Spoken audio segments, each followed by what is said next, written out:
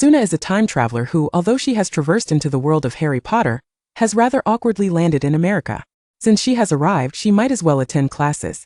Eventually, after Suna graduates, a system that has been tardy for 7 years finally makes its belated appearance. Please become a bardic wizard. Bard. Wizard.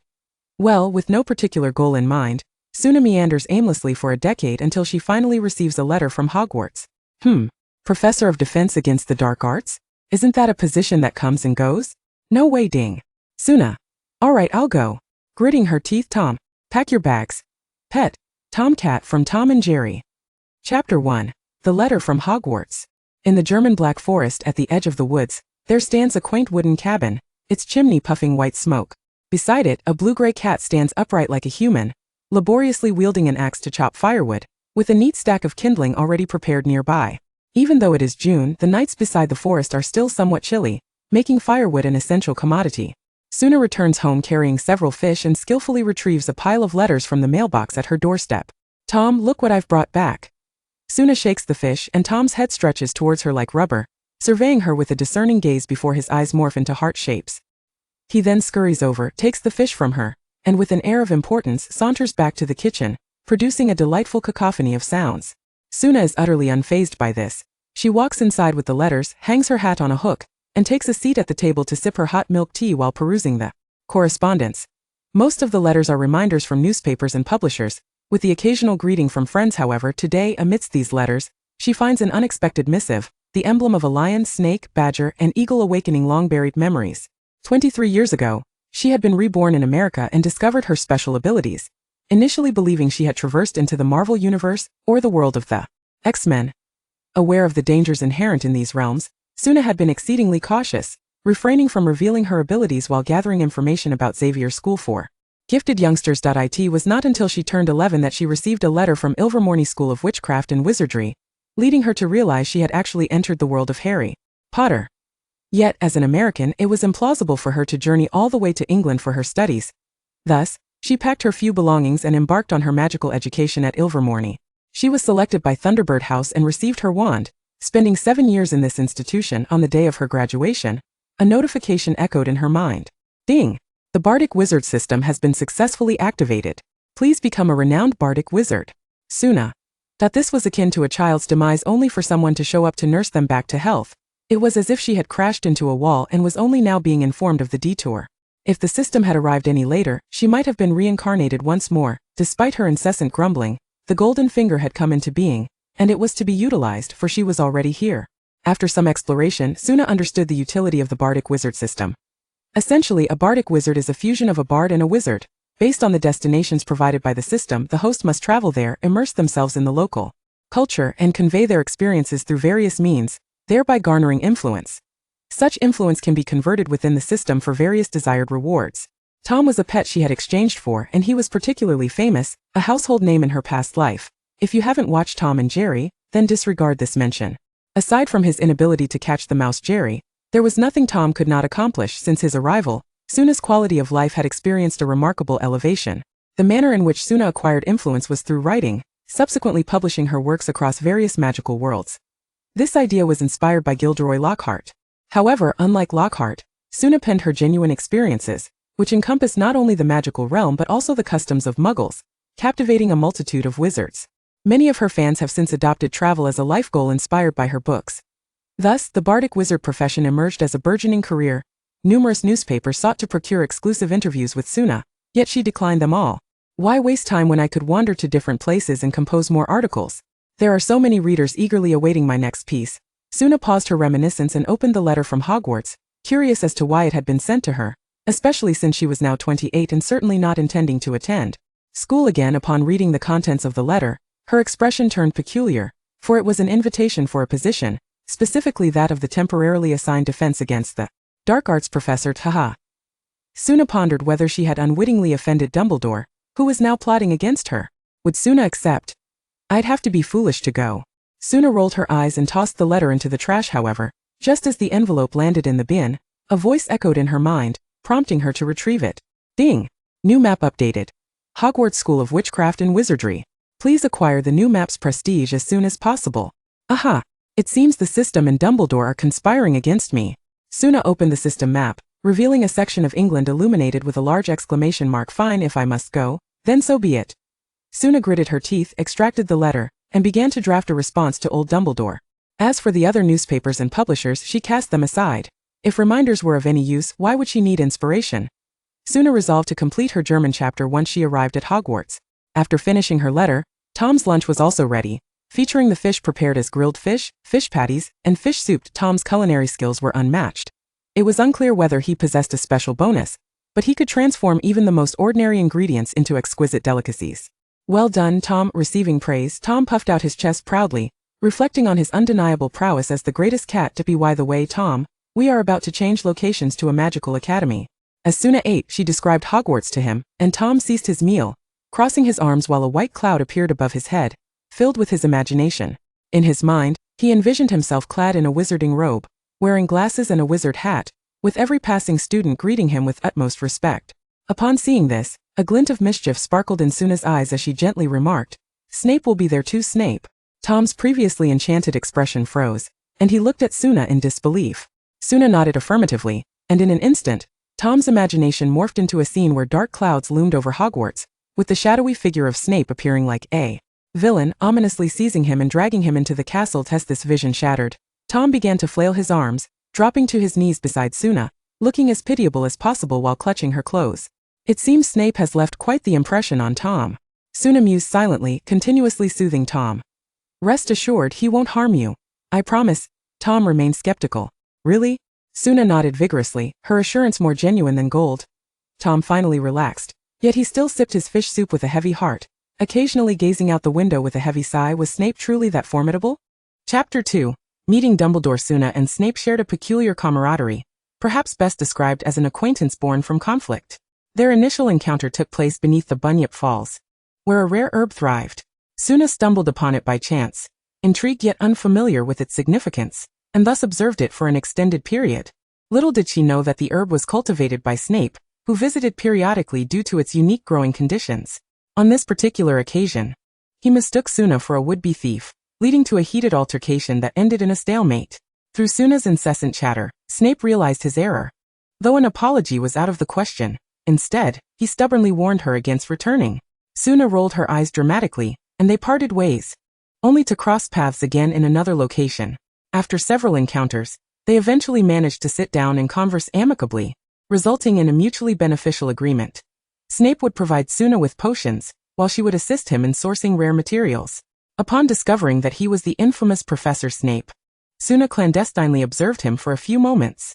Perhaps due to the lens of her past life, she found him somewhat reminiscent of his portrayal, albeit thinner and younger, with a more shadowy demeanor. His hair, while not excessively greasy, bore a slight sheen, devoid of flakes, indicating occasional grooming. His pallid complexion suggested sleepless nights, and paired with his aquiline nose and stern demeanor, he was certainly not the most affable figure. However, he was by no means unattractive. With proper care and a shift in demeanor, he could easily embody the quintessential London gentleman. Thus, to the fans of Another World, she assuredly affirmed this. Though Snape was aware of Suna's furtive glances, his temperament prevented him from addressing it directly, so he feigned ignorance. Fortunately, Suna's scrutiny was brief, and after exchanging addresses, they parted ways once more. In the ensuing days, they met several times due to their dealings. It was during this period that Tom encountered Snape, a figure renowned for instilling fear in others. Upon their first meeting, Tom trembled uncontrollably, intrigued by this peculiar creature he had never seen before. Snape paid a handsome sum for a sample of Tom's blood. Consequently, in Tom's perception, Snape became the sinister figure who extracted his blood for experimentation. A rather amusing dynamic. Dumbledore responded to Suna's correspondence, inviting her to meet at the Hogsmeade pub, the very establishment where the prophecy that led to Voldemort's downfall was conceived. Suna began to suspect that old Dumbledore harbored ulterior motives. Nevertheless, the system had issued her a task, compelling her to attend, and after calculating the timing, she realized she was filling in for Lockhart. If that pompous fellow were aware, he would likely regale the press with tales of his own exploits. Suna's meteoric rise to fame had severely impacted Lockhart's literary career. As the adage goes, comparison is the thief of joy. With Suna's humble yet genuine demeanor taking precedence, Lockhart's self-aggrandizing antics were scrutinized. He had persistently sought meetings with her, all of which Suna had politely declined, aware of his true intentions. "Tom, tidy up the room. We're about to depart. Tom erupted with exuberance, causing the entire wooden cabin to shake. After 2 months in the forest, he was utterly bored, and even the prospect of facing Snape could not dampen his excitement. Tom's approach was unorthodox. He folded the little cabin into a compact square and stowed it away in his bag, then eagerly turned to Suna. Well done. Let's set off immediately. Suna affectionately ruffled Tom's head, and then produced a door from her bag. Do not question how a door emerged from such a small satchel. It is simply magic. She placed the door on the ground and pulled it open, revealing a scene unlike any other. Suna and Tom peered inside, only to discover that their heads did not appear on the other side. After surveying the surroundings, she recognized it as Egypt and promptly pulled Tom back, shutting the door before reopening it to reveal a snowy mountain. The cold wind sent Tom shivering, prompting Suna to hastily close the door and try again.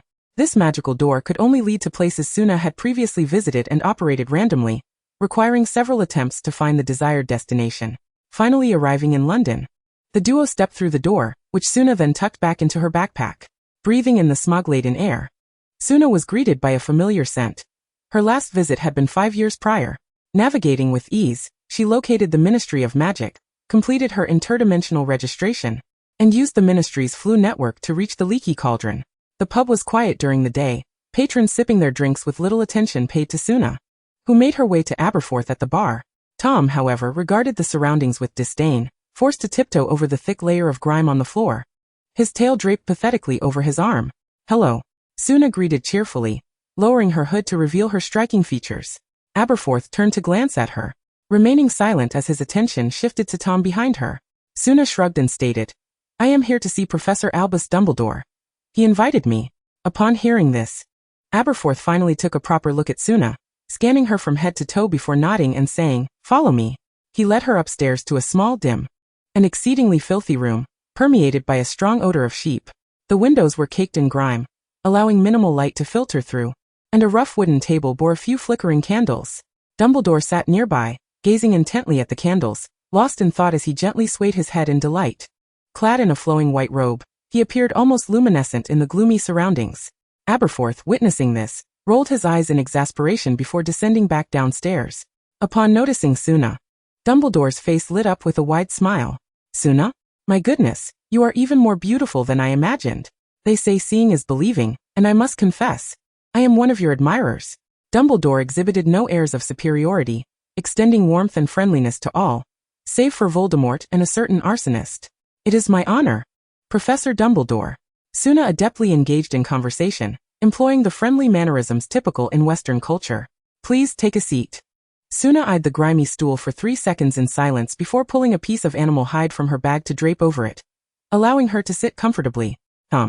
Seeing the hide, eagerly bounded over to sit beside her, resting his paws on the table as he gazed at Dumbledore. Chapter 3. The Appointment Letter. Dumbledore, charmed by Tom's antics, exclaimed, Your pet is truly adorable. He must not be an ordinary cat. His intelligence is remarkable. He is an extraordinary creature. Tom puffed out his chest proudly, eliciting hearty laughter from Dumbledore. What is his name? Tom. Dumbledore hesitated momentarily, the name invoking memories of a certain lunatic. Indeed. It is Tom. Tom patted his own chest, affirming to Dumbledore, I am Tom. A splendid name. Dumbledore stifled a laugh, opting instead for an awkward cough, before producing several pieces of candy and offering them to Tom with a suppressed grin, saying, Tom, have some sweets. The moment Tom's eyes lit up at the sight of the candy, he reached out eagerly, but then hesitated and glanced at Suna. After receiving her nod of approval, he promptly scooped them all up and stuffed them into his mouth, chewing energetically before transforming the wrappers into origami cranes, which he then expelled. The paper cranes fluttered around Dumbledore's head twice before landing on the table, leaving him utterly astounded. This defied logic. No, wait, this is the magical world. But this is not magic. Suna cleared her throat a couple of times to urge Tom to behave, and then said, Professor Dumbledore, let us discuss the matter of teaching. Oh certainly. Dumbledore, as if awakening from a dream, regarded Tom with renewed focus before addressing the position of defense against the dark arts professor. Miss Sunai. Albus Percival Wulfric Brian Dumbledore, the current headmaster of Hogwarts School of Witchcraft and Wizardry, extend a heartfelt invitation for you to assume the role of Professor of Defense against the Dark Arts.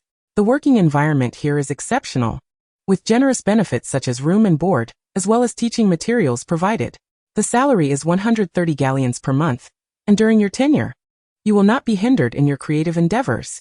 What do you think? Upon finishing, Dumbledore felt a bit embarrassed as he fidgeted with his hands, aware that the salary was not particularly high, a fact that Slughorn had lamented to him in the past. However, there was little he could do. The school was public and primarily relied on funding from the Ministry of Magic and the Board of Governors.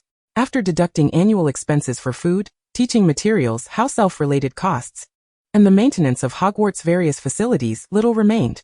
For over a decade, he had not drawn a salary as headmaster, relying solely on his personal savings, and occasionally borrowing from old friends. Unfortunately, one such friend had passed away last year, and he had no claim to their estate. The more Dumbledore pondered, the more pitiful he felt, nearly moved to tears in front of Suna, unaware of Dumbledore's inner turmoil. Suna assumed he was resorting to tears to elicit sympathy in order to persuade her to accept the position. Does a certain arsonist know this? She shivered and quickly replied, I accept your offer. Dumbledore had braced himself for rejection, so he was taken aback by Suna's swift agreement, contemplating whether to shed the tears that had welled in his eyes. Professor Dumbledore, may I inquire why you have chosen to invite me? As you know, I have never attended Hogwarts, and I fear my students may struggle to adapt. Dumbledore set aside his emotional state to address Suna's question with gravity. The magic in our world is largely similar, and I recall that Ilvermorny holds a benevolent stance towards Muggles, whom you refer to as Muggle chickens, as one of its founders was a Muggle. Thus, I have great confidence in you. Although the Ministry of Magic opposes wizard-Muggle relationships, Ilvermorny was established by Isolt Sayre and her Muggle partner, James Stewart, fostering an educational philosophy free from strong blood prejudice, and is quite welcoming to the Muggle world. Dumbledore continued, moreover, I have previously mentioned that I am an admirer of your work. I have read each of your books, which are truly captivating. Undertaking adventures in those realms is no simple feat, and I have complete faith in your capabilities. While Suna appreciated the compliment, she remained skeptical, recognizing it as a typical ploy of employers to flatter potential hires. Those who believed such flattery were merely naive. I have also heard of Hogwarts and have some understanding of it. I must admit, I am quite curious. May I ask what teaching methods I should adopt? Ilvermorny places significant emphasis on practical experience and mastery of knowledge, ensuring that every witch or wizard who graduates from there is adept in the use of their wand. Unlike Durmstrang, which prioritizes combat, Ilvermorny focuses on enabling wizards to fully grasp the essence of magic. Dumbledore found himself stumped by her question. As Hogwarts' educational philosophy relies on student autonomy and innate talent, whether or not a student could grasp the material, and to what extent was beyond his control. He saw no flaw in this approach, for each wizard's talent varies, and it would be unreasonable to adjust the pace of teaching for a select few. However, these past few years were different, especially with Harry Potter, the child of prophecy. While others may be unaware, Dumbledore knew this child would inevitably confront Voldemort, and many children would face dark wizards. If possible, the more skilled they were, the better their chances of survival. Miss Suna, if I may, I hope you can instill in them a sense of resilience, so they may better withstand danger and survive. Dumbledore's expression turned serious, devoid of any mirth, revealing the depth of his contemplation regarding the matter. Suna found herself momentarily speechless, feeling the weight of trust and responsibility that Dumbledore was placing upon her. The future lives of these children rested in her hands.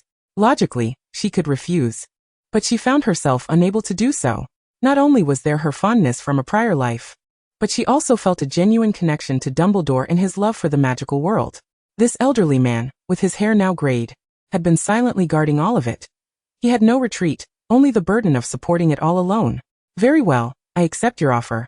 But I must insist that regardless of how I choose to conduct my lessons in the future, please do not question my methods. Suna rispondì drnaslito Dumbledore es request. And the two exchanged a knowing smile, solidifying an unspoken agreement. With a sense of relief, Dumbledore relaxed considerably, his demeanor returning to its original state. He retrieved a formal appointment letter bearing the Hogwarts crest from his pocket, and presented it to Suna. Upon signing her name, the document emitted a golden glow, the text appearing to come alive, as the four house animals animatedly called out before reverting to their ordinary forms. The document was then split into two identical copies. Dumbledore handed one to Suna, declaring, your appointment letter. Suna received it, playfully remarking, this makes for excellent material, does it not? The Hogwarts chapter. Dumbledore joyfully tucked away his copy, saying, I eagerly anticipate it. Chapter 4, Tom and Peeves. The Bardic founder Suna is to take up the position of defense against the dark arts professor at Hogwarts. Upon the announcement, the entire magical community of England was set ablaze with excitement. The Daily Prophet clamored to relay messages to Dumbledore, vying for the opportunity to interview Suna. Parents marveled at their children's fortune and urged them to secure multiple autographs. Meanwhile, parents of children either too young for school or already graduated lamented in despair. How could we let such a golden opportunity slip away? Consequently, they sought the assistance of well-connected friends to procure a couple of signed books. Unlike Gilderoy Lockhart, who would organize a book signing event that would turn Flourish and Blots upside down, Suna wasted no time after her conversation with Dumbledore. She packed her belongings and made her way to Hogwarts to settle in. As a witch with no permanent residence, how could she possibly have a house? During this period, she nestled within the school, spending her time either chatting with Professor McGonagall or poring over books in the library, refining her teaching materials and plans. Madame Pants, a fan of hers, broke the silence of the library upon seeing Suna for the first time, engaging in lively conversation about the contents of the books from day to night, and they surprisingly became friends. Madame Pants even helped her select several books, offering insights that broadened Suna's perspective. Truly, a beautiful heart and a kind spirit. Upon learning of Suna's appointment as the defense against the dark arts professor, Severus Snape was delighted and sent her his best wishes.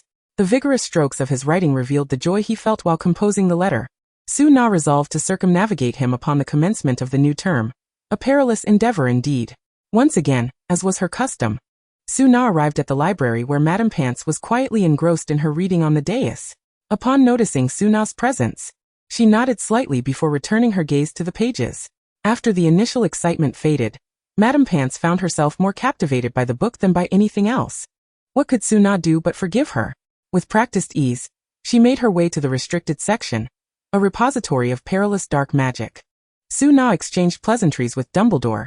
While she did not intend to study deeply, the system in place rendered such trifles insignificant. Her main goal was to understand her adversaries. Only through a thorough comprehension of their nature could one devise the swiftest, most devastating, and effective countermeasures. Dark magic possesses a potent allure, igniting the shadows within one's soul, and leading one step by step into the abyss. Suna exchanged for a blocker within the system, ensuring that no dark magic or Horcrux could prevail against her. As she perused the tomes, she meticulously noted the weaknesses of these dark spells, jotting down her hypotheses to later verify against relevant texts. Meanwhile, Tom had not accompanied her. Ever since arriving at Hogwarts, he had been reveling in the myriad of delights, playful ghosts, animated portraits, and a host of enchanting house elves in the kitchens. This brings to mind Tom's first day, when he was utterly terrified by Peeves. At that time, after tidying up the professor's quarters, Suna and Tom had intended to explore the ancient castle. Suna speculated that she might not reach the next location until after the climactic battle, perhaps in 5 or 6 years' time. Given their lengthy stay, it was only fitting to explore and familiarize themselves with the surroundings, while also gathering material for her next book. Suna began their exploration on the ground floor, occasionally engaging in conversation with the figures within the portraits, while Tom trailed closely behind, his curiosity piqued. Upon reaching the 6th floor, the pair, accompanied by Tom the cat, were startled by Peeves, who lay in ambush. Suna remained unfazed, but Tom froze in terror, collapsing in shock. A ghostly replica of him emerged from his mouth, which startled Peeves in turn. "What in the world?" Peeves exclaimed, turning to Suna, who merely shrugged, igniting his curiosity further as he floated before Tom's ghost. "Hey, you cat, are you truly dead?" Typically, only those unwilling to confront death would become ghosts. However, Tom was a cat, and it wouldn't do for Peeves to frighten a pet to death in front of its owner. Peeves felt a twinge of unease. Tom's ghost opened its eyes, and upon spotting Peeves too close for comfort, was so frightened that it bolted away. Mid-flight, Tom realized something was amiss. Looking down, he discovered he too had transformed into a ghost, while his corporeal body lay inert in the same spot. In a panic, he let out a startled cry before coming to his senses. Rolling up his sleeves, he floated back with renewed determination, glaring fiercely at Peeves. Peeves, sensing the shift in momentum, felt a sudden wave of trepidation. Let me explain," he stammered. Yet before he could continue, Tom produced a double-barreled shotgun from behind him, aiming it squarely at Peeves.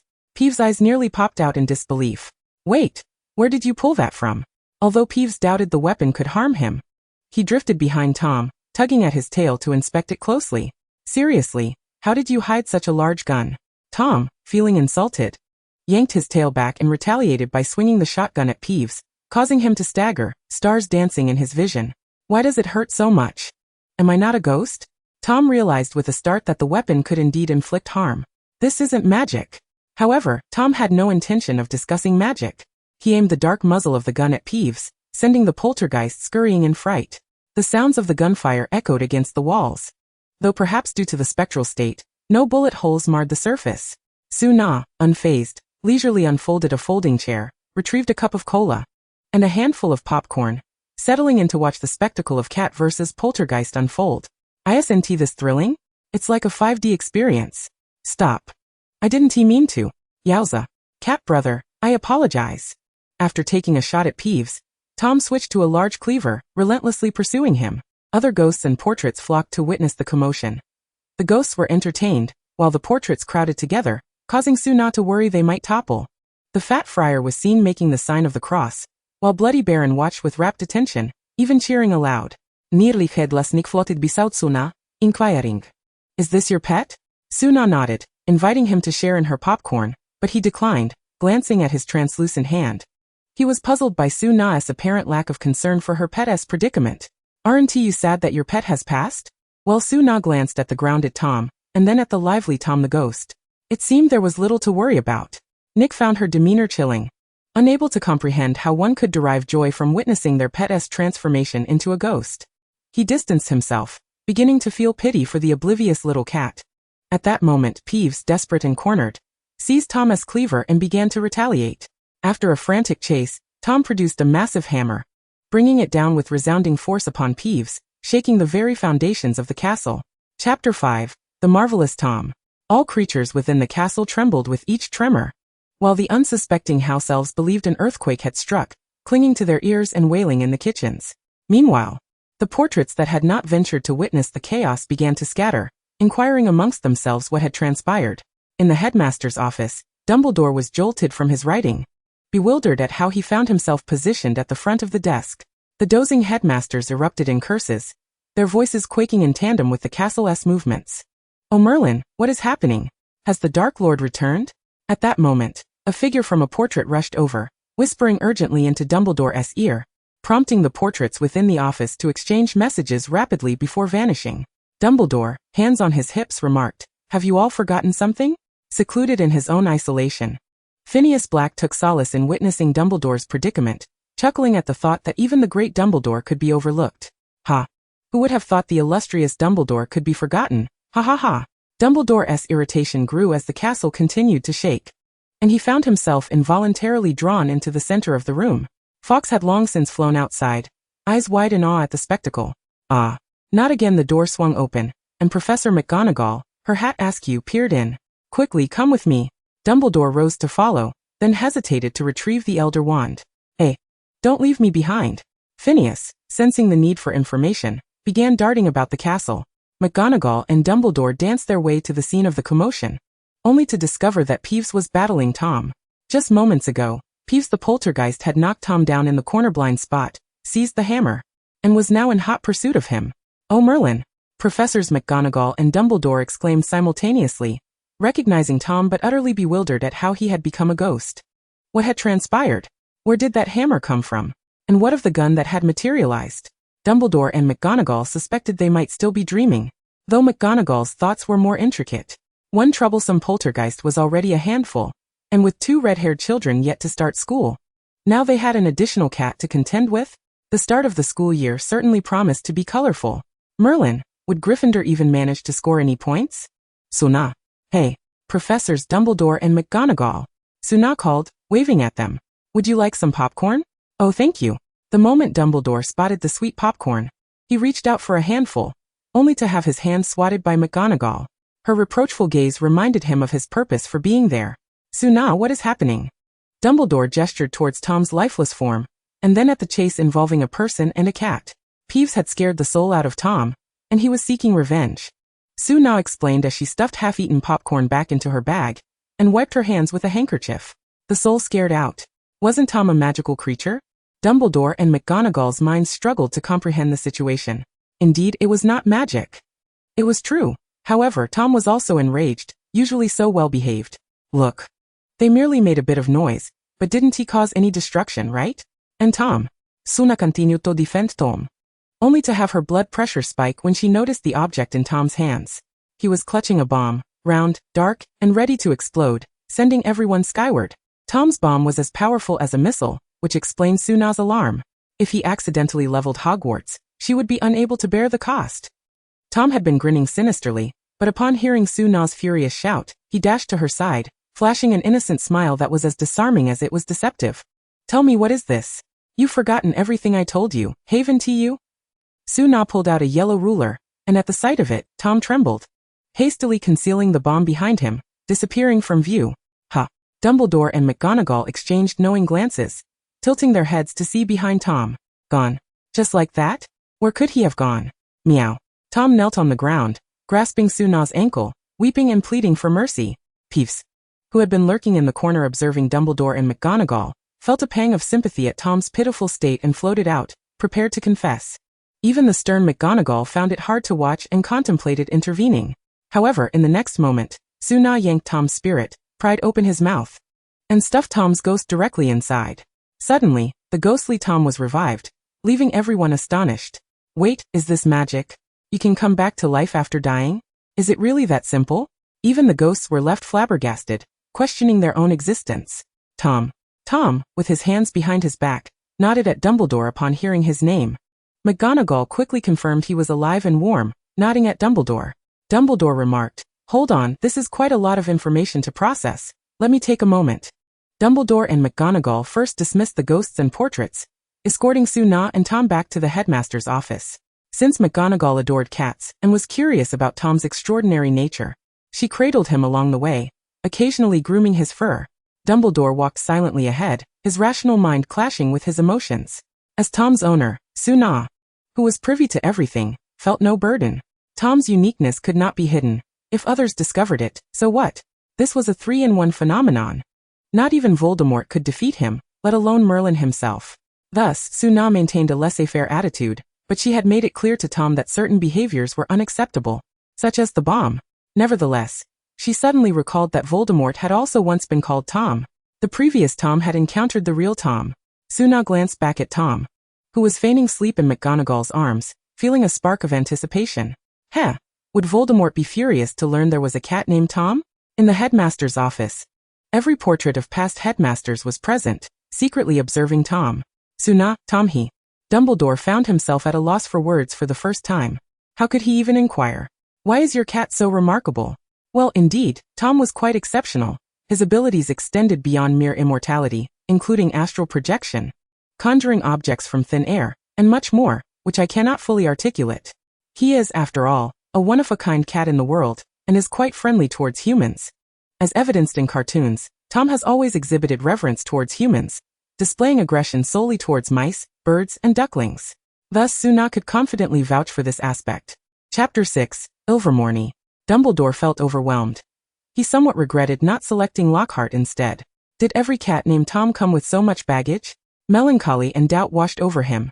Well, I know, just ask him to be mindful, all right? Hogwarts cannot withstand too much chaos. Of course, my dear headmaster, this was an unexpected turn of events. Suna promised earnestly, entirely unaware of the numerous troubles that lay ahead. That evening, Dumbledore even sent a letter to Newt, eager to share the marvel of this peculiar magical creature, knowing only Newt would truly understand him. And thus, following that incident, Peeves and Tom became good friends, with Tom producing smoke for the ghosts to enjoy. Now the pair were practically like brothers from different mothers.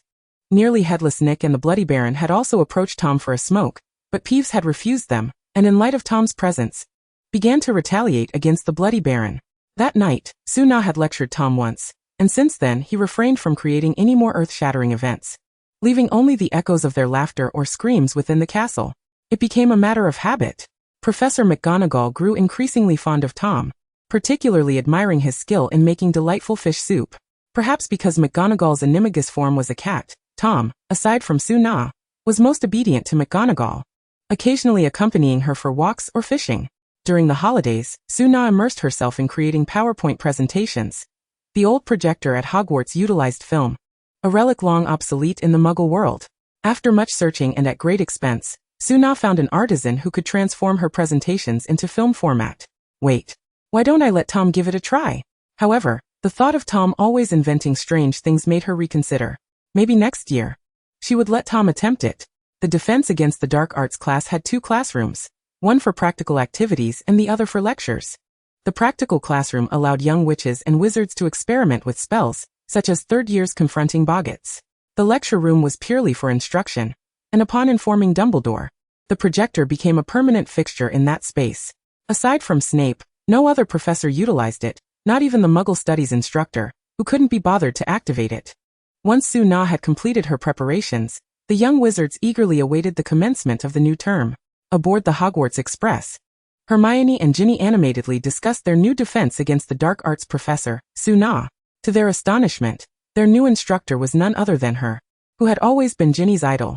Clutching a book by Sue Na, titled The World is So Vast, I Wish to Explore the Iceland chapter, Ginny was brimming with excitement. Beneath the glaciers of Iceland lay millennia-old secrets, and together with Merlin, I sought to uncover that ancient romance. Oh, how beautiful! However, I hold a greater fondness for the Greece chapter. The temples and Greek mythology she depicts are remarkably vivid and substantiated. Interweaving the magical realm with the Muggle world, she is simply extraordinary.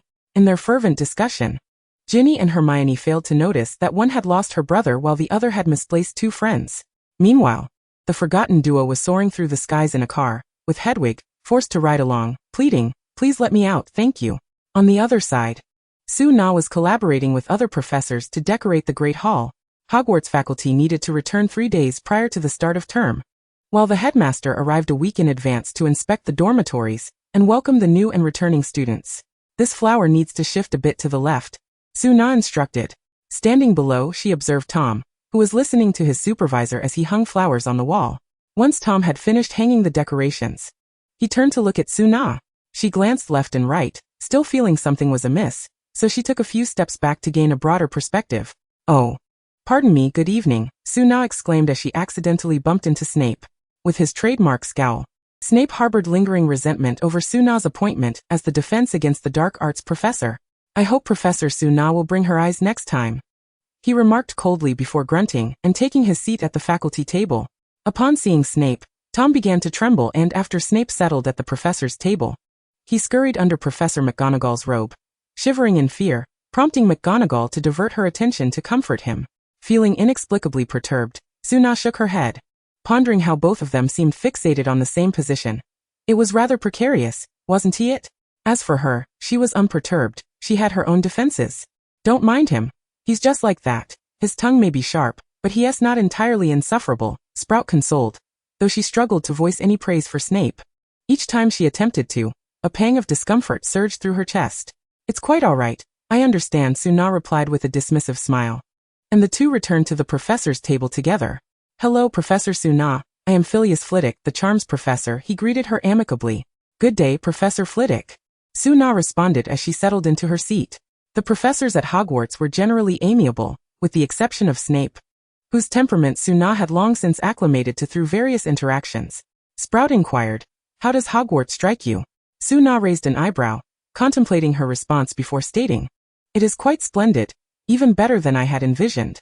Exchanging glances, Sprout and Flitwick continued, "Indeed, and today marks the rare occasion of the sorting ceremony. By the way, what is the sorting ceremony like at Ilvermorny?" Just as Sue Na had never seen Hogwarts, neither had they encountered the Ilvermorny school, leading to mutual curiosity. "Well, I have heard a bit about Hogwarts sorting. However, ours is quite different. I will be escorted into the circular hall at the entrance of the castle, where 4 wooden carvings represent the 4 houses: Horned Serpent, Thunderbird, Wampus, and Pukwudgie. As the first years line up to enter the circular hall, the rest of the faculty and students observe from the circular balcony above. One by one, the newcomers are called forth to stand upon the Gordian, not inscribed in the stone floor of the hall. The 4 magical statues will then deliberate whether they wish for the young wizard to join their house. "Wow!" Flitwick and Sprout exclaimed in astonishment. This sorting ceremony sounded remarkably novel and far more prestigious than the sorting hat. Nearby, Professor McGonagall and the sorting hat eavesdropped, both feeling that, in comparison to Ilvermorny's sorting, theirs paled significantly. "How fortuitous that Ilvermorny also has 4 houses. It seems we share that in common," Flitwick remarked. Sue Na continued her description. "The Horned Serpent favors those who love to read. If chosen, the crystal embedded in their forehead will glow. The Thunderbird delights in adventurers. If chosen, The statue will flap its wings in welcome. I am a student of Thunderbird House. The wampus admires courageous warriors. If chosen, the statue will emit a fierce roar. The Pukwudgie cherishes kind-hearted healers. If chosen, the statue will raise its bow. After the houses are selected, we are then taken to the hall to find our own wands. Chapter 7. Tom wants to be sorted too. Professor McGonagall had become utterly captivated by Suna's narration. However, she regrettably had to depart to greet the new students, leaving their conversation momentarily suspended. I must remember to ask Pomona about the rest tomorrow, she mused as she made her way toward the door. Meanwhile, Suna and the others continued their lively discussion. The horned serpent is akin to our Ravenclaw. The Thunderbird mirrors our Gryffindor. The wampus represents Hufflepuff. And the Pukwudgie seems to fit Hufflepuff as well. Sprout awkwardly scratched her head, feeling as though this implied a slight against Slytherin. I believe the Pukwudgie belongs to Hufflepuff, while the wampus could fit either Gryffindor or Hufflepuff. Excellent, still no mention of Slytherin, Flitwick noted, realizing the oversight and sharing in Sprout's awkwardness. Well, Slytherin is more suited to Durmstrang, commented Kettleburn, who had been quietly listening to their conversation. Actually, the Horned Serpent house lies between Ravenclaw and Slytherin. The trio exchanged bewildered glances. The founder of Horned Serpent, Lady Isolt Serpent, believed that fostering amicable interactions among individuals, avoiding harm, and assessing circumstances were also forms of wisdom. Our professors have taught us that the most formidable enemies are those who possess strength and the cunning to maximize their gains with minimal costs. The three suddenly experienced an epiphany, as if a veil had been lifted from their minds. Due to their preconceptions regarding Slytherin's bloodline theory, they had viewed them through a tinted lens, perceiving them as sly and insincere. However, from another perspective, Suna's assertion was equally valid. Fighting was not merely about being reckless. Thoughtful consideration could spare one from unnecessary troubles. Distant yet audible, Dumbledore sipped his milk, contemplating whether he too had fallen into fixed thinking. He mused, no wonder wizards deem Ilvermorny the most democratic school. Inviting Suna was indeed a wise decision. With a sorting method like yours, is it possible for a student to be chosen by more than one house? Kettleburn, having revealed himself, decided to join the discussion. Yes. Suna affirmed with a serious nod, continuing her explanation, but such occurrences are exceedingly rare, perhaps once in a decade. I have yet to witness one myself. It is said that Selena Pickery was sought by all four houses, yet she ultimately chose to join Horned Serpent House. The trio wore expressions of newfound knowledge, subsequently engaging in another round of discussion, primarily revolving around the intricacies of sorting. Suna assumed the role of a listener, occasionally engaging in brief exchanges with them. It's great to discuss things.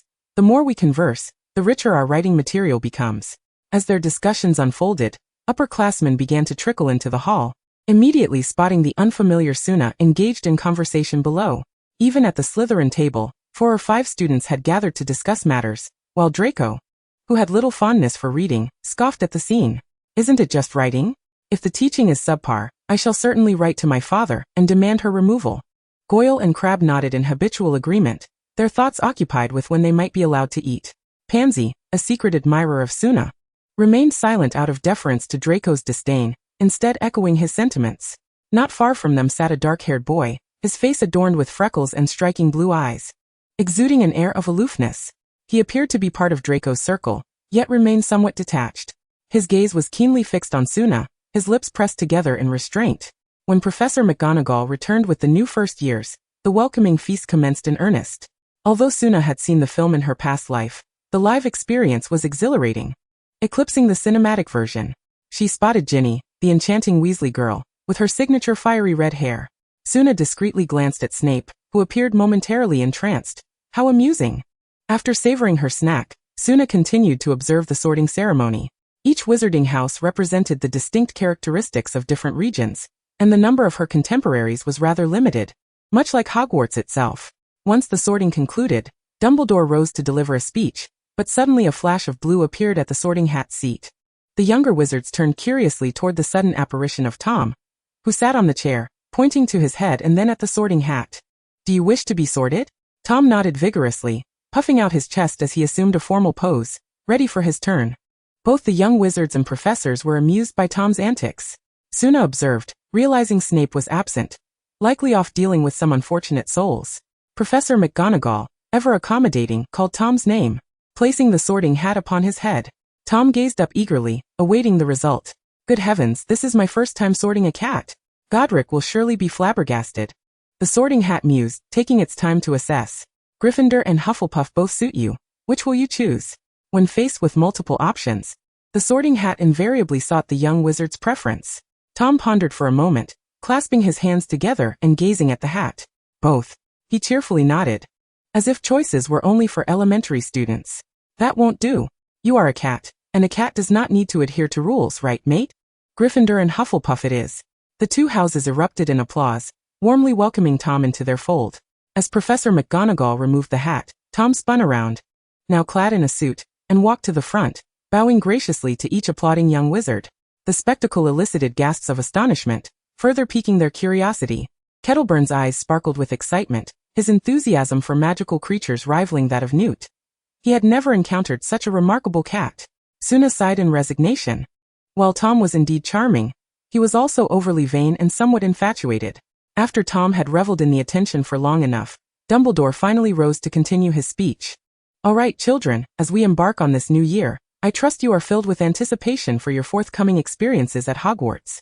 You should be aware that a special individual has joined our faculty. She is none other than Suna. Suna stood and bowed to the enthusiastic cheers that nearly enveloped her. Ah, to be young again. Chapter 8. Reuniting with Old Friends. The final event of the feast was the singing of the school song, which was quite unique in that it possessed only lyrics without a melody. Each individual sang to their own tune. This resulted in a cacophony of melodies, reminiscent of a funeral dirge, led by the Weasley twins. Each differing tune coalesced into a singularly distinctive composition, creating a whimsical experience. Beauxbatons also had a school song, with a fixed melody that was lively and melodious. Once the festivities concluded, the heads of each house escorted the young wizards back to their common rooms, while Suna, accompanied by Tom, followed Dumbledore to observe the unfolding commotion. They arrived just in time to witness Snape's aggrieved complaint. Suna covered her mouth to stifle a laugh, focusing instead on Harry and Ron, who bore a resemblance to their film counterparts, albeit with subtle differences. The moment Ron's gaze met Suna's, his eyes lit up, and he eagerly whispered to Harry, "Look, that beautiful girl. She's a professor, right? The new one?" Harry, also noticing Suna, replied with a hint of resignation, "Ron. She's probably the new defense against the dark arts professor, Suna." "What?" Ron's voice rose to an alarming pitch, drawing Snape's attention back to them. With a panic-stricken expression, Ron quickly covered his mouth, cursing himself for losing control. "Ron Weasley, do you take issue with my conversation with Professor Dumbledore?" Ron lowered his gaze, unable to meet the Dark Lord's penetrating stare. "Very well, Severus, I shall take them back. They have already endured enough fright." Harry and Ron nodded in unison. And despite Snape's reluctance, he was unable to defy Dumbledore's authority. "Consider yourselves fortunate." Ron and Harry hurried over to Professor McGonagall, and the group swiftly departed. "Suna, will you not catch up with your old friends?" Suna, who had been stifling a laugh, froze momentarily before addressing the others. "Haha, I'll stay for a bit longer." Ron and Harry appeared alarmed, Dumbledore intrigued, while Professor McGonagall held the now limp Tom and curiously hovered between the two.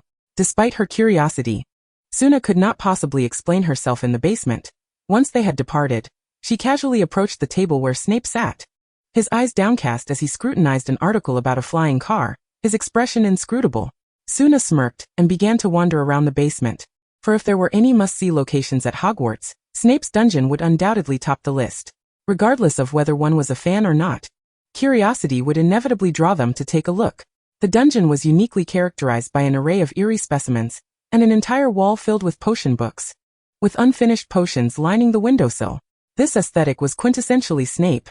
Any ordinary child would surely be terrified. "Are you satisfied with my domain?"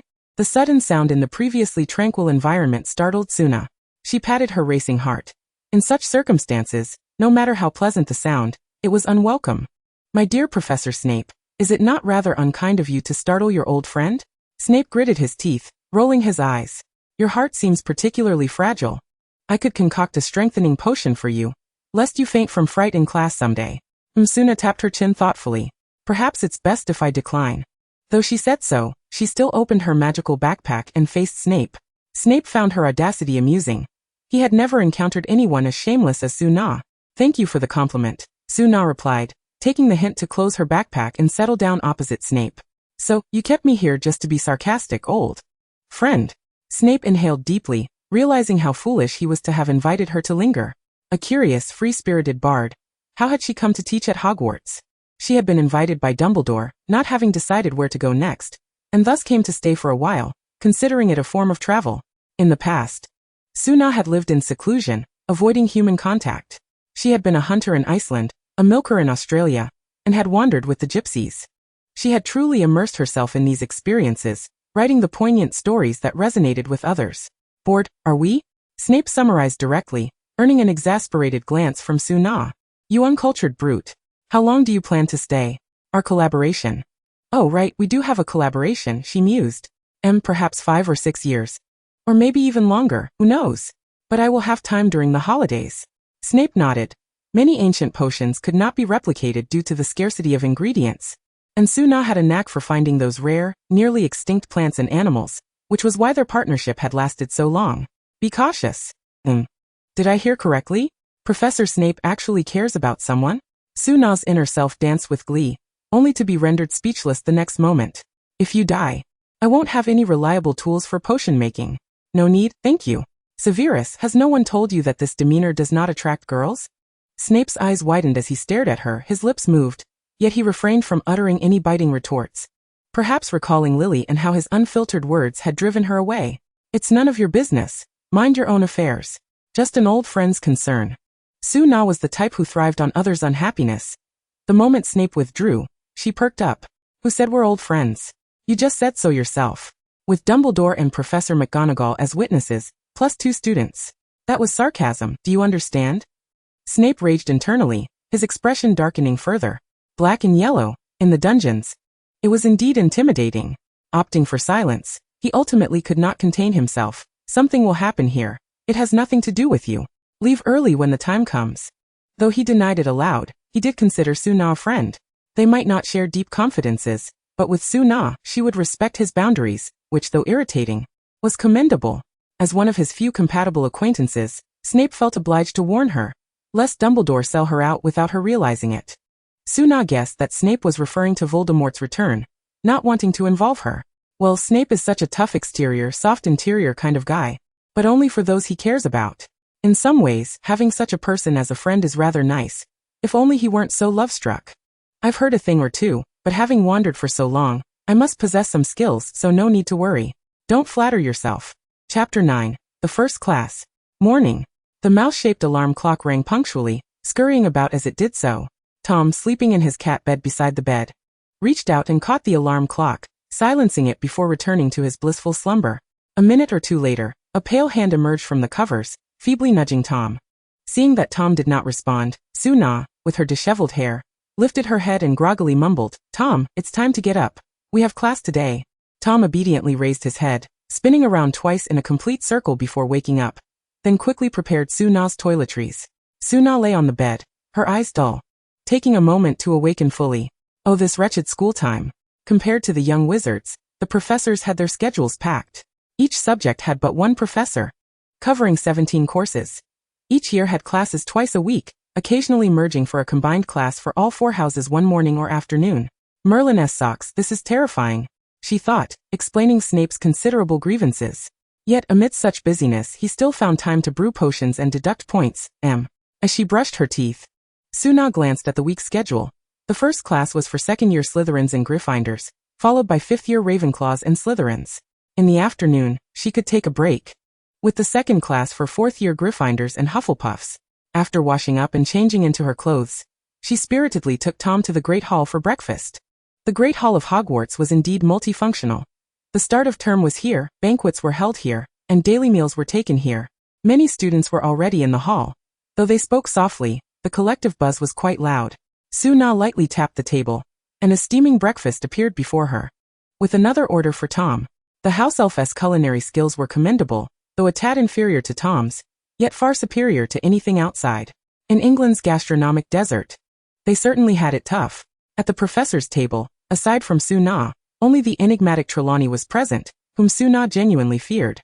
This fear was not rooted in her abilities or appearance, but rather in her unreliable prophecies. Trelawney's great-grandmother, Cassandra Trelawney, had been a renowned seer in the magical world, a guest of honor among various factions.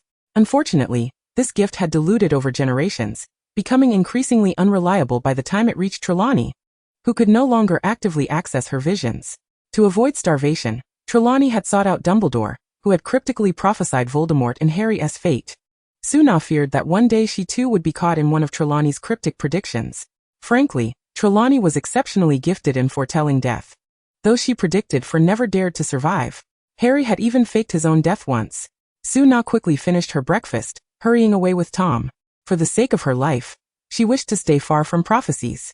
Instead of heading directly to the Defense Against the Dark Arts classroom, she went to her office to prepare the necessary materials, then arrived at the classroom just in time. The classroom was already filled, and upon Suna's entrance, the students began to stir with excitement. Suna took out her wand mimicking Snape, pulling down the curtains and illuminating a few dim lights to ensure the young wizards could take notes. After all, it was her class, and note-taking was quite essential. Approaching the podium, she lowered the screen and did not rush to activate the projector, but first greeted everyone. Hello, I am your new professor, Suna. I believe many of you know me, and I am delighted to have the opportunity to teach you. Applause erupted from the audience, especially from the Gryffindor side, which was particularly enthusiastic. Unlike other professors dressed in wizard robes, Suna wore riding pants paired with knee-high lace boots for professional reasons, complemented by a beige shirt and a deep brown lace waistcoat. Her hair was styled in a fishtail braid, giving her a clean, sharp, and striking appearance. This is a singular presence among all professors, and the adolescents have suddenly developed a fondness for this attire. Suna raised her hand to signal for quiet, and continued. I am uncertain how your previous professors conducted their lessons, but I shall, to a significant extent, differ from them. You may need to acclimatize for a while, however. It will undoubtedly be an enjoyable experience. In my classroom, the book is not the paramount concern. With her hands on her hips, Suna strode down the aisle. In my decade of travels, I have gleaned that the knowledge within books merely serves as a foundation. Therefore, I shall incorporate elements that are absent from your curriculum. Upon hearing this, Hermione's eyes sparkled with interest as she fixed her gaze on Suna.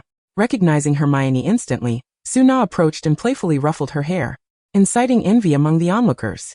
Returning to the front, Suna inquired, Who among you has perused the textbooks I requested during the holiday? Please raise your hands.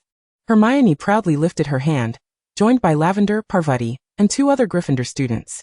Notably, 2 from Slytherin raised their hands as well. Suna raised an eyebrow, pleased. Very well, Hermione, please share the contents of the book. Hermione, with her characteristic brilliance, succinctly summarized the Dark Arts and Defense Handbook, explaining that it discusses various spells that can be employed for the defense against dark magic, encompassing numerous defensive spells, offensive spells, and remedies for injuries sustained from dark magic. Excellent, 10 points to Gryffindor, Suna declared. Hermione beamed with pride as she took her seat. In contrast, Draco and his cohorts from Slytherin scoffed at the point allocation to Gryffindor, visibly displeased. Suna then called upon one of the 2 Slytherin students who had raised their hands. Professor, I am Theodore Knott. The dark-haired boy stood, seemingly displeased that Suna had not addressed him by name. Knott. Suna expressed mild surprise, though her demeanor remained composed. All right, Theodore. Please share your understanding of this book. Theodore, his sapphire blue eyes glinting with enthusiasm, cleared his throat and stated, While this book introduces numerous methods for defending against dark magic, some of its assertions are incorrect. Many individuals have never encountered dark magic, and may easily misjudge their capabilities or misuse the techniques. Suna raised an eyebrow, intrigued by his insight. Is this lad perhaps privy to my lesson plans? She mused. How could a book possibly be in error? Hermione was the first to voice her dissent. Noticing her, Theodore averted his gaze in disdain, opting to ignore her while continuing, Furthermore, I find some of the proposed remedies to be impractical. If one finds themselves in an environment where such methods cannot be employed, must they await their demise? Suna's eyes shimmered with admiration. Indeed, the book might not always be correct. For instance, in the original texts regarding advanced potions, simpler methods exist. Yet many adhere rigidly to the written word. The same holds true for dark arts defense. Although the book suggests that the shield charm can protect against most spell attacks, its complexity renders it exceedingly difficult for novice wizards to master. Should one find themselves in a situation where evasion is impossible, must they simply wait for death? No. Of course not. Suna aimed to dismantle their entrenched thinking, and encourage the exploration of the soul. Chapter 10. The Key to Victory in Duels. Excellent. 10 points to Slytherin, Suna affirmed, favoring a balanced approach. With Suna's endorsement, the Slytherin students held their heads high, brimming with pride. Meanwhile, Hermione and her Gryffindor peers felt a sense of injustice, sparking a spirited debate between the two factions. Su-na refrained from intervening, seizing the opportunity to activate the projector, thereby delegating the remaining tasks to Tom. With a sharp clap, she silenced the discussions, drawing attention to herself and the illuminated projector. The screen boldly displayed the title, "The Key to Victory in Duels." Is this related to today's lesson? Of course. In our first class today, we shall not rely on our textbooks. I have stated that we refer to them infrequently. Now, I want everyone to ponder what elements might enhance your chances of survival during a duel between two or more wizards. Each student reflected in silence. And I shall pose questions shortly. What do students dread the most? The answer is, being questioned in class. This holds true even in a magical school. As the young wizards bowed their heads in contemplation. After 3 minutes, Su-na halted the silence and produced a sheet of paper filled with names, a sly smile gracing her lips. I trust you have all formulated your thoughts. Now, I shall commence roll call. Each of you will share 1 point. And repetition is not permitted. The young wizards felt a momentary pause in their breaths. Although they had ideas, the pressure of the paper weighed heavily upon them. Secretly reveling in the power shift, Su-na was eager to turn the tables. The first to respond is Theodore. Theodore stood with a calm demeanor and replied, "Strength." A few who had thought of strength let out a frustrated sound, regretting their missed opportunity to speak first. Seizing the moment, Su-na urged, "Be more specific." After a moment's contemplation, Theodore added, "Magical power." "Precisely. Take a seat, Lavender." The number of spells mastered." "Very good, David." "Proficiency." Su-na continued to call on students until a significant number of points had been covered. Draco, looking rather pale, stood up, struggling to conjure any further thoughts. His mind raced, desperate to avoid embarrassment before his peers. He stammered, glancing at his quill, and weakly suggested tools. Laughter erupted in the classroom. And Draco's face flushed crimson. He grit his teeth, forcing himself to maintain composure. "You are correct, Draco. Speak it with confidence." The students were taken aback by the affirmation. Draco, surprised, lifted his gaze to meet Su-na's encouraging eyes. Feeling a surge of exhilaration, he raised his chin defiantly and declared with newfound vigor, "Tools." "Excellent." Su-na winked at him, signaling for him to sit. Draco, still slightly dazed, felt a lightness in his being, his admiration for Su-na soaring.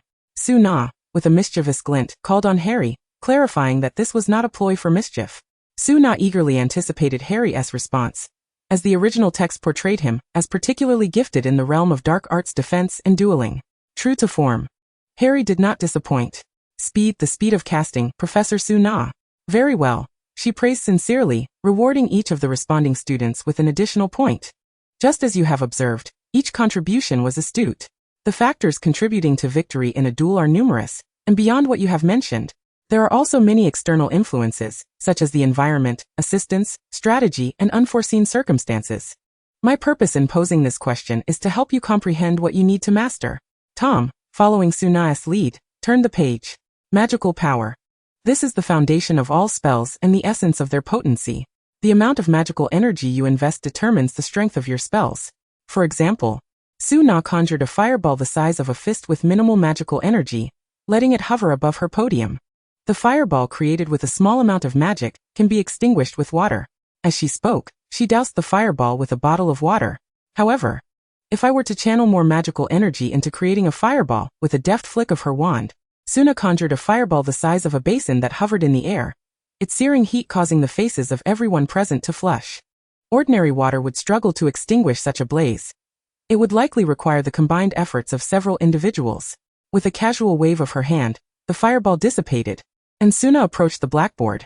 Each person's magical capacity varied, but for the sake of calculation, I shall establish a standard metric. If we consider the use of a small fireball spell as the baseline, until one's magical energy is depleted, this will represent your magical reservoir. We shall measure it in units of points. Of course, I will find opportunities to assist you in testing this standard later on. Let us assume that an adult wizard of 18 possesses a magical capacity of 100 points, with each spell having a fixed point cost, such as a blazing inferno costing 5 points and a stream of water costing 3 points, and so forth. This allows us to roughly estimate the number of spells an adult wizard can cast. The young wizards muttered amongst themselves, feeling a tickling sensation as if their brains were beginning to awaken. Su-na recognized their bewilderment. It was merely a fundamental mathematical exercise. After guiding them through a couple of illustrative examples, they began to grasp the concept. Alright, the next step concerns casting speed. Suna demonstrated the water arrow spell twice, once with remarkable swiftness, and once at a leisurely pace. If the previous demonstration reflected the casting speeds of two individuals, who would be struck? The second. Correct. The first could even launch an additional attack. Thus, if two duelists possess equal magical capacity and spells, but differ in casting speed, it results in an uneven contest. However, if the slower wizard expends 30 points of magic to incapacitate the other, might the tide of victory not turn? The young wizards exclaimed in dismay, feeling as if their newfound understanding had slipped away. Suna encouraged them to engage in open discussion. In truth, her intention was to cultivate their duel strategies while enhancing their understanding of magical energy, spell application, spell combinations, and opportunities for casting. This endeavor was highly dependent on innate talent, but to ensure that more young wizards comprehended these principles, she resorted to the most straightforward methods. Initially, it may appear complex, but familiarity would render it simpler with time. The class swiftly concluded, leaving the young wizards eager for more knowledge. For their homework, Suna posed a scenario. If you were a wizard with 50 points of magical energy and moderate casting speed, facing a wizard with 100 points and swift casting speed, which spells could you utilize, such as defensive spells, disarming spells, levitation spells, fire spells, and slicing spells, to survive his attacks? The word count was unrestricted, allowing for personal expression. This was the first time the young wizards did not resent their assignments. Instead, they engaged in animated discussions, with even Ron pulling Hermione and Harry into the conversation. Suna nodded with satisfaction, tidying the classroom in preparation for the next lesson. Chapter 11. The Watchful Theodore. Due to the differences in grade levels, Suna's lessons would vary accordingly. For instance, the 5th and 7th grades represented critical junctures. The 5th grade would prepare for the pivotal OWL's examination, causing the young wizards to focus more on exam preparation. Thus, alongside imparting knowledge, Suna also needed to assist them in reviewing exam material. Last year, there was the unreliable Quirrell and Voldemort. She had to fill in the gaps they left behind. However, she felt no anxiety. In her previous life as an Eastern child, excelling in exams was second nature. After a brief respite, the once empty classroom gradually filled again. Compared to the second years, the fifth-year students from Ravenclaw and Slytherin appeared considerably more composed. Given the differing focuses, Suna adjusted her teaching approach. The 5th year is a crucial point. As you are all aware, the OWL's examination is approaching.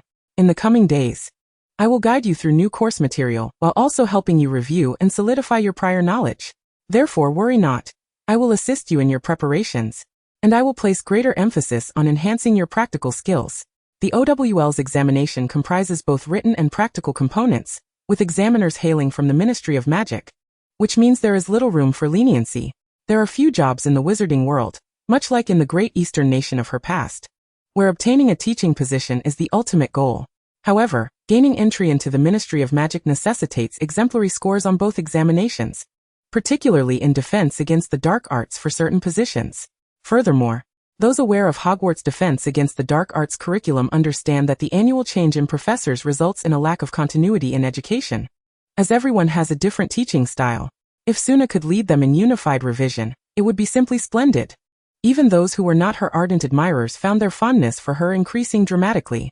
Of course, the two most composed houses still retained a degree of caution, but by the end of the class, they swiftly cast aside their reservations. Merlin be praised, we finally have a reliable professor. Thanks to their foundational knowledge, the 5th years quickly grasped the concept of magical visualization. After class, Ravenclaw students even pursued her with questions, exemplifying their house's reputation for intellectual curiosity. How do you feel, Professor Suna? On her way to the Great Hall, Suna encountered Professor McGonagall, who effortlessly scooped up Tom, as if he were her pet. Quite well, actually.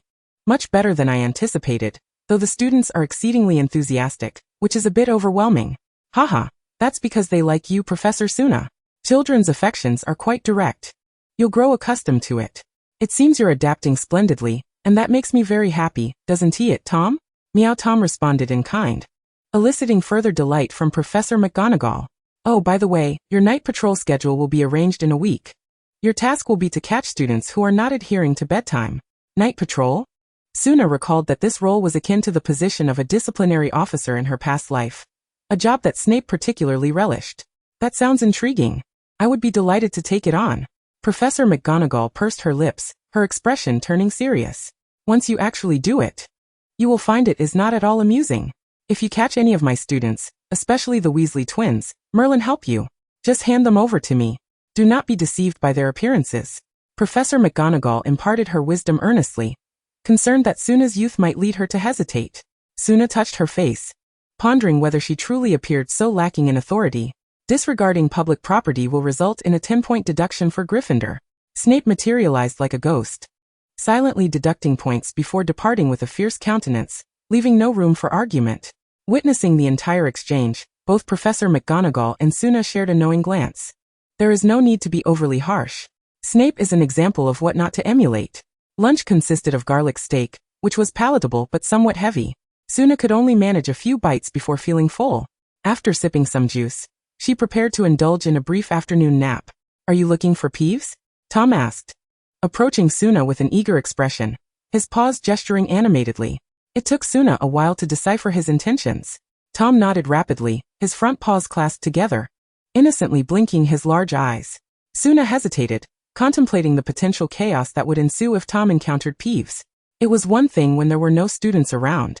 Now that they had returned, if the two of them caused any mischief, she and Dumbledore would find themselves in a precarious situation. Seeing Suna's indecision, Tom dropped to the ground, clasping his paws in a mock display of sorrow, occasionally using a tiny handkerchief to dab at his nose. Suna sighed, exasperated by his antics.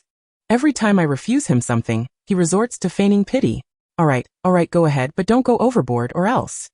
Upon hearing this, Tom's expression instantly transformed. He nodded vigorously and began to shower Suna with kisses, gripping her hand incessantly. In response, Suna delivered a swift kick, sending him flying. Do I have no pride? Tom, unfazed, stood up and blew her a kiss before whirling away like the wind, leaving the hall in a flurry. The passing young wizards barely caught a glimpse of a shadow darting by, only to have a gust of wind scatter their belongings across the ground. Suna covered her face, regretting her misplaced hopes. She could only pray that the cat and the ghost wouldn't go too far. Sigh. With a heavy heart, Suna returned to her office, where she encountered Theodore, who had been pacing restlessly outside the door, seemingly waiting for quite some time. Upon seeing Suna, his blue eyes sparkled with delight, reminiscent of the pure and enchanting waters beneath Arctic glaciers. Theodore, what brings you here? I have something I wish to discuss with the professor. Theodore appeared somewhat anxious, yet he maintained eye contact with Suna, his demeanor cautious. Of course, come in. Suna gently patted his head, but her smile faltered as she opened the door to find her once tidy office now cluttered with envelopes and countless owl feathers. These are all fan letters. Suna waved her wand, and in an instant, the room was restored to its pristine condition, the letters obediently leaping into the prepared box. She led Theodore inside, closing the window behind them, and offered him a bottle of juice. He accepted it but clutched it tightly without opening it. Are you facing difficulties in your studies? Taking advantage of the moment, Suna quickly considered Theodore's position as the sole heir of the Knott family. It was unlikely to be related to day-to-day matters. The original text offered limited insight into his character, but she gathered he was intelligent, solitary, and a staunch pureblood supremacist. Aside from academic concerns, she could not fathom any other reason. Professor, I wish to talk about the future. Actually, I am your fan. Suna raised an eyebrow, genuinely surprised, as he had always appeared quite natural, although he was quite engaged during class. I am honored. A blush crossed Theodore's face. I adore your books. I've read each one 4 or 5 times. I can feel your passion for the minstrel wizards through your words. Could you tell me what initially inspired you to become a minstrel wizard? For the sake of fulfilling a system task. Yet, Suna knew she could not disclose this. Reflecting on her own motivations, she replied, at the time, I had just graduated and was uncertain about my path. To be honest, I detest being confined to one spot, managing work all day long. I didn't want to be tethered to a shop either, so I set out to explore, to visit places I longed to see. The world is vast and extraordinary. Theodore inquired, so you wrote to capture those experiences?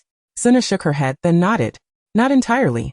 I also needed funds for my travels. It can be quite costly, and I have to make a living. As she spoke, Theodore chuckled. The famed Suna wizard also grappling with financial concerns. His laughter illuminated his previously gloomy demeanor, making him appear more like a typical youth of his age. In fact, I too wish to become a minstrel wizard. The beauty you depict has captivated me, yet my status forbids it. What a pity.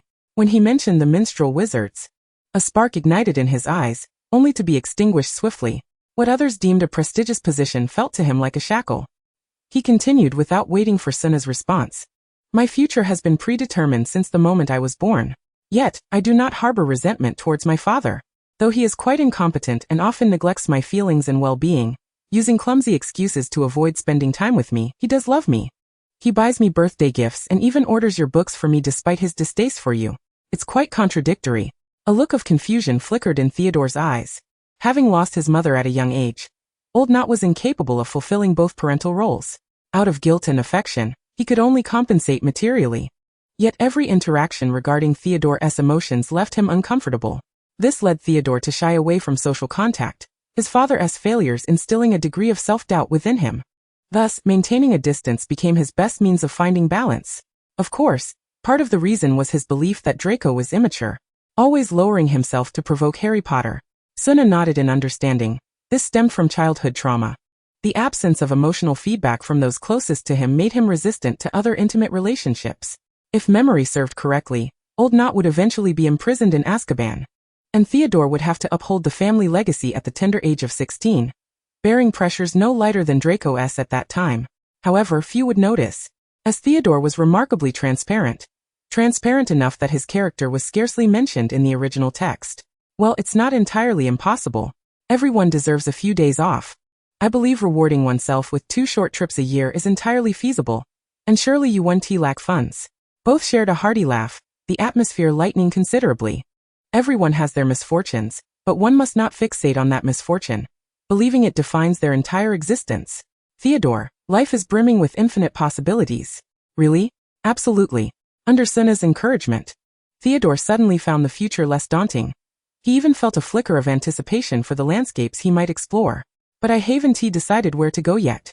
Suna stroked her chin, pulling out a world map to analyze the strengths and weaknesses of various countries with Theodore. I suggest starting nearby, and perhaps venturing a bit farther to here. Some locations lack a flu network, so you'll need to learn to fly on a Muggle airplane. Theodore's expression twisted slightly. Despite his friendliness towards Suna, the ingrained bloodline ideology made this concept hard to accept. Noticing this, Suna comfortingly patted his head. So fluffy, more pleasant than Tom. On the Asian side, you could begin with a country where life is relatively comfortable. Their flu network is quite efficient. Moreover, Mahatoko Magical School is the only institution that permits outsiders to observe the opening ceremony. You could time your visit accordingly. Then there's south this place and this one. I highly recommend visiting Huaxia. There's so much fun and delicious food. It's a place I must visit someday, but this area is off limits. Suna pointed to a certain country known for its peculiar curry, which Theodore had heard of.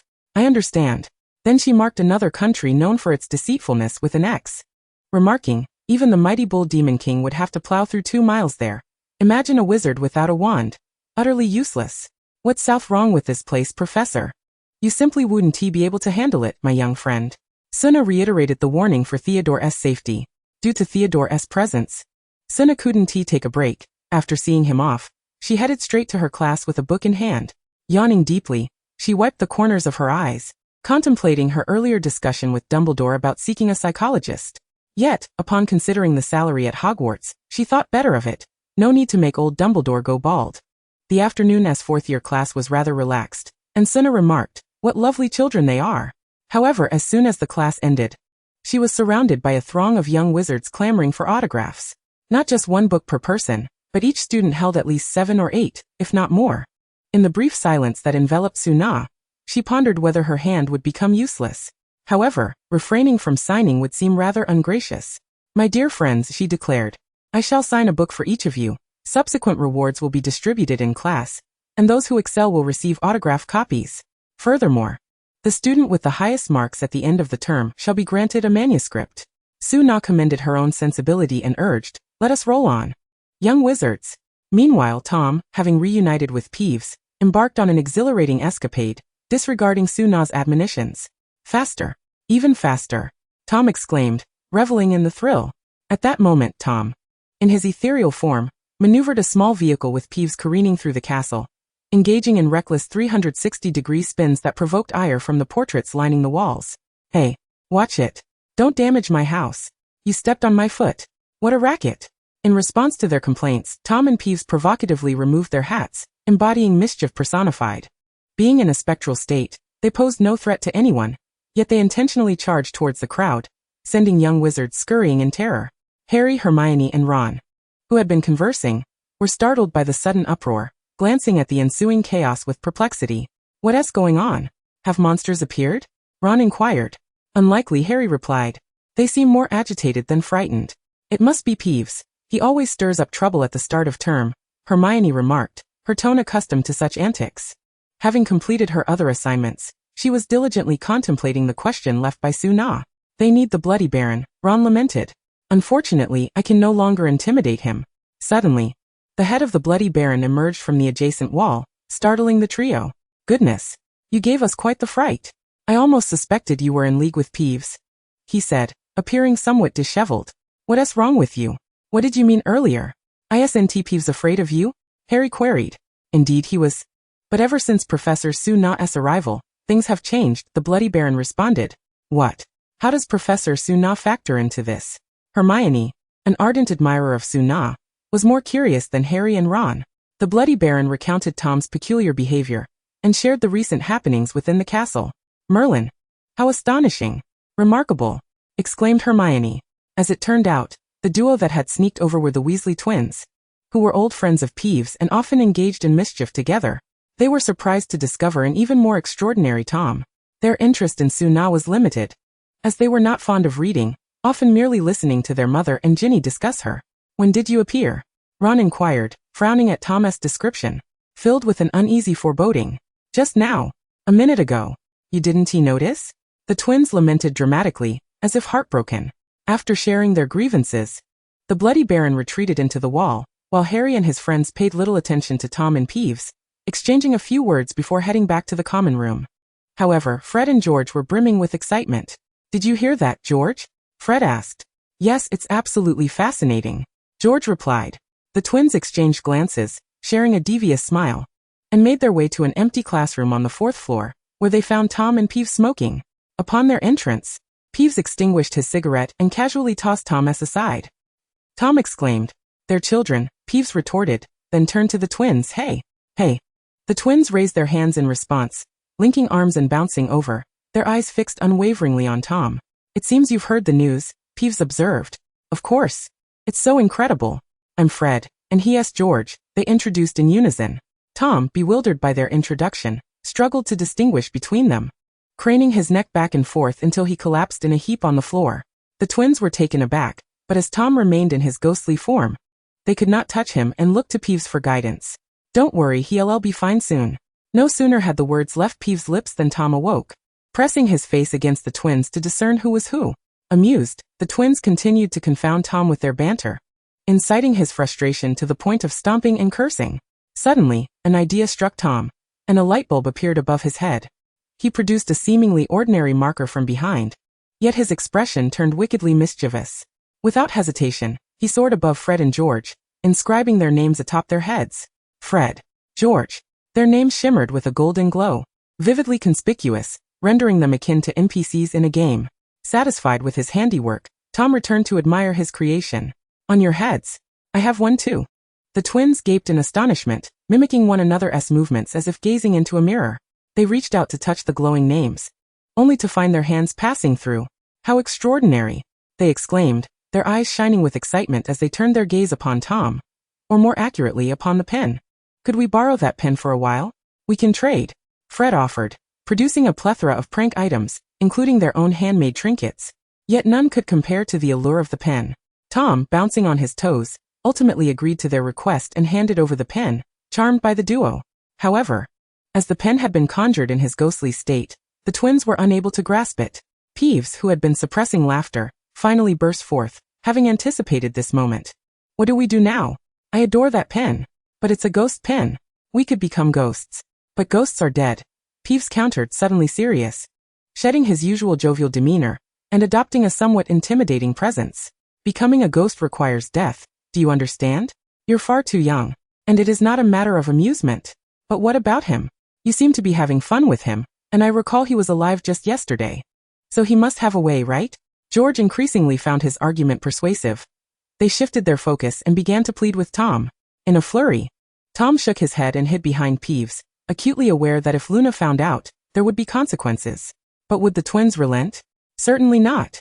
They employed various tactics, from tearful laments to lavish compliments, ultimately leaving Tom feeling both guilty and elated, and before he knew it, he nodded in agreement to their requests.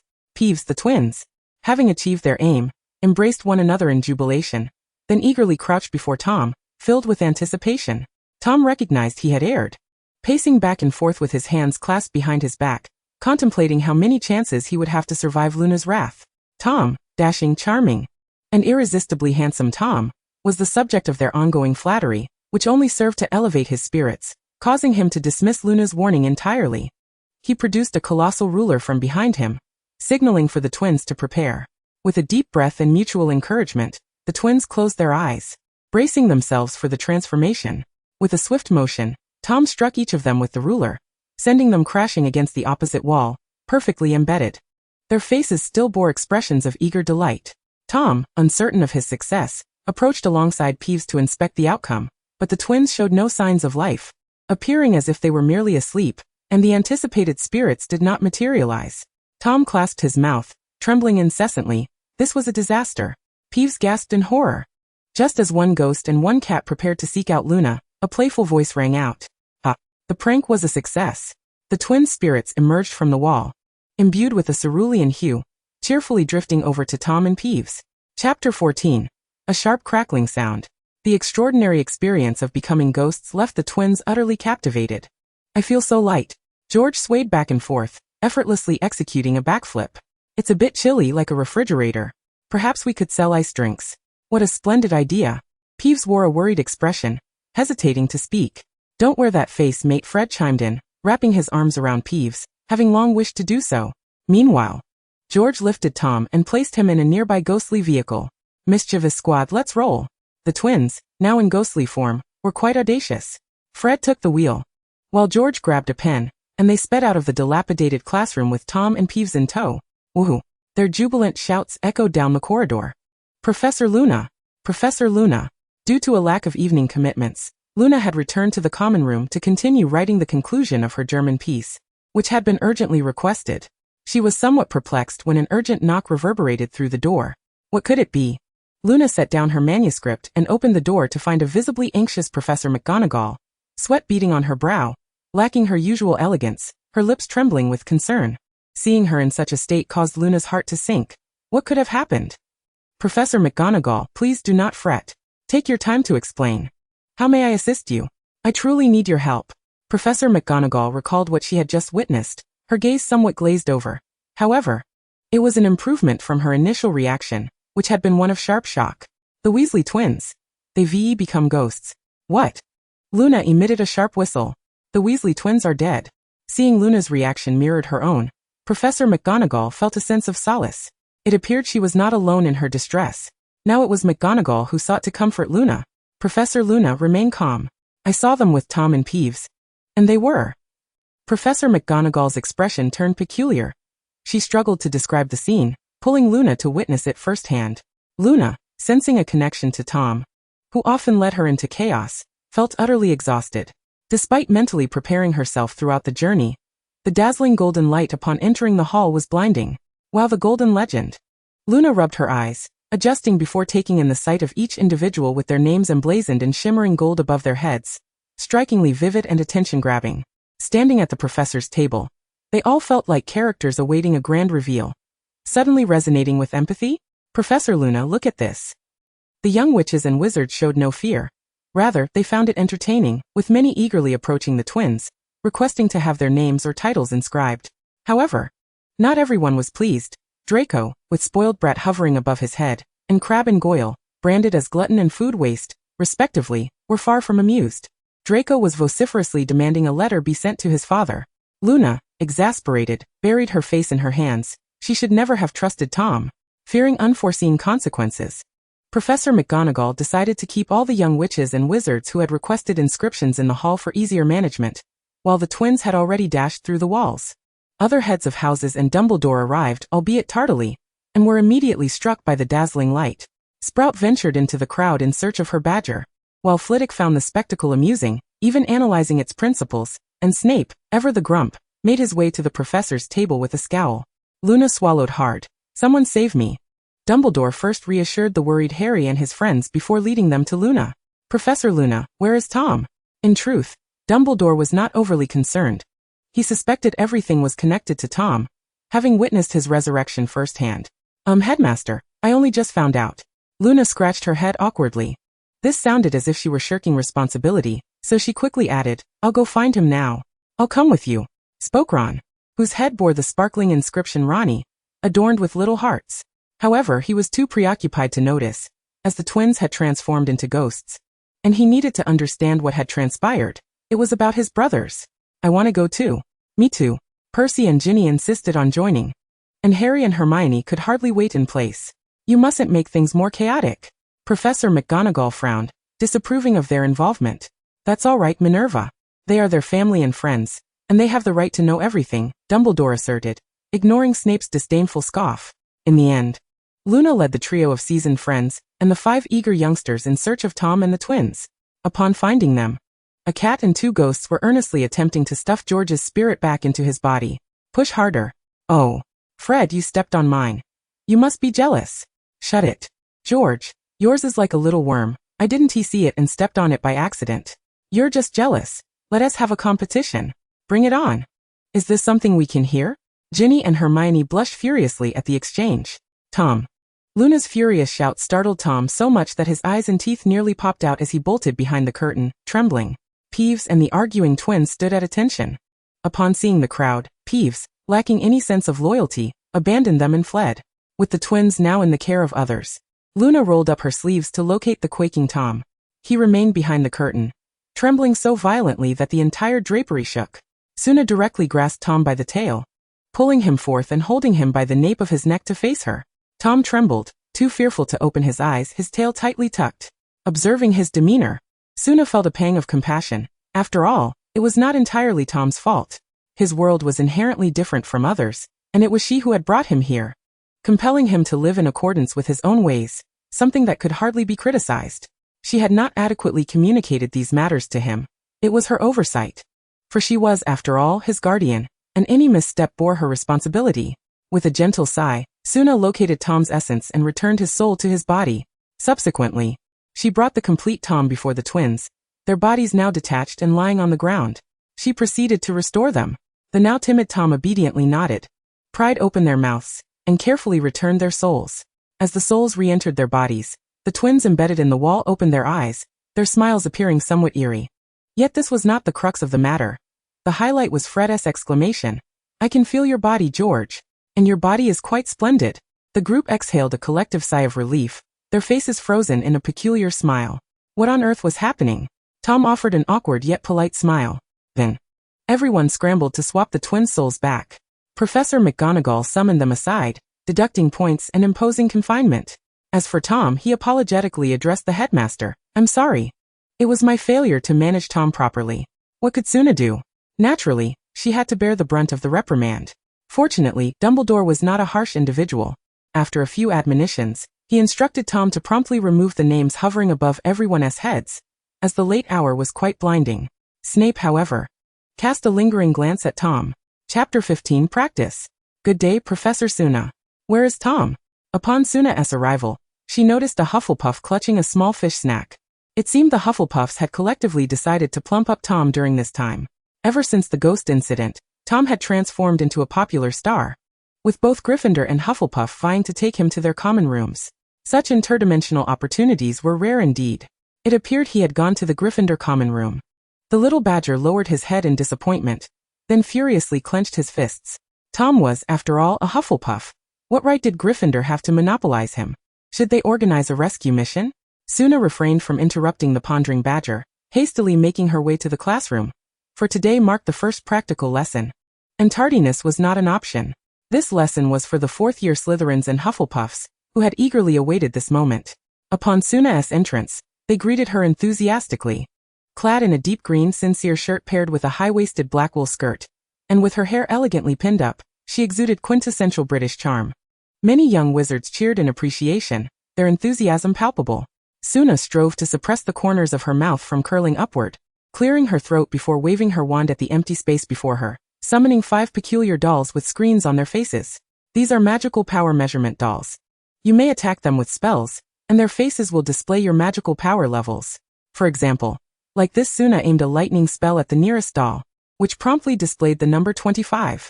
This value has been determined in conjunction with your headmasters and the principal, with a maximum capability set at 10,000. If you wish to ascertain your limits, you may exert a force of 9. And these dolls were crafted by Tom. Tom's creations are undoubtedly of superior quality, complete with after-sales service. When they were first produced, the older professors had delighted in them more than anyone else, even borrowing Suna's lesson plans. It was not for learning. Each of them was a seasoned expert in magic control, having reached the pinnacle of mastery. They simply found this tangible approach more convenient for students to grasp spells, particularly Professors McGonagall and Flitwick, who believed that widespread implementation would alleviate their burdens. Is this how Ilvermorny teaches? No, this is my own innovation. Dumbledore's eyes twinkled with delight as he pretended to pilfer a textbook. Today, we shall practice the stunning spell. Everyone will line up in 5 rows, and once you reach a score of 8, you may switch out with another. This is the most fundamental spell for stunning wizards and magical creatures rated 3 stars and below. With a command, the young wizards began to chaotically form lines, each eager to be the first to try. It took a full 3 minutes for them to organize themselves. Suna sequentially activated the dolls, signaling the first row to prepare. The young wizards in the first row appeared nervous yet excited, while those behind craned their necks to witness the outcome. Stun. 5 spells were cast, 3 of which missed the target, leaving the other 2 with scores of 3 and 12. Suna shrugged, indicating for them to continue, all the while privately resolving to prioritize accuracy in spellcasting as well. By the time the first round concluded, the young wizards were somewhat fatigued. Suna had anticipated this. Their initial attempts were merely exploratory. They took a break at the back, reflecting on their recent experiences before lining up again for the next round, this time aiming for a score of 9.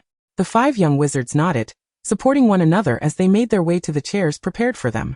This afternoon was a lengthy lesson, and Suna felt confident that time would suffice. Next group, prepare. One group after another progressed, and through their attempts, Suna discerned who possessed talent or intelligence. The perceptive young wizards would try incrementally, pausing to contemplate their results after each attack, some starting high and working their way down, while others began low and moved up. The less astute merely flailed about randomly, hoping to land a hit eventually. There were also those with innate talent, such as Cedric, who succeeded after merely 3 attempts. Truly, he was the star of Hufflepuff, the champion chosen by the Goblet of Fire, impeccable in both character and ability. Indeed, a favorite among the professors. When the first round concluded, the second round commenced with the same orderly fashion, and this time success came far quicker than before, indicating their attentiveness to Suna's instructions. Cedric, in particular, excelled with a flawless execution, drawing the attention of many, prompting the Badgers to seek his advice, which he generously provided. Yet, there remained a disparity between the academically gifted and the average student. Some grasped the concepts, while others remained bewildered. After 2 rounds, Suna decided to isolate those struggling for detailed explanations, while the others practiced with the remaining dolls. Professor, I passed all 3 rounds quickly. Why am I still in this group? The speaker was Hufflepuff's Ryan, who was unlike the others. He was a lucky type, certain to succeed within 5 attempts, perhaps scoring 20 on one, and then landing perfectly on the next. Suna rolled her eyes. You know well how you performed. Does that truly count as mastery? Ryan replied. Of course it does. But he could not articulate this, so he sulkily joined the remedial class for further practice. Suna meticulously guided them on how to adjust their magical power through incremental increases or decreases, often needing to break down concepts for them, occasionally even advising the advanced class. She suddenly understood why professors favored diligent students. It was indeed far less troublesome. However, Suna was determined to be an equitable teacher, suppressing her inner musings as she continued to strive for excellence. By the end of the class, the students had largely grasped the material. Though weary, they felt a profound sense of achievement. Once they become proficient, everything will be fine, Suna reassured herself. You may communicate privately, and if you wish to use the dolls, feel free to borrow the key from me during times without practical classes. Alright. The little wizards cheered as they departed, while a few remained behind to practice a bit more. Suna did not dissuade them, as she needed to inspect the dolls for wear and tear. So she settled down at the side to summarize the issues encountered during the practical class. Aside from the spell accuracy issues discovered today, there was also the matter of teaching methodology. Suna planned to adopt a more direct approach, imparting the techniques clearly to expedite the little wizard's mastery and allow for additional practice time. Furthermore, regarding the foundational magical power values, this would need to be coordinated with Professor Flitwick, as there were numerous overlaps between the Dark Arts Defense class and the Charms class, facilitating synchronized teaching between the two. Moreover, when she eventually departed, Flitwick would be there to continue this method, thus contributing to Hogwarts in her own way. Chapter 16. A Day of Shopping. Suna lifted her gaze and rubbed her sore neck, inwardly lamenting, whoever said teaching was a good profession. The endless lesson plans, the perpetual preparation, the unceasing grading, and occasionally playing the role of a counselor. Fortunately, it would only be a few years of this before she could return to carefree days. Yet, she couldn't shake the feeling that she was forgetting something. Professor Suna. At the mention of her name, Suna looked up, momentarily dazzled by Cedric's striking appearance under the lamp. Indeed, handsomeness knows no borders. As a Quidditch player, Cedric was often engaged in sports, boasting a robust physique and standing at 6 feet tall, which created an imposing presence from below. Cedric seemed to notice this as well, and took a step back to maintain a level gaze. Professor Suna, I would like to test my magical power value, but I fear an unforeseen incident might occur. Could I ask you to supervise me? He scratched his head, a bit sheepish, as he was unaccustomed to imposing on others. Of course, Suna replied with a nod, silently admiring Cedric's prudence. Had it been Harry, he would have likely attempted it on his own. The two approached the doll, where his roommates and friends had been waiting with eager anticipation. Cedric, go for it. Cedric smiled and nodded, then turned to Suna for confirmation. Once she assured him that everything was in order, he nodded. 9 points of power, Cedric. Exerting your full strength could lead to fainting, and I will ensure your safety. Cedric acknowledged her with a nod, raising his wand with determination and focus. Defendo. A remarkably potent and intangible spell surged towards the doll. The spectators could feel the intensity, and at the moment of contact, the value skyrocketed to 637. Amid the cheers of onlookers, Suna swiftly caught the exhausted Cedric and, along with others, escorted him to a resting seat. Cedric was curious about what his value represented, but his physical weakness rendered him speechless, so he simply blinked at Suna. She summoned her bag and retrieved a restorative potion, handing it to him. A commendable value. Your overall score should be over 700. Cedric remained inquisitive about its significance, but Suna refrained from elaborating, merely advising him to eat well and rest properly. The reason for her discretion was that she and Dumbledore, along with Flitwick, had yet to determine whether to adopt this as a standard. Every individual possesses a unique magical power and innate talent. Those with higher gifts are born with immense magical capacity and experience growth that surpasses their peers by several-fold each year. Magical power does not require cultivation. It is purely accumulative, leading to talent limitations. For instance, Snape is a prodigy, and though he is only in his 30s, neither Flitwick nor Professor McGonagall can rival him. Moreover, the extraordinary Voldemort, even at a young age, garnered Dumbledore's attention, a testament to his unparalleled talent. One must remember that Dumbledore himself is a rare genius, who later encountered an equally formidable Grindelwald. Under such circumstances, Voldemort's brilliance was sufficient to astonish Dumbledore, proving his extraordinary strength. Due to these talent limitations, Suna shared Dumbledore's concerns. When innate abilities are starkly presented, how many can maintain their composure? The ultimate consensus was to keep this information undisclosed for the time being. Thus, when faced with Cedric's inquiry, Suna chose to remain silent, trusting that his intelligence would lead him to understand. After inspecting 5 dolls, Suna exited the classroom, knowing that house elves would come to clean later. Tomorrow was Sunday, a rare day off, and she planned to explore Hogsmeade, as her last visit during the summer had found many shops closed. After contemplating, she turned to seek out Professor McGonagall. Professor McGonagall. Suna peered into the office where McGonagall was diligently grading papers. Suna, is there something you need? McGonagall inquired, adjusting her glasses, curious about the late-night visitor. It's nothing urgent. I just came from the classroom. Suna stepped into McGonagall's office, which was modest in size, featuring a vibrant fireplace and a window much larger than her own, directly facing the Quidditch pitch. This was a professor who adored Quidditch. I see the students have kept you occupied until late. How did they perform during practical class this afternoon? Suna reflected for a moment. They were a bit slower than I had anticipated.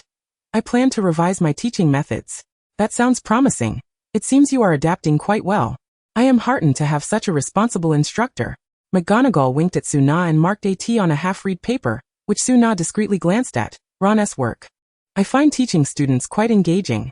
By the way, Professor McGonagall, do you have time tomorrow? I'd like to invite you to explore Hogsmeade with me. I haven't had the chance to look around since I arrived. After a moment of contemplation, McGonagall replied, of course, that sounds delightful. I had already arranged with Phileas and Pomona to head to the Three Broomsticks for a drink after confirming that each little wizardess application form is in order. If you don't mind, you are welcome to join us. Suna readily agreed, setting the time and place before returning to her quarters. This time, Tom returned to the common room before Suna. Perhaps he had played too hard, as he greeted her with a meow before burying himself back under the covers. Observing his demeanor, Suna mischievously thought to tease him and casually remarked, oh dear, which outfit shall I wear for our outing tomorrow? Tom perked up, one ear standing tall, and turned his head in response to her words. Let us wear that one. I heard there's a joke shop with delightful amusements, and a candy store selling all sorts of sweets. The fizzing whizbees there are simply delectable, not to mention the refreshing juices. Tom swallowed, leaping up to sit beside Suna, pointing at himself with eager anticipation. Feigning surprise as if just noticing him, Suna exclaimed, you want to come too? Tom nodded vigorously. Suna then adopted a troubled expression. But I didn't say I'd take you. What shall we do about that? Upon hearing this, Tom could not accept such an outcome. He scooped Suna up, placed her on the bed, changed into his pajamas, soaked his feet, washed his face and hair, styled his hair, and finally, even polished his nails. Once all was complete, he raised an eyebrow at Suna, his intentions unmistakable. Gazing at his beautifully manicured nails, Suna composedly nodded.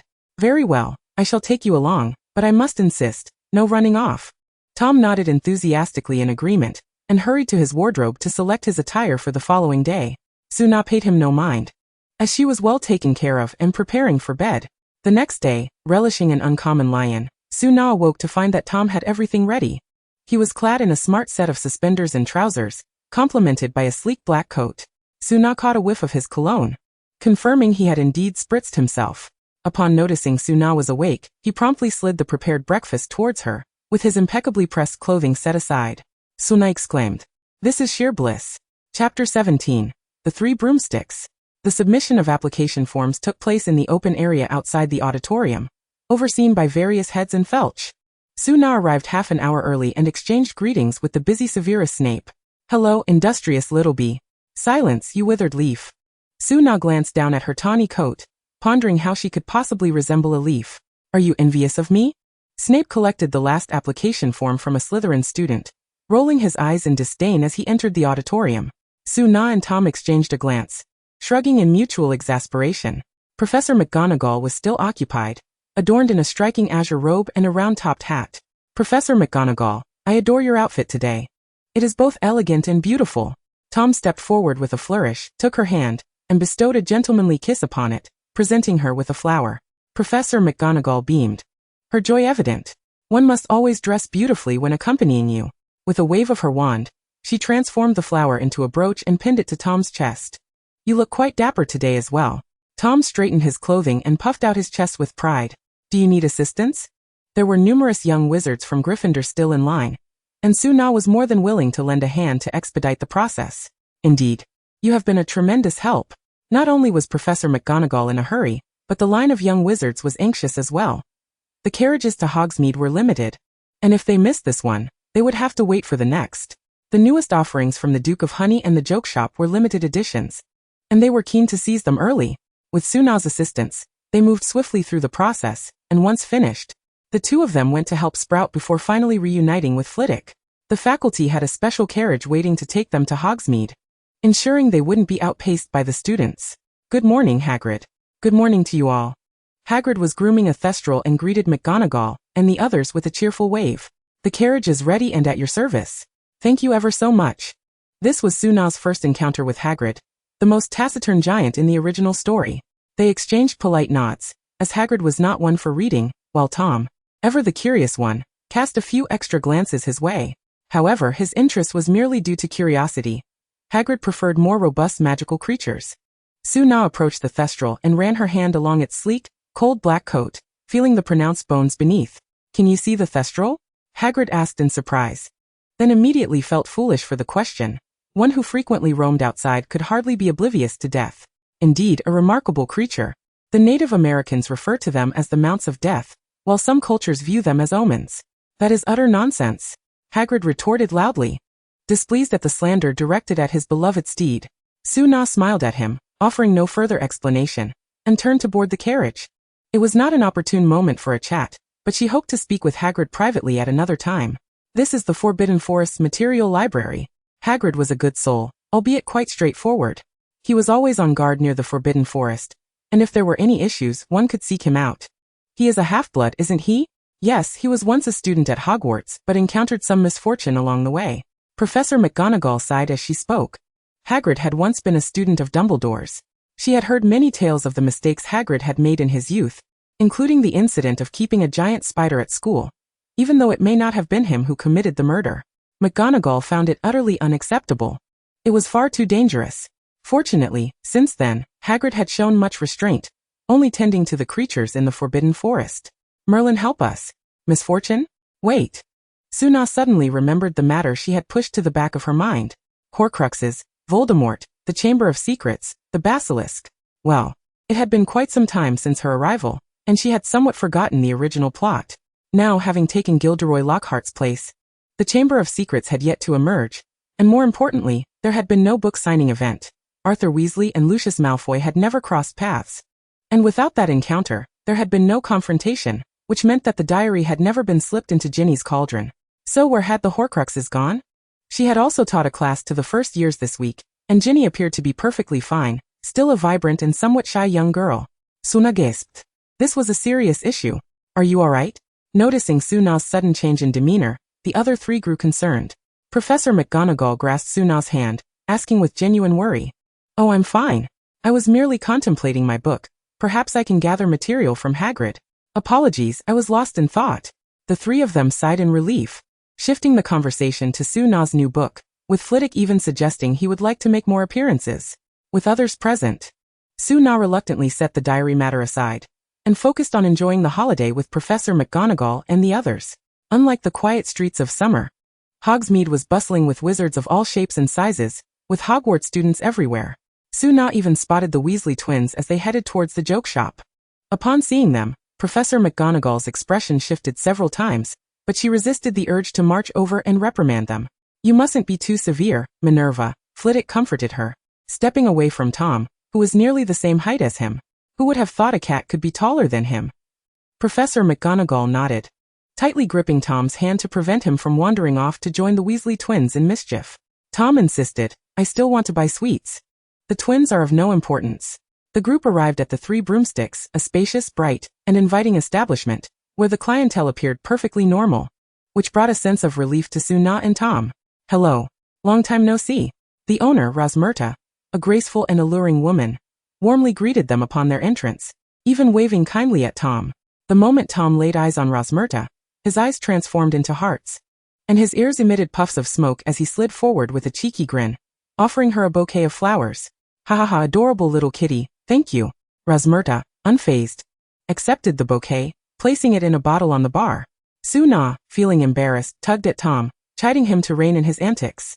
Tom, however, was utterly captivated by the beautiful woman, and could hardly contain himself. Apologies for him, Suna said. Rosmerta waved her hand dismissively, leaning on the bar with a flirtatious glance at Tom. Not to worry. He is quite charming. At that moment, Tom was rendered a puddle of goo, his heart-shaped eyes overflowing with affection. Suna and the others discreetly stepped back, not wanting to admit they knew him. What would you like to drink? Rosmerta, accustomed to such antics, turned her attention to what the four desired.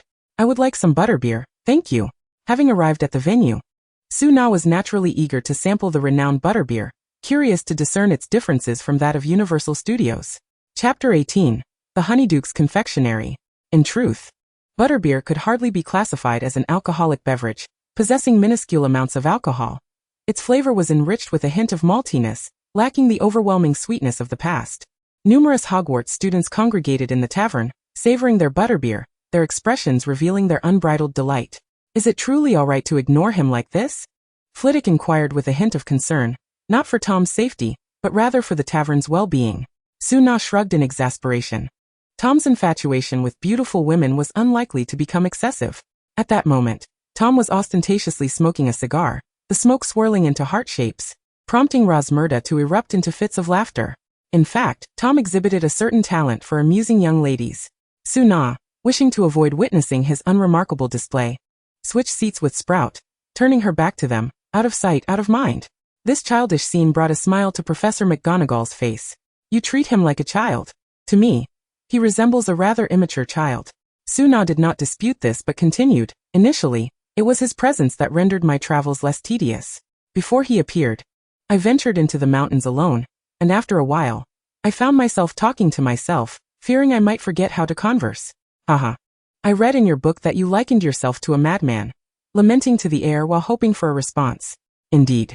It was during that period that I encountered Tom. In truth, Suna could no longer endure it. She had exhausted her influence points to summon Tom. You are quite fortunate, Professor McGonagall remarked, casting a seemingly casual glance at Tom. The four of them continued to discuss matters related to the school, and next week, Suna would commence her night patrols. The 3 seasoned professors offered her some invaluable tips. As the group prepared to depart, Rosmerta lingered, reluctant to part with Tom, and blew him a kiss that left him utterly dazed, swaying as he walked until he regained his composure upon arriving at Honeyduke's. Inside, there were numerous young witches and wizards, though it was not overly crowded. The checkout counter was simply overwhelmed with activity. The floor had lost its original sheen, dulled by the countless footsteps of young patrons. Every corner of the shop was nearly overflowing with an array of sweets. The display window showcased the most popular chocolate frogs, with several young wizards meticulously selecting cards to complete their collections. The shop's lighting fixtures were designed to resemble confections, some resembling gigantic lollipops adorned with colorful sprinkles, while others appeared as if bitten into marshmallows, emanating a soft glow. Upon the chocolate-hued counter, various bite marks were evident, perhaps left by a curious and greedy soul testing the theory that the counter was indeed made of chocolate. Suna surveyed the surroundings before guiding Tom to the pile of chocolate frogs, pushing a cart. Each chocolate frog contained a card featuring notable figures from the magical world. Akin to a blind box, Suna was intrigued to discover who she might find, although insiders revealed that Dumbledore's cards were the most abundant. Tom, meanwhile, was engrossed in selecting licorice wands, deliberating on which shape to choose. Can cats eat chocolate? Suna glanced at Tom's attire and then at his features, concluding, well, it should be fine. Thus, she added a few more to the cart. With one person and one cat maneuvering through the crowd, rows of candies came into view. Tom wiped his mouth in anticipation, his hands moving with such speed that they left a blur, while the cart visibly filled. Bertie Bott's every flavor: beans, milk chews, pear drops, coconut ice, chocolate balls, fizzing whizbees, and creamy peanuts. Suna quietly returned the unwanted roaches and jelly slug that had crept in, unable to comprehend the mindset of the creators, and fudge flies. Tom stood transfixed before the ice mice, examining one for an extended period before finally placing it in the cart, his forlorn expression perhaps reflecting thoughts of Jerry. Suna approached, offering a comforting touch, contemplating whether to release Jerry. After all, a cat and a mouse would make for amusing company. However, one Tom was already a handful within Hogwarts Castle, and adding Jerry was a matter for further consideration. After paying, Tom emerged with 2 large bags of sweets, refusing to let Suna place them in her bag, instead flaunting his haul, seemingly oblivious to the weight. Suna, noting his lack of concern for fatigue, chose to ignore it. She wandered around, checking off classic scenes from the movies, before rejoining Professor McGonagall and the others to commence their journey back. On the carriage, Tom generously shared his candies, his proud demeanor suggesting that they were all his purchases. Upon returning to Hogwarts, Tom could hardly contain his excitement as he rushed back to the common room with his candies, his speed akin to a whirlwind. Suna had arranged with Professor McGonagall for their next visit to Diagon Alley, only to be intercepted midway by Snape. The cellar was noticeably chillier than outside, retaining its usual drabness laced with a hint of eeriness. What business does a busy person have with me? Snape, with his oiled hair reeking of unspecified potions, elicited a cautious step back from Suna. The only holiday was spent brewing potions, truly an obsession. Suna silently admired his dedication, though her outward demeanor remained indifferent. I require fresh dragon's thyme and oregano. Look at that, such a matter-of-fact tone. Both are sourced from Germany, but I failed to harvest them last time. Would dried suffice? Snape shook his head, his brows furrowing instinctively. No, I need them tonight. Suna could not suppress an eye roll. Are you making wishes here? Whatever you desire, I shall procure. Snape said nothing, merely retrieving a potion from the table, fully aware that she was capable. Upon seeing the reward, Suna immediately ceased her protests. donning a reassuring smile. Wait for me. Suna rummaged through her bag for the portkey, repeatedly opening it until she located the Black Forest in Germany, gesturing for Snape to enter. Snape was momentarily taken aback by the sight, pacing back and forth through the door several times to confirm its authenticity, until Suna could no longer contain herself and lit her wand, stepping into the Black Forest in search of herbs. Suna tucked the reward into her bag, ignited the fireplace in the cellar, and after the temperature rose a bit, settled down with a book while waiting for Snape's return. The potion she had seen earlier was payment for the door, while assisting in herb gathering warranted additional compensation. These could not be conflated. After roughly an hour, Snape returned, bearing not only the desired herbs, but also several twigs. You truly make the most of your resources. Carefully, Snape placed the herbs upon the table, arranging them neatly, then glanced with mild interest toward the still open portkey. Suna swiftly closed the door, stuffing it into her bag in one fluid motion, fearful that Snape might have a change of heart and attempt to seize it from her. Snape's expression darkened at her behavior as he bid her farewell. Suna, feigning ignorance, waved cheerfully as she exited the cellar. Chapter 19: Chocolate Frogs. Upon returning to the common room, Tom had already sorted the candies, indulging in his share, with a pile of wrappers accumulating by the time Suna re-entered. Be careful not to develop cavities. As Tom opened a box of chocolate frogs, he was momentarily distracted by Suna's voice, causing one to leap far from his grasp. It is uncertain whether the chocolate frog's prolonged engagement with Tom has imbued it with an air of peculiarity, as it not only toys with Tom but also taunts him. This incited a flush of indignation in Tom, who brandished a fly swatter and commenced a fervent pursuit of the chocolate frog. Suna, having tidied her garments to avoid shattering anything within the room, relinquished her attention and retreated to her trove of candies, where she extracted a chocolate frog of her own, capturing the fleeing amphibian beneath a glass lid. She found herself more intrigued by the card within, which bore the familiar visage of old Dumbledore. This revelation dampened her desire to consume the remaining few, and after organizing her sweets into assorted wooden boxes, she resolved to take a bath, while Tom continued his battle with the chocolate frog. It remains unclear whether the chocolate frog was significantly influenced, as it opted not to leap but rather to run, its diminutive legs scuttling in a manner reminiscent of Jerry. Tom's expression darkened as he pursued the creature on all fours, swiftly closing in on its rear, hand poised to capture the chocolate frog. Upon noticing Tom's approach, the frog quickened its pace in alarm. Tom once again wielded the fly swatter, chasing the chocolate frog as it bounded around the room in response to his assaults. The commotion escalated until Tom, in a fervent flurry of movement, collided with the cabinet, causing a vase perched atop to teeter precariously, spinning twice before wobbling dangerously close to the edge of the table, akin to a drunken reveler.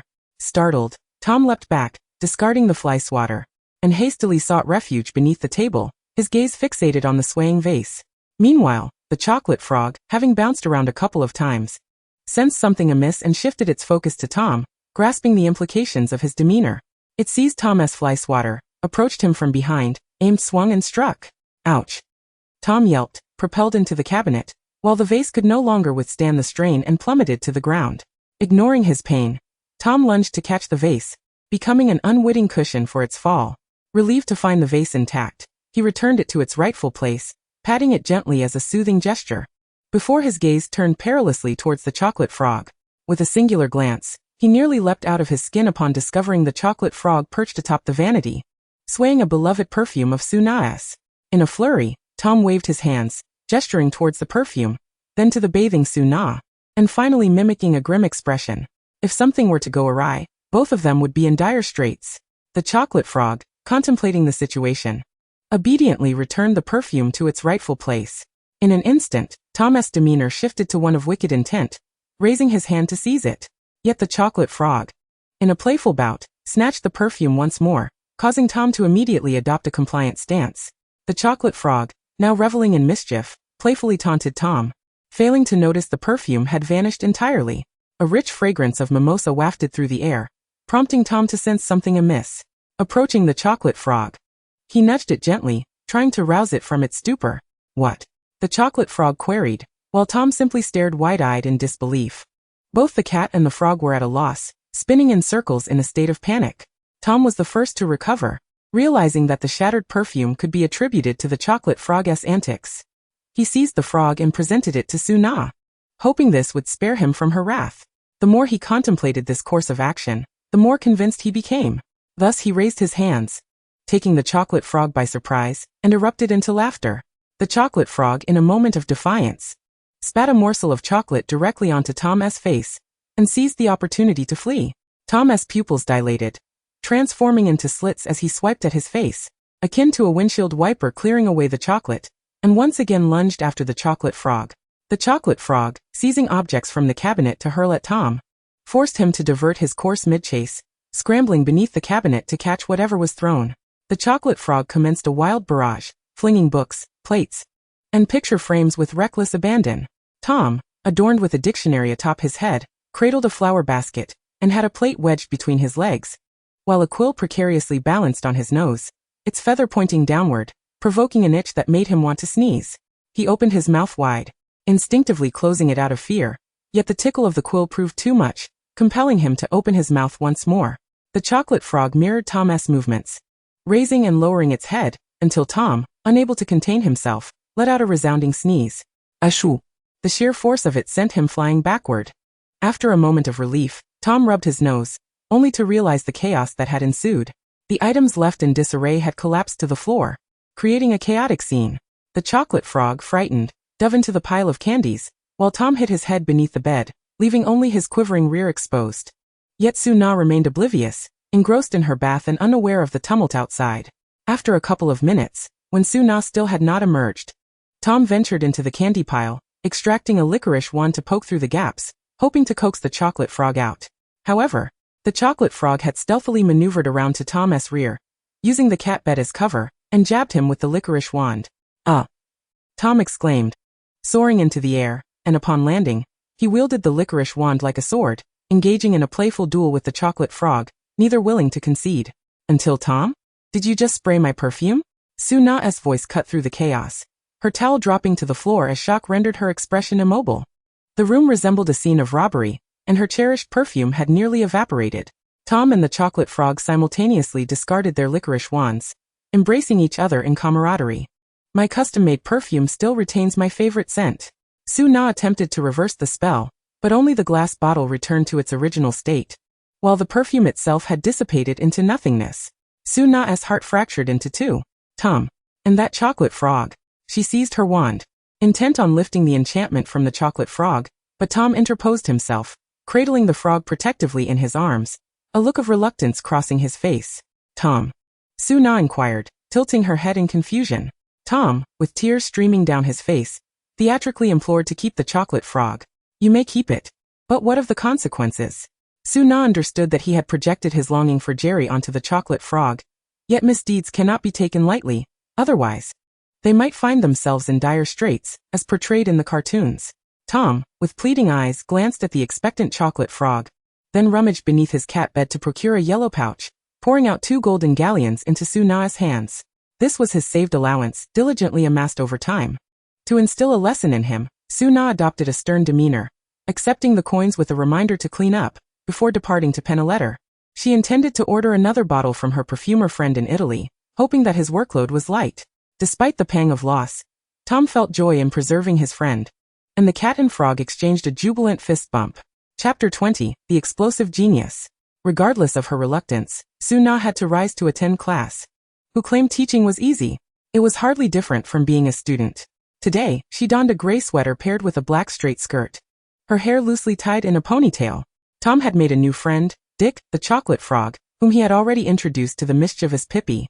As Su-na yawned her way into the classroom, the morning consisted of first-grade lessons, foundational knowledge that could be lazily presented via PowerPoint. Yet the concept of magical embodiment posed some difficulty for them, so she aimed to keep it simple. In the afternoon, the second-year students of Gryffindor and Slytherin were eagerly anticipating their joint class, which was not merely a lecture but a practical lesson. Their excitement far surpassed that of the fourth-year students, for the Defense Against the Dark Arts class only allowed practical applications beginning in the second year, and everyone was already aware of the content of the fourth-year practical lessons, which heightened their expectations. Children, after all, tend to harbor a certain vanity regarding their capabilities. Happy Monday! As she made her way through the crowd to the podium, she winked at Theodore, who had been gazing at her intently, before opening her book. Prior to commencing this lesson, she intended to teach them the stunning spell, Stupefy. The first-year curriculum only covered basic spells such as Lumos, Alohomora, Wingardium Leviosa, Incendio, and Petrificus totalis, with the Incendio and Sectum Sempra spells possessing considerable destructive power. Particularly, the former could spiral out of control if too much magical energy was exerted. Alright. Before we proceed to the practical test, I will impart a new spell to you. Stupefy. Some astute little wizards may have already learned it. But there is no harm in listening in. Given that this was a practical lesson, none of the students had brought their books. So Suna had no choice but to write on the blackboard.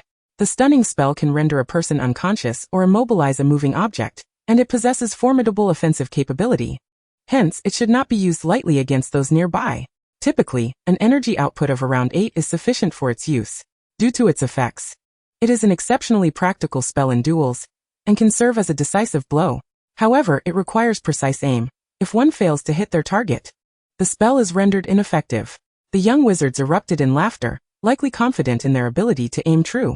The incantation for the stunning spell is Stupefy, Suna announced, demonstrating a downward motion with her wand, prompting the young wizards to mimic her.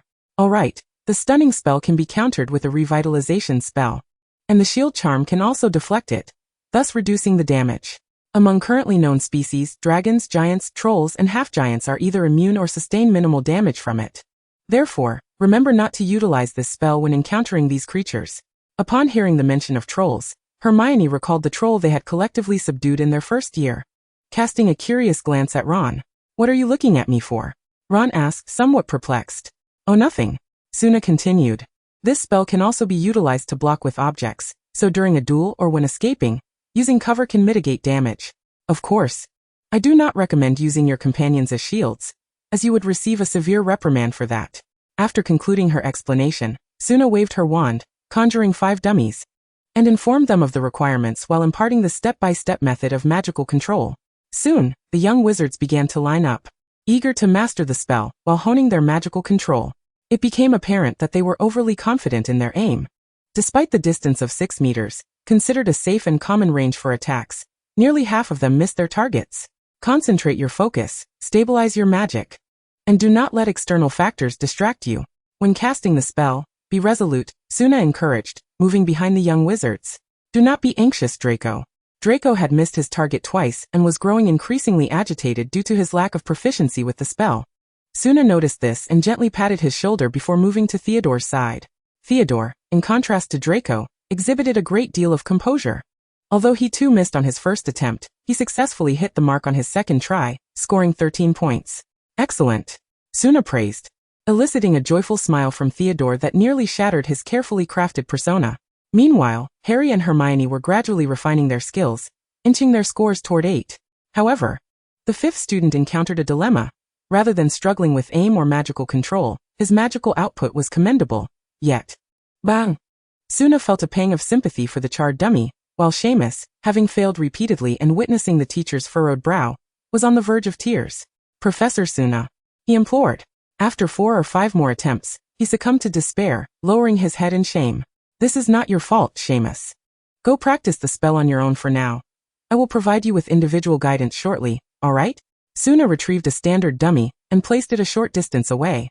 Seamus's eyes flickered with disappointment, yet he obediently moved to practice quietly. Next, Suna redirected her attention to the line, where Seamus's friend, Dean Thomas, a young black boy, stood. Dean lacked confidence. His first attempt saw the spell dissipate halfway, which only heightened his anxiety. "You need to exert more magical energy. Keep trying," Suna advised, not reprimanding him but offering encouragement. Yet Dean struggled to maintain his magical output. Suna observed him bemused. It was evident they were quite the pair of friends. "You should practice too. I will call for you shortly." Another dummy appeared beside Seamus, perhaps intentionally placed. Despite Suna's earlier hints, their speed remained similar to the previous lesson, which did not dishearten her. Once the advanced class and the accelerated group were established, she allowed them to practice freely while she attended to the 2 struggling students. Seamus, after prolonged practice, had turned nearly as dark as the dummy beside him, resembling a brother to Dean. Dean had closed the distance, managing to hit the target. Yet this powerful spell emerged with an unimpressive effect. Seamus, Dean paused for a moment. Dean cast Stupefy once more. After Dean executed the spell, Suna instructed him to try other spells, all yielding similar issues. "Dean, your casting lacks conviction. The spell is your tool, a means of protection. Focus on that dummy and envision defeating it." Dean swallowed hard, recalling Suna's advice, and raised his hand to attempt the stunning spell again. It was an improvement, but still insufficient. He appeared to harbor some reservations, but now was not the time for inquiries. Suna continued to encourage him. You have made progress, Dean. Try a few more times. With that, she turned her attention to the explosive talent that was Seamus, whose darkened face was quite comical. Chapter 21. Point Deduction. Suna lightly waved her wand to tidy Seamus up, then circled around him twice, saying, Demonstrate again. Let me observe. Seamus then showcased what true talent looked like, producing a thunderous bang that startled everyone present. Suna instinctively shielded herself and him, stroking her chin. She had sensed a surge of volatile energy erupting when he unleashed his magic, disrupting its balance. Seamus, I will assess your magical energy, do not resist. Seamus nodded obediently, striving to relax. Suna extended her wand, enveloping him in a massive wave of magical energy, gradually sensing the tumultuous force within him. This energy felt oddly familiar, akin to a fire dragon? Yet something felt off. Seamus was distinctly human and a half-blood, with a muggle father and a mother who was an ordinary witch. Seamus, you. Suna intended to inquire if he had consumed anything unusual, yet the question caught in her throat. At that moment, Seamus looked up at her with hopeful eyes, his anticipation laid bare, and Suna feared that if she pressed him, he might become frightened again. You require greater focus. It seems you have yet to realize that your spell becomes unstable upon release, which is the cause of its explosive nature. However, this is certainly not your fault. I will discuss your issues with Professor Dumbledore after class, and I will return to you with any updates, alright? Shima's small face fell once more, yet he felt immense gratitude towards Suna, for she was the only one who noticed his plight and offered her assistance. He was not so naive as to believe that it was anyone's obligation to help him. Thus, regardless of the outcome, whether favorable or otherwise, his gratitude towards Suna remained unwavering. Thank you, Professor Suna. As he forced a smile, she comfortingly patted his shoulder, only for her hand to meet with an unfortunate splash of ink, replacing the moment's warmth with an awkward atmosphere. Unfazed, Suna discreetly wiped her hands on Shima's magical robe, before turning her attention to another student. Dean had begun to control his magical energy quite well within a 2-meter range. However, as the distance extended, he reverted to his previous state. Suna had also examined Dean and found no issues with his magical power, nor did he possess any hidden ailments. He was a perfectly ordinary wizard. If everything appeared normal, it was likely a psychological issue at play. It seemed that even children in the magical world could suffer from psychological ailments. Clearly, a conversation with Dumbledore was in order. He frequently provided psychological guidance to Harry, yet he could not neglect the welfare of other students. After praising Dean for his progress, she encouraged him to extend his range to 25 meters, gradually increasing the challenge. Meanwhile, the younger wizards were in disarray, primarily due to Suna's absence, leading Draco and Harry to clash once more. Harry had quickly grasped the method, which ignited Draco's competitive spirit. Truly, the so-called savior was reveling in mere mastery of a spell? With Pansy and 2 other sycophants at his side, Draco approached Harry and his friends with a menacing demeanor, prompting others to step back and avoid the confrontation. Theodore, witnessing the scene, furrowed his brow but ultimately chose to remain silent, observing the unfolding drama. Shut up, Malfoy.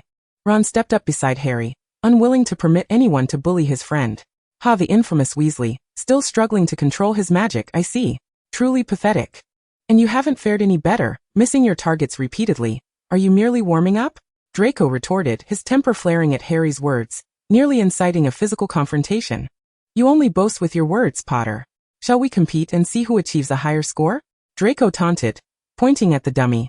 The surrounding crowd, eager for entertainment, began to cheer, while Hermione urged Harry to remain composed. Professor Suna would not approve Harry. Moreover, she stated that excessive use of magic could cause harm, and must be attempted under her supervision. Harry was somewhat swayed. At times, he was indeed a well-behaved student. Yet Draco seized the opportunity. If you're scared, just admit it. Surrender now, coward. We're not cowards, Harry. It's all right. Just once won't cause any issues. Ron. Can you stop causing trouble? I believe the troublemaker is you, Hermione. You're always overreacting. Now you're suggesting surrender? Stop quoting Professor Suna.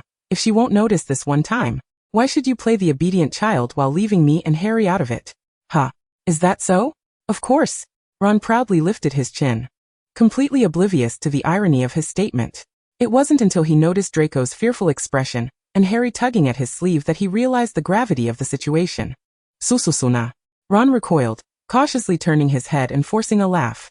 Suna smiled gently, her demeanor soft yet commanding. Aim Suna, not Sususuna. Please remember that, Mr. Weasley. Now who will explain to me what just transpired? The young wizard shivered involuntarily, despite Professor Suna's gentle approach. There lingered an undeniable aura of intimidation. Noticing their collective silence, she employed her calling-out technique. Longbottom, you speak. The named Neville jumped at the attention. His frequent encounters with Snape making him particularly sensitive to danger. Sususuna, eh. Neville stammered, his rhythm befitting a budding rapper. All right. No need to elaborate. Suna halted him, concerned he might choke on his own words. Relieved to be spared, Neville had no intention of betraying his friends. Suna called upon another student and gleaned the general sequence of events, while Draco kept his head down, too intimidated to speak. Taking a deep breath, Suna reminded herself to remain calm. Draco had initiated the provocation, and while Harry hesitated, he did not outright refuse. The others merely fanned the flames or watched from a distance, correct? The group remained silent, acknowledging the validity of her observations. Slytherin loses 10 points, Gryffindor loses 5. This was Suna's first instance of deducting points in anger, and the young wizards dared not breathe, none willing to dispute her authority. In my classroom, confrontational scenes are intolerable, and fighting is absolutely forbidden. Do you understand? Understood. You all seem too idle. Everyone, perform 100 swishes of your wands to enhance your proficiency. Ah, what are you gasping about? Do I need to request your compliance? The young wizards, albeit reluctantly, found their positions and began to wave their wands rapidly, chanting stupefy. Stupefy. Stupefy. Stupefy. Chapter 22, The Origins of Wizards.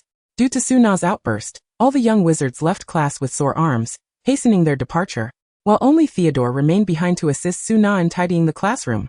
Don't you need to take a break? Theodore's right hand trembled slightly, eliciting sympathy from Suna, who began to question whether her punishment had been too severe. I'm fine, Professor. Theodore shook his head, but the next moment, he faltered from exhaustion, dropping the chair he was holding onto his leg. Ouch. Theodore. He cradled his right leg, grimacing in pain, beads of cold sweat forming on his brow. Let me take a look. Suna approached to inspect his injury, but Theodore refused to let go, stubbornly insisting he was fine. Theodore, if you consider me your teacher, allow me to see it, otherwise I will take you to the infirmary regardless.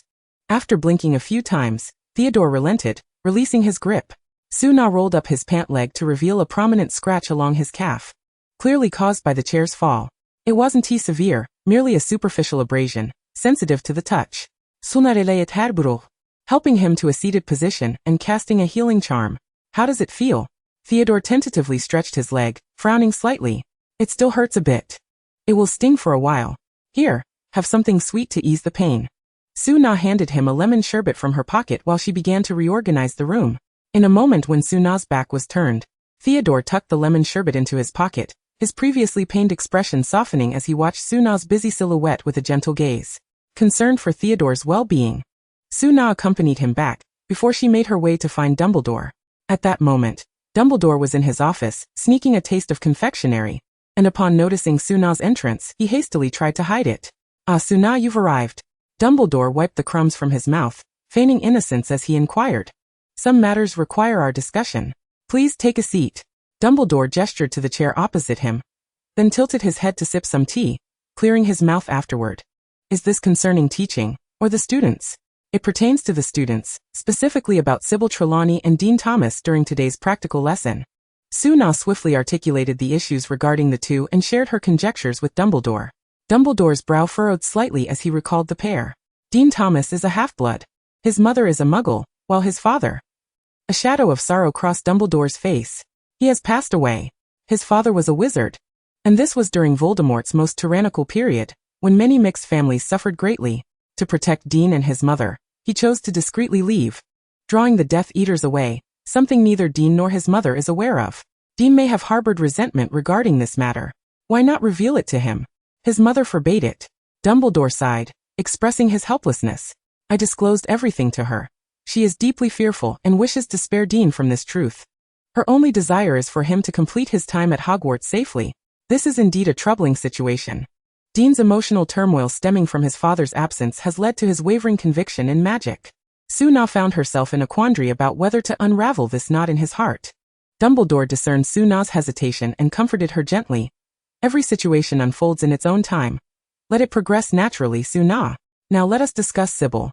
Sybil's predicament is more severe. You mentioned that a tumultuous energy within Sybil interferes with her magical abilities, and that this energy is akin to that of a fire dragon? Suna nodded affirmatively. She had spent some time in Arnilia, where she had encountered the fire dragons there. Dumbledore pondered briefly, donned his glasses, and approached the bookshelf. Ritrivinga tometo presento Suna. Are you familiar with the origins of wizards, Merlin? Suna admitted her ignorance, as variations exist across different countries. Dumbledore shook his head, opening the ancient book filled with handwritten notes chronicling the evolution of wizards. Merlin is merely the greatest of wizards. We revere him. But he is not the root of wizardry. A millennium ago, there was no distinction between muggles and wizards. All were the same, and magic was referred to as sorcery. Their natural adversaries were the magical creatures. The magical prowess of these creatures far surpassed that of humans, and many formidable magical beings are immune to magic, leaving fragile humanity in dire straits. In their quest for a breakthrough, and to ensure the survival of their race, humans devised a method to attain a stronger magical lineage. At that time, options were limited. Fairies, elves, and sirens were the most favorable choices, yet some individuals scorned such alliances. They developed a bloodline sacrificial system, extracting potent magical bloodlines and merging them with their own to enhance their magical strength, such as that of fire dragons, magical serpents, phoenixes, griffins, and the like. This second method of enhancement proved significantly quicker than the first, albeit with a lower success rate. It required no lengthy maturation, and could be inherited by subsequent generations, albeit with some dilution, but still more expedient than intermarriage. Thus, humanity launched a counteroffensive, driving those magical creatures into the depths of forests and mountains, maintaining a non-aggression pact even with formerly amicable intelligent beings. Once the external threat was neutralized, their focus shifted inward. They deemed those without magic or with diminished magical abilities unworthy of their kinship, arrogantly naming themselves wizards and relegating others to the status of muggles, thereby establishing a distinction. Eventually, people from other nations arrived on these vast lands, leading to an amalgamation of the two factions. With the external crisis resolved, the population surged, and adverse effects began to manifest. The magical potential of ordinary individuals gradually waned, while the wizards, diluted through generations, were destined to become mundane. Conversely, those offspring resulting from unions with magical beings fared somewhat better. They could not fathom the reason behind this phenomenon, attributing all blame to the muggles. To preserve their unique status and power, the wizards instituted a decree mandating that only wizards could intermarry, ensuring the purity of their bloodlines. Yet, as you may have observed, few championed this decree. Aside from a select few noble families, the populace continued to coexist and thrive. It was not until Merlin's emergence that this equilibrium was disrupted. Merlin aided King Arthur in seizing control of the land, compelling muggles to confront and reflect upon the wizarding community. Due to the prolonged division of the two races, muggles had forgotten that they once shared a common humanity with wizards. They began to fear this power, dreading the emergence of another Merlin or another Arthur. Amidst greed and fear, witch hunts erupted across the land. Chapter 23. You go, I stay. At that time, muggles could be described as mad with rage. Unable to contend with the formidable wizards, they resorted to targeting the young wizards. Husbands ceased to be husbands, wives no longer wives, and children were stripped of their innocence. They were indoctrinated with a different mindset, turning their blades upon those closest to them. Some wizards, in a bid for self-preservation, resisted, further solidifying the perception of wizards as heretics, with even innocent lives caught in the crossfire. Dumbledore spoke of that chapter in history with profound sorrow. It is a darkness that all wizards wish to evade. Even he, who held a friendly disposition toward muggles, could not deny the brutality of that era. The wizarding population dwindled once more, forced to conceal themselves like the magical creatures of old, perpetuating their kind in hiding. It was during this tumultuous time that the ideology of pureblood supremacy began to rise. This book was authored by my ancestors. It chronicles the changes across the centuries, and its purpose was to serve as a warning, a cautionary tale for the Dumbledore family to avoid repeating past mistakes. Dumbledore's fingers traced the edge of the book, and the memories of Ariana's plight, coupled with the book's contents, momentarily led him astray, binding him to Grindelwald in pursuit of a grand ambition. However, upon engaging with muggles, he discovered that his perspective may have been misguided. Each race possesses its own means of propagation, and countless muggles would embrace and protect wizards. Much like those who were ensnared during the witch hunts, who were executed for shielding wizards. During his most bewildered days, He dreamt of returning to that era, witnessing the unfolding atrocities as an observer, only to awaken in flames, having sacrificed himself for his companions. Professor Dumbledore. Suna interjected, sensing Dumbledore lost in his thoughts. His expression bore signs of distress. Apologies. As one ages, one tends to reminisce, forgive this old man. Dumbledore concealed his previous sorrow, allowing his demeanor to lighten once more as he set the book aside. Children should not peruse such texts. The corners of Suna's mouth twitched slightly. She protested. Am I a child? While she indeed harbored intentions of reading it, Dumbledore seemed unwilling to oblige, and she refrained from pressing further. Children should be obedient. Then, Professor, how does this relate to Sybil? Is he perhaps a descendant of those sacrificial bloodlines? However, it has been too long. He remains a half-blood. Dumbledore paused for 2 seconds before following the thread of conversation, casting a resigned glance at Suna as he continued. It is not impossible. It is a highly intricate matter. At that time, there existed 2 types of sacrificial bloodlines, one of deprivation and the other of collaboration. Initially, the Dumbledore family formed a partnership with the Phoenix. The Phoenix, being both astute and benevolent, ensured that each generation of Dumbledores would have their own Phoenix. Families that allied with magical creatures, though their bloodlines might gradually weaken, often experienced a deeper integration under the protection of their collaboration contracts. Conversely, families that enforced deprivation faced various issues due to the resistance of their bloodline, compounded by intermarriage among themselves. Well, you understand. Suna nodded, exemplified by the Gunter and Black families. And then there is Malfoy. A sudden spark of curiosity ignited within Suna, for the Malfoy family was unlike other pureblood families. Their descendants were clever, yet not deranged. Dumbledore wore an expression that suggested he anticipated her question, glancing side to side before leaning slightly forward and whispering, in ancient times, their ancestors shared a close bond with the Moonlight Elves. Upon saying this, he raised an eyebrow at Suna, leaving much unsaid. Oh! The portraits of former headmasters on the wall perked up their ears to eavesdrop, growing anxious as they struggled to hear the muffled conversation. Ahem, let us discuss Seymour instead. The families of yore were not the same as those today. Many were branches that had diverged, such as Slytherin, which split into the Gunter line and several lesser-known families. They refrained from intermarriage with Muggles. Yet the mute ones were cast into the Muggle world. They retained the bloodline, albeit unable to sense the magic within them. A lineage that would continue through their descendants, perpetually. Perhaps with Seymour, the convergence of these 2 forces awakened something, leading to a resurgence of this power. Suna stroked her chin, pondering, isn't this akin to the concept of atavism in genetics? Do you think Seymour can harness this power? Dumbledore mused for a moment. It should be possible. From what I observe, the power is not particularly strong. It merely disrupts when he casts spells. As long as he can recognize and control it, he should encounter no significant issues. Suna clicked her tongue, beginning to contemplate Seymour's training direction. You are quite responsible, Dumbledore suddenly remarked, catching Suna off guard. What do you mean? I finally have a responsible defense against the dark arts professor, he replied. You have discerning taste, Suna complimented with a smile, which caused Dumbledore's lips to curl upward.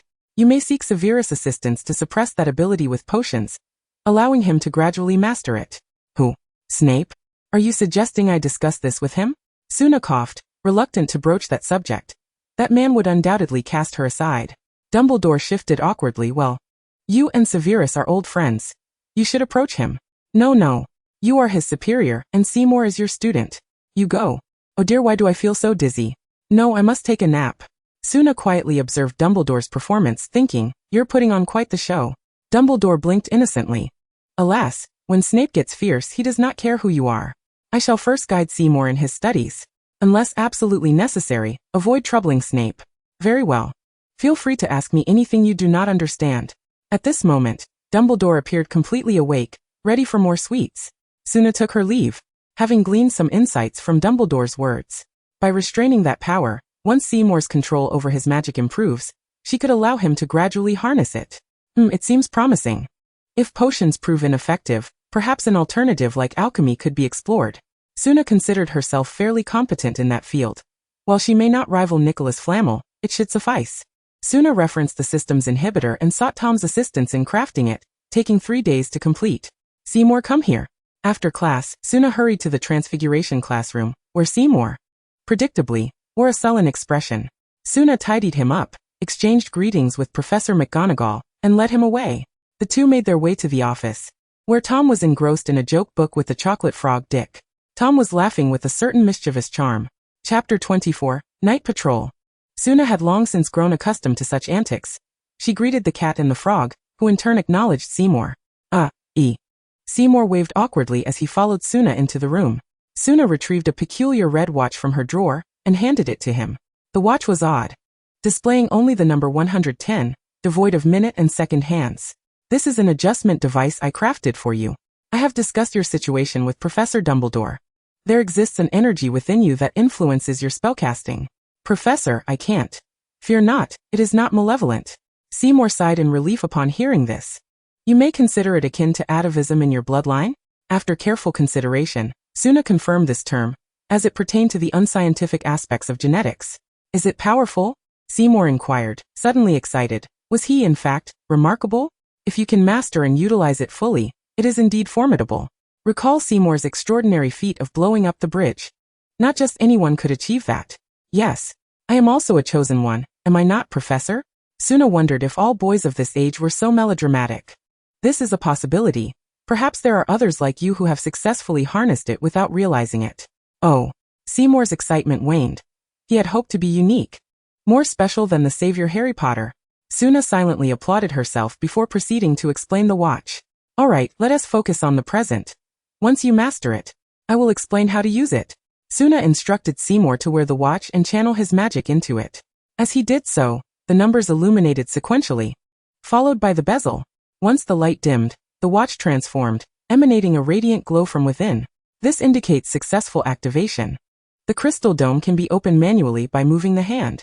Suna turned the hand counterclockwise from 10, and Seymour distinctly felt a restless sensation in his heart subside, leaving him refreshed as though he had just enjoyed a cold drink on a sweltering day. Professor, it seems you are aware, the energy has been suppressed.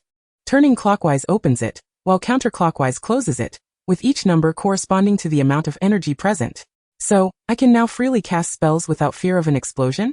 Seymour exclaimed, eager to draw his wand and test it, but Suna halted him. Not yet, Seymour. Your magic has been balanced with this energy until now. Its sudden absence requires adjustment time. You are prone to errors at this moment. Refrain from attempting spells for a day, and gradually practice over the course of a month. Seymour hesitated, glancing at his wand, but ultimately heeded Suna's advice and put it away. Thank you, Professor. He touched the watch that had changed his fate, bowing sincerely in gratitude toward Suna. Previously, due to the issue of explosions, he had endured ridicule from classmates and frequent reprimands in potions class, necessitating a 100-fold effort to succeed at casting a single spell. Now, with Professor Suna's assistance in resolving this dilemma, and guiding him to master this power, they, two seemingly unrelated individuals, could have easily chosen to ignore each other like other professors. Lost in thought, Seymour felt his eyes welling with emotion. Professor. I wished Suna directly stuffed candy into Simon's mouth, smiling as she said, I know what you wish to express. I merely did what was required of me. Your aspirations are beneath my notice. Strive diligently and do not squander your talent. My talent. Explosions? What good can that do? Suddenly, he recalled the bombs from the Muggle world. The kind depicted in films that could annihilate many lives at once. Didn't he that perfectly align with his innate abilities? Professor Suna. I have come to an epiphany. Simon affirmed his realization, his gaze resolutely firm. Rest assured, Professor Suna, I shall not disappoint you. Excuse me? Suna was left bewildered by his fervent conviction. Years later, during an interview, Simon Finnegan, the most prominent arms dealer in the magical world, and the current minister of the Department of Magical Arms, recounted, at the age of 12, I encountered my benefactor, Professor Suna. While others ridiculed and misunderstood me, she assisted me and taught me how to harness my power and not betray my talent. I believe I have not let her down. Meanwhile, Suna, far away in Antarctica observing penguins, pondered, was that truly my intention? Having dealt with Simon, Suna tidied up. For after the lights were extinguished, she had to patrol the night alongside Professor Snape, and the professor teaching numerical divination. Snape was responsible for the basement and the first floor, Suna for the 24th, and another professor for the 57th floor, while the tower was monitored by Filch. With all three professors available to lend a hand, Tom was particularly enthusiastic about the night patrol, relishing the thrill of catching mice. And his seemingly endless array of gadgets proved remarkably effective. Were it not for the constant leniency shown to the twins, Dumbledore might have considered hiring Tom as a professional night patrol professor. Suna kept track of time in her office, and when the hour arrived, she called for Tom. And together, they set off, one human and one cat.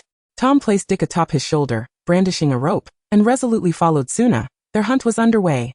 After the lights were out, Hogwarts fell into a profound stillness. Even the portraits would doze off or wander, creating a stark contrast to the daytime bustle, akin to entering another realm. To avoid disturbing the portraits, Suna relied entirely on Tom's night vision, and both Tom and Dick were similarly equipped. Do you think we might encounter Fred and George tonight?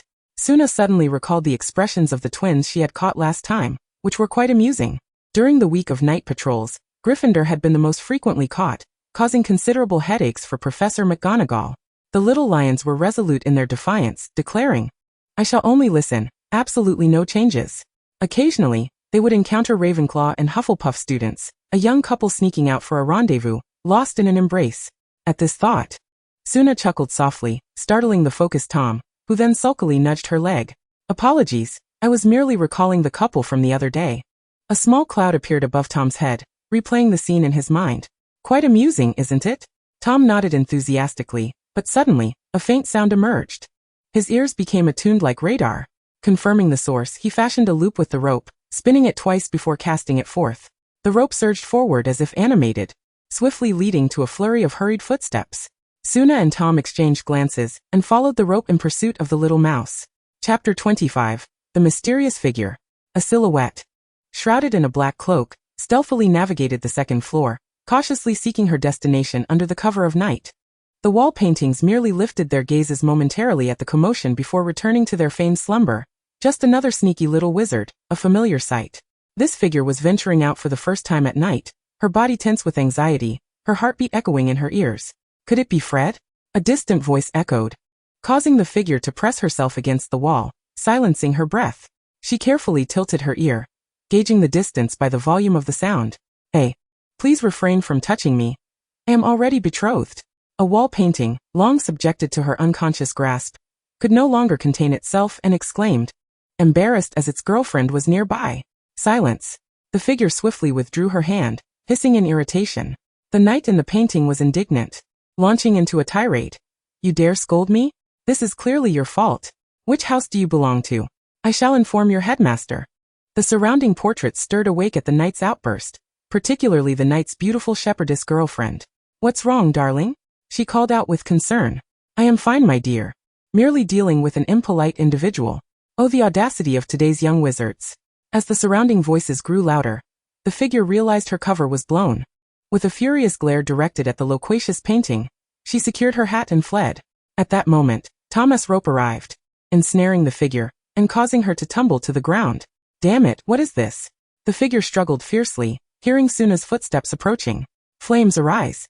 A burst of fire ignited, scorching the rope enough to loosen its grip, allowing the figure to readjust her hat and escape. By the time Suna arrived, she only glimpsed the fleeing silhouette and a hint of golden hair. Tom, distressed, pulled the rope back, soothing it slightly. Yet his anger compelled him to pursue vengeance for the rope, only to be halted by Suna.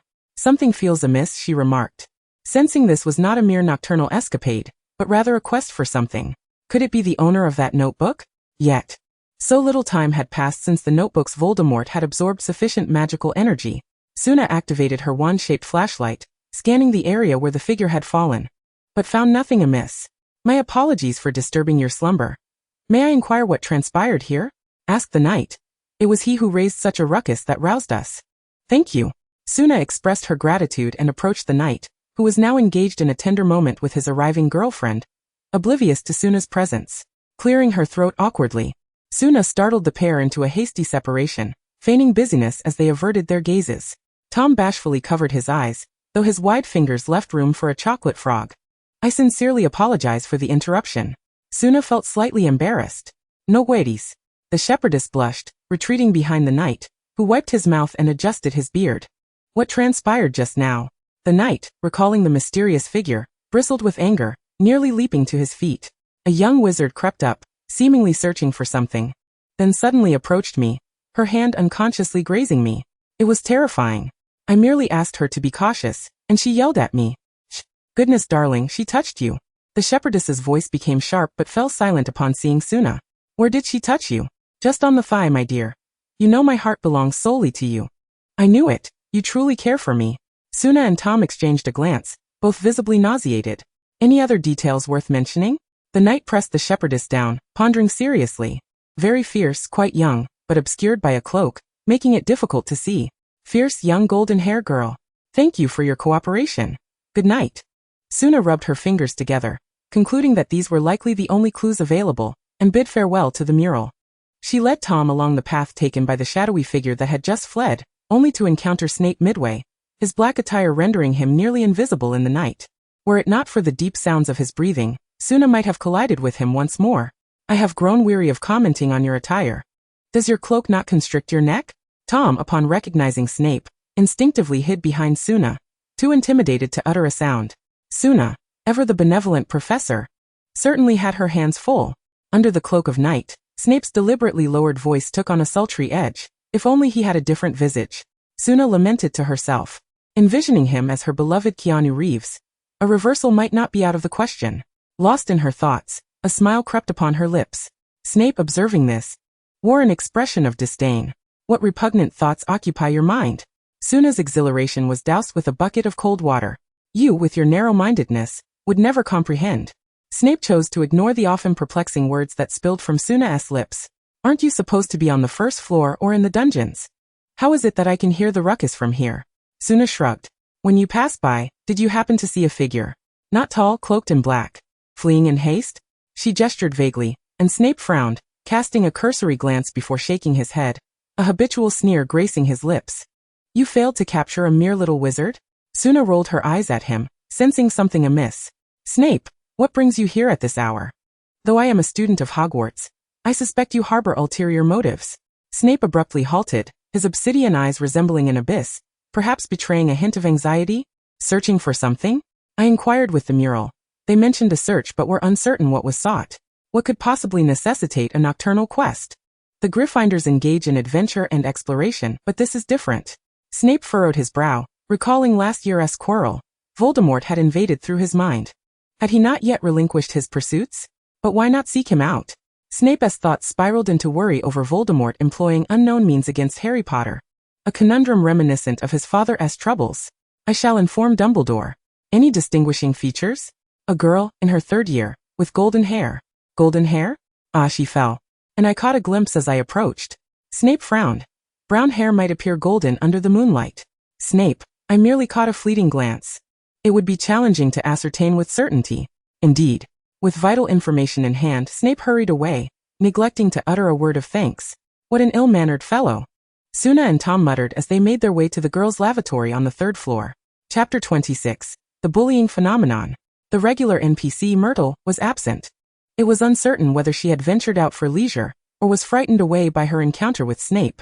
Following the description in the original text, Suna approached the sink, methodically searching until she found the serpent-emblazoned tap. If only there were surveillance, she mused, slightly exasperated, aware that Hogwarts' electronic devices were notoriously unreliable. Otherwise, there would be no need for professors to patrol at night. Suna retrieved a green seed from her bag, pressed it against the serpent-marked faucet, and murmured a few incantations, causing the seed to meld seamlessly with the tap, indistinguishable from its surroundings. This was Suna's form of defense.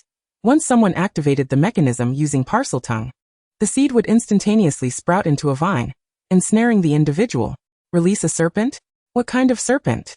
It's better for children to have cats or dogs. Let's go. Tom whispered against the wall, tilting his head in confusion. At Suna's call, he followed her out. After their departure, faint sounds of friction and breathing emanated from the wall. It was unclear what Snape and Dumbledore had discussed, but no actions were taken. Everything remained as usual. Suna had also discreetly observed Ginny, finding no signs of control from the diary, and through her intervention, Ginny would come to her with any troubles. Under Suna's guidance, Ginny had grown significantly more confident, often being among the first to complete tasks. So, who could this girl be? Suna had also interacted with a few golden-haired little wizards, all yielding no issues. And the seed remained dormant, as if the pause button had been pressed. With no leads to pursue, Suna was left to adapt as circumstances unfolded. As October progressed, the little wizards became increasingly busy, preparing for the Quidditch match scheduled for early November. Both the primary and reserve team members needed to intensify their training. Even Cedric was wholly absorbed in practice, rarely seen in the practical classroom. Suna's project of quantifying magical power had reached its first stage, enabling the little wizards to manage their magical output effortlessly, along with a nascent understanding of power allocation. Suna resolved to advance to the next stage, focusing on accuracy and evasion. Considering the training props she had prepared, it seemed prudent to enhance their physical stamina beforehand. Amongst young wizards, physical fitness varied greatly, which was unacceptable. Thus, Suna discreetly sought out Dumbledore, who appeared even more flustered upon seeing her than during their last encounter. Is there a situation? Professor, why do you seem so flustered every time I visit? Shouldn't I be the one asking you? You always come at the most inconvenient times. Dumbledore expressed his exasperation, noting that whenever he engaged in any mischief, Suna was certain to appear. What is it this time? Suna, undeterred, took her seat across from Dumbledore and presented her plan for the next phase. My training has reached its second stage, however. The little wizard's physical fitness does not meet my expectations. I wish to discuss incorporating some physical training components. Suna, they are wizards. Suna was responsible, albeit her focus seemed slightly misplaced. Do wizards not need to run as well? She argued her case. They can use apparition or fly on broomsticks.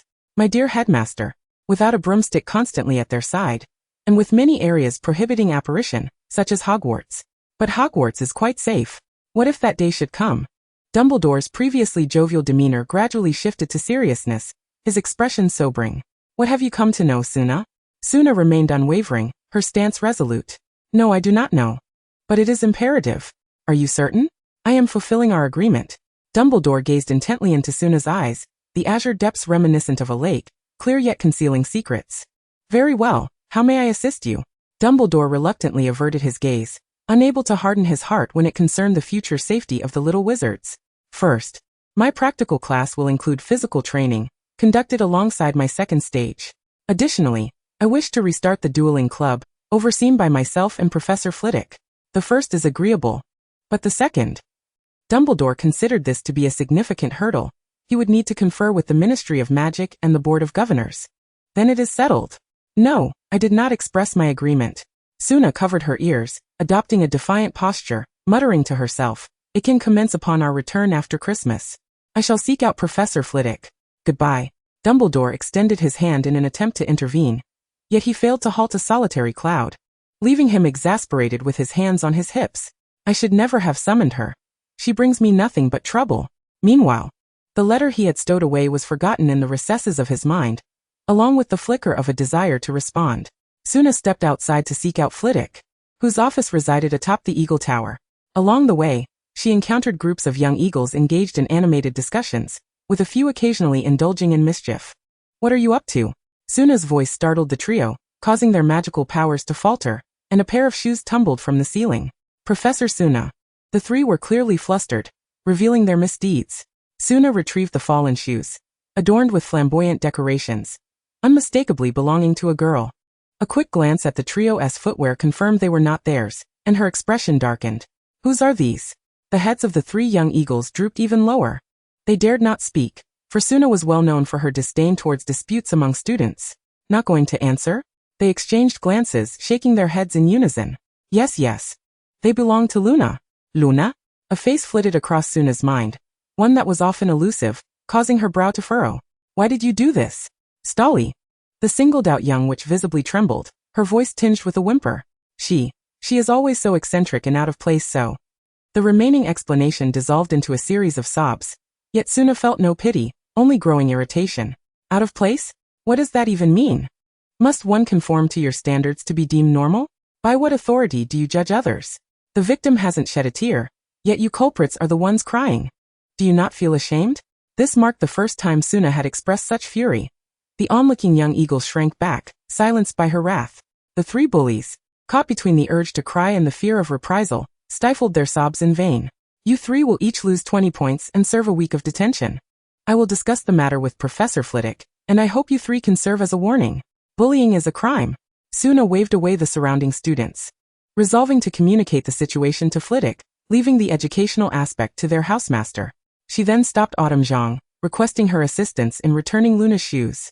Autumn readily agreed and kindly urged Suna not to be upset. Chapter 27. During the remainder of her journey, Suna endeavored to soothe herself. Indeed, a change in position brought about a shift in perspective. Professor Flitwick.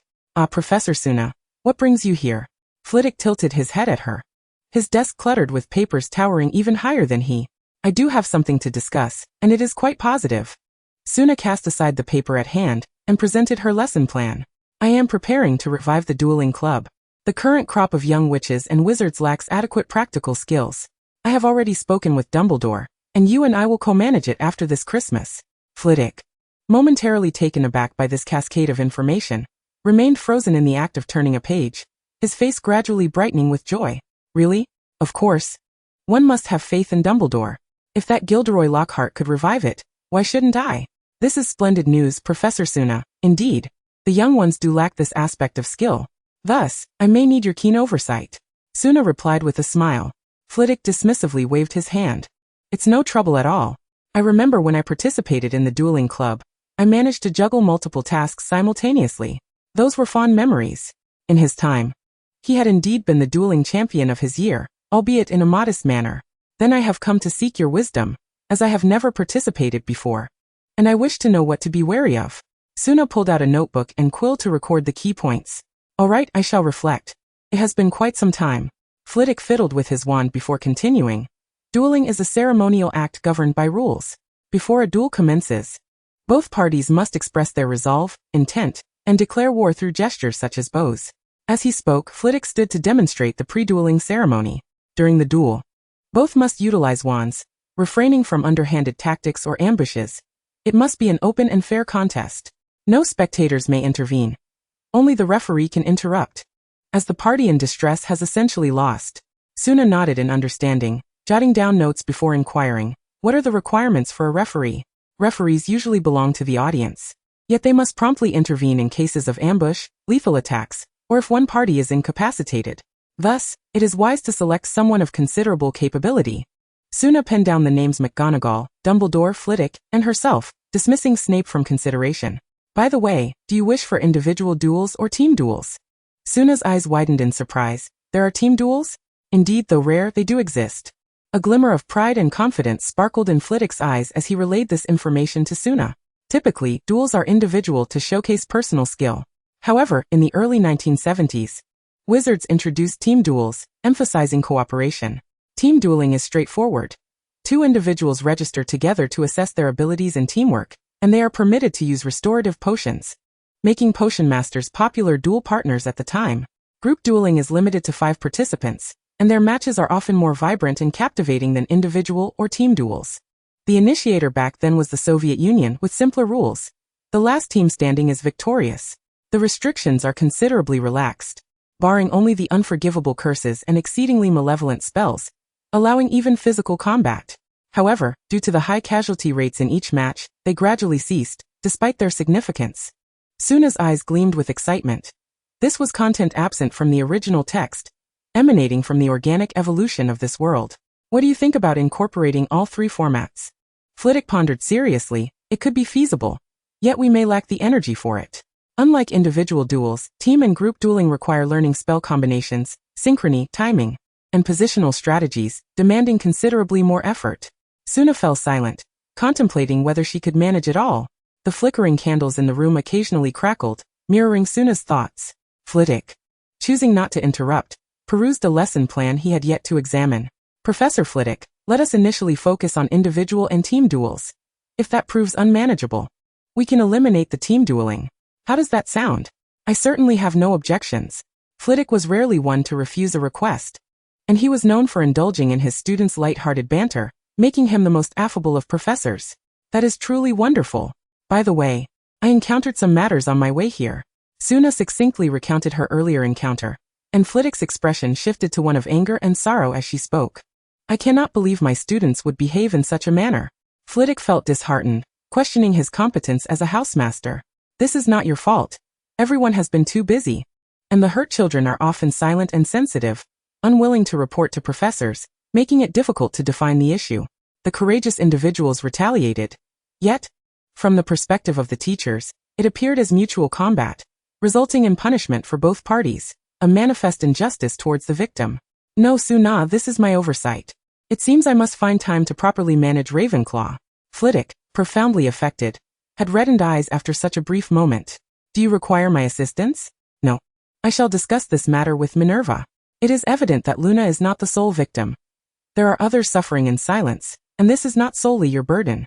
Upon finishing his statement, Flitwick felt an urge to seek out Professor McGonagall immediately, nearly toppling over a stack of books, but Suna steadied him. Do not be agitated. Professor Flitwick, there is still time. He concurred, contemplating that he would speak with Luna later regarding her tormentors, an utterly unacceptable situation. After offering him some comforting words, Suna departed, and Flitwick proceeded to find Luna, hoping her forthcoming days would be more favorable. Chapter 28. Following a discussion between Flitwick and Professor McGonagall, they sought an audience with Dumbledore to elucidate the situation, prompting Dumbledore to notify the professors of an impending meeting. Suna had presumed that Hogwarts lacked such an initiative. The primary participants in the meeting were the 4 house heads, while the remaining professors served merely as observers and supervisors. Once the meeting concluded, Snape cast a peculiar glance at Suna, seemingly on the verge of a sarcastic remark, yet ultimately chose silence before departing. On a pleasantly breezy day, the second-year students gathered for an extensive combined defense against the dark arts class. However, the peculiar instruction to wear comfortable clothing, devoid of robes, left the young wizards perplexed, though they complied without question. Theodore, you frequent Professor Suna's office. Do you have any inkling of today's agenda? Draco inquired of Theodore, who appeared notably prepared, outfitted far more professionally than his peers. Professor Suna prohibits me from divulging. Surely, you would not withhold this from us? Draco crossed his arms, elevating his chin in an attempt to intimidate Theodore with his entourage surrounding him. Yet Theodore remained unperturbed. The Knott family held their own against the Malfoys, and with Hogwarts enforcing a strict anti-bullying policy, he was confident that Draco would not dare to act against it. Reflecting on the hints Suna had previously provided, Theodore merely remarked, I hope you did not indulge too much at breakfast. Draco and his followers exchanged bewildered glances. What does he mean? No idea. They responded. Incompetence. The young wizards clustered in small groups, until Tom arrived to direct them to the underground classroom 21. A rather cramped practical space. Hogwarts boasted 2 underground levels, with the only occupied rooms being the Hufflepuff and Slytherin common rooms and Snape's potions classroom. All others remained empty. Suna had repurposed the largest available room, which would serve as the venue for dueling club activities in addition to classes. The unique layout of Hogwarts' underground spaces allowed for windows, alleviating any concerns regarding natural light. Inside, there were 2 elevated dueling platforms surrounded by designated dueling areas. The most western section housed a peculiar, somewhat technologically advanced room, adorned with a row of observation windows. Upon entering, the young wizards immediately noticed the distinctiveness of the space, with Hermione pausing for a moment before the dueling platform to commit its unusual features to memory. Ron, what is this? So strange. Hermione, perhaps it is some sort of technology room. I've seen something similar on television. Ron and some others who had grown up in the wizarding world were unfamiliar with the concept of technology, having never encountered a television. Perhaps my father would enjoy this. Ron murmured quietly, then turned to caution the others not to crowd. The room was elevated by 2 steps above the ground, and Suna stood atop the steps. Everyone. Quiet. She bellowed with an amplification charm. This will be our next phase of training. Reflexes, accuracy, and a touch of endurance. I extend my gratitude to Tom for creating this training facility. Tom, under the gaze of his peers, graciously tipped his hat in acknowledgement, while the more amiable Gryffindors and Hufflepuffs began to extol his virtues. Had Suna not intervened, Tom might have floated out of the window in delight. Next, I shall demonstrate. Be sure to pay close attention. Suna stepped into the room, retrieving 4 weighted rings from a nearby shelf, which she fastened around her arms and ankles. These are the weight rings, upon which I have cast a weight-enhancing charm. This numerical ring indicates the degree of the charm. You may commence at level 2. She then proceeded to the center of the room. Upon activation, this room will unleash attacks from all directions, comprising both physical projectiles and simulated spells, each possessing the same force as genuine spells. Your objective is to evade these assaults while vanquishing the enemies that materialize on the walls. The exercise concludes only when all foes are defeated. Remember my gestures. Suna drew a triangle with her wand, exclaiming, Beginner mode. The walls sprang to life like a machine, revealing numerous circular apertures. The training consists of 4 levels: Beginner, Intermediate, Advanced, and Hell mode. You may commence at the beginner level. Here it comes. A red beam shot forth from the wall opposite the students. A familiar stunning spell. Suna deftly sidestepped it, followed closely by 2 rapidly approaching spheres from the side. She deflected one with a spell while dodging the other. In the face of an attack, you may choose to evade or counter with a spell. This is far too easy. I will surely pass. Draco, observing Suna's leisurely demeanor, deemed the sparse attacks excessively simplistic. As he spoke, the number of assaults exponentially increased from all directions, some spells even concealing a small ball within. Yet amidst this barrage, Suna remained unscathed, effortlessly striking down the targets representing enemies.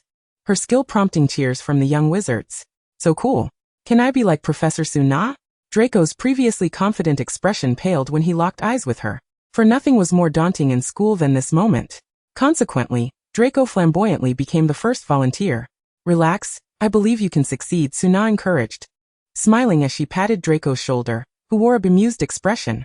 Next time he talks back, he won't bear the Malfoy name. Go Draco. Pansy and Draco's entourage cheered him on, while the others assumed the role of spectators.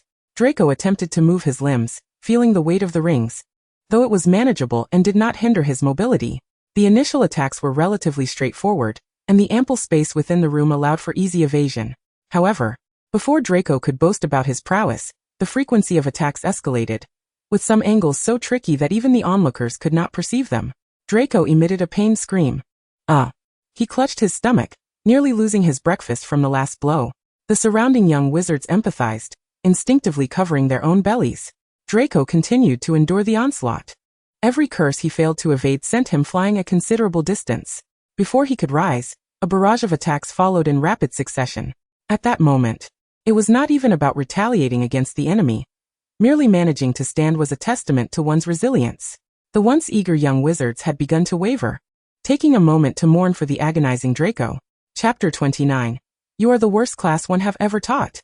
When Draco emerged, his legs trembled, as he had already concocted a narrative to report to his father. Suna approached, placing a reassuring hand on his shoulder, and said, Draco, you did well. You truly are a brave child. Brave child? Draco regarded her with skepticism. Really? Indeed, as the first to stand up, you performed admirably.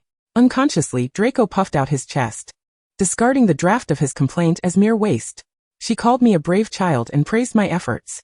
Suna, observing his expression, smirked, thinking, I still have you in my grasp.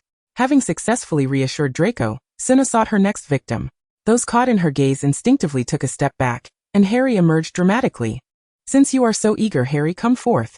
Suna feigned ignorance of the unfolding events and beckoned Harry to step up.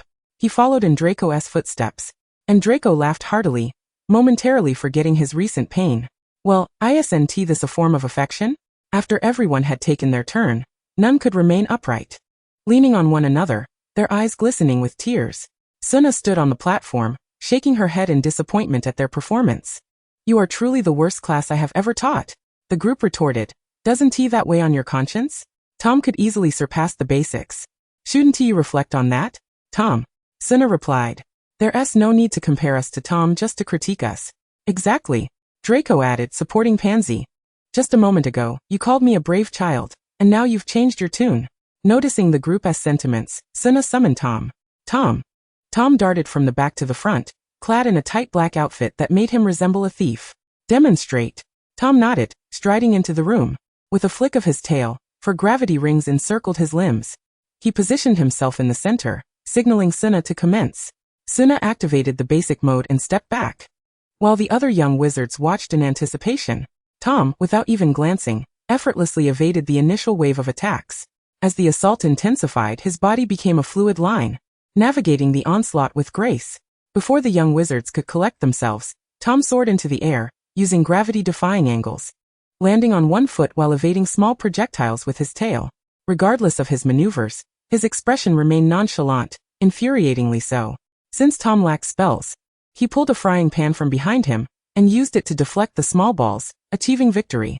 Upon completing his demonstration, Tom lit a cigarette, exhaling a large smoke ring, presenting himself as a lonely master of finesse.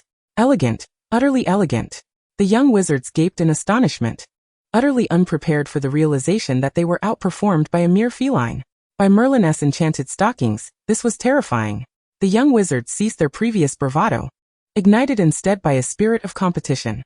They resolved that they could not be outdone by a cat. Suna, satisfied with their reaction, discreetly tossed the previously agreed-upon galleons to Tom. His eyes sparkled with delight as he bit into one and stowed it away, in fact, behind him. The young wizards left the classroom, questioning their very existence, while Tom dutifully remained to tidy up, preparing for the next wave of unfortunate souls. The following day, Suna's only free moment was interrupted by another young wizard. She glanced at the door of her office, pondering whether to replace the sign with one declaring her as a psychological consultant, given that one after another, they sought her counsel.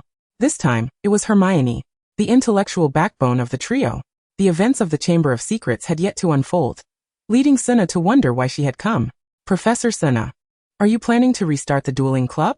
Hermione, having taken a seat, wasted no time in getting to the point, typical of her nature. How did you figure that out? The dueling platform is quite special, so I did some research. The books say it is used for wizard duels, and Hogwarts once had a dueling club, which was disbanded due to repeated incidents of unauthorized dueling. Suna was taken aback by Hermione's astuteness. Yet she pondered why Hermione sought her regarding this matter. Hermione, you are quite observant, but what is the issue? Hermione bit her lip, uncertain whether to voice her next thoughts. She admired Suna, but speak freely. Do not torture your lips. They require beautiful lipstick. Hermione immediately relaxed, a faint blush gracing her cheeks. Professor Suna, I don't understand. First, I must clarify that I am your fan, and I greatly admire your work. In my impression, you are a witch who yearns for freedom and cherishes nature. Yet, since your very first class, you Haven-T seemed quite like yourself. Feigning surprise, Suna inquired, for example? For instance, you appear to be teaching us combat skills. In the first class, you incited our hostility towards hypothetical enemies. Yet the defense against the dark arts class is meant for understanding dark magic and those dangerous creatures. Isn't it? Yes. Suna chuckled lightly, gesturing for her to relax. I will certainly teach you those things, but I must also prepare you for what lies beyond the school walls. I have traversed many countries and encountered a multitude of individuals, both good and bad. Beyond mere judgment, you must learn to protect yourself in such circumstances. But there is the Ministry of Magic and Ors. Then tell me, Hermione, will they always appear in a timely manner when you need them? Hermione fell silent, recalling last semester's incident with the Sorcerer's Stone, where the three of them, mere first-year students, had faced danger without even the presence of an Auror, let alone Dumbledore. Hermione, do not rely on others indefinitely. Rather than placing your hopes in others, be your own savior. Your own savior? Hermione repeated softly, as if something profound were taking root and sprouting within her heart.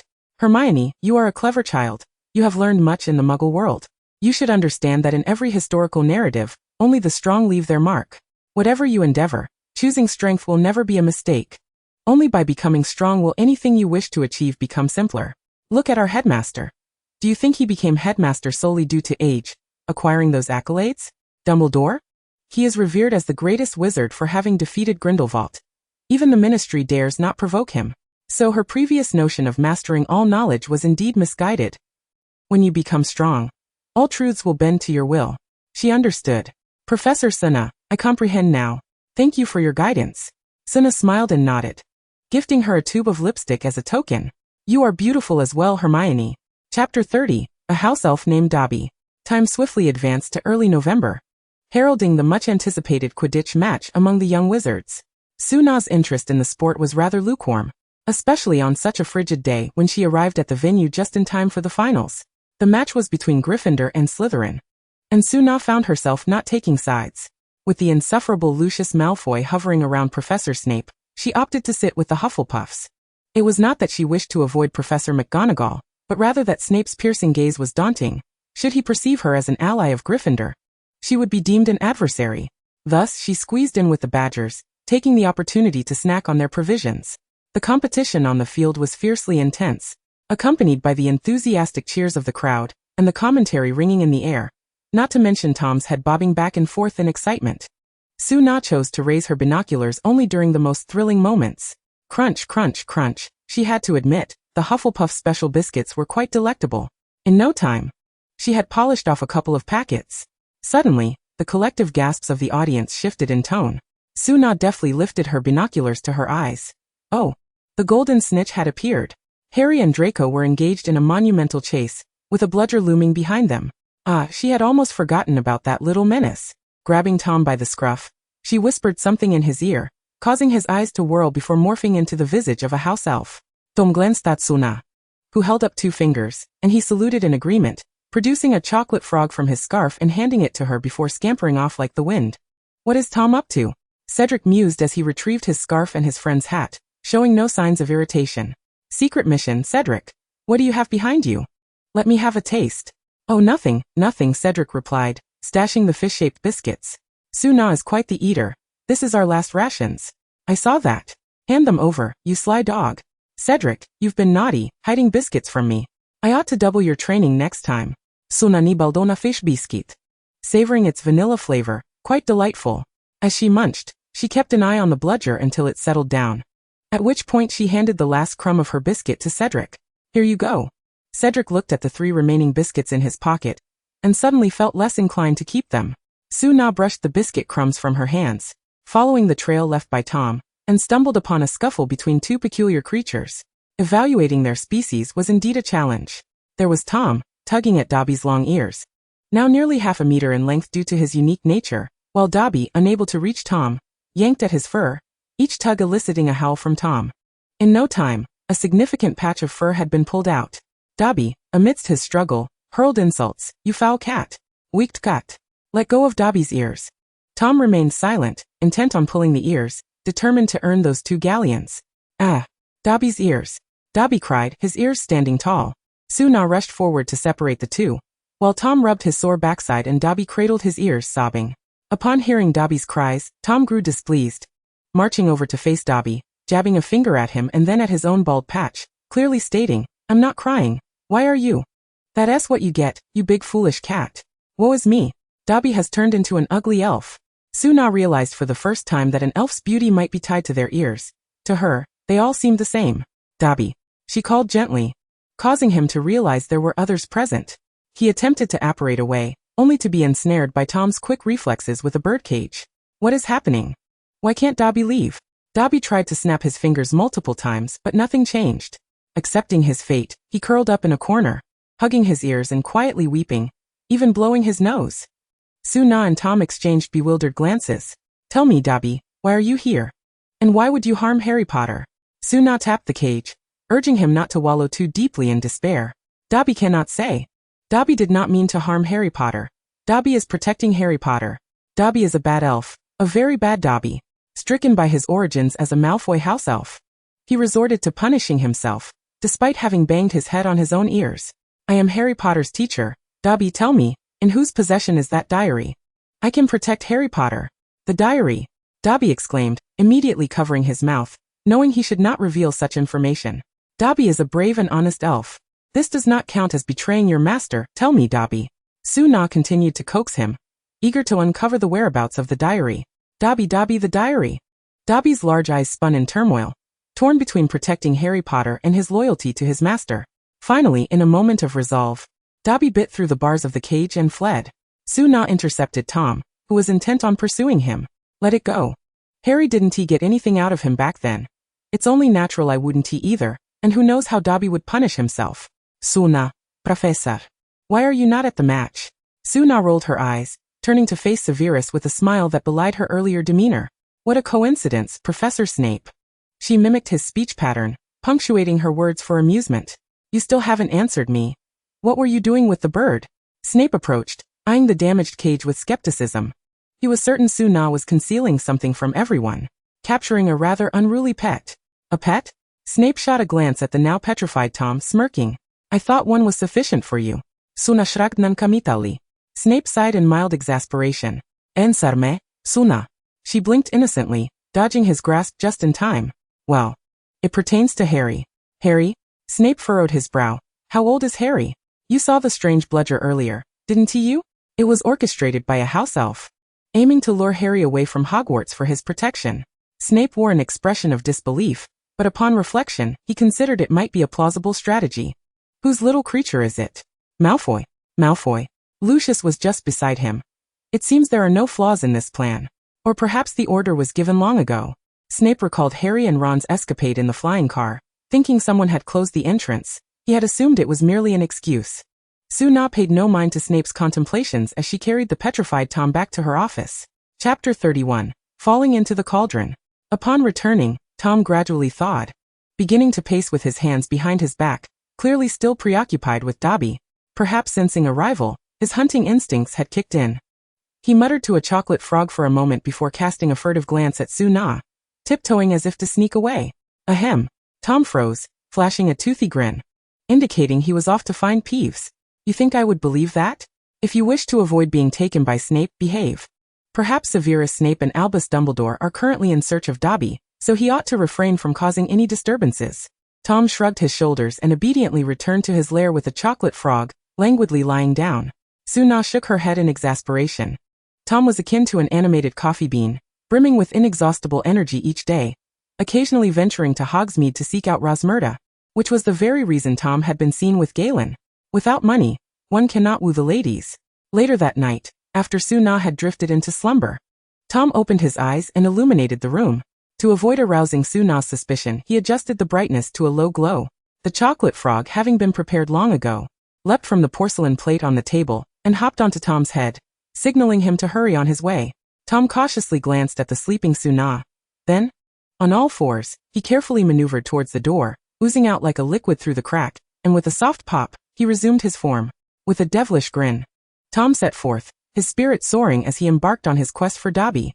Meanwhile, Dobby was hiding in a corner of Hogwarts, crying while munching on a stolen piece of bread. The sound of his chewing echoed softly as he lamented. Tom, balancing the chocolate frog atop his head, marched past, and upon spotting Dobby, he swiftly turned his head and concealed himself behind a wall to observe discreetly. The chocolate frog pointed at Dobby. Was it him? Tom nodded, flashing another wicked smile. Glancing around for any suitable weapons, he seized a burning candlestick and stealthily approached Dobby from behind, intending to deliver a fatal blow. However, Dobby, who was in the midst of wiping his tears, suddenly noticed a shadow of a cat growing larger on the ground. Rubbing his eyes in disbelief, he confirmed its reality and spun around abruptly, coming face to face with the poised Tom. Ah! Angonsto scut. Tom was startled by Dobby's unexpected scream, causing the candlestick to slip from his grasp, spinning midair before he managed to catch it.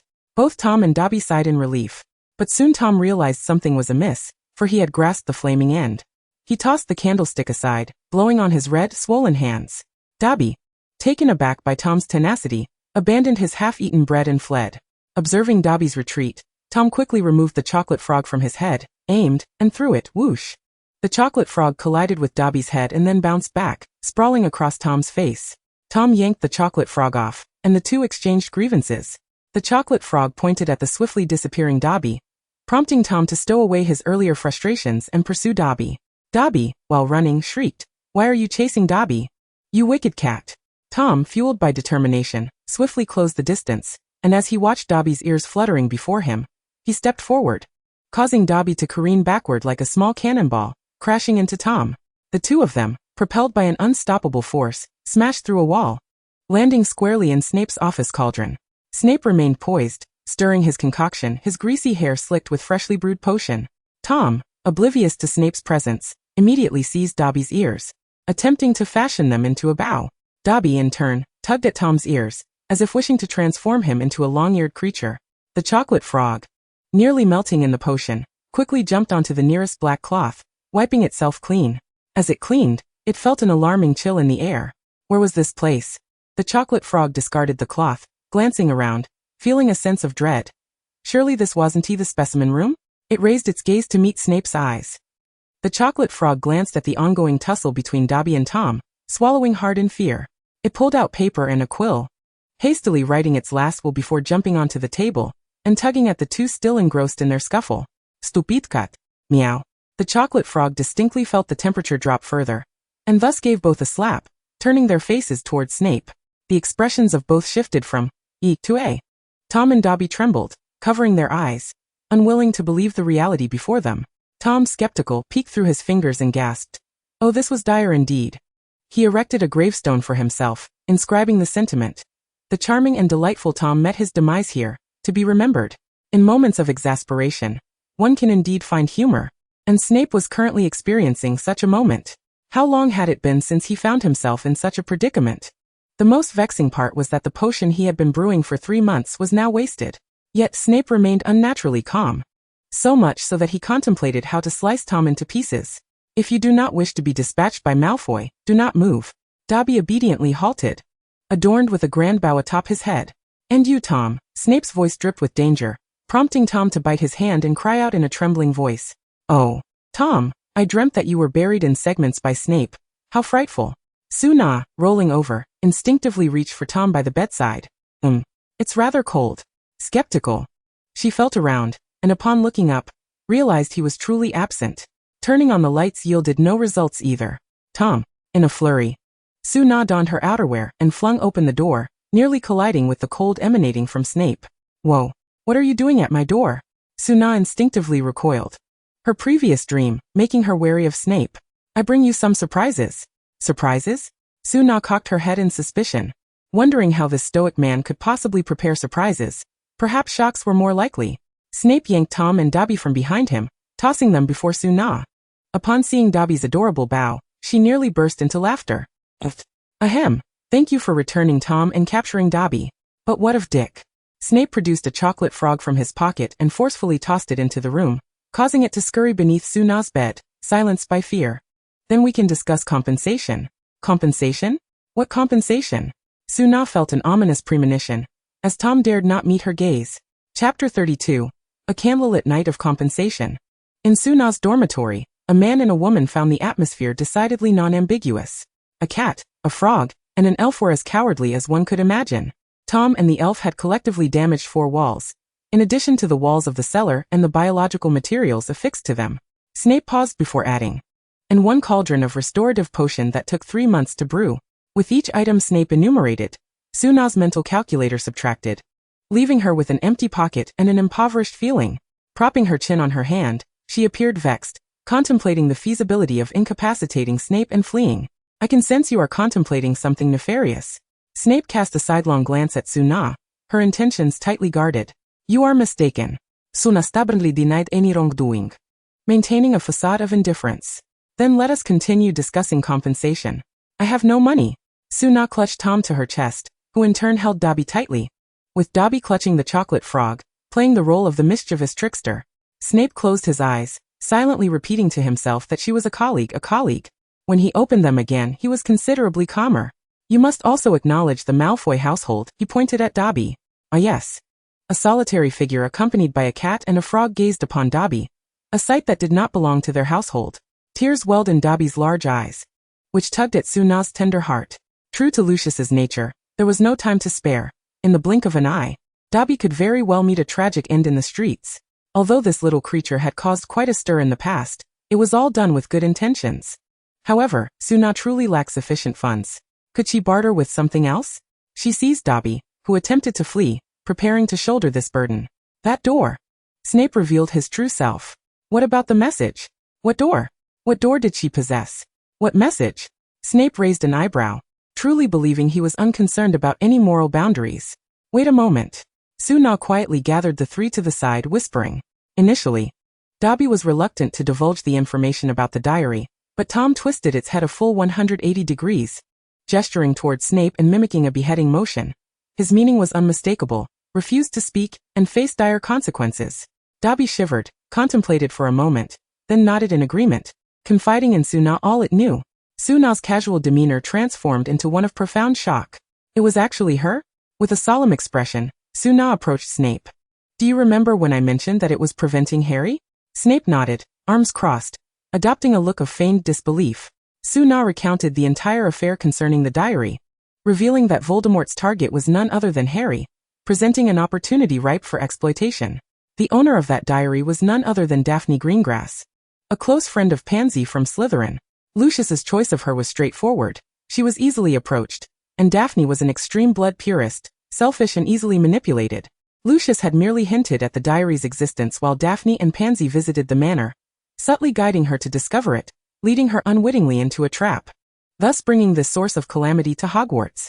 Was that diary connected to that individual? Suna nodded and Snape's expression turned grave. He had not anticipated that Voldemort had left a contingency plan unbeknownst to everyone. Much like last semester's quarrel, this time it was a diary. What could possibly be next? A seductive creature? What were his intentions? Dobby mentioned something about releasing something. If the plan involved Harry's demise, I suspect it might involve magical creatures or poisons. Nevertheless, the priority was to retrieve that diary. This matter was best entrusted to the Slytherin head, Daphne was not like Ginny, who would experience a pang of conscience and lose the diary. However, caution was imperative. Snape raised an eyebrow. What do you mean? If it truly was that individual's contingency plan, it would undoubtedly be highly tempting. Thus, Suna produced a shielding device and handed it to Snape. This can block it. Snape examined it briefly and inquired, do you intend to use it to offset the compensation? I knew we were good friends. You truly understand. No. Suna turned her head, rejecting the continuation of their collaboration, deftly reclaiming the shielding device, only to have it dodged by the long-time bachelor. Suna glared fiercely. You cannot want it both ways. This week, I shall seek you out regarding the door. The potion ingredients are special. It was evident that Snape had a deep obsession with that potion, to the extent that he would offer explanations for it. Very well. Suna sighed with relief. Her little purse was safe. It wasn't that she was miserly. Christmas was approaching, and she had a plethora of gifts to buy. After resolving his affairs, Snape prepared to return, needing to tidy up the aftermath in the cellar. Perhaps due to prolonged lack of proper rest, or perhaps from the looming threat of Voldemort. He found himself momentarily dazed upon standing, nearly collapsing back into his seat, only managing to steady himself against the table.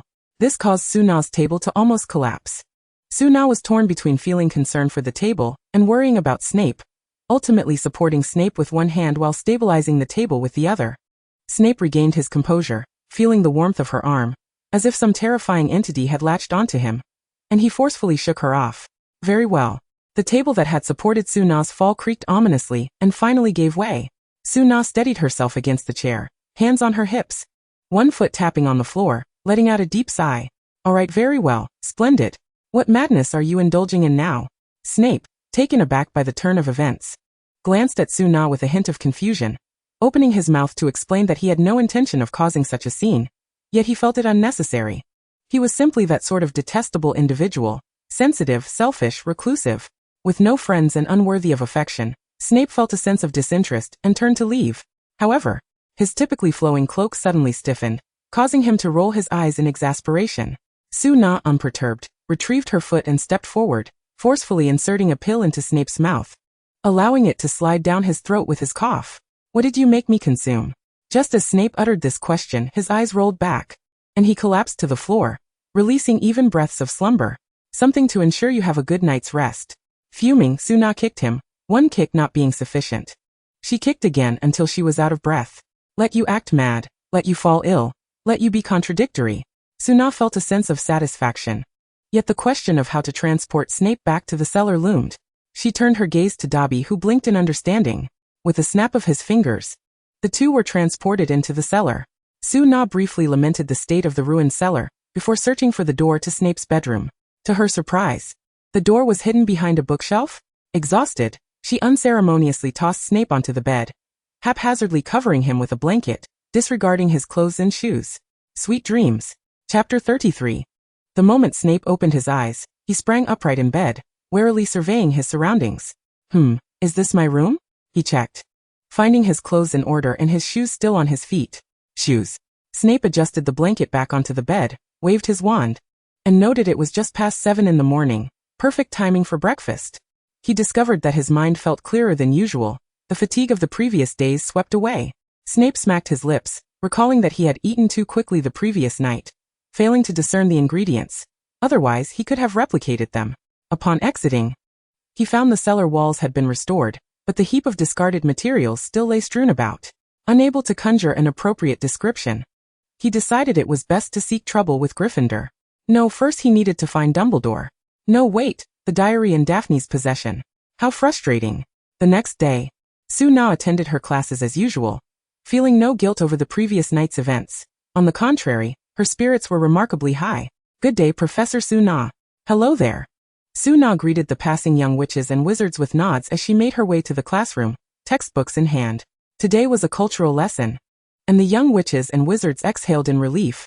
No punishments awaited them today, hooray. Everyone, turn to page 132. Today we will study the magical creatures of the forest. Harry seemed somewhat distracted, not solely because his arm had yet to heal, but more so due to the words Dobby had shared with him. His defense against the dark arts professor seemed to know something, even having protected him during the Quidditch match.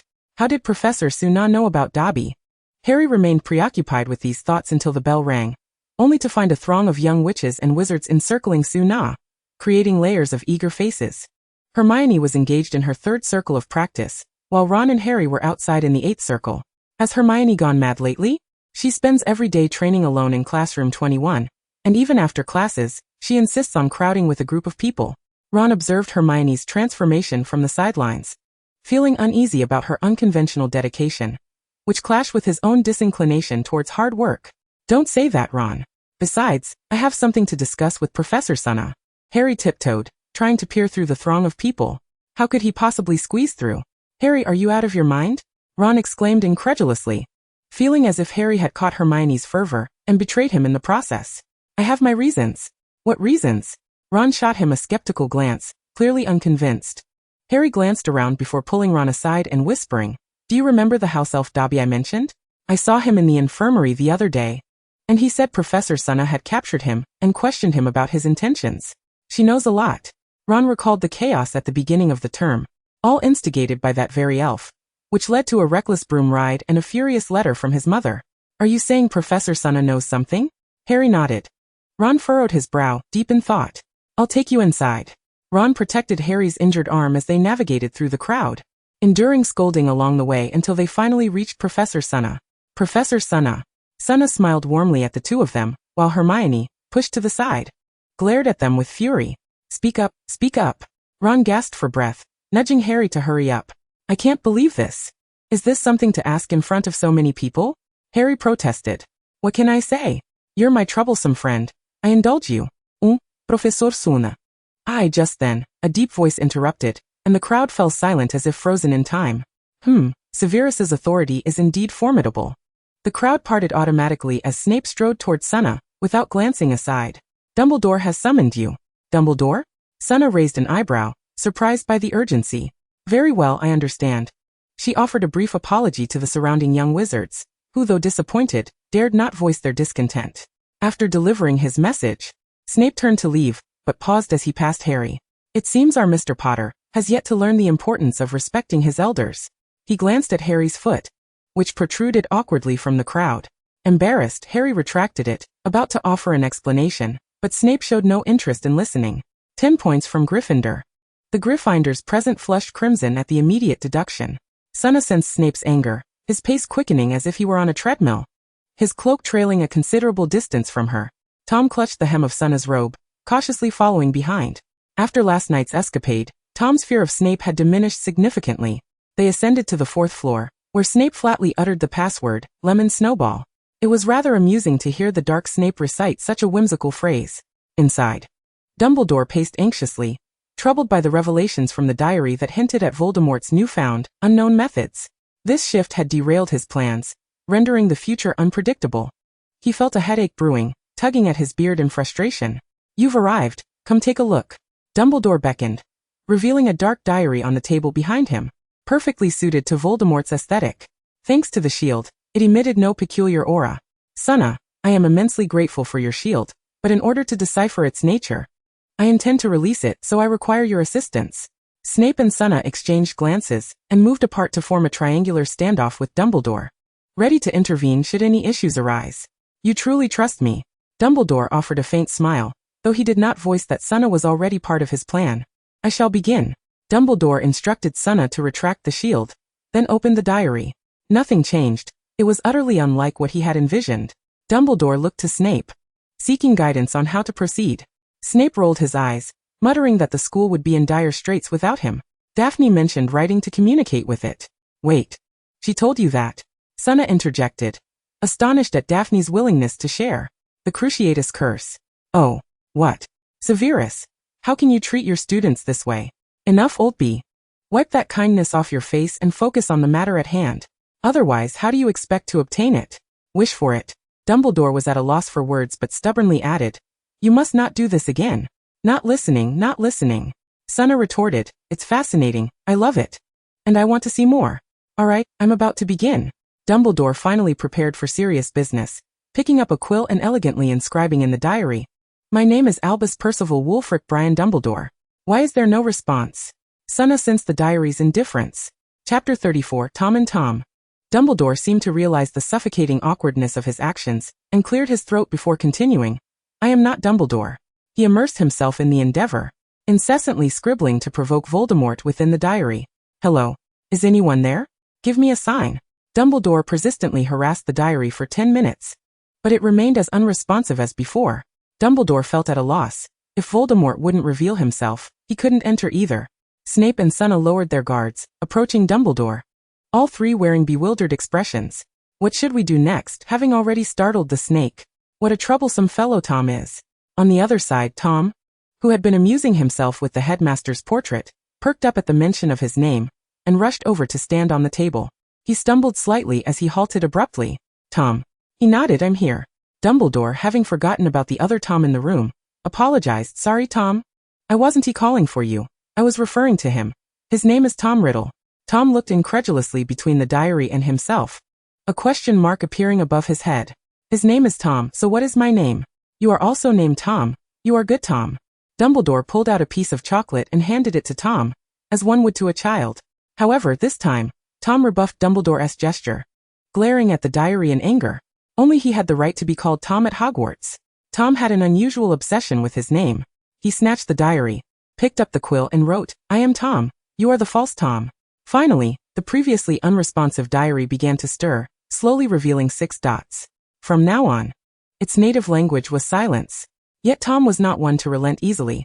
Faced with the diary as defiance, he turned red with rage, steam practically billowing from his ears. Rolling up his sleeves, he furiously penned 2 lengthy passages of condemnation. Will this work? Suna shook her head, equally uncertain. An enraged Tom was indeed a terrifying prospect. Tom continued his relentless tirade against the diary, which, under his influence, began to deviate from its original purpose, as it engaged in a heated exchange of insults with Tom. Suna and her companions observed the spectacle much like onlookers at a gossip forum in a previous life, gasping intermittently with astonishment. Oh, my goodness. Unbelievable. Severus Snape, unwilling to partake in such madness, found himself irresistibly drawn in by the exclamations of Dumbledore and Suna. Just one glance, merely a glance. Wow. Voldemort isn't wearing any underwear? The war of mutual mockery between Tom and the diary had escalated to hundreds of exchanges, leaving Suna and her friends thoroughly entertained. You worthless, unwanted cat. No one loves you. The diary, embodying Voldemort's wrath, penned a fierce retort, causing Tom to leap in fury. He turned to Suna, seeking her affirmation of love. Of course I love you, Tom. Suna readily complied, prompting Tom to turn to Dumbledore next. I love you too, Tom. You are a splendid cat, he replied. As long as you don't demolish the house along with Peeves and the twins. Tom then glanced at Snape, who wore a scowl, ready to deliver a snide comment. But Dumbledore and Suna's piercing gazes thwarted him. I'm not afraid, Tom nodded in satisfaction, inscribing in the diary. They all love me. They are deceiving you, Tom. You are too gullible. Unable to restrain himself any longer, Tom swiftly sketched a door in the diary, which transformed from a mere 2D depiction into a tangible 3D portal. The other side was shrouded in darkness, obscuring all visibility. Tom cast aside the quill, thrusting his hand through the door, caressing its surface repeatedly. This scene left the trio in a state of shock. Tom's eyes gleamed with mischief, a wicked grin spreading across his face. With a vigorous tug, he pulled a slice of Voldemort from the diary, who emerged diminutive and translucent, only 2 feet tall, due to insufficient magical energy and vitality. Oh. Tom discarded the diary, gripping the slice of Voldemort by the neck, baring his teeth as they faced each other. You are being rather presumptuous. Slice Voldemort retorted. Tom emitted a sinister chuckle, and in that moment, it was unclear who the true villain was. Producing a length of rope, Tom bound the slice of Voldemort into a caterpillar-like form, complete with a large bow, and proudly approached Suna. Tom, you are truly remarkable, he proclaimed, leaning against the lamp, one hand brushing his forehead, his chin held high. Indeed, he was the best, the most beloved feline. Dumbledore mentally scratched off all his plans A, B, C, and D, as the subsequent strategies morphed into a tangled web, ultimately resembling Tom's shape. Voldemort does not seem so terrifying after all. Dumbledore's attention shifted to the caterpillar Voldemort, who was visibly dejected. Who could explain to him how a cat could breach the dimensional barrier? Why? The great Dark Lord was being subjugated by a mere cat. He wished for death. Long time no see, Tom Riddle. Dumbledore hastily adjusted his address. Yet Voldemort felt there was no need for such formality. Were they truly that familiar? Long time no see, my headmaster. Although Voldemort felt disgruntled, he maintained the decorum expected of the occasion. What is your intention upon returning to Hogwarts? What do you intend to unleash? The slice of Voldemort grinned wickedly. My dear headmaster, I am no longer your student. Do you not find this question rather pointless? Alternatively, let us make a deal. Hand over Harry Potter to me, and I shall answer your queries. What do you say? Dumbledore's expression darkened. It was indeed aimed at Harry, and more likely, that entity had already been unleashed. Not a chance, Riddle. You will ultimately fail, I assure you. The slice of Voldemort's gaze turned malevolent. Then let us see Dumbledore, who perishes first. Dumbledore chuckled softly. Tom. Do not call me Tom. Slice Voldemort snapped back. Wait, there's another Tom. Just then, Tom dashed forward to salute, before mischievously approaching the slice of Voldemort, who felt an ominous premonition. With a swift kick, Tom sent the slice of Voldemort soaring into the air, catching him with a candelabrum, suspending him in midair by the rope. Mohaha! Tom brandished a fly swatter, positioning himself behind the slice of Voldemort, rhythmically swatting as he sought the right sensation. The sound echoing through the air. No, Dumbledore, wait, we can talk this over. Dumbledore plugged his ears, indicating his refusal to engage. No, let me go. Dumbledore. Tom. Good Tom. Ack roar. The entire Hogwarts trembled with the slice of Voldemort's anguished cries. Chapter 35. The Basilisk emerges. Did Slice Voldemort finally relent? No. It was not stubbornness. Rather, something was amiss at Hogwarts. Due to Daphne acquiring the diary in advance, Slice Voldemort had manipulated her into opening the Chamber of Secrets ahead of time. The last time Suna and her companions had encountered her was precisely when she had unleashed the basilisk, seeking its assistance. Therefore, Suna's trap had not been triggered. Professor McGonagall led Filch to seek out Dumbledore, and upon opening the door, her pupils widened in shock before she promptly shut Filch outside. You all, Professor McGonagall's eyes darted nervously, unsure of whom to focus on. Slice Voldemort, upon realizing more individuals had arrived, clamped his mouth shut, his face reddening in frustration. Suna surveyed the scene, sensing that something was indeed amiss. What happened, Minerva? Dumbledore halted Tom. There are outsiders. We must pause. Oh, what was I about to say? Professor McGonagall yanked Filch inside. You speak. She needed a moment to compose herself. Headmaster Dumbledore. Colin Creevey was found petrified in the corridor on the 3rd floor. The students discovered him, but he was unaware of what had petrified him. Filch felt little sorrow, as he equally despised every little wizard with magic. Petrified? Dumbledore cast a glance at the slice caterpillar Voldemort, who appeared equally astonished, seemingly perplexed as to how this could have happened. Could it possibly not involve him? Let us go take a look, Tom. Keep an eye on him. Tom patted his chest, assuringly, while secretly producing a small whip from behind him. Wait, a whip?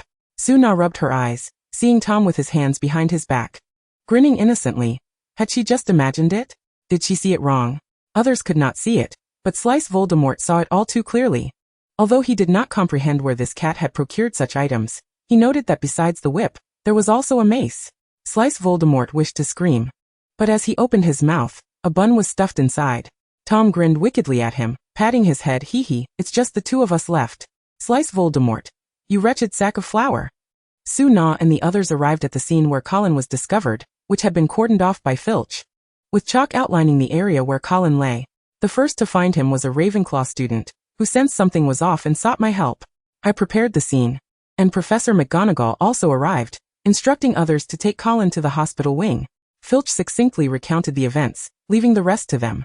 Professor McGonagall and Dumbledore were discussing Colin's situation while Suna approached the spot where Colin had fallen, determining the last direction he had gazed at in life.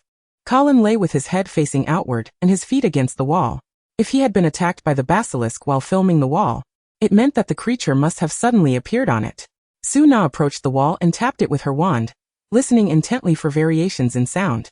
Thud, thud. She raised an eyebrow, tapping a few more times, and the hollow sound was quite evident. Thus, this was indeed a hidden passage within Hogwarts. Professor Suna, Dumbledore inquired. What have you discovered?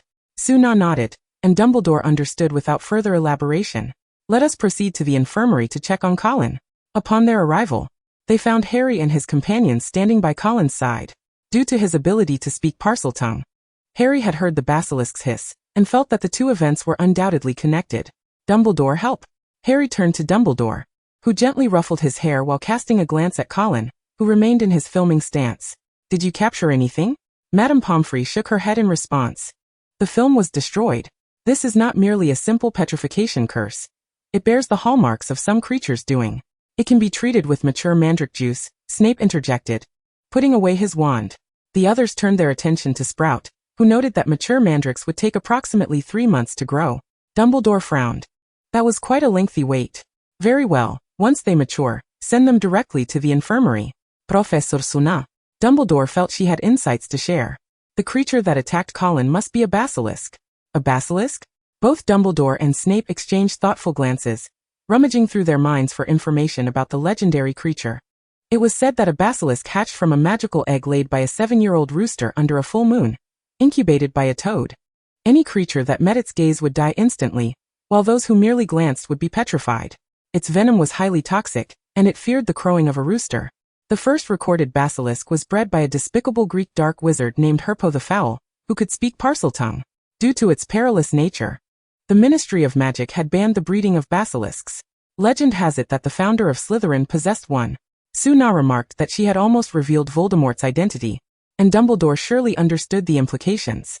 Dumbledore gave her a knowing look, indicating he had received her message loud and clear. Basilisk, Parseltongue, Slytherin. Each clue pointed unmistakably in one direction. While Harry and his friends remained bewildered, the other professors had at least heard whispers of the legend of the Chamber of Secrets. They exchanged glances, preparing to depart. Dumbledore would confront the fragment of Voldemort once more, while Suna went to fetch Tom, and the others returned to their respective quarters. Hermione, Harry's pallor was evident since Colin's incident. I'm fine. I just feel that this might somehow involve me. What? Ron whispered, as Madame Pomfrey gestured for him to lower his voice. Are you joking? Didn't you hear Professor Suna say it was the basilisk's doing? But I heard that voice. I just heard it, and then Colin was attacked. Don't you think? Harry trusted his instincts. Stop joking around, Harry. Do you think you can understand what the basilisk is saying, because you can speak Parseltongue? Ron dismissed it, but then froze as they exchanged glances. Parseltongue. What are you talking about, Harry? Ron laughed at the absurdity of the suggestion, which seemed as ludicrous as before. Ron, what is Parseltongue? Why do you look like that? Hermione had never encountered any information regarding Parseltongue.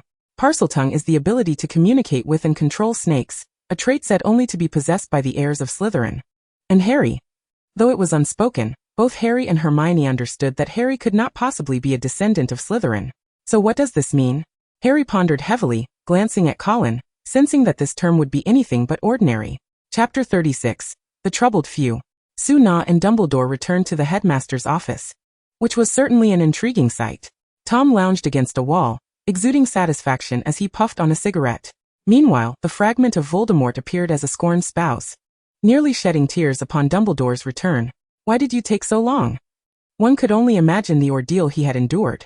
Dumbledore, taken aback by this unexpected twist, allowed his mind to whirl with thoughts.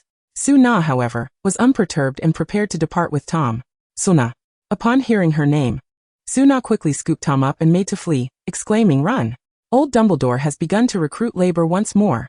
In her haste, she crashed through the heavy door without even opening it, leaving an imprint in the wood. Dumbledore exclaimed, "That is my door." Cough cough.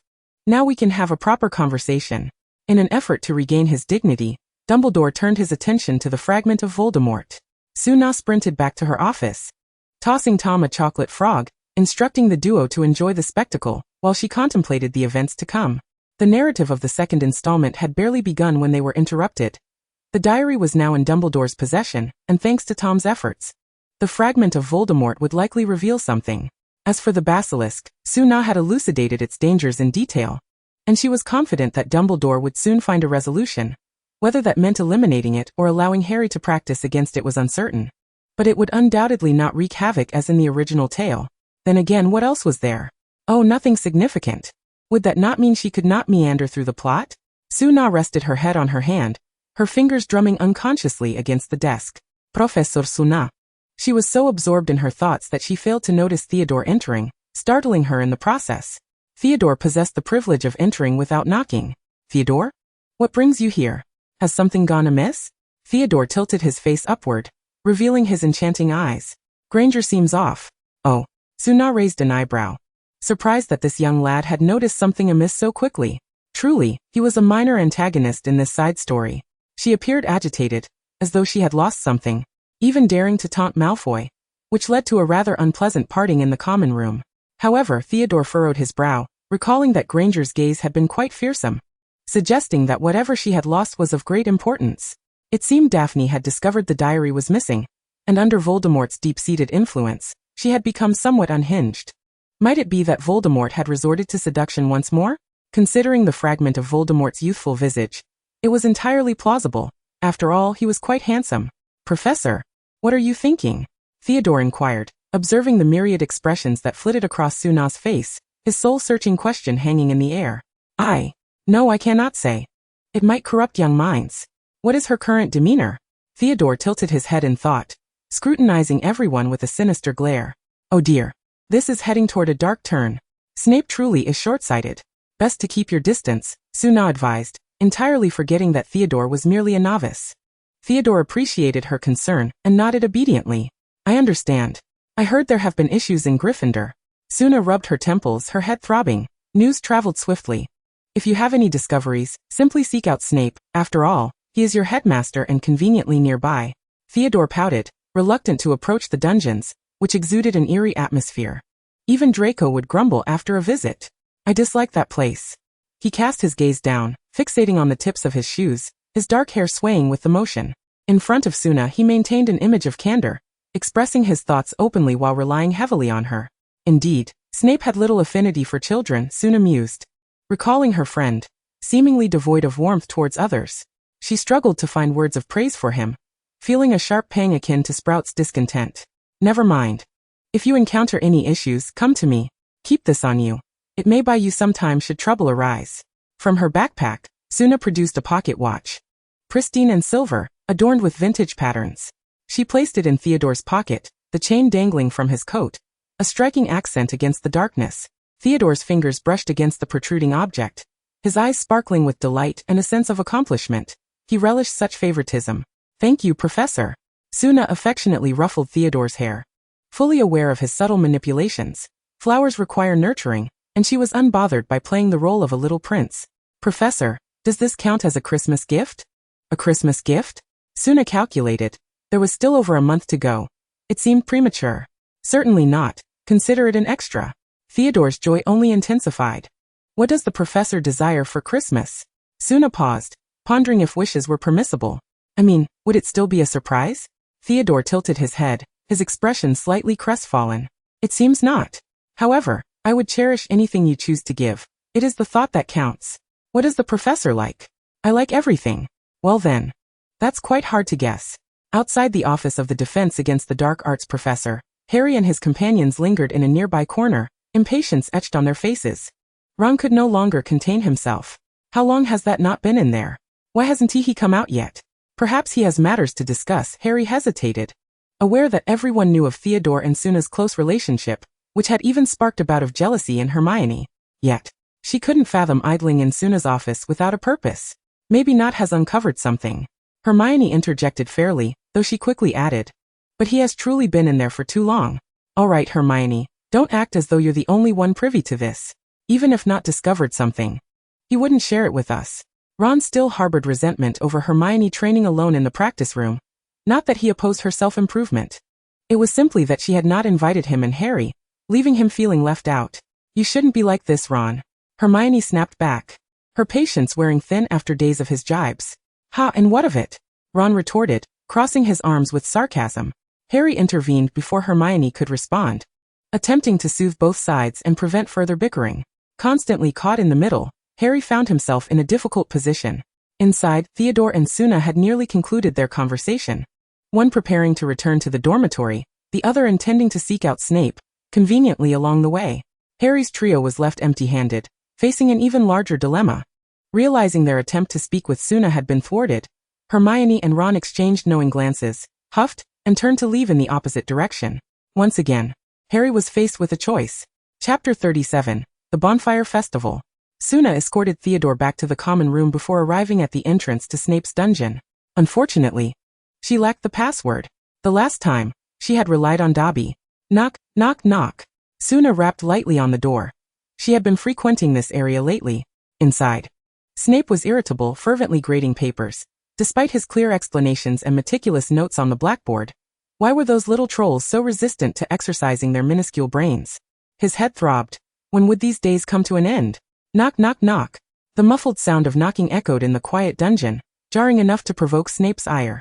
He had no desire to acknowledge it, yet it persisted, maintaining a steady rhythm that only heightened his annoyance. Come in. He uttered the password, permitting the visitor to enter. But the outside individual seemed oblivious, pausing briefly yet continuing to knock. Suna genuinely hadn't heard him. Snape's door was thick enough to muffle his voice. The sound barely reached her ears, reduced to just 2 words. Suna naturally assumed she had misheard until Snape furiously flung open the door, gripping the doorknob tightly. He inhaled and exhaled, controlling his agitation. Suna. Professor. Must I physically open the door for you to enter? Should I also lay out a red carpet for your grand entrance? Suna sensed something was amiss with Snape's demeanor, his teeth grinding audibly. This involuntarily made her shiver, diminishing her bravado. Your door. Has it dawned on her that the enchantment had lifted, causing her embarrassment? I didn't hear you, haha. Snape rolled his eyes dramatically, releasing the door and turning back into the room. Suna followed closely, shutting the door behind her. It was solid and notably thick, even Tom would struggle to breach it. Snape remained silent, returning to his seat while massaging his temples. Meanwhile, Suna, shameless as ever, had only felt a fleeting moment of discomfort, and was now inspecting Snape's newly arranged specimen shelves. If she wasn't mistaken, the wall behind the shelves appeared to be steel? Clang. That sound confirmed it. Snape, how much did you spend on that steel? Where did you buy it? Is it effective? If so, could you recommend it to me?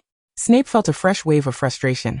He should not have placed steel there. He ought to have put Suna's face in its stead. What brings you here? He snapped. If you have business, state it quickly. If not, be gone. Suna scratched her head, remembering her purpose. Have you not dealt with Gringotts? She may currently be frantically searching for her diary. I don't see the necessity. Snape did not lift his gaze, his tone muffled by his position. Is not complaining to you again?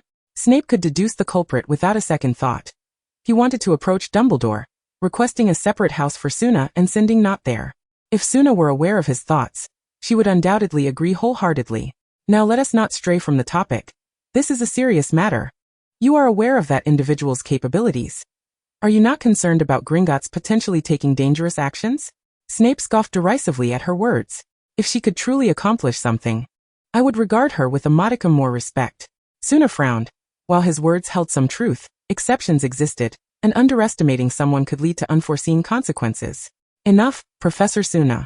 If your sole purpose in visiting me is this matter, you may as well leave. I can handle my own students. Snape began to usher her away, his annoyance at her presence palpable. Fine. If you have the capability, then do not keep me. Suna produced the portkey and opened it twice, raising an eyebrow at Snape in a teasing manner before preparing to stow it away. Oh dear, this door seems to be getting a bit stiff. I should give it some maintenance. Snape, exasperated, thought, I could just kill someone. Get out. All right then. Suna tossed the door aside and fled, leaving Snape with a pent-up frustration lodged in his chest, neither here nor there. He struggled for a couple of seconds in his seat, yet ultimately succumbed to the allure of the restoration potion, an ancient formula of his that, if successful, would signify a personal breakthrough. It could be said that Suna had expertly balanced the line between provoking Snape and soothing him. Hogwarts was set to host a bonfire night by the Black Lake, complete with fireworks. The bonfire night in England, also known as Guy Fawkes Night, commemorates the gunpowder plot, where people light bonfires, set off fireworks, and burn effigies with good wishes. When Suna first attended in a London village, she was taken aback, as it contradicted her foundational knowledge. In her past life, burning effigies had a different connotation. Yet in England it is a blessing, a mark of respect, with many celebrities and members of the British royal family having been burned in effigy. To her surprise, Hogwarts celebrated this festivity as well. But whom would the little wizards burn? Dumbledore, perhaps? Surely Theodore wouldn't he burn her? A shiver ran down Suna's spine. She had to prevent that. Tom. There's a bonfire night tonight.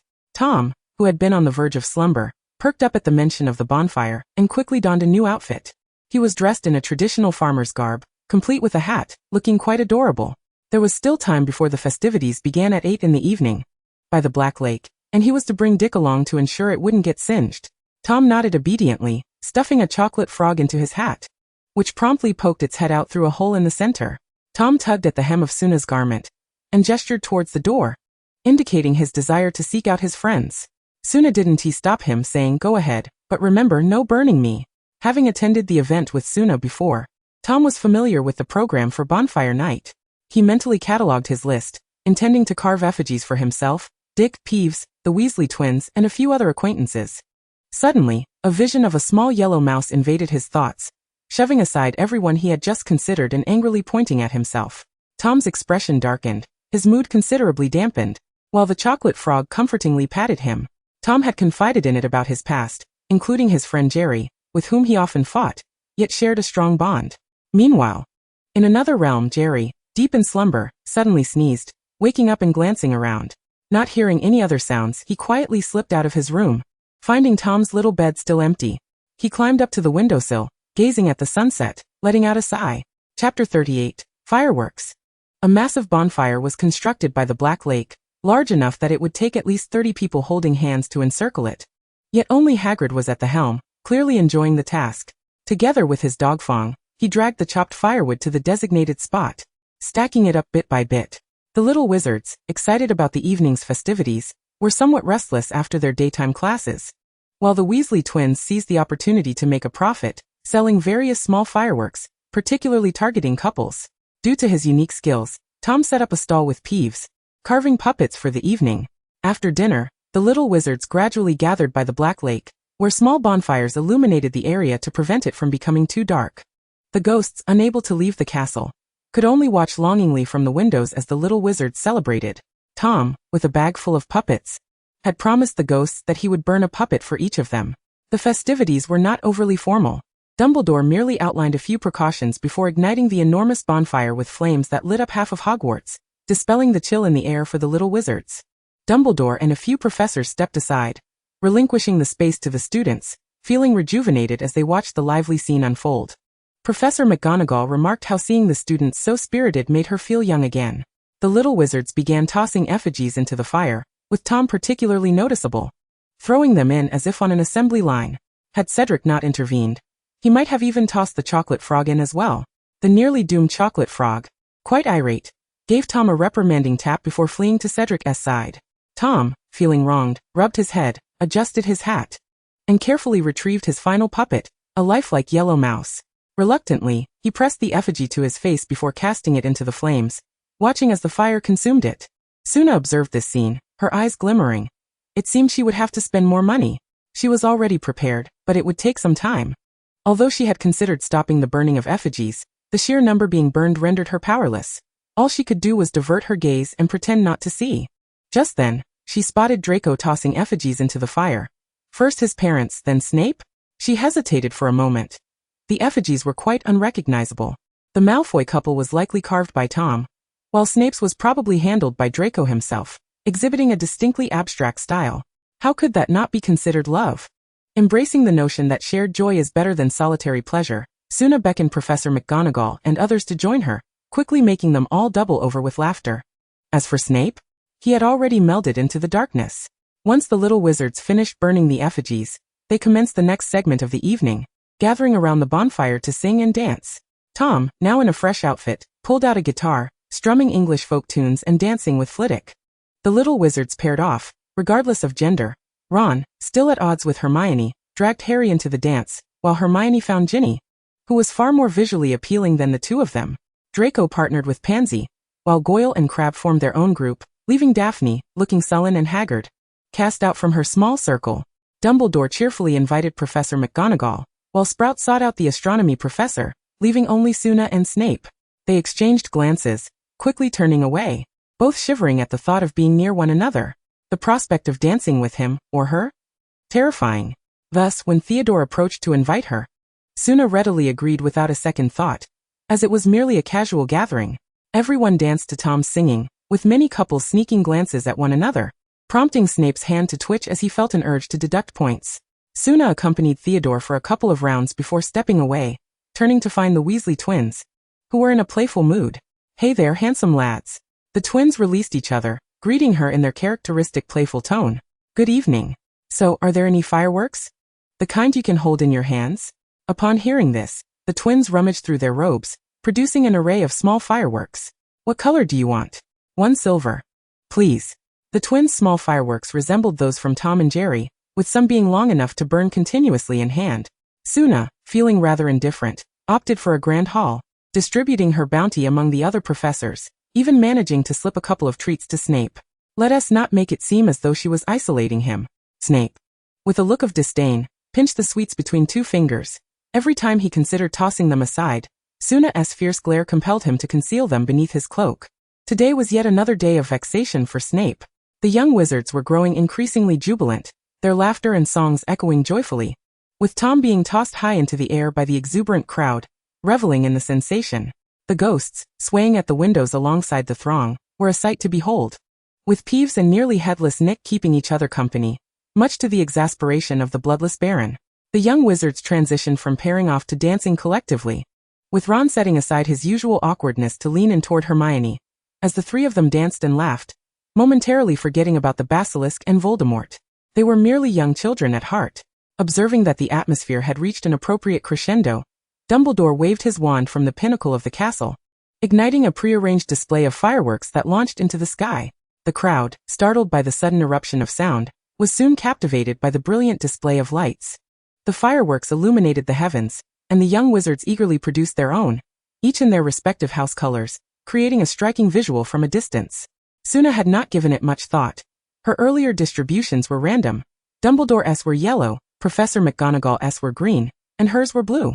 With a sudden spark of mischief, Suna ignited the hidden fireworks belonging to Snape, red no less. The juxtaposition of Snape's stern visage and the vibrant red fireworks was a sight to behold. Tom's fireworks, more than just beautiful, were also remarkably powerful, causing quite a stir among the Gryffindors who sought to procure some from him. The cacophony of popping sounds resembled the din of battle, and poor Seamus was caught off guard by a firecracker, leaving him covered in soot. "Tom," he called out. But Tom remained silent, hastily fleeing the scene. As the clock struck 10, the professors commenced ushering the young wizards back to their common rooms. Despite the festivities, rules must still be upheld. Suna was retained by Dumbledore to manage the aftermath, as the small bonfire had dwindled to mere embers, easily extinguished by a simple surge of water. The grand pile of logs, however, required the assistance of the merfolk from the Black Lake, to whom Dumbledore had communicated for aid. Demonstrating his mastery of Mermish, he truly was an academic prodigy. The 2 of them scattered the remaining ashes into the forbidden forest, destined to become future remnants. "Come, let us share a drink," Dumbledore invited after everything had been settled. Chapter 39 Tom's Thoughts.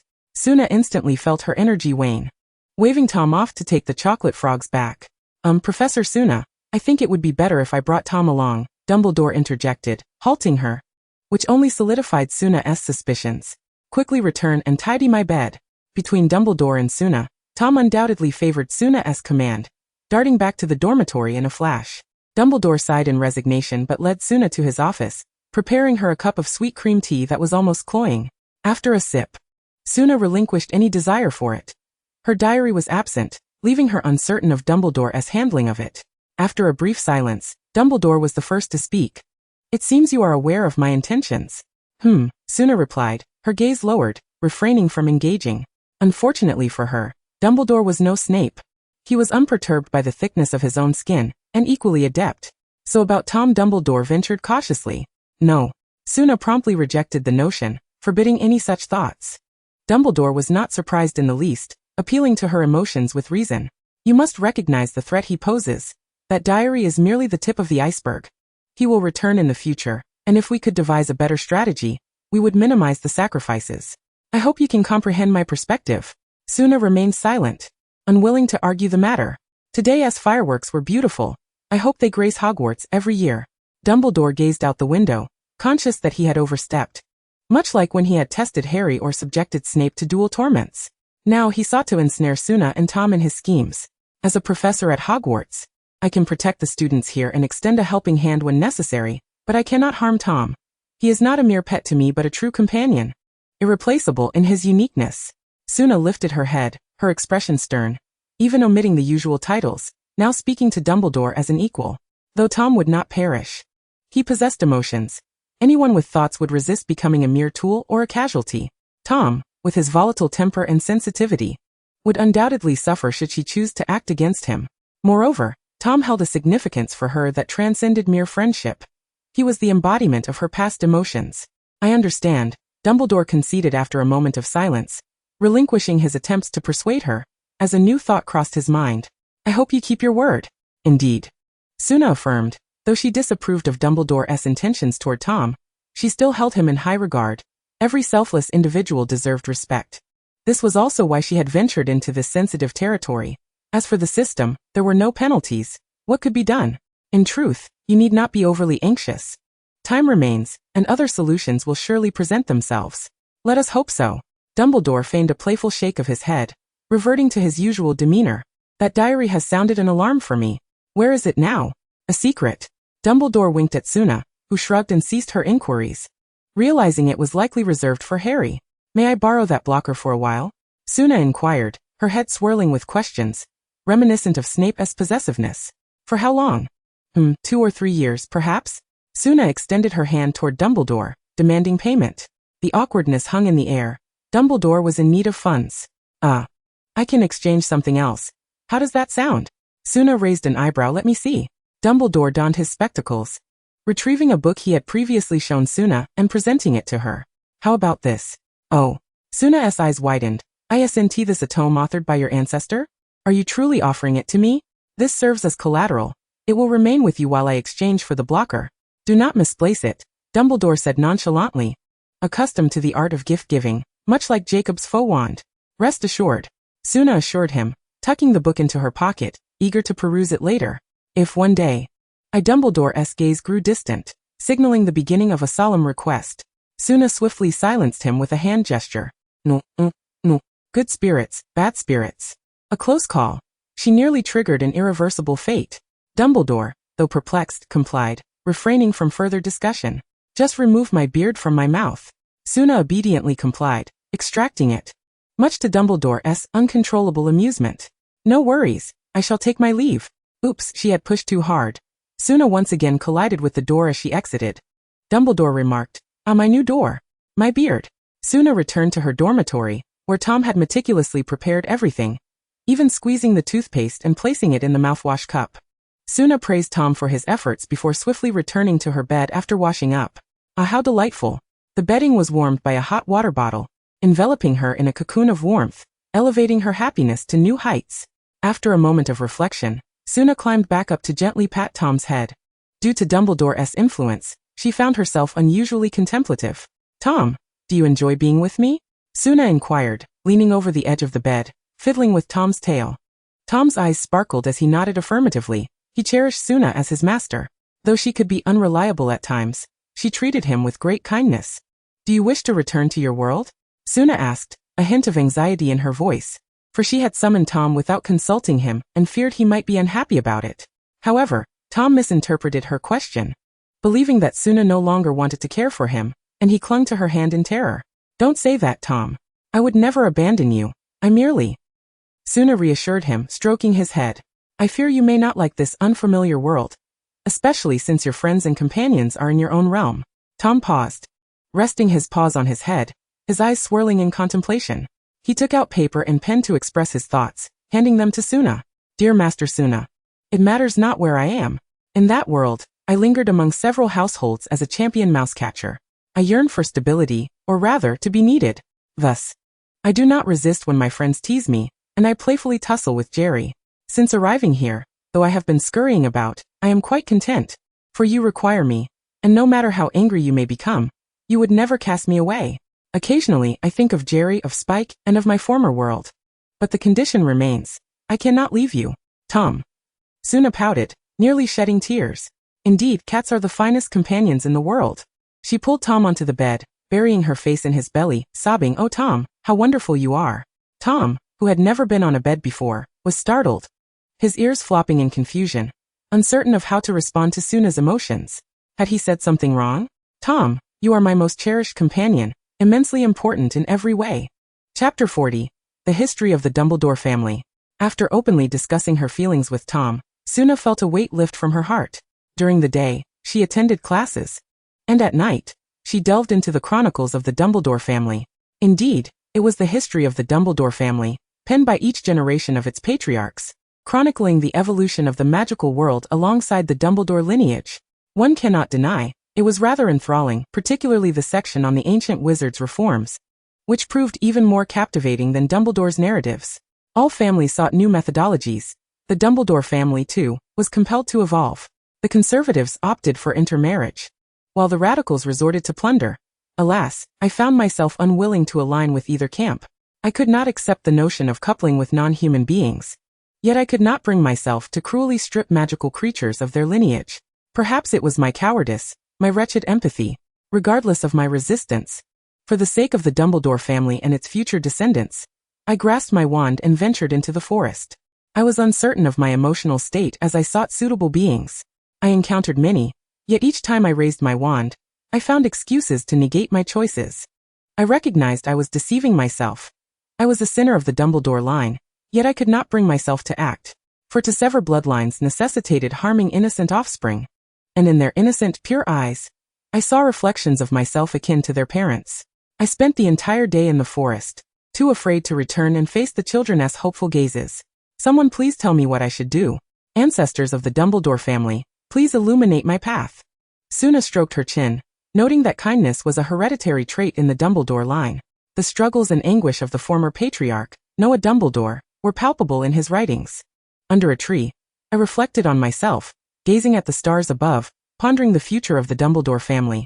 Considering how many of the future progeny might shine like the stars in the sky, eternally remembered. I cannot recall how I drifted into slumber, and in hindsight, it frightens me, yet I am grateful, for it led me to Hestia, forever altering the fate of the Dumbledore lineage. Hestia was a phoenix, endowed with the ability to be reborn from flames. Many avaricious wizards sought to exploit her, yet she remained resolute and unwavering.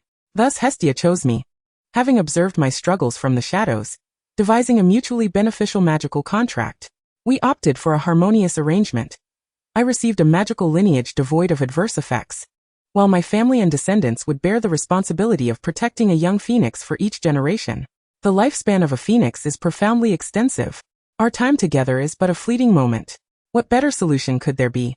Suna raised an eyebrow, realizing that Fox was still a juvenile, or perhaps already an adult, but bound by the contract or perhaps due to friendship, remained with Dumbledore until he willingly embraced death. The progeny of the Phoenix would only select the most upright and courageous individuals among the Dumbledore descendants as companions. Therefore, the fates of Dumbledore and Grindelwald were destined from the outset, yet all overlooked this fact. Perhaps upon revisiting this tome, Dumbledore would discover it, only to lament that it was too late. Furthermore, there were issues regarding bloodlines. With Simon having been so deluded, an eruption would be troublesome, not to mention the families still preserving their legacies. Just moments ago, she had read about a family, the Gryce family, known for their obstinacy. Their targets for deprivation were unicorns. The tails of unicorns could serve as cores for wands, signifying their power, not to mention that their blood could extend life. The Gryce family greedily stripped a unicorn cub of its lineage, and as anticipated, the unicorn's blood was immensely potent, highly accommodating to all forms of magic save for dark arts. However, with such greed came retribution. A curse emerged within their bloodline, gradually weakening them and ushering them towards a countdown to death.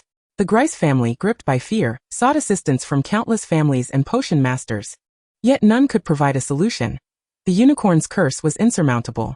They approached the Dumbledore family, imploring the Phoenix for tears, but at that time, the Phoenix rejected their plea, sensing the unicorn's resentment. This curse continued to traverse the Gryce family's bloodline. The more diluted it became, the longer they could survive. Occasionally, one or two unforeseen events occurred, leading to untimely demises due to ancestral magical resurgence. The Gryce family gradually declined, with only a few branches remaining, the most notable being the current Greengrass family. Due to the vast passage of time, the Greengrass family could not ascertain the origins of their bloodline's curse, which hung ominously over them like a sword. Among the younger generation of Greengrass, aside from two who had already established families, only Daphne and her sister Astoria remained.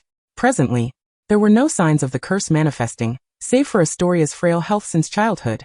Suna stroked her chin, pondering Astoria, who had not yet started school, uncertain if she had already succumbed to the curse. As for why Suna took an interest in Astoria, it was simply because she was a good child. She is indeed a rare gem emerging from the shadows, akin to a half of a mystical talisman shared with Daphne. This connection elucidates Draco's choice of her after enduring a series of harrowing events. If she could, She would not hesitate to lend a small favor to ensure Draco does not succumb to solitary life too soon. As for Daphne, an unfamiliar face, an unacquainted spirit, entirely unknown. It appears that once Astoria enrolls next year, a brief introduction will be in order. Suna continued her perusal, and lo and behold, the Malfoy lineage had indeed chosen Emer as their emblematic figure? Was that not a mythological being? Yet in the realm of Harry Potter, the presence of death itself renders such myths quite plausible.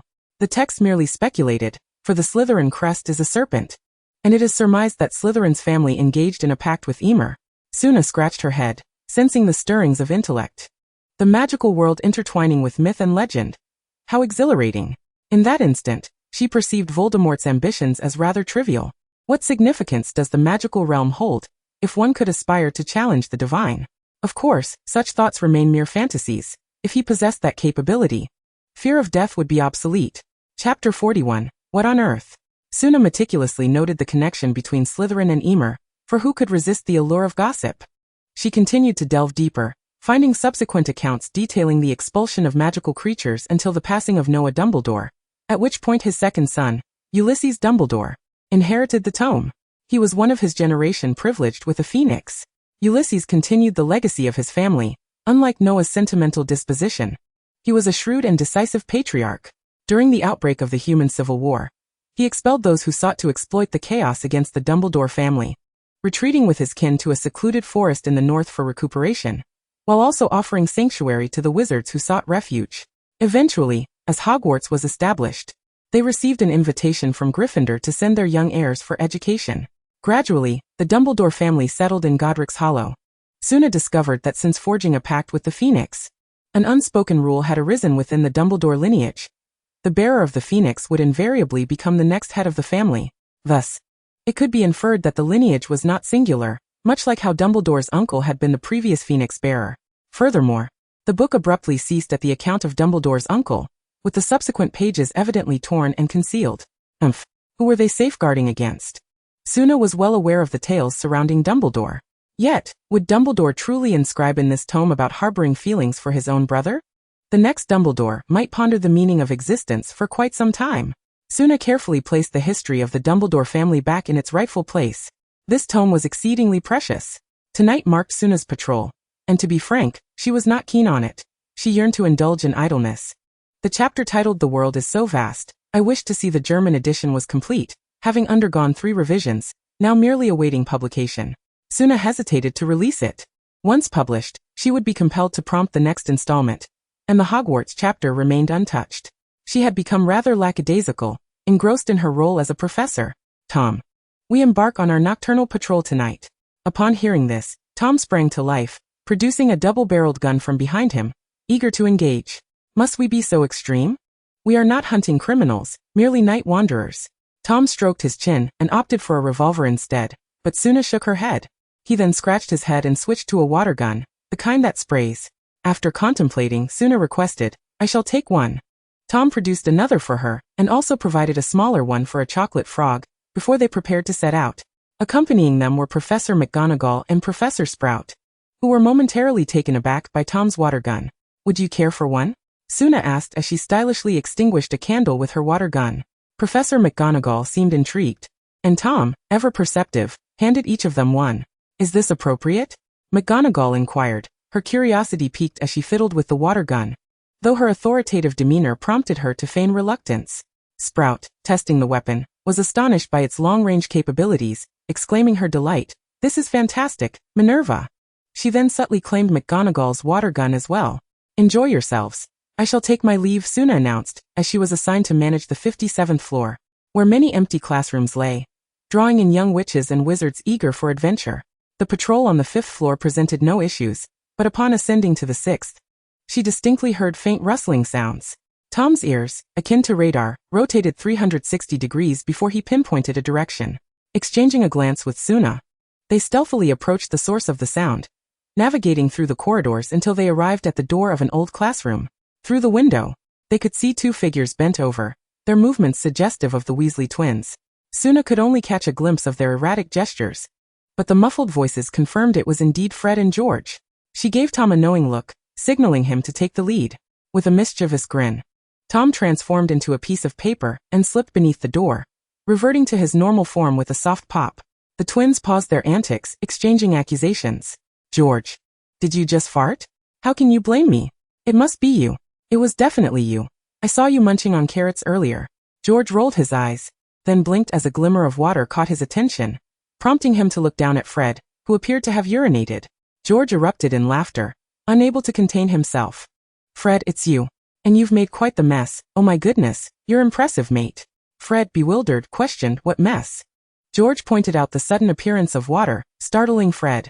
Oh my gosh, George, your prank has succeeded. It wasn't me. Then who could it be? The twins exchanged bewildered glances, their identical faces reflecting the same confusion. Tom, with a wicked grin, seized their candle and held it beneath his chin, arching an eyebrow as he leaned closer, whispering, "It's me." This revelation startled the twins, causing them to leap in fright, much to Tom's amusement as he laughed heartily, slapping his thigh. Tom. The Weasley twins' expressions shifted from surprise to a hint of resentment, questioning why he had chosen to scare them. Tom continued to chuckle, even reenacting the recent events, his antics becoming increasingly irksome.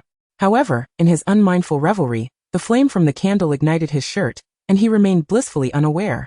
Still caught in laughter, the sight sent the twins into a panic, grasping each other's hands in terror. This only heightened Tom's mirth.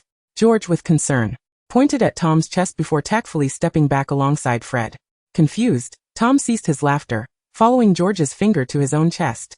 The flames blazed brightly, and as realization dawned, Tom raised his hands in exasperation, leaping up in search of ways to extinguish the flames. The twins dodged around him, ultimately leading to Fred seizing Tom's water gun, successfully dousing the fiery blaze. At that moment, Tom found himself with a scorched shirt, the hair on his chest singed away. Tom, in a pitiable manner, hugged himself, while the twins took the opportunity to mock him. Tom, you're bald. Ha ha ha, you now resemble a featherless turkey. Infuriated, Tom shook off the black smoke from his face, snatched the water gun, and drenched the two of them, rendering them as soggy as drowned rats. With a splutter and a hiccup, the twins fell silent, as all three of them found themselves in a rather disheveled state. Outside, Suna and Chocolate Frog watched with rapt attention, almost as if they were holding a handful of sunflower seeds.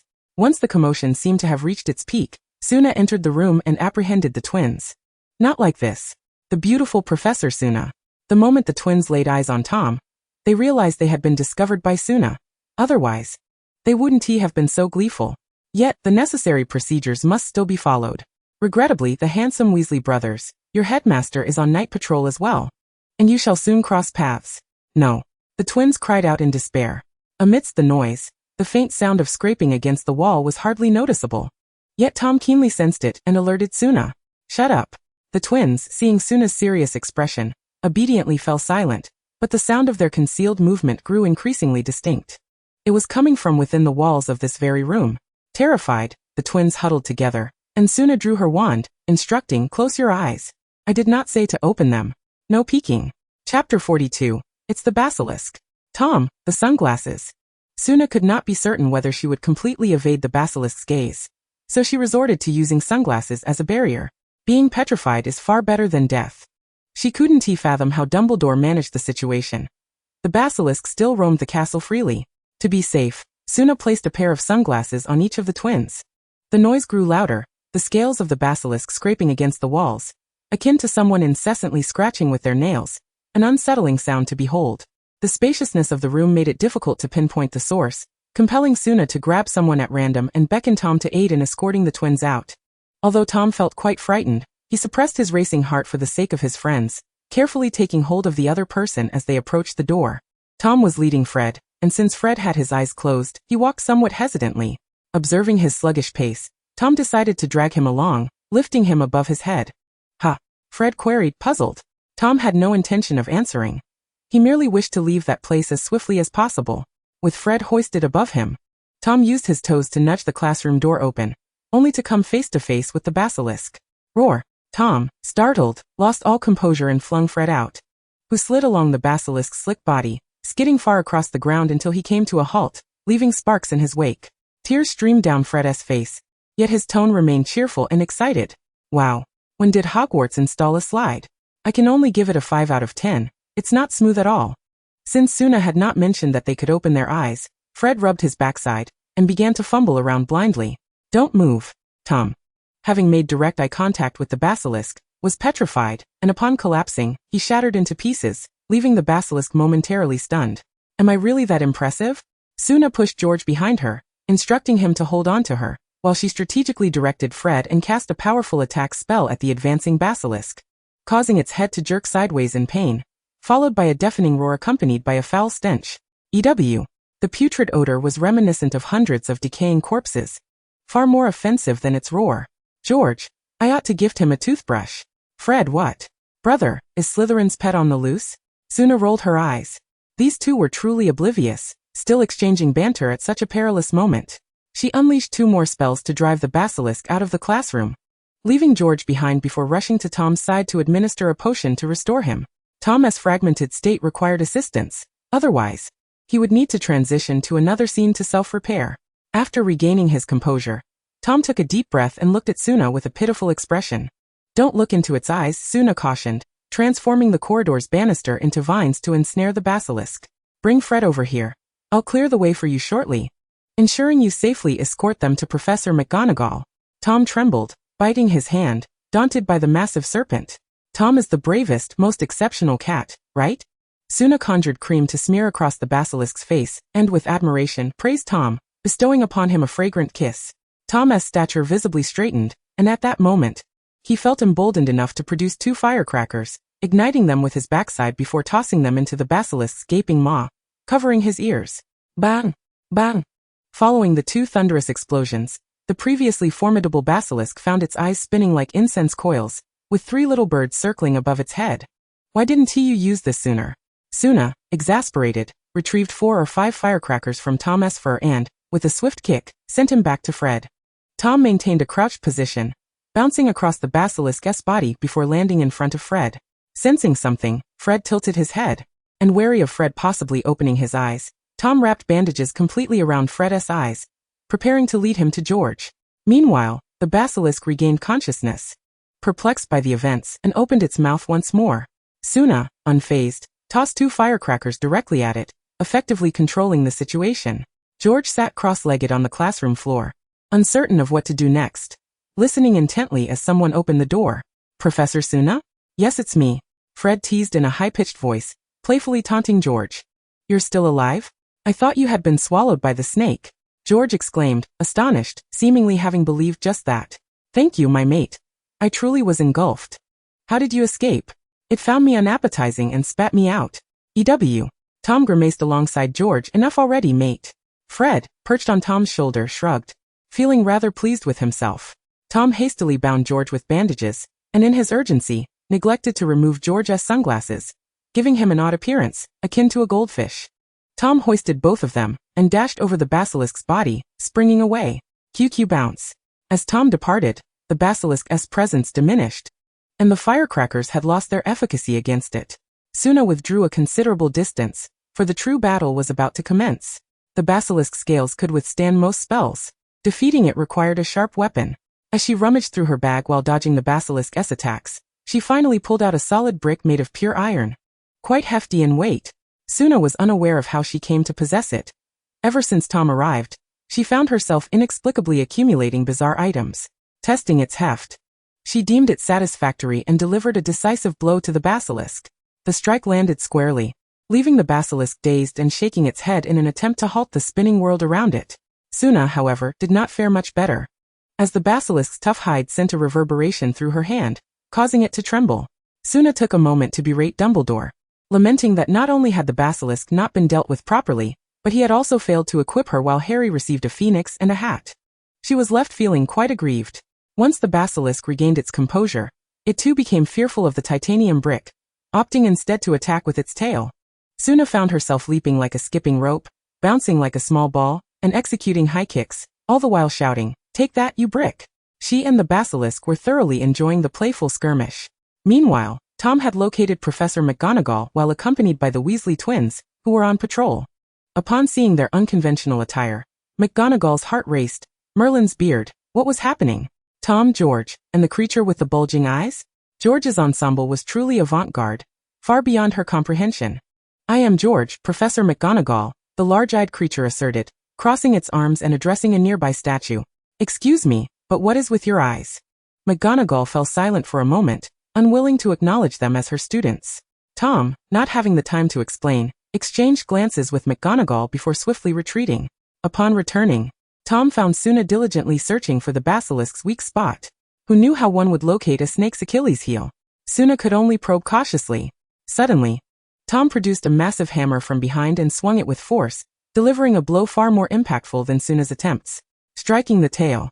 The end of it puffed up like a bulb, causing the basilisk to spring into the air like a noodle that had just ingested a spring, its eyes glimmering with small tears. Indeed, no one could evade Tom's influence.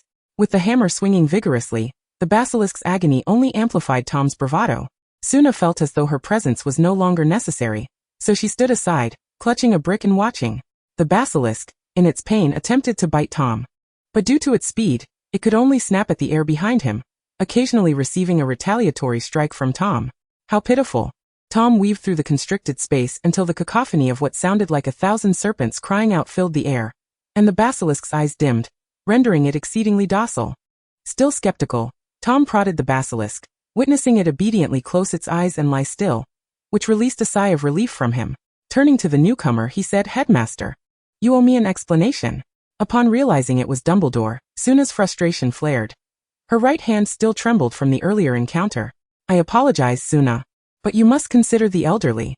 I intended to capture it and return it to the chamber, but it escaped my notice and bolted." Dumbledore shrugged, appearing rather unrepentant. Tom approached Suna, mimicking her stance and pouting in unison. "You two are quite alike," Dumbledore chuckled. "Do not divert the topic." Suna insisted, still aggrieved. Dumbledore scratched his head, clearly vexed by the situation. Sensing his discomfort, Suna decided to extend an olive branch. "Tom and I each deserve a Christmas gift." "No problem." Dumbledore exhaled in relief, grateful that she wasn't demanding too much. "That is only right," Suna replied, rolling her eyes as she approached the basilisk for a closer inspection.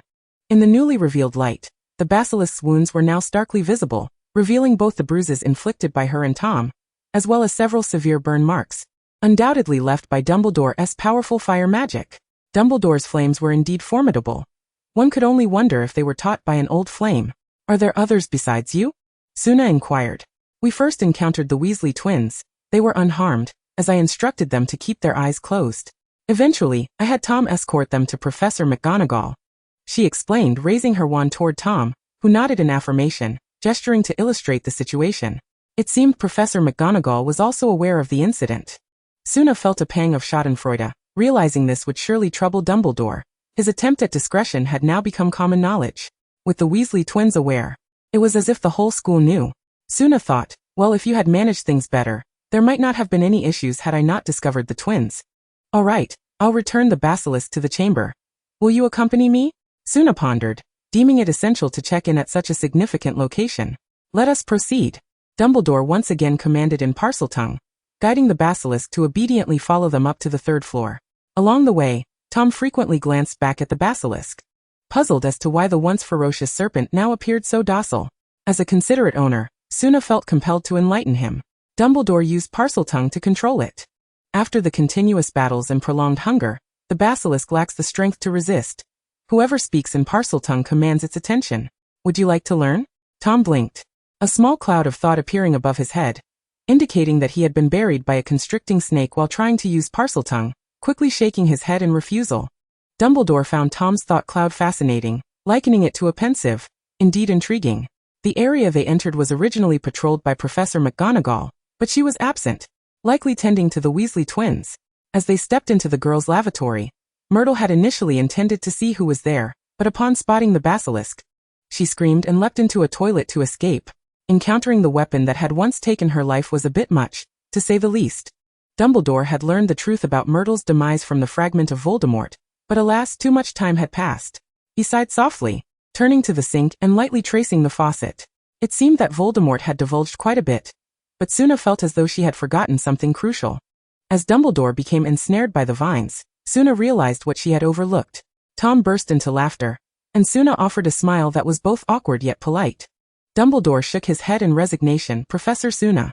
With a flick of her wand, the vines melted away like snow, transforming back into a seed. Dumbledore picked up the seed and handed it back to Suna.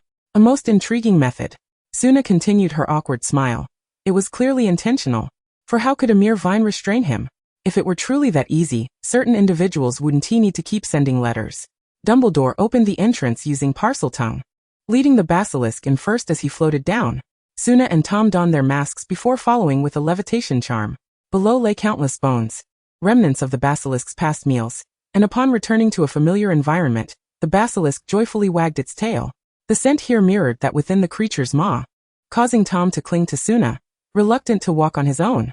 Dumbledore used a bubblehead charm to mask the odor, only to turn around and find Suna and Tom already wearing their gas masks. They had donned them upon their descent. Dumbledore rolled his eyes, exasperated at their antics. Suna, unfazed, tilted her head and declared, "Let us go." The two of them stepped atop the bones, the crunching echoing ominously, enough to startle anyone with a weak heart. Suna perceived that this space held vast potential for exploration. The serpent creature navigated through the walls and the hidden passages beneath the ground, and she had scrutinized the area over the past few days, finding it exceedingly difficult to identify any entrances or exits on the surface. Thus, she speculated that the central convergence of these hidden passages might very well be here, and that the serpent creature could traverse to any location within Hogwarts from this point. If this were confirmed, might there not be an opportunity for a subterranean battle with the Death Eaters in the future? The more Suna pondered this, the more feasible it seemed. Thus, these hidden passages would indeed serve a purpose. It occurred to her that the original four founders must have left these secret routes with the intention of safeguarding young witches and wizards one day, just as they had endured great trials to establish Hogwarts itself.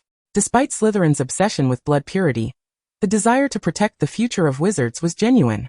Chapter 44, The Hidden Passage. This open area could hardly be termed a secret chamber. Slytherin merely utilized it as a foundation for constructing his own chamber. If her conjecture was correct, there would be hidden passageways surrounding them. "I shall take a look around." Dumbledore nodded, leading the serpent creature toward the chamber, while Suna cautiously navigated through the remnants of animal bones in search of a boundary.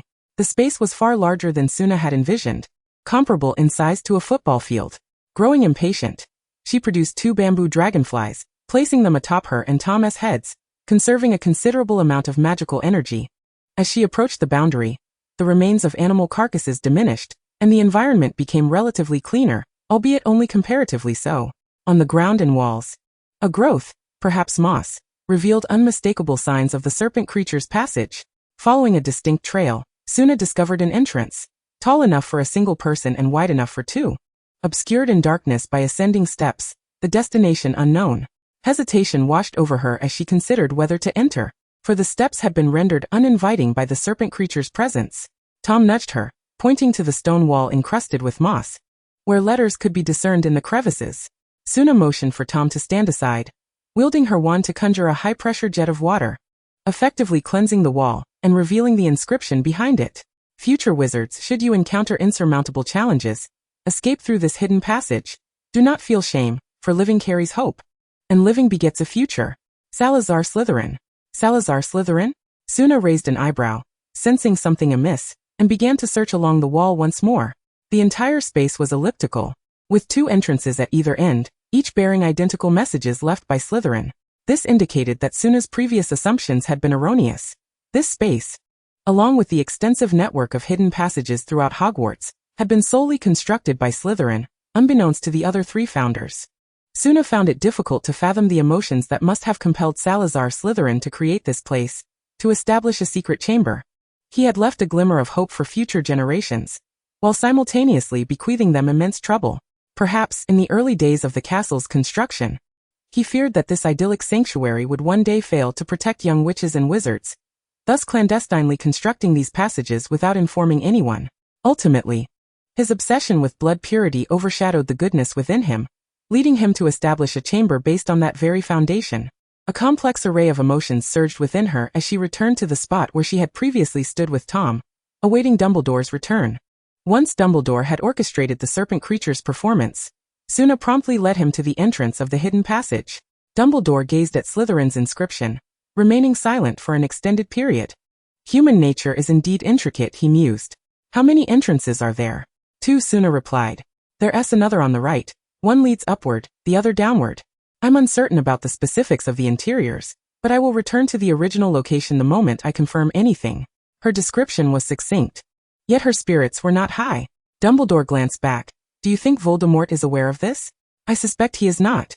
The entire underground space was devoid of light. Given Voldemort's character, he would surely aim directly for the objective, with Slytherin's chamber as his target. Moreover, the stench here was unbearable. Only Suna seemed unconcerned. I need to contemplate this thoroughly, Professor Suna. This is both a grand revelation and a significant dilemma. Dumbledore appeared somewhat troubled. Clearing this place would not be a simple task, especially with the labyrinthine network of hidden passages. He looked to Suna for assistance. You discovered this. Could you lend a hand? Suna, with a nonchalant expression, considered whether she could refuse. Dumbledore spread his hands, portraying himself as a pitiful old man. The pensive. Deal. Dumbledore agreed without a moment's hesitation. I have successfully enlisted a laborer. Suna rolled her eyes at his glee, primarily succumbing to her own curiosity, rather than any sense of obligation. What a pity this cannot be documented in a book. Suna made a rubbing of Slytherin's inscription as a memento. Why is that? Dumbledore, perceptive as ever, inquired. Initially, I intended for the world to comprehend this complex founder, but as I awaited your return, I pondered whether it would betray his original intent if everyone knew of Hogwarts' hidden passages. These passages are Slytherin's glimmer of hope for young wizards in dire circumstances. Hence, it would be best if only the successive headmasters and deputy headmasters were privy to this knowledge. Dumbledore fell silent, realizing that this had indeed been a contingency plan. If everyone were aware, the nearby Gryffindors would turn Hogwarts upside down in their quest to uncover it. What foresight! The following day, the Gryffindors were indeed in an uproar. As the perilous serpent creature re-emerged, engaging in a fierce battle with Professor Suna, frontline reporters George and Fred provided coverage. Within the Gryffindor common room, the twins regaled their audience as if performing a comedic duet, recounting their harrowing experiences from the previous night whenever someone offered a tip. Thanks to their antics, Suna received considerable attention and inquiries during her classes. Meanwhile, Seamus, who had been diligently working to master the energy within himself, raised his hand in confusion upon hearing the twins mention Professor Suna using firecrackers against the serpent. The serpent creature is a magical beast. Based on your descriptions, it should possess formidable defenses. Can those little things truly harm it? The Weasley twins exchanged glances, responding in unison. Do not underestimate it. I heard a loud noise, and it came in intervals. It must have been a special firecracker. A magical firecracker, indeed. A magical firecracker? Is it powerful? Seamus appeared bewildered, glancing at the watch on his wrist, eager to experiment with that energy. Yet he remained at a loss, as his narrow understanding had only led him to consider adding explosions to offensive spells. However, the concept of a magical firecracker lingered in his thoughts, something significant flashing through his mind. Meanwhile, Harry and his companions, upon learning that the Weasley twins had encountered the serpent creature, inquired several times, with Harry footing the bill. However, as they remained blindfolded, they could provide little useful information. They were left with no choice but to seek out Suna, only to find that she had become engrossed in exploring the hidden passages over the past 2 days, disappearing as soon as her classes concluded. The outcome of her explorations revealed that each of the 4 common rooms contained an entrance to the hidden passages, accessible only in one direction, with corresponding passwords. The highest exit was located in the astronomy tower beneath a stone statue, while the escape routes included 4 distinct locations.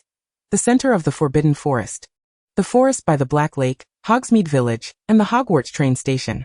The route discovered by Harry's father and his companions leading to Honeydukes was one of these exits. Therefore, Dumbledore's concerns are indeed justified. Should the Gryffindors become aware of this, the entire situation would be laid bare within a year.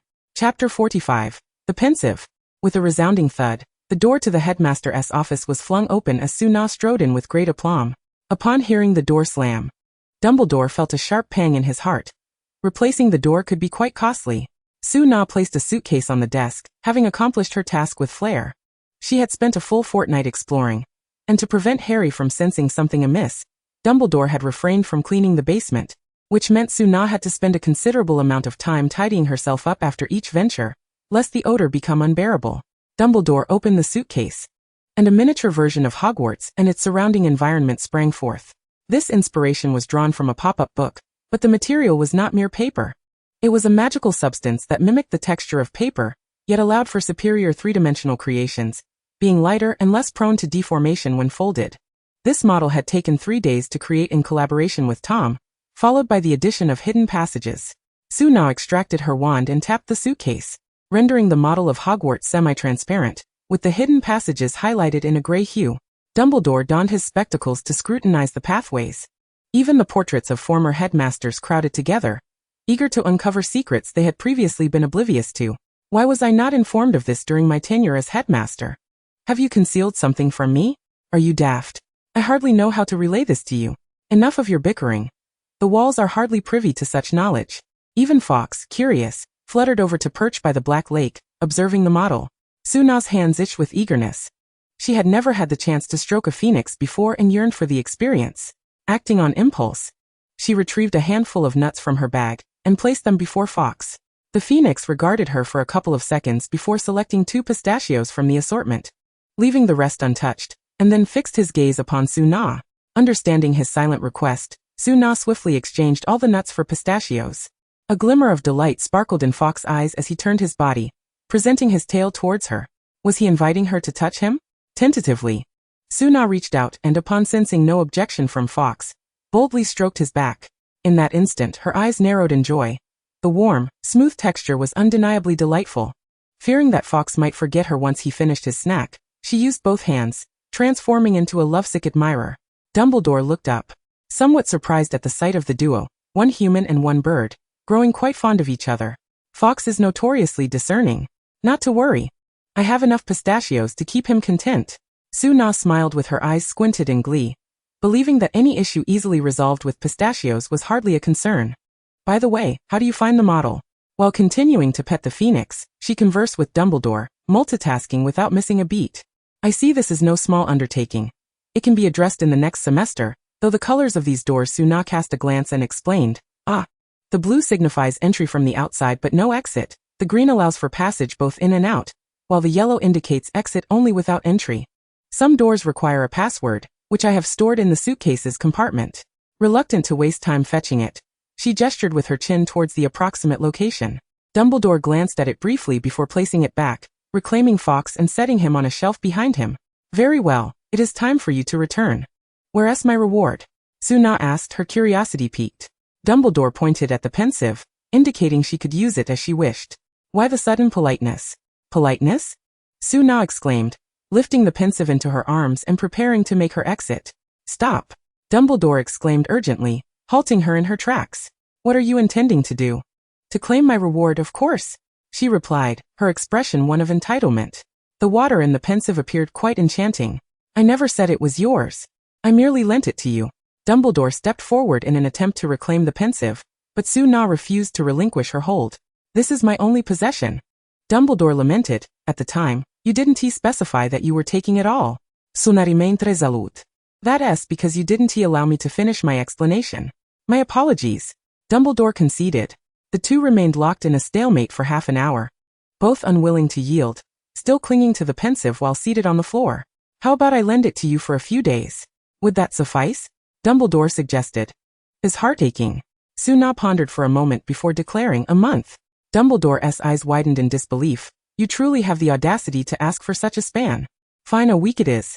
Suna exclaimed, seizing the pensive from Dumbledore's grasp and humming a merry tune as she departed the headmaster's office. Dumbledore's expression was one of exasperation. He had been rather rash. Originally, Suna had only intended to borrow it for 3 days. But since Dumbledore had offered a week, she felt obliged to accept. It was impolite to refuse someone's hospitality.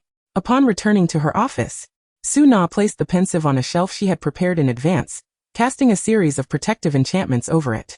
Strangely enough, the pensive resembled a hot pot. All it required was a block of alcohol placed beneath the shelf. Suna's motivation for acquiring the pensive was to revisit her past memories. As time passed in this world, her recollections of her previous life grew increasingly nebulous. Aware of this, Suna urgently sought to preserve her memories of her former existence. She found herself yearning for home. In her previous life, she had been an ordinary person, having perished in a natural disaster at the age of over 50, leading a life devoid of remarkable events. Initially, upon arriving in this world, she did not give it much thought, finding the prospect of embarking on a new, adventurous life far more intriguing. However, as time wore on, certain actions would trigger memories of her former existence. Memory is the greatest punishment. Sue Na retrieved her stored memories and poured them into the pensive, taking a deep breath before submerging her face into the liquid. The memories unfurled in the dark green water, revealing their true form. This was the recollection of her first day at kindergarten. The previously indistinct faces of her parents crystallized into clarity, evoking a sense of estrangement upon seeing them once more. "Mom, where are we going?" "To a place of fun." Her mother in the past had been incredibly patient. Though not strikingly beautiful, she possessed a gentle demeanor, qualities that Sue Na had regrettably not inherited, having taken after her whimsical father instead. "What kind of fun place?" "You'll find out once we arrive." Sue Na followed her parents from a third-person perspective, watching as they coaxed her into staying at kindergarten. Once they departed, the young Sue Na erupted into a cacophony of tears. The headmistress eventually managed to soothe her. But soon thereafter, Sue Na began to cause mischief again, determined to assist the headmistress in peeling garlic. Consequently, the beloved saintly plant that the headmistress had nurtured suffered greatly, crying louder than Sue Na herself. When her parents returned in the evening, they were met with apologies and promises to compensate for the damage, astonished that their delicate little girl could wreak such havoc. On the way home, her mother gently admonished her for her misbehavior, while her father lavished praise on her strength. "I saw that saintly plant. It had been cultivated for at least 5 or 6 years, and its roots were so tightly bound that you could pull it out with ease, just like my daughter." "Ah, that is hardly a good thing. You're only encouraging her bad habits." "I understand. This is merely a matter of principle." As the figures began to fade away, Sue Na withdrew from the pensive, covering her mouth as soft sobs escaped her. "Oh, Mom and Dad, I miss you so much." Chapter 46. It snowed. The time had now advanced to December, and Hogwarts had truly embraced the essence of winter. Tom awoke first, as was his custom, stretching widely before replenishing the fireplace with logs and proceeding to draw back the curtains. However, a sudden realization struck him. Outside, snowflakes danced like feathers, blanketing Hogwarts in a pristine white. Excitement surged within him. He turned to find Luna and the chocolate frog still peacefully slumbering. Hesitant to disturb Luna, he approached the chocolate frog, eager to share his delight. The chocolate frog, nestled in a porcelain dish with a tiny blanket covering its midsection, grew impatient at Tom's antics, nudging him with its hind legs before turning back to continue its nap. Tom pouted, lifting both the dish and the frog to the window, determined to rouse it from slumber. The once dreaming chocolate frog, now pressed against the frosty window, began to shiver uncontrollably. Its first instinct upon awakening was to pry itself from the glass, only to confront Tom with an indignant posture. As Tom turned its head towards the snowy outdoors, the chocolate frog's eyes widened in astonishment. It pivoted to gaze out the window, mouth agape in awe. Tom, brimming with pride, raised his chin. A whimsical cloud of snowball fights, snowman building, and skiing scenes emerging above his head. The chocolate frog nodded in acknowledgement. It was witnessing snow for the very first time. Meanwhile, Luna stirred awake, grumbling softly at the bright light, her voice still raspy from sleep. Tom, tossing the chocolate frog aside, poured a cup of warm water for Luna, which he had prepared while tending to the fire. The discarded chocolate frog tumbled to the floor, its blanket and dish landing atop its head. Resigned, it crawled out, propping its chin on its hand and casting a reproachful glare at Tom. The warmth from the fireplace enveloped the room, making Luna feel even more drowsy. Winter, after all, was meant for hibernation, wasn't it? She too noticed the peculiar whiteness outside. Why is it so white? Is it snowing? Tom nodded enthusiastically. Luna yawned, taking a moment before finally rising from bed to retrieve the winter attire she had prepared for Tom. A cozy coat, hat and scarf, all complete with matching accessories for the chocolate frog. Snow had fallen, and Christmas was not far off. Her wallet lamented at the thought. Luna sighed at her financial situation before rummaging through her thick winter gear. Although Hogwarts classrooms were equipped with fireplaces, the corridors were not, and some areas were merely drafty hallways. She longed for the underfloor heating and air conditioning systems from her previous life.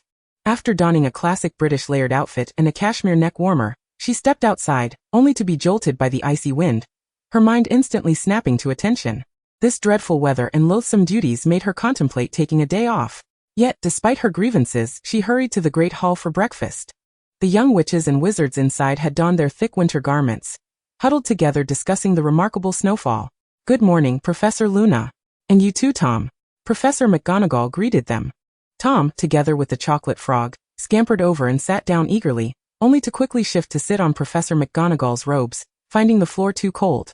To her amusement, McGonagall chuckled and affectionately ruffled Tom's head. "Good kitty." Luna, thoroughly chilled, greeted with a quivering voice, "Good morning, Professor McGonagall.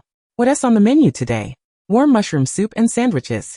The house elves are so thoughtful," Luna praised sincerely, requesting a breakfast for herself and Tom. "You seem rather susceptible to the cold," McGonagall remarked, eyeing Luna's extensive winter attire with a smile. "Indeed, I prefer warmer weather, which is why Tom ensures the house remains cozy." Luna sipped her mushroom soup, savoring its warmth. Delightful. "You must be experiencing quite a temperature difference. You need to be cautious not to catch a cold. The medicine from Poppy is rather unpalatable, courtesy of Snape." McGonagall jested, eliciting laughter from the two, while those at another table continued their breakfast solemnly. Snape, clad in his ever-constant black cloak, appeared unfazed by the cold. One wondered if he was truly impervious to temperature or merely enduring. "I'll be careful. How many classes do we have today?" McGonagall's expression darkened slightly. "Full schedule. How unfortunate. I only have the morning. What are your plans for the afternoon?" Luna scratched her head, glancing at Tom, who was sharing morsels with the chocolate frog. "Tom enjoys the snow. Perhaps I'll help him build a snowman." Though Luna herself wasn't entirely certain. The warmth of a snug room and hot cocoa seemed far more inviting. "If you're building a snowman, I suggest seeking out Hagrid. He crafts numerous snowmen every winter to beautify Hogwarts." Agreed, Lunam just, nothing. Although they weren't particularly close, it was a feasible option. "I'll see this afternoon." McGonagall nodded with a smile, continuing their conversation with Luna, who remained a newcomer and thus was privy to much of the professor's wisdom. By the time Luna concluded her morning classes, the temperature throughout Hogwarts had noticeably risen. It appeared the Grand Castle had a heating system, albeit sluggish in its response. Understandable, given its age. Having promised Tom a snowy adventure, he dutifully attended classes with Luna until lunchtime, when his anticipation began to bubble over. "Do you wish to gather the Weasley twins and Cedric to build a snowman?" Tom gestured animatedly, and Luna quickly deciphered his intentions. His eagerness was palpable, eyes sparkling with hope. Tom harbored a natural apprehension towards towering creatures like Hagrid. His imposing stature was rather intimidating. He yearned for friends to bolster his courage. "That's not feasible, but do inquire if they have any classes this afternoon. If not, you may invite them along." Upon receiving Tom's consent, he dashed off to the Gryffindor common room, while Luna prepared her own winter gear. Her outfit was suitable for brief outdoor excursions, but prolonged exposure would leave her chilled. Thus, she retrieved her cherished short fur coat, matching hat, and prepared gloves for both herself and Tom. Just then, Theodore knocked on her door. Theodore's expression was one of discontent. "My dear Professor, what secretive plans do you have this time?" A wave of guilt washed over Luna, though she quickly dismissed it. What was there to feel guilty about? "I'm off to build a snowman. Care to join?" "Who else is going?" "Well, Tom, Hagrid, and some Gryffindors and Hufflepuffs." Theodore's displeasure grew more pronounced, and Luna could sense it acutely. Luna was at a loss, but Theodore quickly replied, "No, I have classes this afternoon." Luna exhaled in relief, which only deepened Theodore's discontent. His expression shifted, revealing a hint of hurt. "I thought you, Professor Luna, would enjoy my company, but no matter. I hope you have fun. I'll head back now." Without waiting for her response, he stormed away, vanishing from sight. Luna felt a pang of guilt. What just happened? Chapter 47, Building a Snowman. Luna was unsettled by Theodore's abrupt departure. Dragging him along would indeed be unkind. A small snake amidst a group of lions and badgers might have made him feel even more uncomfortable. After much contemplation, Luna resolved to invite Theodore along for the next snowy escapade. Tom summoned quite a few companions. In addition to the Weasley twins from Gryffindor, there were Harry's trio Ginny, Neville and Seamus. Hufflepuff was represented by the renowned Hannah and a few other badgers from their year, while Cedric, unfortunately, had classes during the first period of the afternoon, and could only regretfully promise to join later. Tom felt immensely joyful to have so many friends. But Sue Na was somewhat exasperated as she began to check everyone's gear. For those without gloves or hats, she would adjust her and Tom's to fit. Leading the group of youngsters, Sue Na resembled a youthful monarch. The lively assembly arrived at Hagrid's hut, rousing him from his nap. "Professor Sue Na, and all of you, what brings you here?" Hagrid was not particularly popular at Hogwarts. Aside from Harry's trio, most of the other young wizards were not fond of the giant. Thus, the sudden appearance of a crowd at his doorstep was enough to raise his suspicions. "Good afternoon. You see, Professor McGonagall is aware that Tom and I plan to build snowmen, so she suggested we seek your assistance, and the others decided to join us," Sue Na explained. Hagrid scanned the group, and upon exchanging glances with Harry and receiving affirmative nods, He happily welcomed them inside. Hagrid's hut faced one of its greatest challenges yet, with Fong cowering silently beneath a bench. Would you like some hot tea? Aside from Harry's trio and Suna, the rest of the group felt somewhat stiff. I'll have some, Hagrid. It's absolutely freezing out here. As the leader, Suna was the first to raise her hand, followed shortly by Harry and the others who requested a cup as well. Fortunately, as Harry's trio often visited, Hagrid had prepared teacups of regular size. Hagrid enjoyed classic English tea, sweetened with milk and sugar, the aroma pleasantly fragrant. Professor McGonagall mentioned that you always build mini snowmen whenever it snows, so we thought we would come together to lend a hand and learn a bit in the process. Hagrid chuckled, feeling a bit bashful at Suna's words. Oh, it's nothing really, just a way to pass the time. You're welcome to come and find me anytime if you wish to help. Hermione found Hagrid's bashfulness amusing, prompting a chuckle from Ginny, who looked puzzled. Where shall we build the snowmen? Sunainuirid. We'll start behind Hogwarts, where the snow tends to be much thicker, then move to the open space in front of the Great Hall. Though we might need to push some snowballs over since there may not be enough, she continued. I've prepared carrots, twigs, and small potatoes for the snowmen's faces. As Hagrid spoke about his specialty, he became considerably more relaxed, and the young wizard's interest peaked, some barely able to contain their excitement. Let us get ready to head out, Hagrid suggested, surveying the group and nodding with satisfaction as he saw everyone suited up. He pulled Fong from underneath the bench, loaded the sled with the necessary tools, and prepared to set off. Throughout the journey, Tom frequently glanced back at Fong, which reminded him of Spike, though Fong was decidedly more ferocious. Don't provoke him, Suna cautioned Tom. Fong enjoys teasing dogs and he is nothing like Spike. Tom nodded obediently, though his thoughts remained a mystery. The group journeyed to the rear of Hogwarts, where the snow was indeed much deeper, but the wind was also stronger, causing everyone to instinctively huddle their clothing tighter. The twins were the first to cheer, diving into the snow and leaving behind 2 human-shaped impressions, a habit they had picked up from Tom, always aiming to create the perfect outline. Let us hope their house remains intact. Hagrid removed the tools from Fong, dressed him in a leather coat, and patted him to let him roam freely. Suna scooped up some snow, finding it quite sticky, perfect for building snowmen. Hagrid, what should we do? Hagrid set down the tools and hurried over, saying, the snow is much deeper than I anticipated. We can roll snowballs directly. He used one of the buckets he brought to gather several loads of snow, packing it tightly into a large snowball. We'll start with one snowball, and then continuously roll it in the snow. Hagrid demonstrated, and due to the new snow's stickiness, the small snowball quickly transformed into a medium-sized one. Wow! The young wizards eagerly began to get to work. Due to their size disparity, they used only one bucket to create their snowball. However, as it was their first time rolling snow, they didn't notice Hagrid rolling from all sides. And soon there were several snow pillars scattered across the ground. Ha ha ha! Tom laughed heartily, causing the twins to push the snow pillars and roll Tom into one. He became a cat pancake, and the other young wizards laughed joyfully. You need to roll for a couple of turns before switching sides to maintain a round shape. Hagrid chuckled, demonstrating a snowball once more. The young wizards abandoned the snow pillars, cautiously collaborating to push a snowball together. Tom emerged from the snow pillar, angrily approached the twins, and kicked each of them, leading the 3 to abandon their snowman building in favor of a snowball fight. Their figures, viewed from the castle, resembled industrious ants, tirelessly crafting snowballs. Passers-by paused to watch, and Draco immediately recognized Harry, disdainfully curling his lip. As expected, Potter lacks discernment, preferring to engage in frivolous games with that lot. He certainly could not reveal how envious he felt. Shut your mouth, Malfoy. Theodore, standing beside Draco, reprimanded him in a low voice, his gaze envious as he looked towards the throng below. Have you lost your mind, Theodore? Draco's expression darkened, but unable to overpower Theodore, he could only mutter a few complaints as he left with the others, leaving Theodore behind. Hagrid, true to his fondness for large creatures, crafted impressively large snowmen. The snowmen created by Suna and her companions appeared as diminutive chicks in comparison, necessitating a ladder to add carrots and other embellishments. Observing that everyone else had completed their snowmen, Tom ceased his antics with the twins and directly rolled a large snowball. He then jumped onto the snowball, running in circles, causing it to grow larger. Tom's is enormous and perfectly round. The young wizard's praises made Tom gradually lose focus. He lay back, resting his hands behind his head, eyes closed as he pushed the snowball. Amidst the exclamations of the young wizards, he collided with the twins' massive snow pillar, sending himself flying and landing face first on Fong. Tom carefully turned his face to find himself nose to nose with Fong, grinning widely and attempting to wipe the snow off. Traditionally, cats and dogs are not the best of friends. Enfong, disliking cats, bared his teeth menacingly.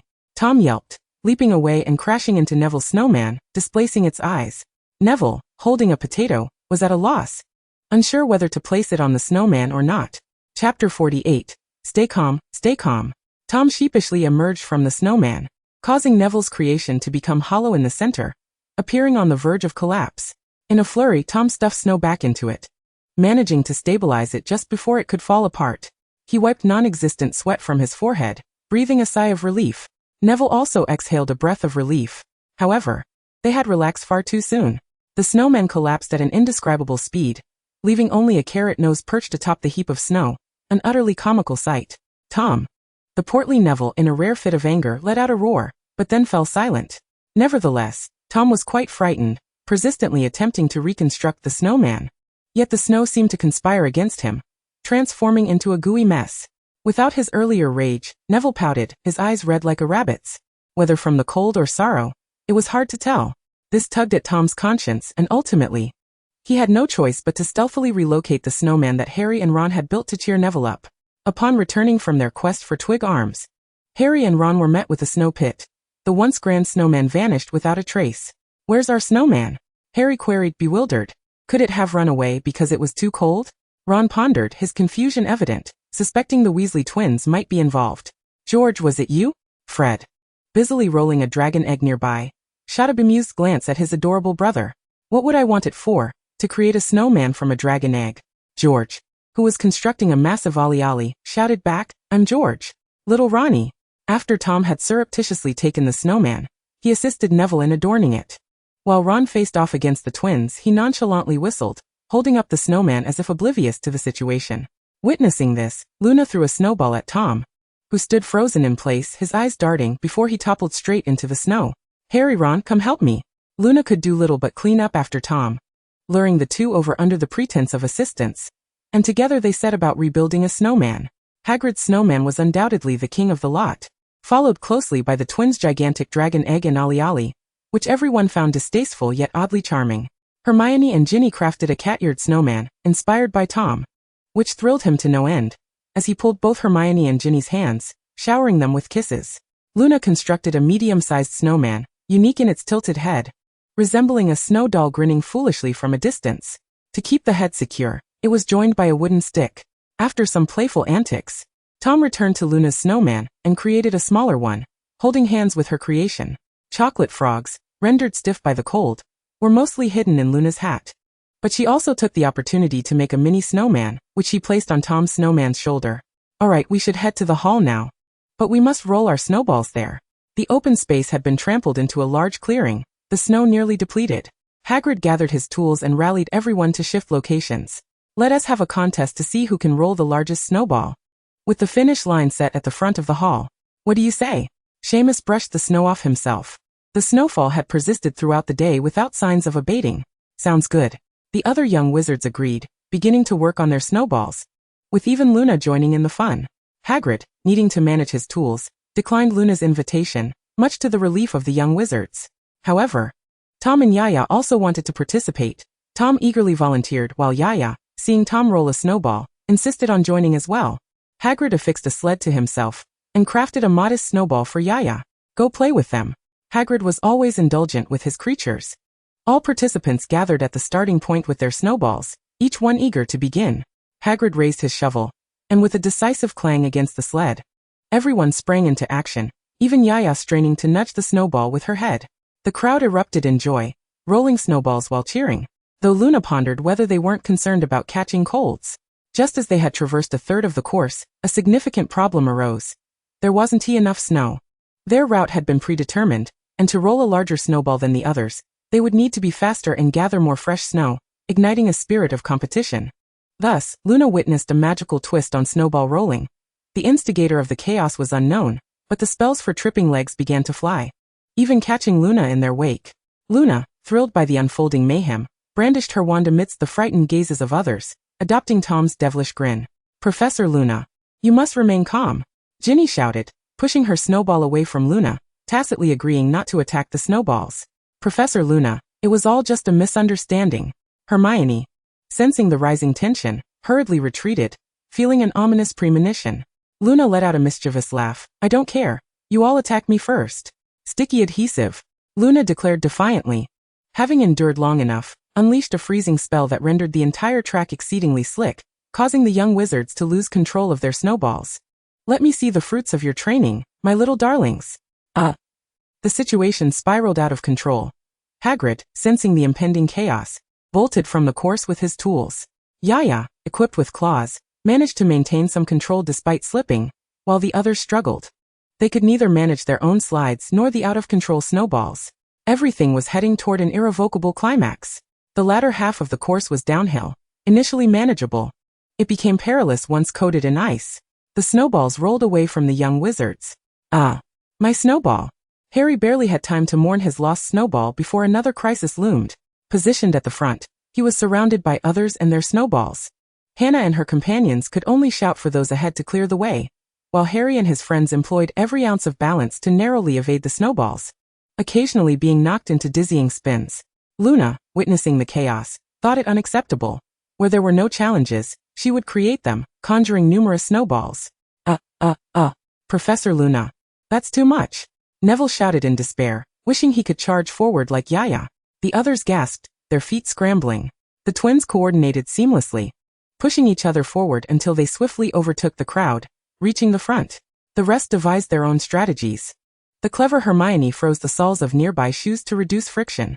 Luna, noticing this, decided it wouldn't do. She grabbed Tom, bundled him up, and transformed him into a bowling ball, aiming carefully before releasing him. Chapter 49 The Cold. Tom, as a bowling ball, flew off at a remarkable angle, colliding with each young wizard and sending them sprawling to the ground, ultimately crashing into the front snowball with Yaya, leaving only their heads visible. As they tumbled together in a flurry. Perfect score. Luna raised her hands in satisfaction, and aside from her and Hagrid, none were left standing. The young wizards let out terrified cries as they collided with the massive snowball barricade. Oh, goodness. That hurt. Hermione, you need to lose some weight. The twins emerged from the heap, perfectly intact. Just then, the class ended and numerous young wizards rushed over, drawn by the commotion to witness this spectacle. Professor Luna, you all seem to be having a splendid time. Cedric, rushing in from class, joined his friends to lift the little wizard off the ground. While even the twins were extricated from the snow, by the time Luna glided into their midst, they were already exchanging information. You're not too late. We can go again, she chimed in. Cedric and his companions shook their heads vigorously, fearing that if they delayed, they would be ensnared and pursued by snowballs. Luna felt a tinge of regret. After all, she couldn't allow herself to be too reckless, could she? A couple of large snowballs had completely blocked the entrance, and they would need to clear a path to enter. Fortunately, their numbers had increased, as many little wizards had decided to stay and join in the fun out of sheer curiosity.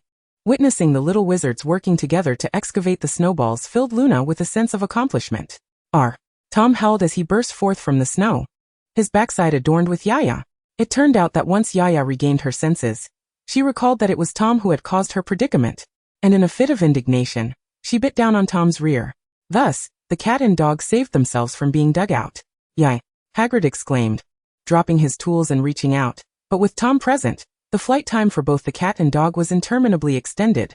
During this interval, Tom resorted to various methods of escape, including kicking, hammering, and hitting with a stick.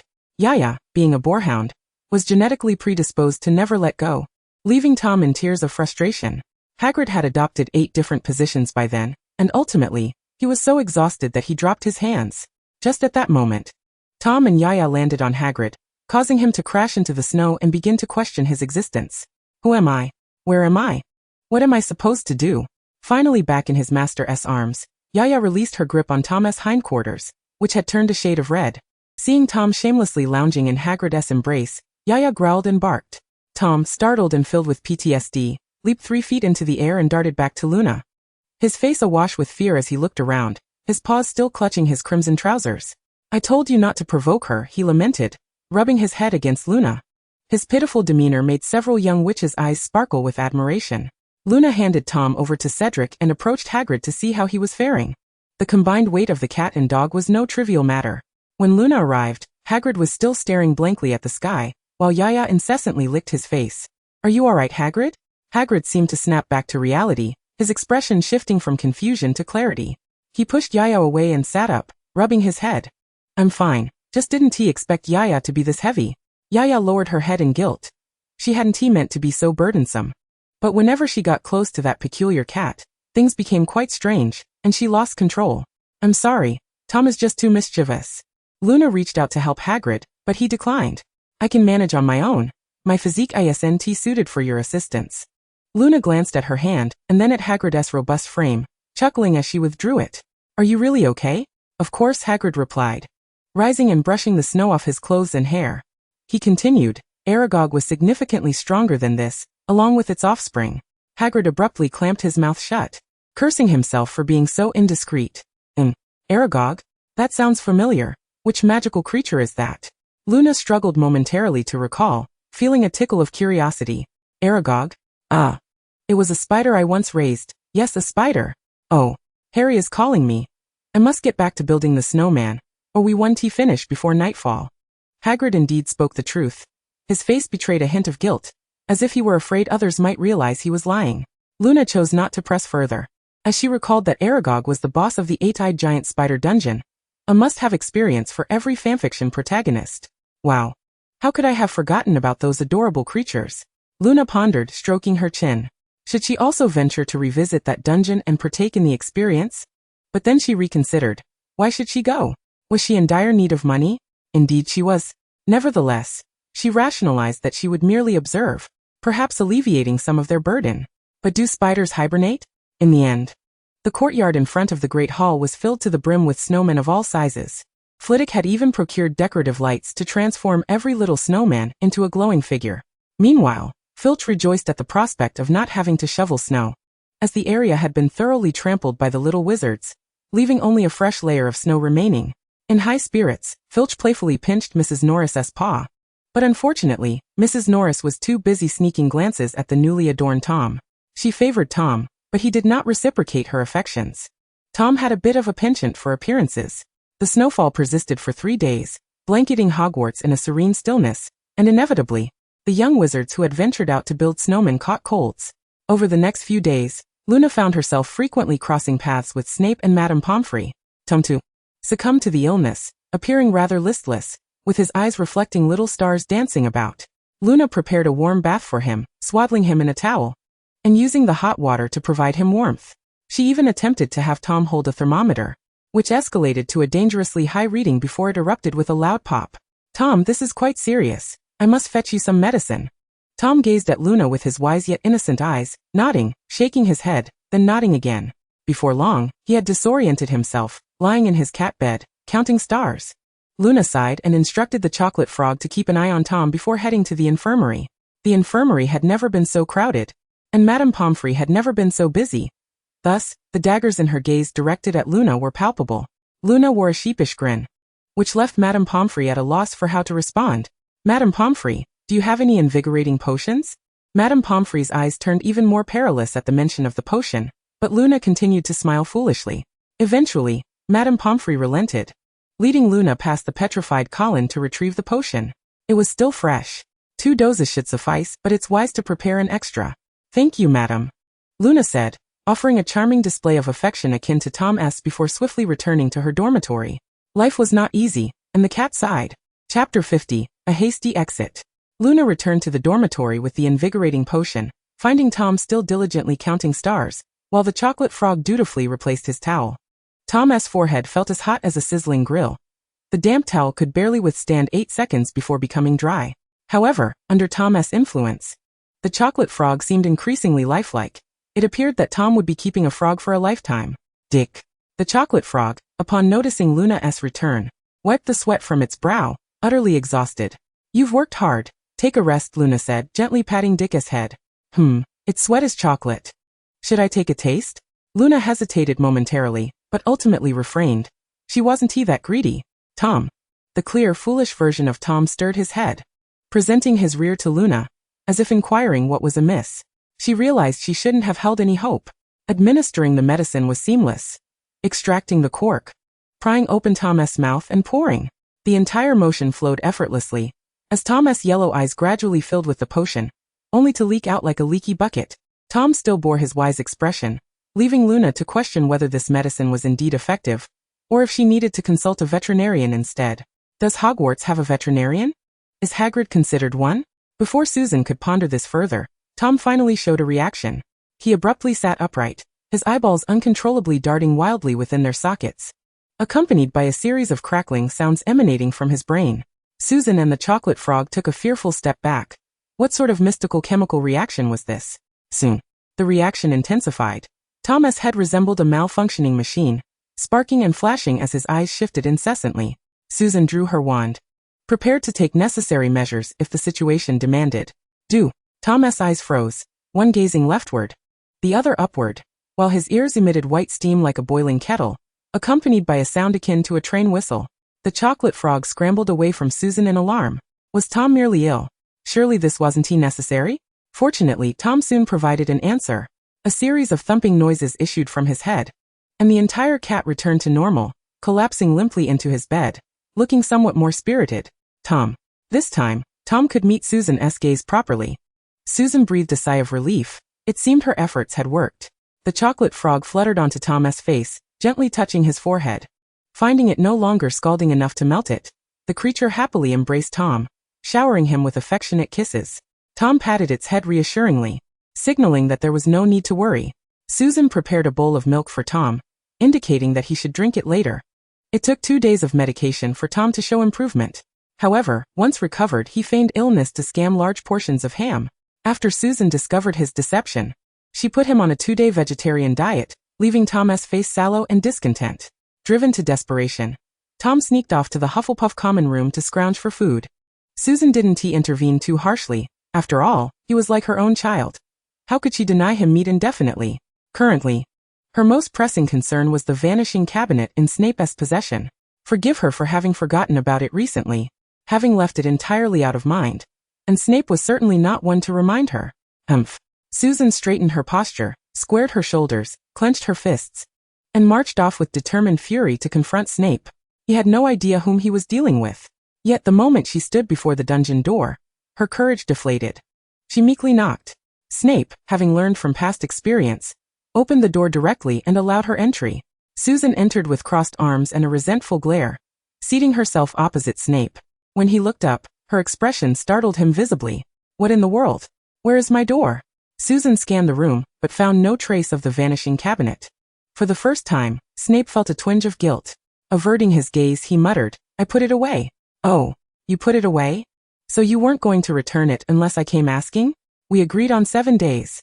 Susan's face contorted with sarcasm, her tone so provoking that Snape's fists clenched involuntarily. You didn't come to retrieve it? Snape retorted, finding his reasoning perfectly justified. So if I don't retrieve it, you won't return it? You never intended to give it back. I don't have your bag. Was I supposed to carry the door around looking for you? Snape puffed out his chest, convinced of his logic. It did admittedly make sense. Give it back, Susan demanded, stretching out her hands.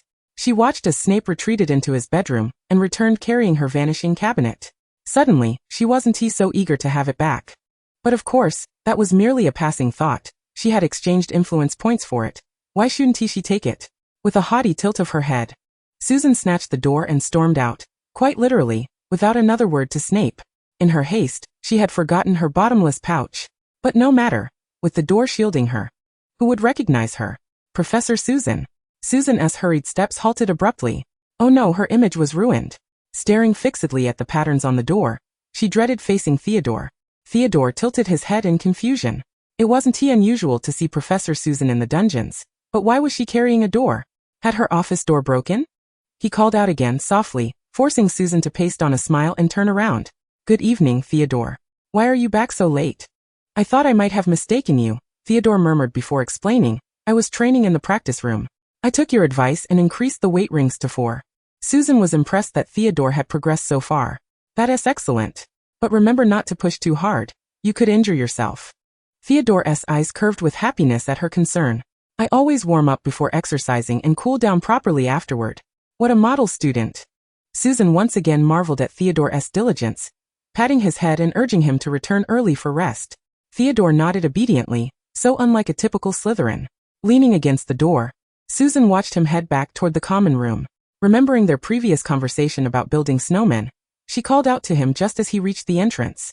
What is it? Professor? Theodore turned back, puzzled. Do you know how to ice skate? Ice skate?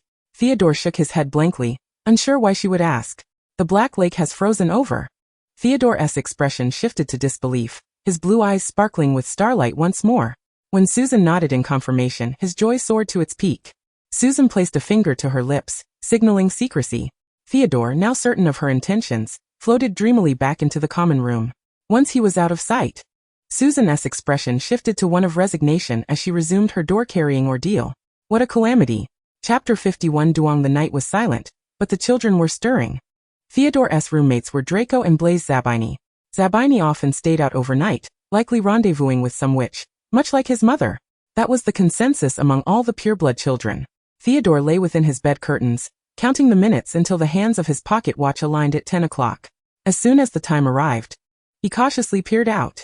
Seeing no movement from Draco's bed, he quietly slipped on his sweater, grabbed his pre-prepared coat and scarf, and made for the door. Where are you going? Theodore had just touched the doorknob when Draco's voice cut through the silence, startling him nearly out of his skin. When Theodore remained silent, Draco switched on the desk lamp, crossed his arms, and demanded again, I asked you a question, Theodore. Where are you going? Theodore frowned impatiently, regretting not having slipped Draco a dose of draught of living death. None of your business. Theodore's tone was as cold as ever. None of my business? Draco slid out of bed, approaching Theodore in his dark green pajamas, hands on his hips and chin raised arrogantly. It is my business. It's curfew. If you leave, you'll lose points for our house. Then you should worry more about Zabini. Anxious not to keep Susan waiting, Theodore tried to brush past, but Draco blocked the door, insisting on an explanation. No way. You've been acting suspicious all day. Tell me, what are you up to? Draco deployed his trademark bratty tactics. If his father couldn't control Theodore, he'd try another approach. Theodore's patience wore thin. Fueled by urgency, he lost his composure and pressed his wand against Draco's neck. Silence. Theodore's expression was terrifying under the lamplight. Draco had never seen Theodore like this and couldn't help feeling a desire to retreat. Yet he forced himself to bluster. W, what are you going to do? Are you going to attack me? How dare you? I am a noble Malfoy. Theodore didn't dare, because attacking Draco would bring a lot of trouble, and might even reveal his true nature to Professor Sansa. Mind your own business. Theodore shoved Draco aside, slipped on his coat, and swiftly left the common room. Heading toward the agreed meeting spot with Sansa, Sansa was waiting at the rendezvous point, fidgeting with a new pose every minute. It wasn't that she intentionally chose the curfew hours. It was just that the Black Lake was usually too crowded, whether day or night. The ice surface was always dotted with young wizards. Whenever Sansa and Tom appeared, their plan to take Theodore out for fun would inevitably fall apart, and Theodore would be upset again. Theodore jogged all the way to the meeting spot, completely unaware that a little golden tail was following closely behind. You two are late. Sorry, Professor. Theodore caught his breath, uneven from running, but soon realized something was off. Two of us? He turned around to see a disheveled Draco behind him, leaning against a pillar and panting heavily. Malfoy. Theodore wished he could turn back time and give Draco a solid whack. How did he manage to follow? From Draco's haphazard attire, it was clear he had dressed in a hurry, afraid of losing track of Theodore. Draco knew he was in the wrong, but so what? He was only trying to prevent Theodore from losing house points. Besides, what was Theodore doing sneaking out to meet Professor Sansa in the middle of the night? Seeking extra tutoring? In Draco's mind, he had done nothing wrong. Sansa massaged her temples, feeling a headache coming on. Why was there an extra person? But sending him back alone now seemed inappropriate. Would he tattle to Snape?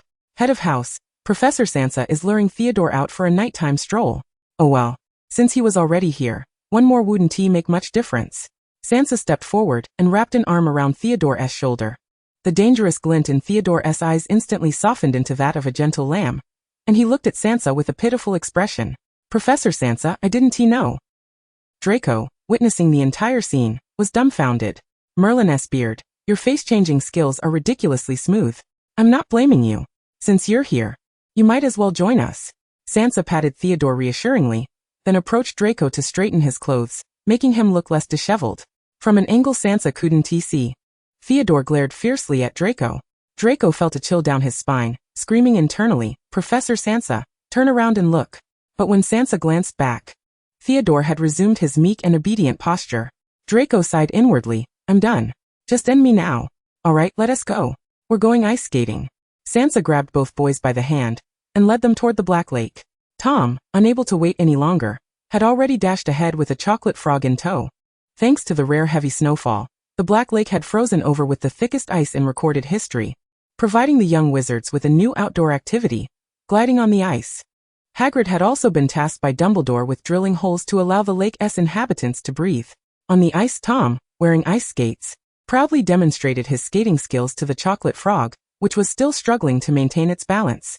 When the trio reached the lakeside, Sansa handed each of them a pair of skates. Thank magic for enchantments, shoes could be resized with a simple spell. The two boys followed Sansa's lead and put on the skates, then cautiously stepped onto the ice.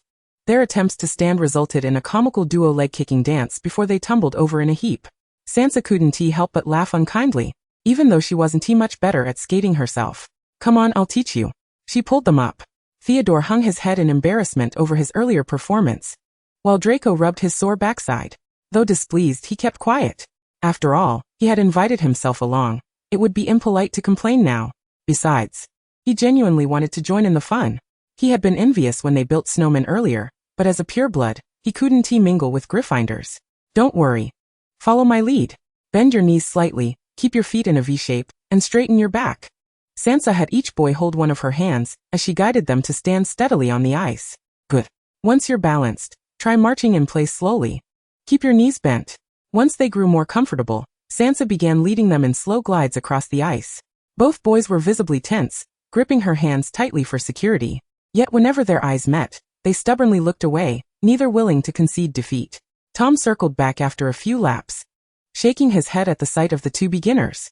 He then showily spread his arms, lifted one leg, and glided around the trio in a graceful swan-like pose. Theodore's expression darkened, he felt mocked.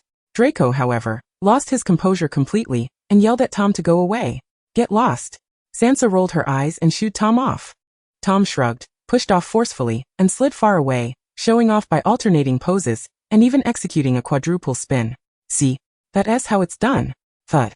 Having closed his eyes while skating, Tom crashed straight into an overhanging branch by the lake, transforming from Tom the cat into a U-shaped feline. Draco burst into laughter, clutching his sides, only to lose his balance and land hard on the ice. Draco, not funny. Chapter 52. It's all over. Tom, having recovered, noticed Draco's glee and narrowed his eyes. Clenching his fists, he stormed over and pressed his face menacingly against Draco's. Too afraid to move for fear of falling again, Draco stammered, "W, what are you doing?" As everyone knows, the more you fear a cat, the more it torments you. Seeing Draco tremble, Tom became even more provoked. He grabbed Draco's tie, stretched it to its limit, and released it. Snap. The tie smacked Draco right on the nose, turning him into a red-nosed dragon. Ow. My nose. You. Tom cut him off, grabbing Draco and launching into a high-speed skate across the ice. Draco's complaints turned into screams. Let me go. Tom paid no heed, spinning Draco around for a 7.5 rotation before releasing him. Gag. Draco's eyes swirled like mosquito coils, with 3 imaginary birds circling his head. Sansa moved to intervene, but Theodore stopped her. Professor Sansa. Let us keep skating. He and Tom are having fun. Having fun? Draco was currently curled into a ball, being kicked around by Tom like a hockey puck. Are you sure he's enjoying himself? Draco. I'm reporting this to the ministry. Wah. Sigh. The next morning, Sansa leaned over the sink, brushing her teeth with dark circles under her eyes threatening to reach her chin. The chocolate frog hadn't even bothered to get up. While Tom forced his eyes open beside her, the blood vessels in his eyes resembling a world map. Crack. The toothpicks propping Tom's eyelids finally gave way, and he instantly melted into a puddle. Sansa casually picked him up, poured mouthwash into his mouth, but before she could instruct him to spit, Tom swallowed it whole. Whatever. Good enough. She opened the door, stretched her arms supernaturally long, tossed Tom back into his cat bed, and tucked him in. Tom's snores erupted immediately. Tom could sleep, but she could not. Susan found this to be truly unfortunate. Sleep well, and remember to eat. Seeing Susan about to leave, Tom attempted to rise and follow, but Susan gently pressed him back down. Don't force yourself when you're as exhausted as Spike, she chided. Tom expressed his reluctance, then swiftly drifted into slumber. To avoid appearing disheveled, Susan had taken care to apply makeup today, unlike a certain someone. However, she resolved not to stay up so late again. Age was clearly catching up, and she couldn't keep pace with the younger generation. Good morning, Susan murmured softly, suppressing a yawn. Fortunately, the first period was a practical lesson, otherwise, she might have dozed off while teaching. Today's lesson focused on the disarming charm. Susan wrote the incantation on the blackboard. Expelliarmus. This was a fundamental yet highly practical charm for defense against the dark arts. As the name implied, its primary function was to knock an opponent's wand out of their hand. Though classified as a defensive spell, it also served as an effective offensive tool. With precise control, one could even catch the disarmed wand. Moreover, the disarming charm wasn't limited to wands. It could repel any object deemed a weapon, such as knives, clubs, or stones. So, remember to think creatively during combat, Susan advised. The class consisted of second-year Ravenclaws and Hufflepuffs. Unfortunately, Harry wouldn't master his signature spell for another couple of days. The young Eagles and Badgers diligently took notes, though one curious student raised a hand. Susan gestured for him to speak. "Professor, can I disarm a tiger's claws?" The classroom erupted in laughter. Such a notion seemed impossible. "Sadly, no," Susan explained. "The charm only works on objects held in hand." The Hufflepuff student scratched his head sheepishly, realizing his idea was far-fetched. Susan continued, "When multiple casters target the same opponent simultaneously, the disarming charm can produce effects similar to the stunning spell, though it lacks the same level of impact." She demonstrated the wand movement while enunciating Expelliarmus, noting that the charm required a base magical energy of 5, with potency increasing alongside the caster's power. After her demonstration, she summoned training dummies, each equipped with a wand. "Your task today is to cast the disarming charm with a power level of 512 and successfully retrieve the dummy's wand." The young witches and wizards efficiently formed 5 lines, taking turns to practice. Meanwhile, the weary Susan fetched a stool and sat near the podium, where the winter sun cast a gentle, warm glow, tempting her to doze off. Gradually, her eyelids grew heavy. "So warm, so comfortable. I really want to sleep." She shook her head, slapping her cheeks lightly. "No. I'm teaching a class now. I'm the professor." But within moments, her surroundings blurred and darkened until she was sound asleep, her peaceful slumber inadvertently making the practicing students drowsy as well. Yawn. "Why is Professor Susan so tired?" one student whispered. "Probably stayed up late preparing lessons." Another replied, yawning in turn. "Stop yawning, it's contagious. Professor Susan is so dedicated." Yawn. "It's not my fault. I can't help it. Let's move to another row. Wait for me." To avoid the ripple effect of Susan's sleepiness, the students nearest to her quietly relocated to other lines, conscientiously lowering their voices to avoid disturbing her. By the time Susan awoke, class had ended, and the students were packing up for lunch. Her hair was disheveled, and a faint sweater pattern marked her cheek. Bewilderment written across her face, she looked utterly confused.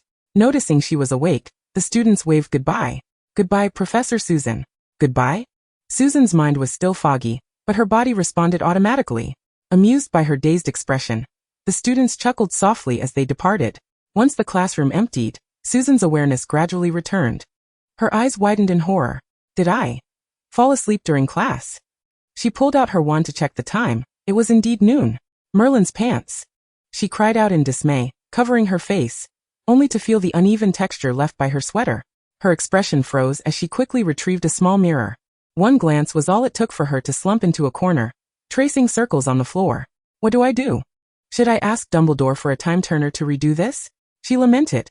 "I've become the most unreliable professor in the eyes of the students." Chapter 53.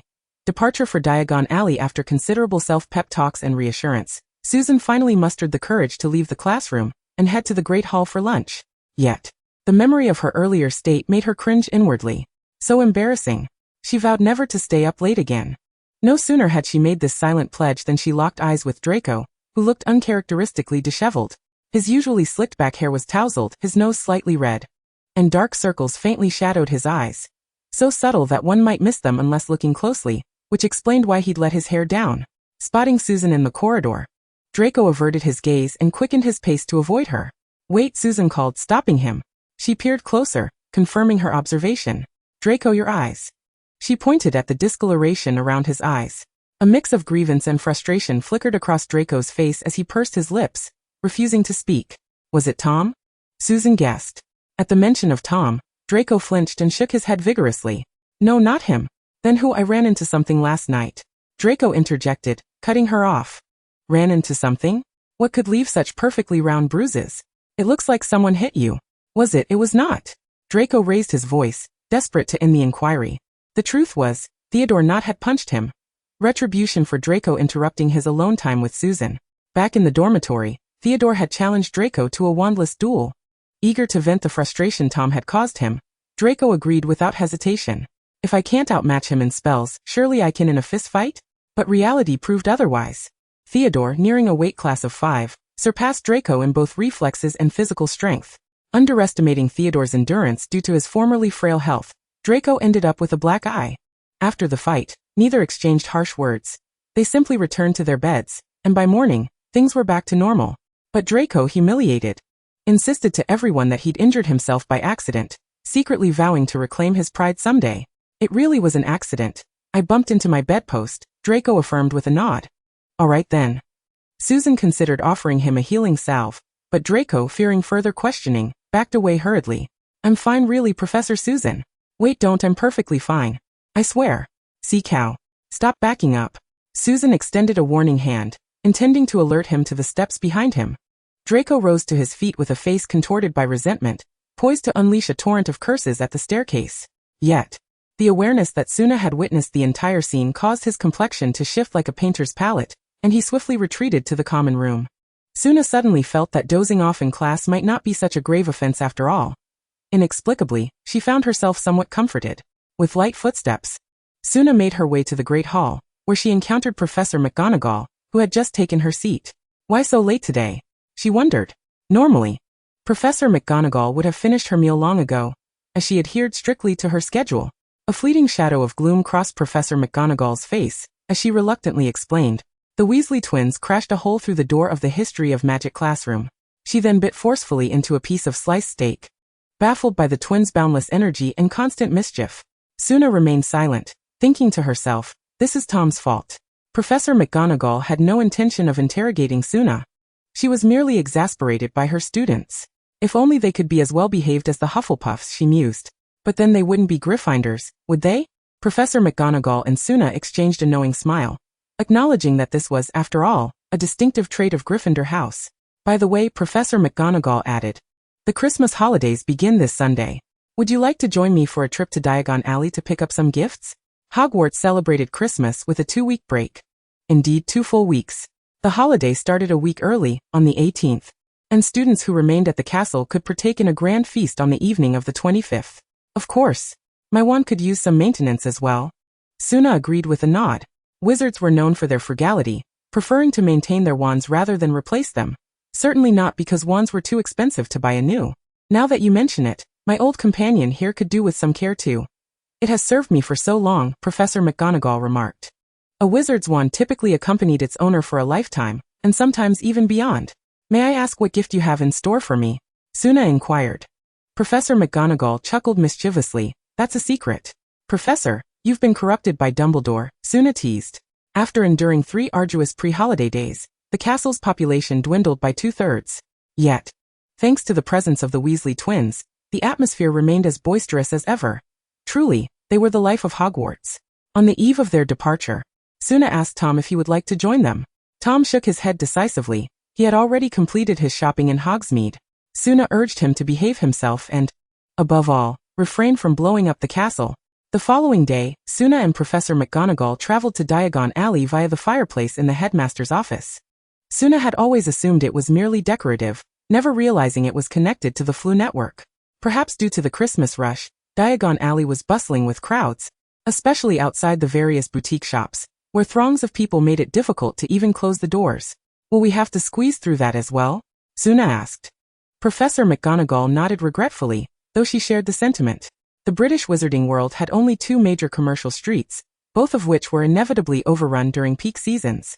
Then let's head to the wand shop first. It's bound to be less crowded, Suna suggested, opting to postpone the inevitable. The wand shop was located in the southern part of Diagon Alley. Its modest, somewhat dilapidated appearance stood in stark contrast to the neighboring stores. The golden letters on the sign had partially faded, but the phrase Ollivander, makers of fine wands since 382 BC, was still discernible. Professor McGonagall entered first, with Suna following closely behind after a quick glance around. The interior was dimly lit, with countless wand boxes stacked from floor to ceiling, making the space feel cramped and beyond the salvaging power of candlelight. Ollivander seemed surprised to have visitors that day. Looking up, he recognized Professor McGonagall and an unfamiliar witch.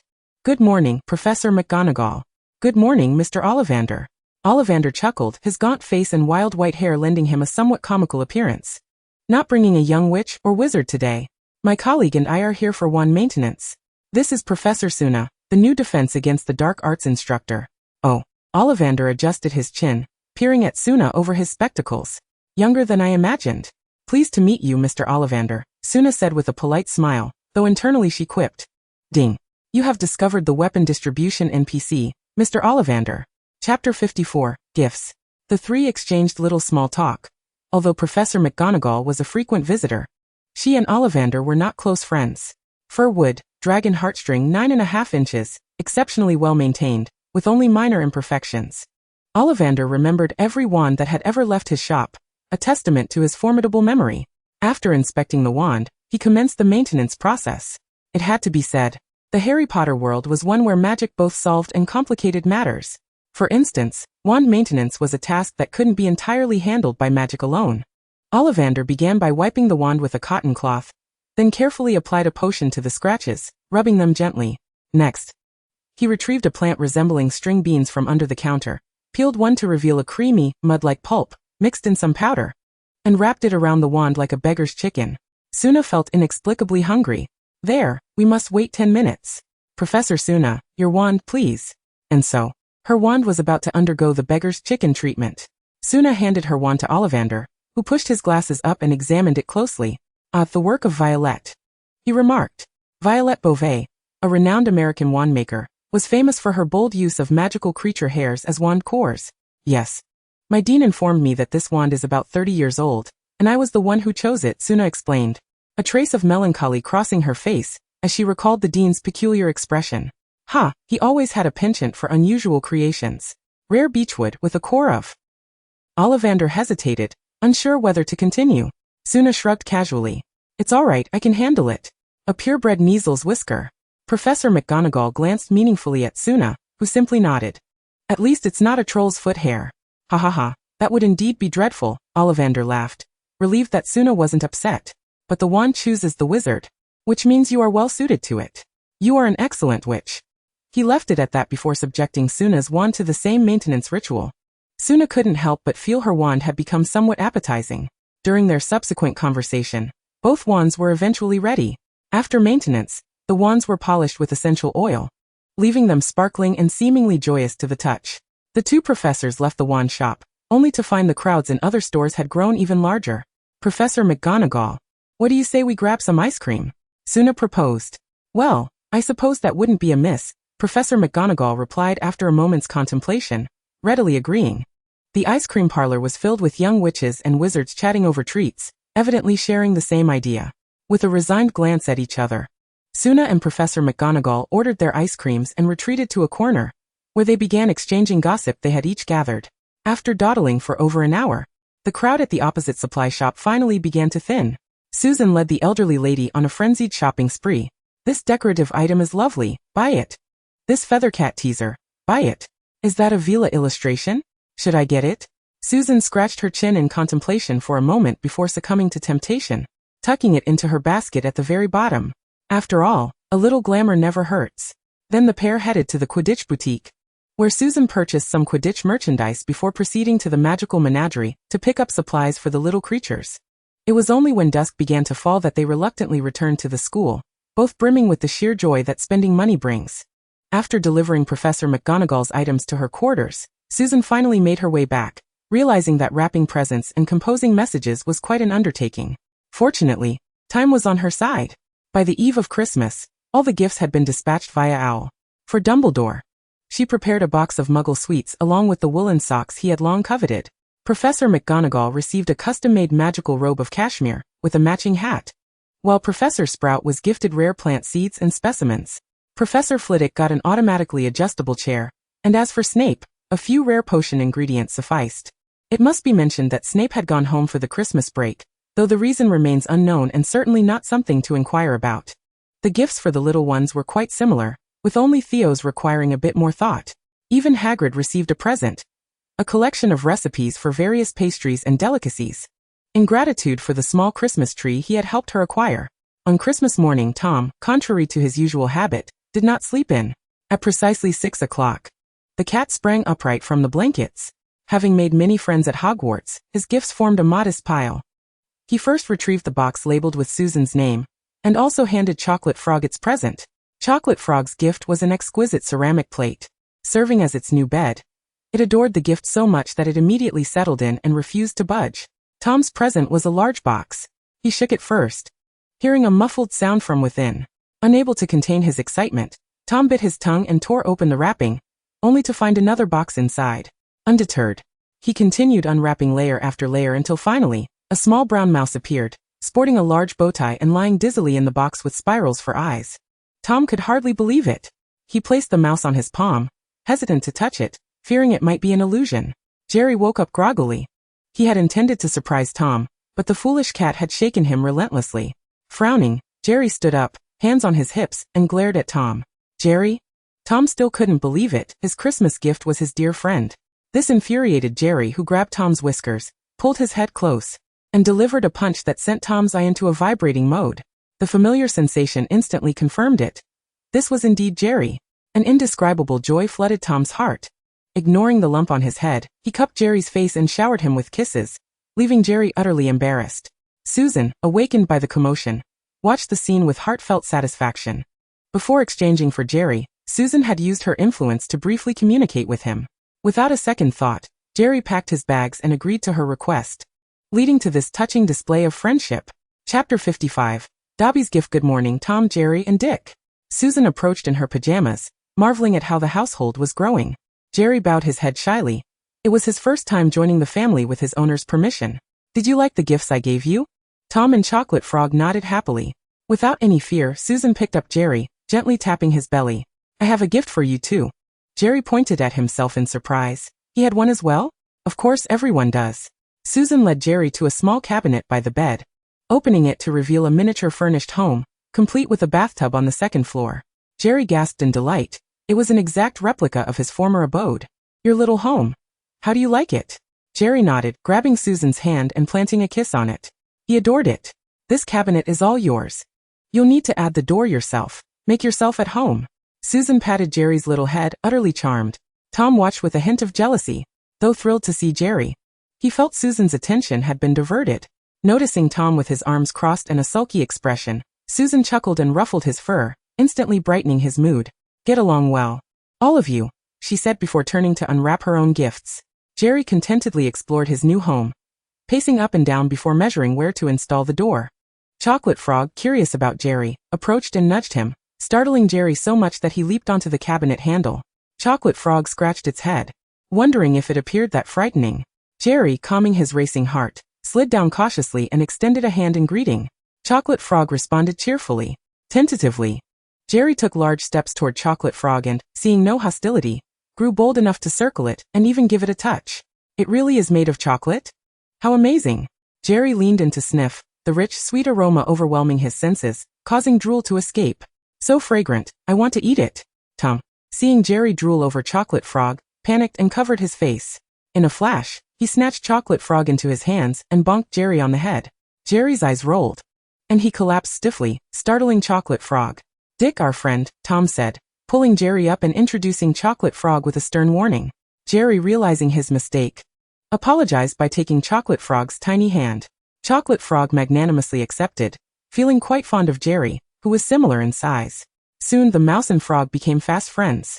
After finishing the door, Jerry invited Chocolate Frog over, and the two whispered about Tom's embarrassing moments, soon erupting in laughter. This made Tom jumpy. Every time they laughed, he glanced back suspiciously. When their laughter grew too loud, Tom couldn't resist crawling over and pressing his ear against the door to eavesdrop. But Jerry and Chocolate Frog were whispering directly into each other's ears, so before long, Tom's ear had poked through Jerry's door, right between their faces. Jerry. Jerry pushed Chocolate Frog aside, pulled out a large laba from behind, aimed it at Tom's ear, and pressed the button hard. Beep. Tom's body launched into the air, his fur separating from his skin as he crashed into the pile of gifts. Susan emerged from under the wrapping paper with a sigh. She was beginning to regret this. It was far too chaotic. Tom cautiously peeked out from the gift box. Jerry. Jerry also peeked out from behind the door, looking rather sheepish. Seeing the two of them in such a state, Susan instantly deflated. Tom decided to show Jerry around Hogwarts while the corridors were relatively empty. Let's go, let's go. Stop bothering her here, he murmured. Tom obediently nodded, placing Jerry and a chocolate frog on each of his shoulders. As he reached the doorway, he suddenly remembered something. Producing a small gift box from behind him, and handing it to Susan. Then he elongated his ears and widened his eyes in a playful gesture. Is this a Christmas gift for Dobby? Susan asked, realizing that Tom didn't know Dobby's name, but had drawn his likeness on the note, complete with ears tied in bows. She was touched that Tom still remembered him. All right, if I can get in touch with him, I'll pass it along for you. Tom nodded in agreement before setting off with Jerry to introduce him to new friends. Meanwhile, Susan stood holding the Christmas present, uncertain what to do. Since the last disastrous incident, Dobby had vanished, likely returned to Malfoy Manor, and unable to leave freely. How could she deliver it? She imagined an owl being intercepted the moment it arrived at the manor by Lucius or Narcissa, exposing all of Dobby's actions. What a dilemma. Frustrated, Susan tossed the gift up and down before deciding to try Draco instead. Although Draco held no affection for Dobby, he feared Tom. Surely, even unwillingly, he would help with a gift from Tom. At Malfoy Manor, the festive season had adorned the estate with holiday cheer. Under the grand Christmas tree in the main hall, piles of presents lay scattered. Lucius regarded them with disdain. Most were from those currying favor with the Malfoys, with only a few exceptions worth noting. Where is Draco? He inquired. Narcissa set down her teapot. Upstairs, unwrapping gifts. A flicker of displeasure crossed Lucius's face. Must he still behave like a child? Darling, he is a child.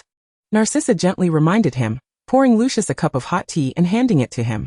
She planted a kiss on his cheek, softening his expression. Don't be too hard on him. Very well, since it's the holidays, Lucius conceded. Narcissa smiled lightly, about to say more when a tapping sound interrupted them. They turned to see an owl delivering a package. Why is it arriving so late? Narcissa wondered aloud as she opened the window. The owl handed her a large box and swiftly flew away. No meal would be offered at Malfoy Manor. Narcissa took the box, addressed to Draco. It's for Draco. Where did he meet such an ill-mannered sender? She patted Lucius reassuringly and carried the box upstairs to Draco's room. What is it, mother? Draco peeked out curiously, not wanting Narcissa to see the mess inside. A gift for you. Odd that it's arriving now. A gift? Draco was surprised. Recognizing Susan's handwriting on the box, he pulled his head back in. Susan's earlier gift, a Quidditch figurine, still sat on his table. Why another? Had she mistaken the date? Is everything all right? Narcissa asked, puzzled. It's nothing, mother. It's from a professor at school. Probably forgotten yesterday, Draco explained, taking the box inside.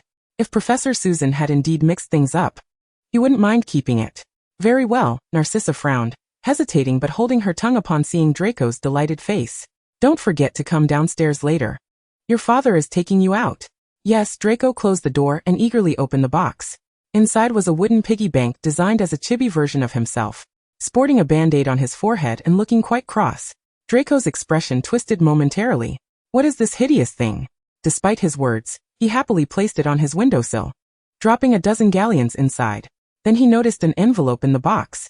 After reading it, he realized the piggy bank was meant as payment. Tom. If there was anyone Draco least wanted to deal with, it was Tom. Disgusted, he summoned Dobby. With a pop, Dobby appeared in the room, cowering in a corner, his pillowcase filthy. Annoyed, Draco tossed Tom's gift at him. This is from Tom for Christmas. Now get lost. Dobby stared blankly at the unexpected present. When he didn't move, Draco threw the box lid at him, and Dobby vanished back to the kitchen barrels. It took Dobby a moment to recall who Tom was, the strange cat that had tugged his ears painfully. The memory made his ears ache anew. He never expected a gift from him. This was his first ever present, a Christmas gift no less. Carefully, Dobby removed Tom's self-portrait, examining it through a hole in the barrel. He then opened the box to find a snowman-themed crystal ball. A gentle tap made snow fall on the snowman's head while Christmas music played. Dobby listened to it repeatedly, tears streaming as he pressed the crystal ball to his cheek. Tom friend. Dobby's friend, he sobbed. Chapter 56, Unwrapping Gifts. With the problem resolved and the little troublemaker gone, Susan rubbed her hands together in excitement, finally able to unwrap her gifts in peace. Dumbledore had gifted a book, an ancient tome preserved by the Dumbledore family for generations. Excellent, she'd keep it. Sprout's present was a custom dried flower collage, exuding such elegance that Susan hung it above the fireplace immediately. Flitwick contributed a journal from his school days, complete with hand-drawn illustrations. McGonagall's gift was far cuter. A cat and mole toy shaped like a cat's paw. When activated, adorable cat heads popped out from holes, requiring a gentle push to retreat, accompanied by meowing sounds. Irresistibly charming, though Susan wondered if Professor McGonagall had misunderstood something. She placed the toy on her desk and continued. Madam Pants and she had exchanged books in Mochi. Susan gave 6 Muggle classics, while Pants offered 10 on defense against the dark arts. She stuffed them under the bed.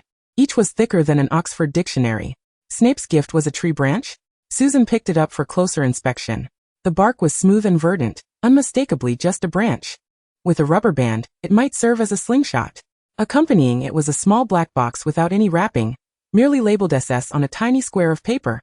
She suspected Snape had snapped it off a tree on his way over. Very well, this fragile friendship couldn't last another day. Susan tossed the branch back into the box and shoved it under the bed to gather dust. Turning to the beautiful gemstone Draco had given her, she consoled herself before continuing her unboxing spree. The students' gifts were mostly similar, but Susan cherished them all, especially the knitted midi skirt from Hermione, which she decided to wear on the first day back. Next, she opened Seamus's present. A clumsily crafted little snowman, soft to the touch and lightly scented, with a white wick on its head. A scented candle? As Sue now pondered further, the possibility that Seamus could have crafted it himself seemed increasingly plausible. Unable to resist, she struck a match, only to witness the thread vanish in an instant, as if it had never existed. Suna's smile faltered and she exclaimed, "Not good." Boom. The three who were in search of the mischievous Peeves felt the castle sway unexpectedly. As the smoke cleared, Suna's face darkened, resembling the bottom of a pot, with only her eyes visible, gleaming white. Seamus. Unwrapping gifts at home. Seamus inexplicably sneezed twice, a sense of foreboding washing over him. Peeves was notoriously elusive among all ghosts due to his unique nature. He constantly flitted about, causing mischief for young wizards. Consequently, Tom could only introduce Jerry to Hogwarts while simultaneously searching for Peeves. Jerry's eyes were wide with wonder, akin to a country mouse entering a bustling city, and he understood why Tom chose not to return home. With such a delightful place, he too would be reluctant to leave, especially since the inhabitants were welcoming. Though he was still unaware of the kitchen's location, Tom inquired with several portraits, but they had not seen Peeves that morning. Thus, he decided to head to the Gryffindor common room for a stroke of luck, hoping to catch a glimpse of the twins. Inside the Gryffindor common room, many early rising young wizards were busy unwrapping gifts. This year, due to the basilisk issue, Hermione opted to remain at school, and as Tom entered, he found the trio engrossed in unwrapping the presents Suna had given them. Ron received a candy gift pack from Honeydukes, Harry received Quidditch merchandise, and Hermione received an unpublished side story, all three thoroughly pleased. When they spotted Tom, their enthusiasm was markedly heightened. "Hey Tom." Tom waved, settling down across from them, gently placing Jerry from his shoulder onto the table to introduce him. The chocolate frog adeptly slipped from Tom and began to wander around the common room. "Jerry is so adorable." Jerry's endearing appearance struck a chord with Hermione. Although she wasn't particularly fond of mice, especially Ron's pet Scabbers, she chose to overlook it for the sake of friendship. Furthermore, with Tom around this semester, Ron was cautious about Scabbers' safety, rarely bringing him out, much to Hermione's delight. However, Jerry was different, clean and charming. If Tom hadn't mentioned it, she would hardly have believed he was a mouse. She might have thought him a teddy bear or a chinchilla. Fearlessly, Hermione cradled Jerry in her hands, smiling, "Hello, Jerry." Hermione Granger. Jerry bashfully extended his little hands, twisting his body shyly, and presented a small flower to Hermione, which made her beam with joy. "Thank you. You're just too adorable, unlike Scabbers." Upon hearing Hermione mention Scabbers, Ron immediately bristled. "What's wrong with Scabbers? He is cute too." Hermione held Jerry out before Ron, nearly shoving it into his mouth. "Take a good look. How does Scabbers compare to Jerry?" Next to Jerry, Scabbers looks like a middle-aged greasy man. "Hey," Ron retorted angrily, only to deflate as he realized the truth in her words. "For now, I'll agree with you. Hello, I'm Ron Weasley." Jerry also offered Ron a small flower, which he happily accepted and placed atop his head. "It's my turn now. I'm Harry Potter." Harry tugged Hermione's hand, receiving a matching small flower from Jerry. Truly, Jerry was an exemplary water-bearer. "Tom, what brings you here today?" Hermione was engrossed in her interaction with Jerry, while Ron was preoccupied with his sweets, leaving Harry to handle diplomacy. "Peeves." Tom informed him of his quest to find Peeves, to which Harry scratched his head, admitting he had no idea where Peeves was. "Ron." Stuffing his face with sweets, added, "He ran off early with Fred and George. I have no clue where they went." As he spoke, he forcefully tore open a candy wrapper, the candy falling to the ground and disappearing. Ron continued searching blindly, finally grasping something resembling candy. "I truly don't know. But they definitely attend the Christmas feast, so there's no need to worry." After fumbling for a while, Ron finally found something resembling candy, tossing it into his mouth without a second thought. "Ron!" Tom exclaimed, grabbing Ron by the neck with one hand while the other plunged into his mouth, retrieving the saliva-soaked chocolate frog. He then casually poked Ron in the head. A large bump quickly formed on Ron's head, turning the flower Jerry had given him into a Highland flower. "Ouch!" Ron exclaimed, grasping his head, unsure whether to tend to his injury or to expel the fur ball from his mouth. Tom wiped the chocolate frog with Harry's shirt, while Jerry, concerned, hopped down from Hermione's hands to comfort the bewildered chocolate frog. "Tom, what are you doing?" Ron felt as if he were a unicorn. "You nearly swallowed Dick." Harry stared incredulously at his pajamas, contemplating whether he could still wear them. Ron hadn't anticipated that the candy he had just tasted was indeed a chocolate frog. Thanks to Tom, Hogwarts had come to know about the extraordinary Dick, and everyone had tacitly accepted it as a living being. "I'm sorry, Tom. I'm sorry, Dick."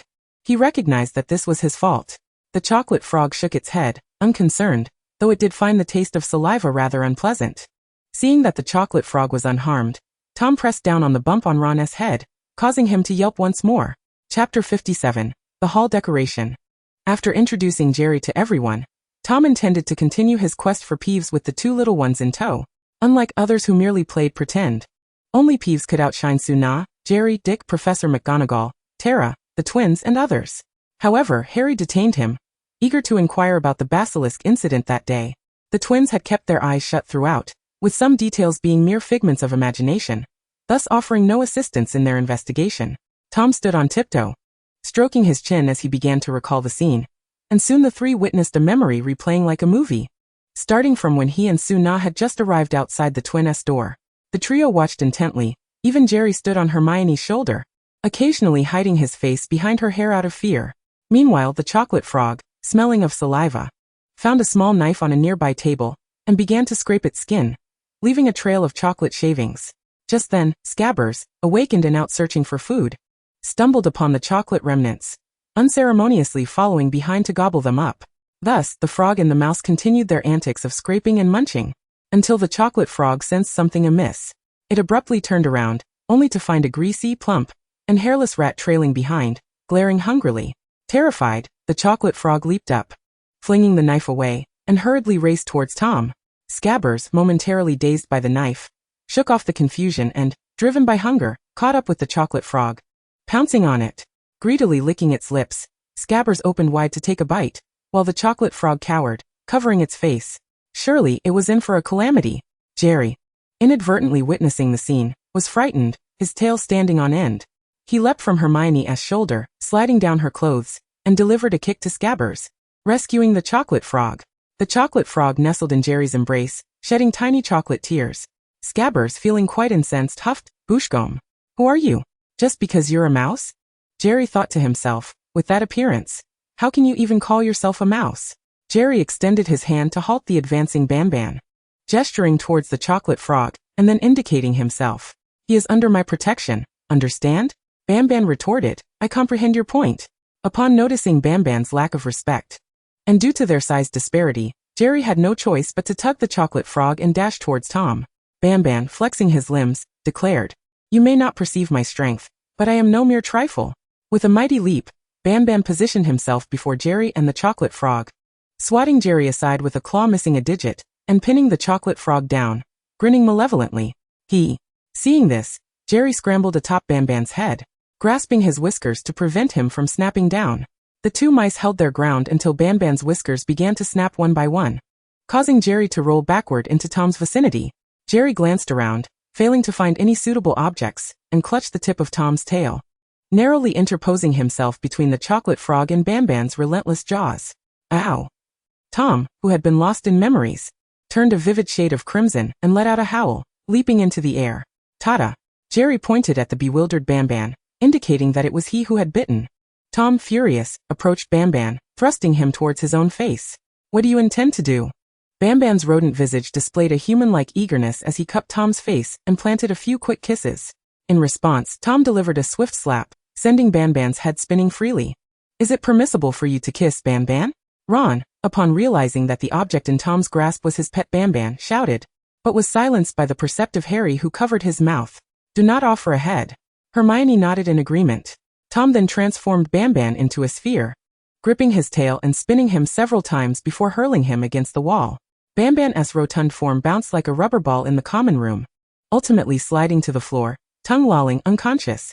Ron dared not utter another word. He certainly did not wish to become a ball flying around the room. Tom placed the chocolate frog and Jerry upon his shoulder, waved farewell to the trio, and prepared to depart. As he left, he casually kicked Banban, who then lay transformed into a mouse pancake.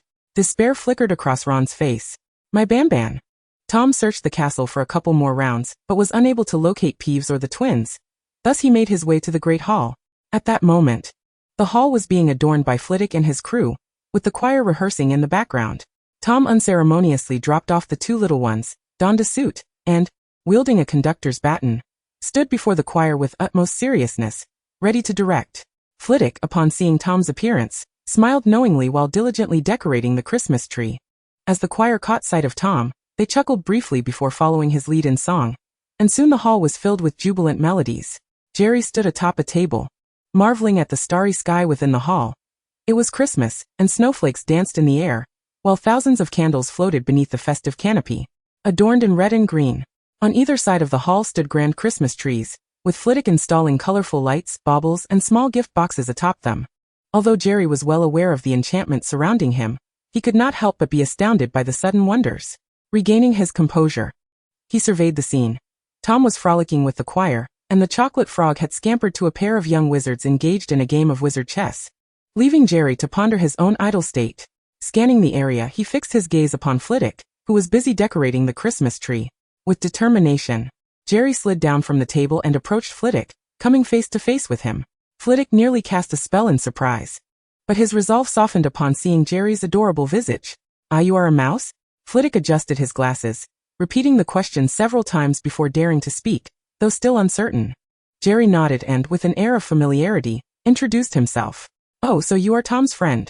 Greetings, I am Phileas Flitwick, though they all call me Professor Flitwick." He introduced himself, and hoisted Jerry onto his shoulder. "Why aren't you playing with Tom?" Jerry grasped a colorful bauble, indicating his desire to assist in decorating the Christmas tree. Flitwick chuckled heartily, exclaiming, "That would be splendid." Thus, Jerry began darting swiftly among the branches, quickly completing the tree. "Your presence is invaluable, Jerry.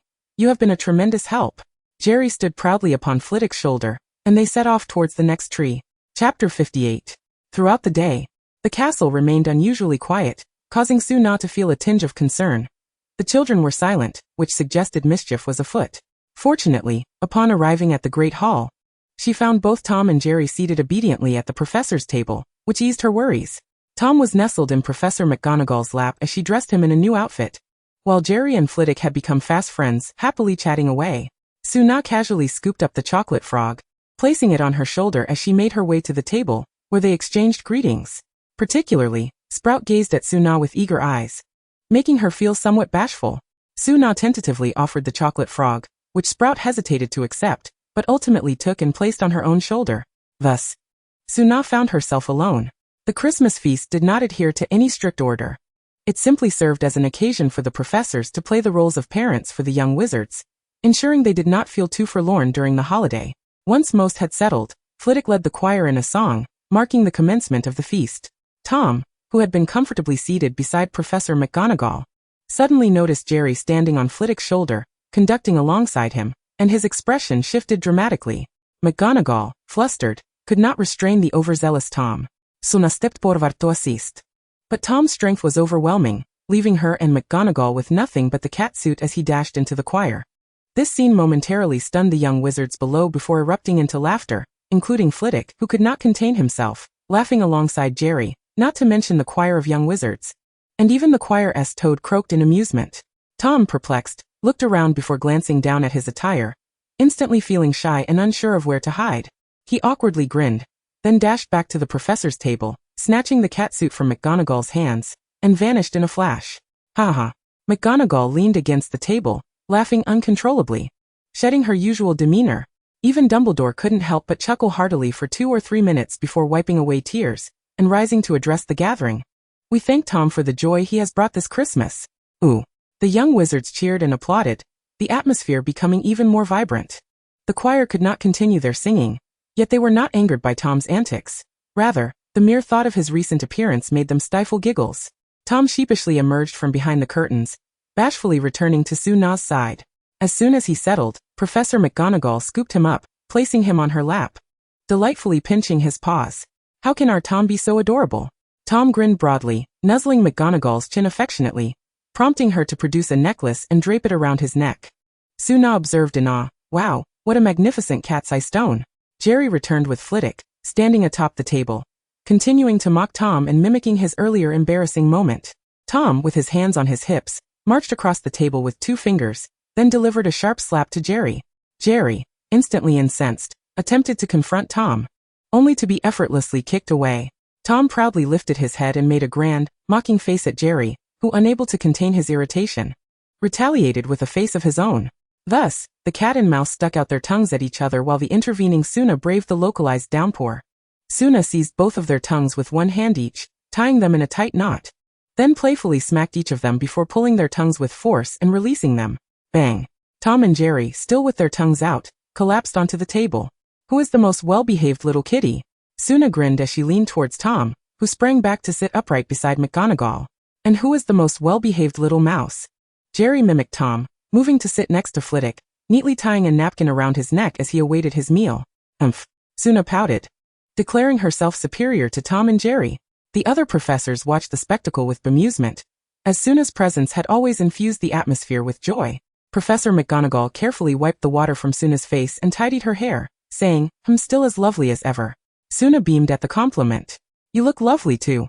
Professor McGonagall smiled, and only then did they prepare to feast. A plethora of dishes adorned the table, and the younger wizards were similarly treated. Due to the reduced number of students remaining at school, the 4 houses were permitted to mix, filling the front of the hall. All the professors raised glasses of wine in a toast. The sweet wine, rich with fragrant fruit, was evidently chosen by Dumbledore. Dumbledore raised his glass to the inquisitive Suna, who clinked glasses with him from afar. Tom could no longer contain himself, and directly pulled an entire roasted chicken to his side, prompting a sigh from Suna.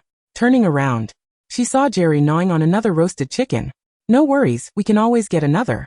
Flitwick reassured Suna, anxious that she might feel upset.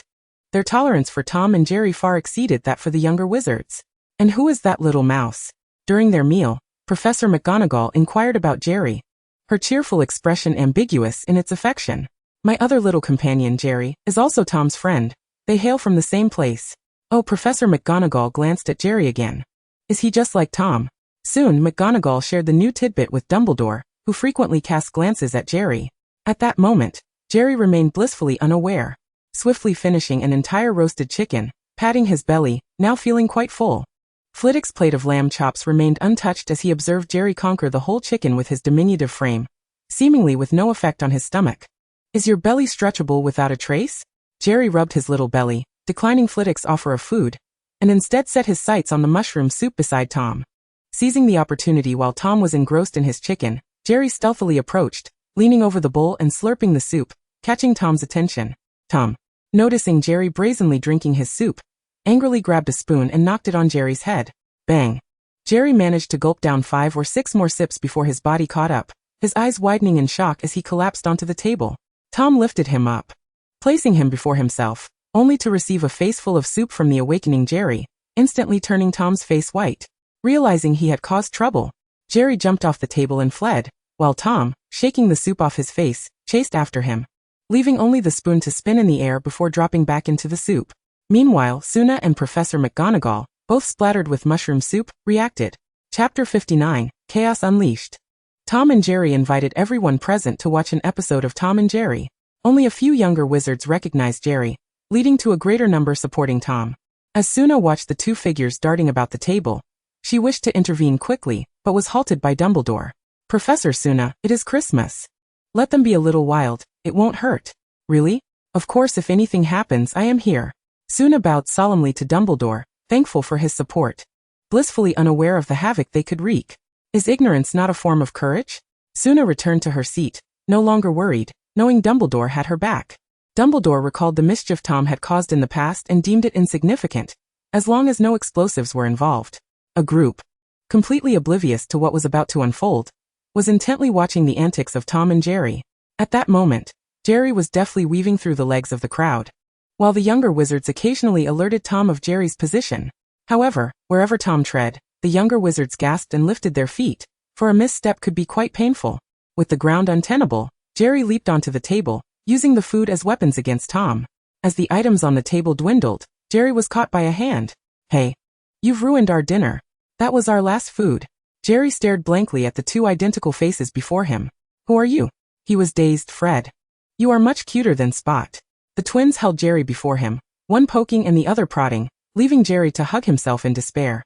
Seeing the twins capture Jerry, Tom excitedly rushed over to shake hands with them, then reached out to snatch Jerry, only to be evaded by George.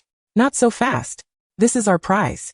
Jerry, held by George, remained calm, resting his chin on his hand and nodding in agreement with George's words. Tom, frustrated, placed his hands on his hips and reached out. Give him to me. George and Fred shook their heads, denying him. Tom pouted, reaching out once more. Hurry up and give him to me. George and Fred exchanged glances before releasing Jerry right in front of Tom. As Tom lunged to grab Jerry, they extended their mischievous hands. Bang. Tom fell flat on his face, losing a front tooth in the process. Tom rolled up his sleeves and stormed towards the twins with fury. The twins showed no fear, merely shrugging. Don't act like that. Next time, watch where you're going. Tom let out a furious howl and engaged the twins in a scuffle. Jerry, witnessing the chaos from afar, dashed back, continuously supplying plates, forks, and other weapons into the fray. In no time, red fur and cat hair filled the air. The commotion veiled by smoke, leaving the onlookers only to hear the ruckus. Should we go check on them? Professor McGonagall expressed concern, and Dumbledore nodded, leading the professors closer. Just then, Tom burst forth from the smoke, sporting purple rings around his eyes as he lunged at Jerry. As the smoke cleared, the twins were tangled with each other, forming a tight knot, one resembling a broomstick head, and the other mimicking the dance of two dragons. Fred, stop touching that. Do you think I want to? They were hopelessly entangled, resorting to calling for outside assistance. Ron and Harry resignedly stepped forward to help. Meanwhile, Tom and Jerry continued their chase, now unrestrained as the younger wizards had retreated, each aiming to turn the other into a delectable dish. Even the two of them used fireworks as projectiles to attack each other. After a cacophony of pops and bangs, both donned fresh attire. Professor Dumbledore, can you still endure this? Suna quipped gently, advising the headmaster to cut his losses. Beads of sweat formed on Dumbledore's brow. Was there still time? Suna nodded, affirming that there was still a chance. However, just as Dumbledore was about to speak, the situation took an unexpected turn as they found themselves encircled by Tom. Yes, all of them. It turned out that Jerry had been hiding behind a table leg and had slyly tied Tom's tail to the table. When Tom pursued Jerry, he encountered resistance. Thus he tugged with all his might, transforming Tom into Tom Long Max. Tom Long Max chased after Jerry, enveloping everyone and every table in the hall. When Tom finally caught up with Jerry, he sensed something was amiss. He glanced back, swallowed hard, and shrugged helplessly as Tom Long Max began to compress rapidly. In an instant, the entire hall was thrown into chaos. This was no mere metaphor. Hermione landed atop Ron, Harry fell onto Hermione, and Ginny plummeted into Harry's arms. An apple clutched in her mouth. Flitwick was hilariously lodged upside down in Hermione's frizzy hair, while Suna managed to shield the elderly lady, but was struck on the head by a pineapple pie. Dumbledore, meanwhile, could no longer distinguish between his beard and hair. A mere mass of white. Tom emerged from the crowd, clutching Jerry, wearing Trelawney's glasses which exaggerated the size of his eyes. The now sightless Trelawney groped at Kettleburn's artificial leg, wailing words like disaster and danger. Oh dear. Suna helped the still-dazed Professor McGonagall to her feet, extricating her vision from the pineapple pie as Dumbledore continued to battle with his own white hair. Suddenly, Suna felt an unusual sense of calm. For this might just be Hogwarts' least catastrophic incident in the future. So be it, let's just let it be. Professor McGonagall adjusted her hat, rescuing Dumbledore from his white mane and pulling Flitwick free. The first young wizards to recover began to assist those around them, irrespective of their houses. All were victims in this debacle. Tom trembled with Jerry in his arms, uncertain of what lay ahead. Harry set down a blushing Ginny, still gnawing on her apple, and pulled up Hermione, while Ron had already succumbed to unconsciousness, frothing at the mouth. Though affected by Tom's antics, no one was injured, merely disheveled. Everyone glared at Tom and Jerry with their hands on their hips, the two feeling as though they were surrounded by a horde of red-eyed demons. "I need help." A voice shattered the tension, and everyone turned to see a small badger stuck in a chair. Somehow, a wooden stool reminiscent of the plastic ones from a past life had been precariously balanced on the little badger's head, resembling a turtle shell from afar. Jerry's friend, fearing disbelief, demonstrated the situation further. The stool was wedged at every angle, impossible to remove. Ha ha ha, Rand. Ha ha. It was unclear who laughed first, but soon, laughter rippled through the crowd, especially at the sight of their companion's misfortune. Several professors exchanged glances, succumbing to the infectious laughter, particularly Professor McGonagall, who seemed to shed her usual sternness. Tom and Jerry exchanged puzzled glances, bewildered by the sudden mirth. Chapter 60. Aha! Ultimately, Professor McGonagall rescued the little badger, transforming the stool into ribbons, easily freeing it. Truly, the magical world is most convenient. Once the situation with the badger was resolved, everyone spontaneously began to restore the chaotic hall. Merely a practice to enhance their spellcasting skills. But why did old Dumbledore snatch her wand? "I didn't bring my wand, sorry."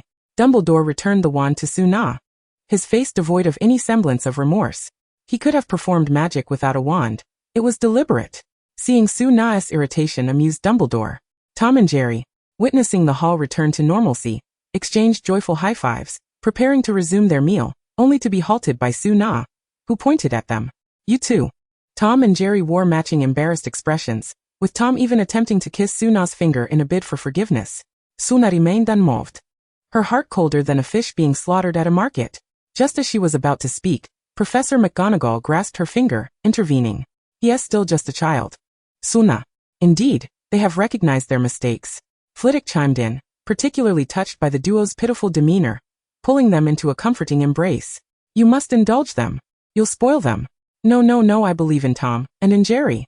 Professors McGonagall and Flitwick each picked up one, their affection palpable.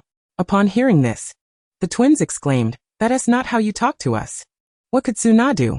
She could only wait until they returned to address it. It turned out that children in the magical world are resilient.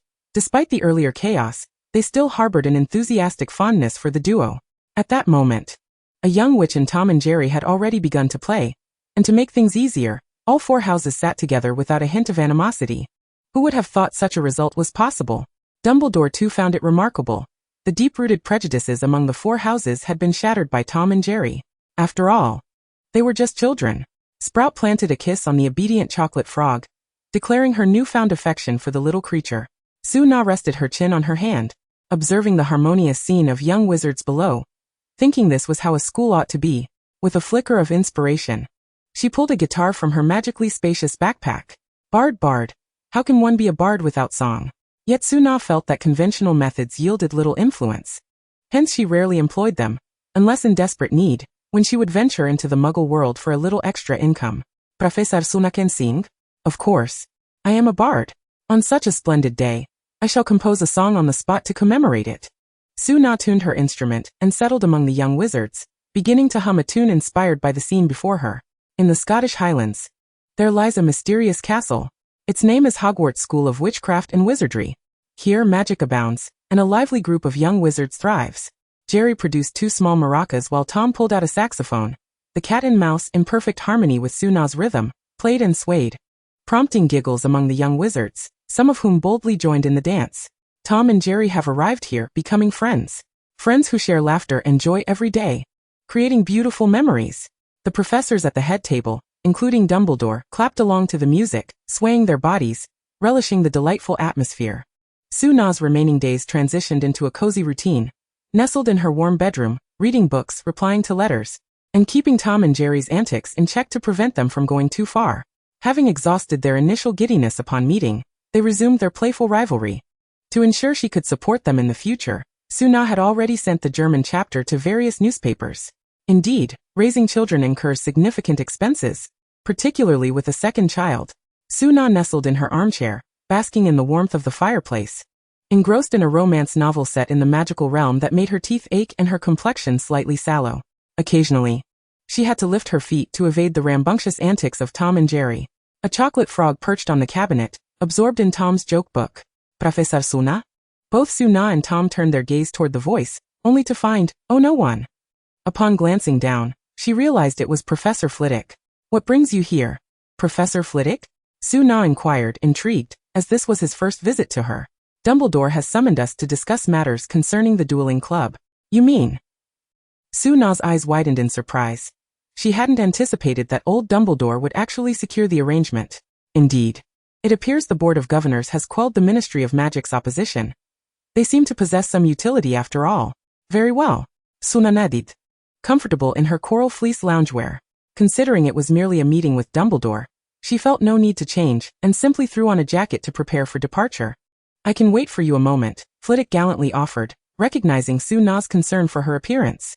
No worries, the matter at hand takes precedence. Suna tousled her hair. With only a few students around, what was there to fear? Oh, then very well. As Suna closed the door, Tom and Jerry exchanged glances. Finally daring to resume their play, Tom produced a fly swatter, excitement radiating from him as he raised it high, and then snap! Tom. Suna reappeared, peeking in at Tom, who quickly hid the fly swatter, adopting an innocent expression. No mischief. No running around. And you too, Jerry. Jerry scampered over, nodding in agreement. Suna snatched the fly swatter from Tom, feeling reassured as she and Flitwick set off to find Dumbledore. The two little ones pressed against the door to eavesdrop, breathing a sigh of relief only after confirming Suna had truly departed. Tom raised his paw, eager to continue, but Jerry halted him with a gesture. He pointed at the door, then shook his head, retreating to his little den to pick up the Daily Prophet for further reading. Unlike Tom, who reveled in joke books, Jerry preferred the newspaper. Thus, Suna had thoughtfully subscribed him to the Daily Prophet. Left without a playmate, Tom felt an overwhelming sense of boredom. He sought out the chocolate frog, but it was too engrossed in the joke book to engage. With nothing else to entertain him, Tom returned to his cozy nook, propping his chin in his paws, staring off into the distance with a sigh. His eyes darted around until he unearthed a book from beneath Suna's bed. Upon opening it, he burst into laughter, causing Jerry and the chocolate frog to be unable to concentrate. Jerry stepped outside, urging Tom to keep it down. But Tom merely shifted direction, and continued to laugh uproariously, even clutching his stomach in mirth. This piqued Jerry's curiosity, prompting him to investigate the source of Tom's amusement. However, Tom, reveling in his success, slammed the book shut with a resounding thud. Jerry emerged from the side of the book, now resembling a paper mouse. He wobbled back to normalcy and stealthily approached Tom from behind, delivering a swift kick that sent Tom soaring into the air. Chapter 61. The Terrifying Potion. Once Tom landed, he retaliated against Jerry, who in turn kicked Tom back, thus igniting a playful exchange of blows between the two. The chocolate frog shook its head in resignation, extending its leg to tidy the items atop the cabinet. Suddenly, a loud, dull knock interrupted their antics. They exchanged glances, and Tom ventured to open the door. With his now swollen foot, he creaked the door open to reveal a wide-eyed Peeves. To avoid disturbances, Suna had imposed restrictions within the house. Hello, Tom. Care to join us for some fun? Peeves beckoned, gesturing behind him where the twins awaited around the corner. Tom's heart raced at the prospect. Having been cooped up for days, he felt compelled to join Peeves. However, Jerry, sensing trouble, quickly interposed himself in front of Tom, disregarding his throbbing head. He pointed upward and then at the two of them, signaling that Suna had forbidden them from running off to play. Tom hesitated. After returning from the Christmas dinner, Suna had held a 2-hour meeting with them, and he was still wary of inciting her wrath. Don't be like that, Tom. It's been ages since we VE played together, and today is just a small gathering. We'll be miserable without you. Peeves feigned sadness, adding, of course, you can bring Jerry along too. Jerry crossed his arms defiantly, convinced that trouble would surely follow. Tom's resolve softened, his body swaying as he inched closer to the door. I swear, nothing will go wrong. Upon hearing this, Tom pointed at Peeves, confident in their promise of safety. Yet Jerry shook his head. A resolute no was all he could muster. Tom's expression darkened as he shoved Jerry aside with his foot, and strode purposefully after Peeves. Seeing this, Jerry had no choice but to grab Tom's tail, digging his feet into the ground in a desperate attempt to halt him. Tom's pace slowed, leaving an elongated mark in the floor as Jerry clung to his tail, his mouth agape against the rushing wind. The twins hastily approached, seizing Tom from either side and whisking him away toward their secret base. Powerless, Jerry could only cling tightly to Tom's tail, gasping for breath. The twins transported them both to their secret lair, a dilapidated classroom at the top of the building. This place had been transformed into a veritable laboratory, filled with an array of peculiar prank devices and numerous half-finished projects. Below the window lay pots and pans, alongside several old cauldrons, one bubbling away with an unknown concoction. "Welcome to the Weasley secret base." Jerry descended from Tom's tail, furious as he kicked each twin in turn before surveying the room. Tom, visiting for the first time, was bewildered by the twins' intentions for bringing him there. In truth, the twins sought Tom's assistance. Their latest product, a super rubber candy that allowed one's body to stretch like rubber, had hit a snag in development. The inspiration for this creation stemmed from Tom's antics during the Long Plus event, which the twins found quite impressive. Peeves was particularly eager for Tom to share some of his sweets, as Suna had been strict, and he hadn't dared to disturb her. Jerry tugged on Tom's sleeve, motioning toward the door, insisting they return.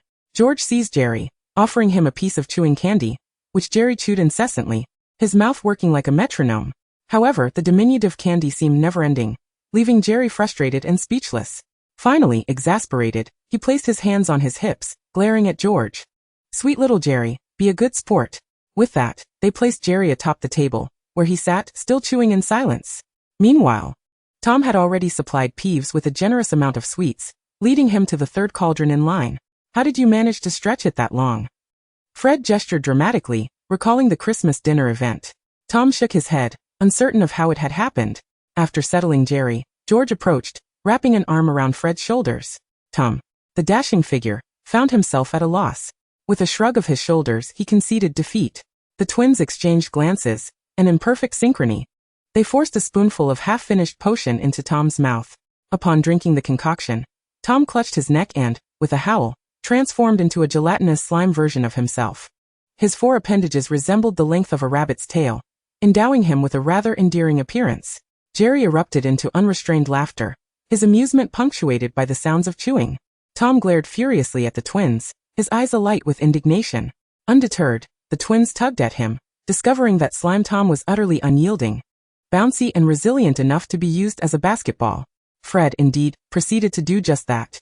When Tom reverted to his original form, his eyes still wobbled in confusion.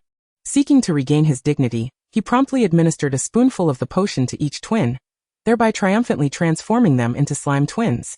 With a swift kick, he sent each slime twin flying, landing precisely into a large cannon situated in the corner of the room. Jerry hastened forward to ignite the fuse, resulting in two thunderous booms, embedding the twins into the wall. A resounding high-five echoed between the cat and the mouse, and in a moment of distraction, Tom seized the opportunity to toss Jerry into the cannon as well. With a loud bang and another boom, Tom exuberantly shouted, "Hooray!" while clapping his hands to produce a Lulu sound. Peeping Tom, puffing on a cigarette, observed their antics with indifference, inhaling and exhaling with a leisurely air. Tom approached the cauldron from earlier, stroking his chin in contemplation as he began to pour more potion into it. The descending twins, momentarily forgetting their desire for revenge, grabbed a pen and began to meticulously record the ingredients and their respective quantities. Meanwhile, Jerry, seizing the opportunity, discreetly tossed various items into the mixture when their backs were turned. Tom added potion, while Jerry contributed fireworks. Tom added potion, while Jerry slipped in mysterious tree bark. Tom added potion, while Jerry introduced milk. And finally, Tom added potion, while Jerry tossed in a bomb. As the two continued their chaotic blending, the once tranquil potion began to bubble furiously, shifting through vibrant reds and greens, with smoke rising in the shape of skulls. Fred sensed something was amiss. This concoction bore the hallmarks of a poison. Tom scratched his head, pondering what could possibly be wrong. The three of them stood by the cauldron, lost in thought. Suddenly, a light bulb appeared above Tom's head. He rummaged through a collection of items, striking and mixing until he produced a mound of red powder, which he poured into the cauldron. Instantly, the boiling potion calmed to a serene stillness. "Is this truly effective?" the twins inquired, leaning closer. However, the tranquil potion erupted with tremendous force. Boom! Those at Hogwarts would never forget that fateful day when, following a resounding blast, the outer walls of Hogwarts Castle found themselves in utter disarray. Chapter 62. A hollowing out in the headmaster's office. Dumbledore, Swanna, and Flitwick were engaged in a fervent discussion regarding the dueling club when the deafening explosion occurred. Instinctively, they crouched down, and upon raising their heads, they were met with the dawn of a new day. What transpired? Has the Dark Lord returned? Dumbledore pulled out his elder wand, only to stand frozen in shock. The outer walls of his office had vanished, hence the brightness of day. What on earth is happening? Why the singing? Swanna helped Flitwick to his feet, Bewildered by Dumbledore's inexplicable glee, Professor Swanna, look. What? Am I the fool here? Flitwick rolled his eyes, standing on a chair to redirect Swanna's gaze, causing her heart to race. Goodness! Is Voldemort wreaking havoc again? Dumbledore, trembling, cautiously approached the edge and peered down. To his horror, the outer walls of Hogwarts lay shattered and scattered on the ground, lifeless. Dumbledore clutched his heart, for the walls on either side mirrored this calamity. He felt as though his heart might cease to beat. Swanna rushed to support Dumbledore, peering over the edge. Oh no! A sinking feeling gripped her. Albus! Professor McGonagall, abandoning any pretense of decorum, leaned over to shout at Dumbledore, what on earth has happened? Dumbledore sat on the ground, his eyes vacant as he gazed skyward, murmuring to himself, I must be dreaming. I have yet to awaken. Swanna's hearing gradually returned, though a persistent ringing lingered in her ears. Professor Flitwick, please assist. Oh. Coming. Flitwick hastily procured a chair, and Swanna helped Dumbledore to sit, concerned that the elderly wizard might not withstand the shock. Dumbledore? Are you all right? I have a problem. Dumbledore replied earnestly, rolling his eyes before fainting. Oh no. Albus. Professor McGonagall hurriedly ascended the stairs, and upon seeing Swanna and Flitwick, she demanded, what has transpired? They shook their heads in confusion. And what of Albus? Swanna peeked down, only to find him unconscious. McGonagall leaned against the doorframe. Is it the dark wizard who has attacked? I just witnessed the castle's outer walls in ruins. What? Is that true? Dumbledore jolted awake in disbelief. Indeed. McGonagall affirmed. Dumbledore gasped, only to faint once more. McGonagall rushed to him, relieved to find he had merely lost consciousness. The castle's integrity was paramount. She needed to maintain her composure. What is happening? Swanna and Flitwick could only shake their heads in perplexity. However, Swanna silently prayed that Tom and Jerry were not responsible for this calamity. Surely they were meant to remain in their dormitory. Suddenly, the four who had been propelled skyward began to descend, each landing headfirst into the shattered outer walls, leaving only their necks protruding. Countless young wizards peered out, bewildered by the misfortune that had befallen them. Swanna and the others glanced over, and narrowing her eyes, Swanna noted an unmistakable resemblance to Tom's posterior. McGonagall. Her patience wearing thin bellowed Tom.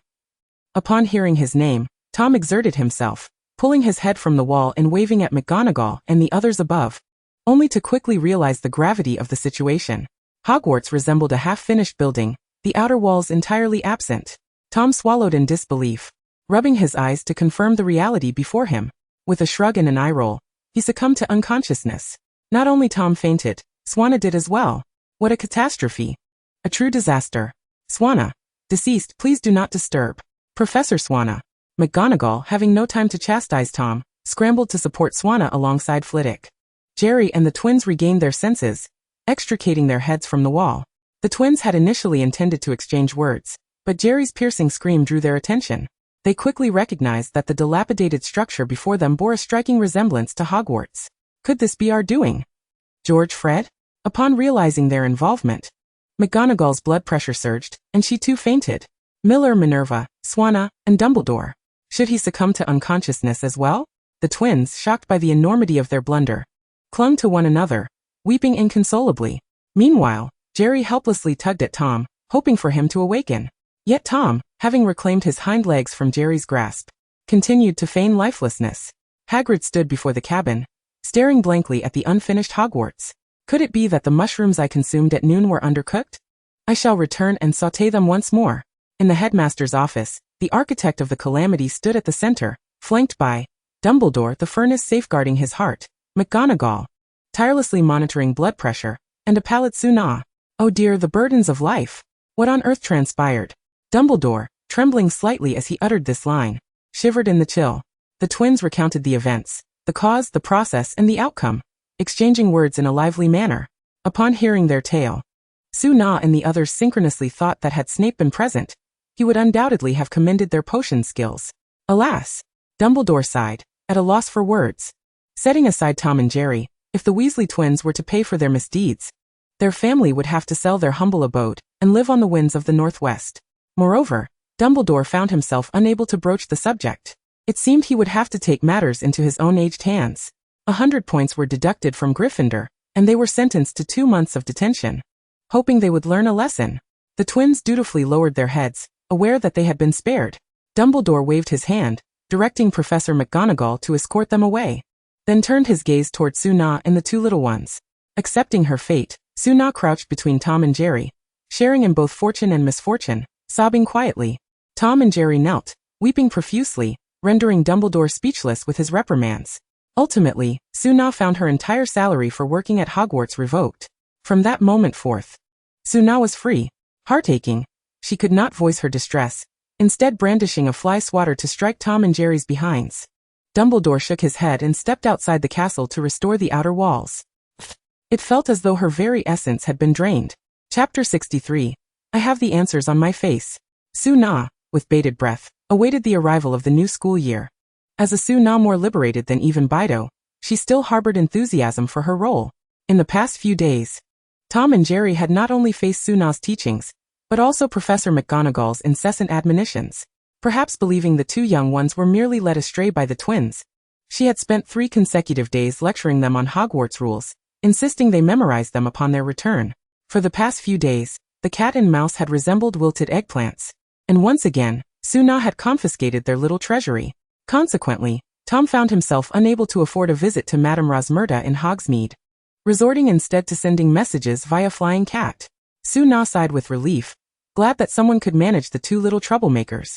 The first day back after the holiday was excruciatingly long. Suna once more experienced the trials of early rising. Perhaps this was the post-holiday syndrome. She retrieved her schedule and noted with a mix of reluctance that it was second-year Slytherin and Gryffindor. Reluctantly rising, she washed up and took the two little ones to the Great Hall for breakfast. Along the way, they drew countless stares, for everyone was aware of their explosive escapade at Hogwarts. Indeed, news spread rapidly with many doubting its veracity, deeming it alarmist rhetoric. Yet, the consensus among the remaining students from all 4 houses left no room for disbelief. As a result, the Slytherin house, which had previously looked down upon Tom and Jerry, underwent a complete attitude reversal. While not as exuberant as Gryffindor and Hufflepuff, they would at least greet them or offer a few snacks. After breakfast, Suna entrusted Tom and Jerry to Dumbledore, a prearranged agreement. Perhaps suffering from PTSD, Dumbledore had taken it upon himself to watch over the two little ones during Suna's classes for a few days, merely observing at first. For Tom and Jerry, it was merely a change of venue for sleeping and studying, and Dumbledore's office was filled with delightful candies and engaging portraits, making them quite content. Meanwhile, the chocolate frog had recently become enamored with Sprout's exotic flowers, and was likely already in the greenhouse. Upon entering the Defense Against the Dark Arts classroom, the young witches and wizards appeared lethargic, still recovering from the holiday. No matter, Professor Suna could swiftly engage them. How was your holiday? She inquired cheerfully, producing a stack of papers from her bag.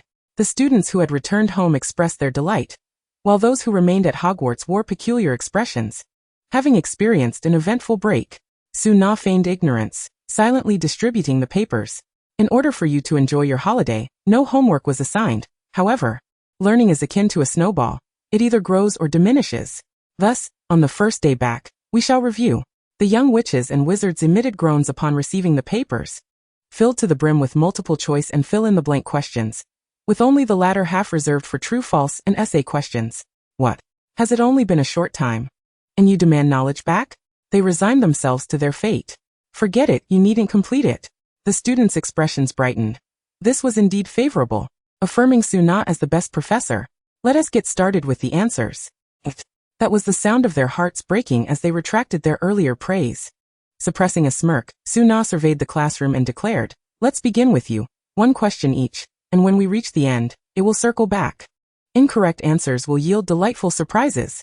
The chosen one was a Slytherin girl, her expression shifting as she hesitantly stood, silently reading the question before realizing she could answer it.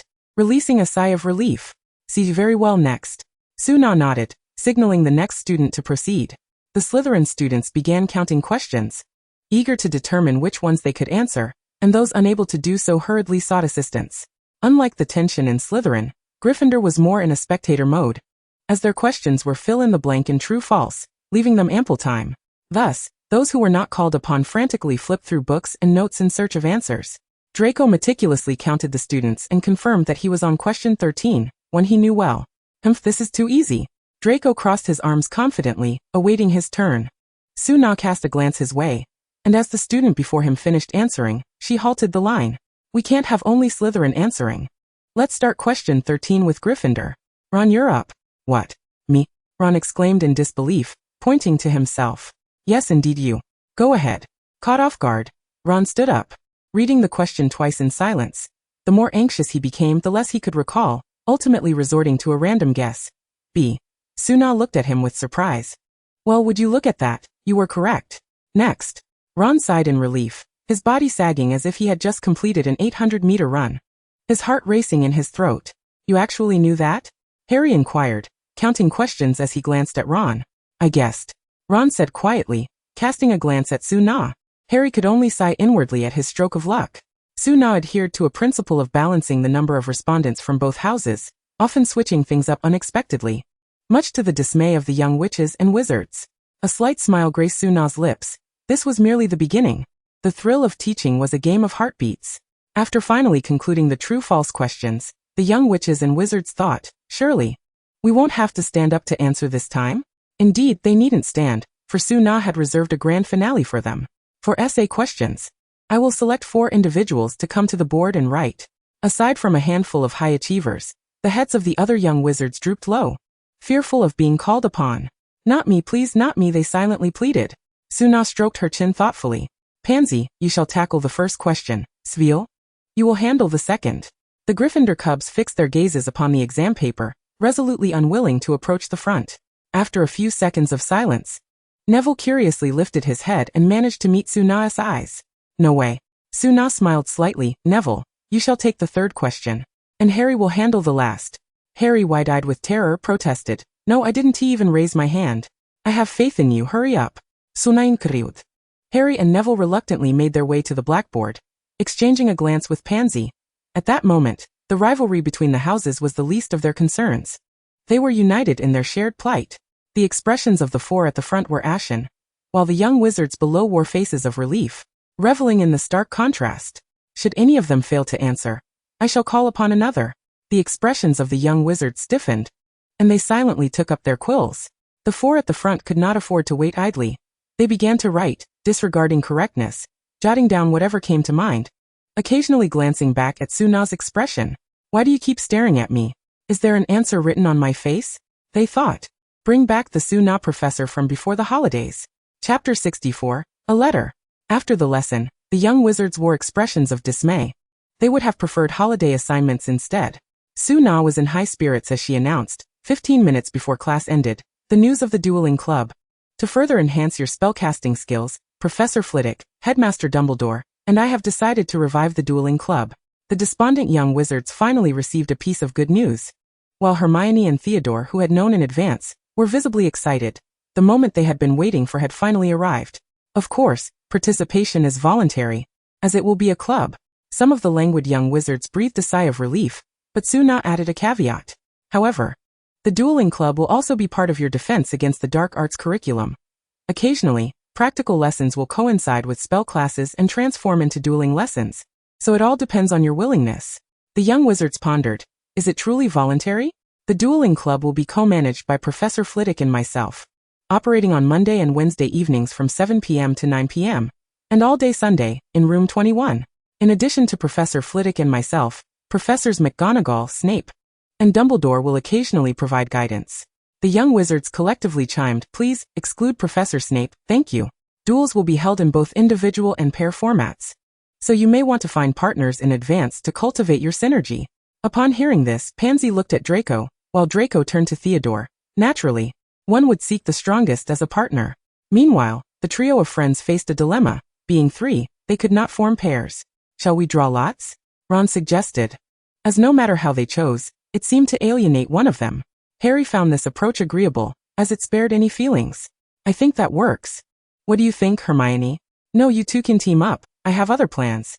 Harry and Ron felt slighted by Hermione's dismissal. Hermione rolled her eyes and explained. First of all, your skill levels are identical, and you often work together, so your synergy is undoubtedly high. Regardless of who among you teams with me, we'd have to start over, wasting time.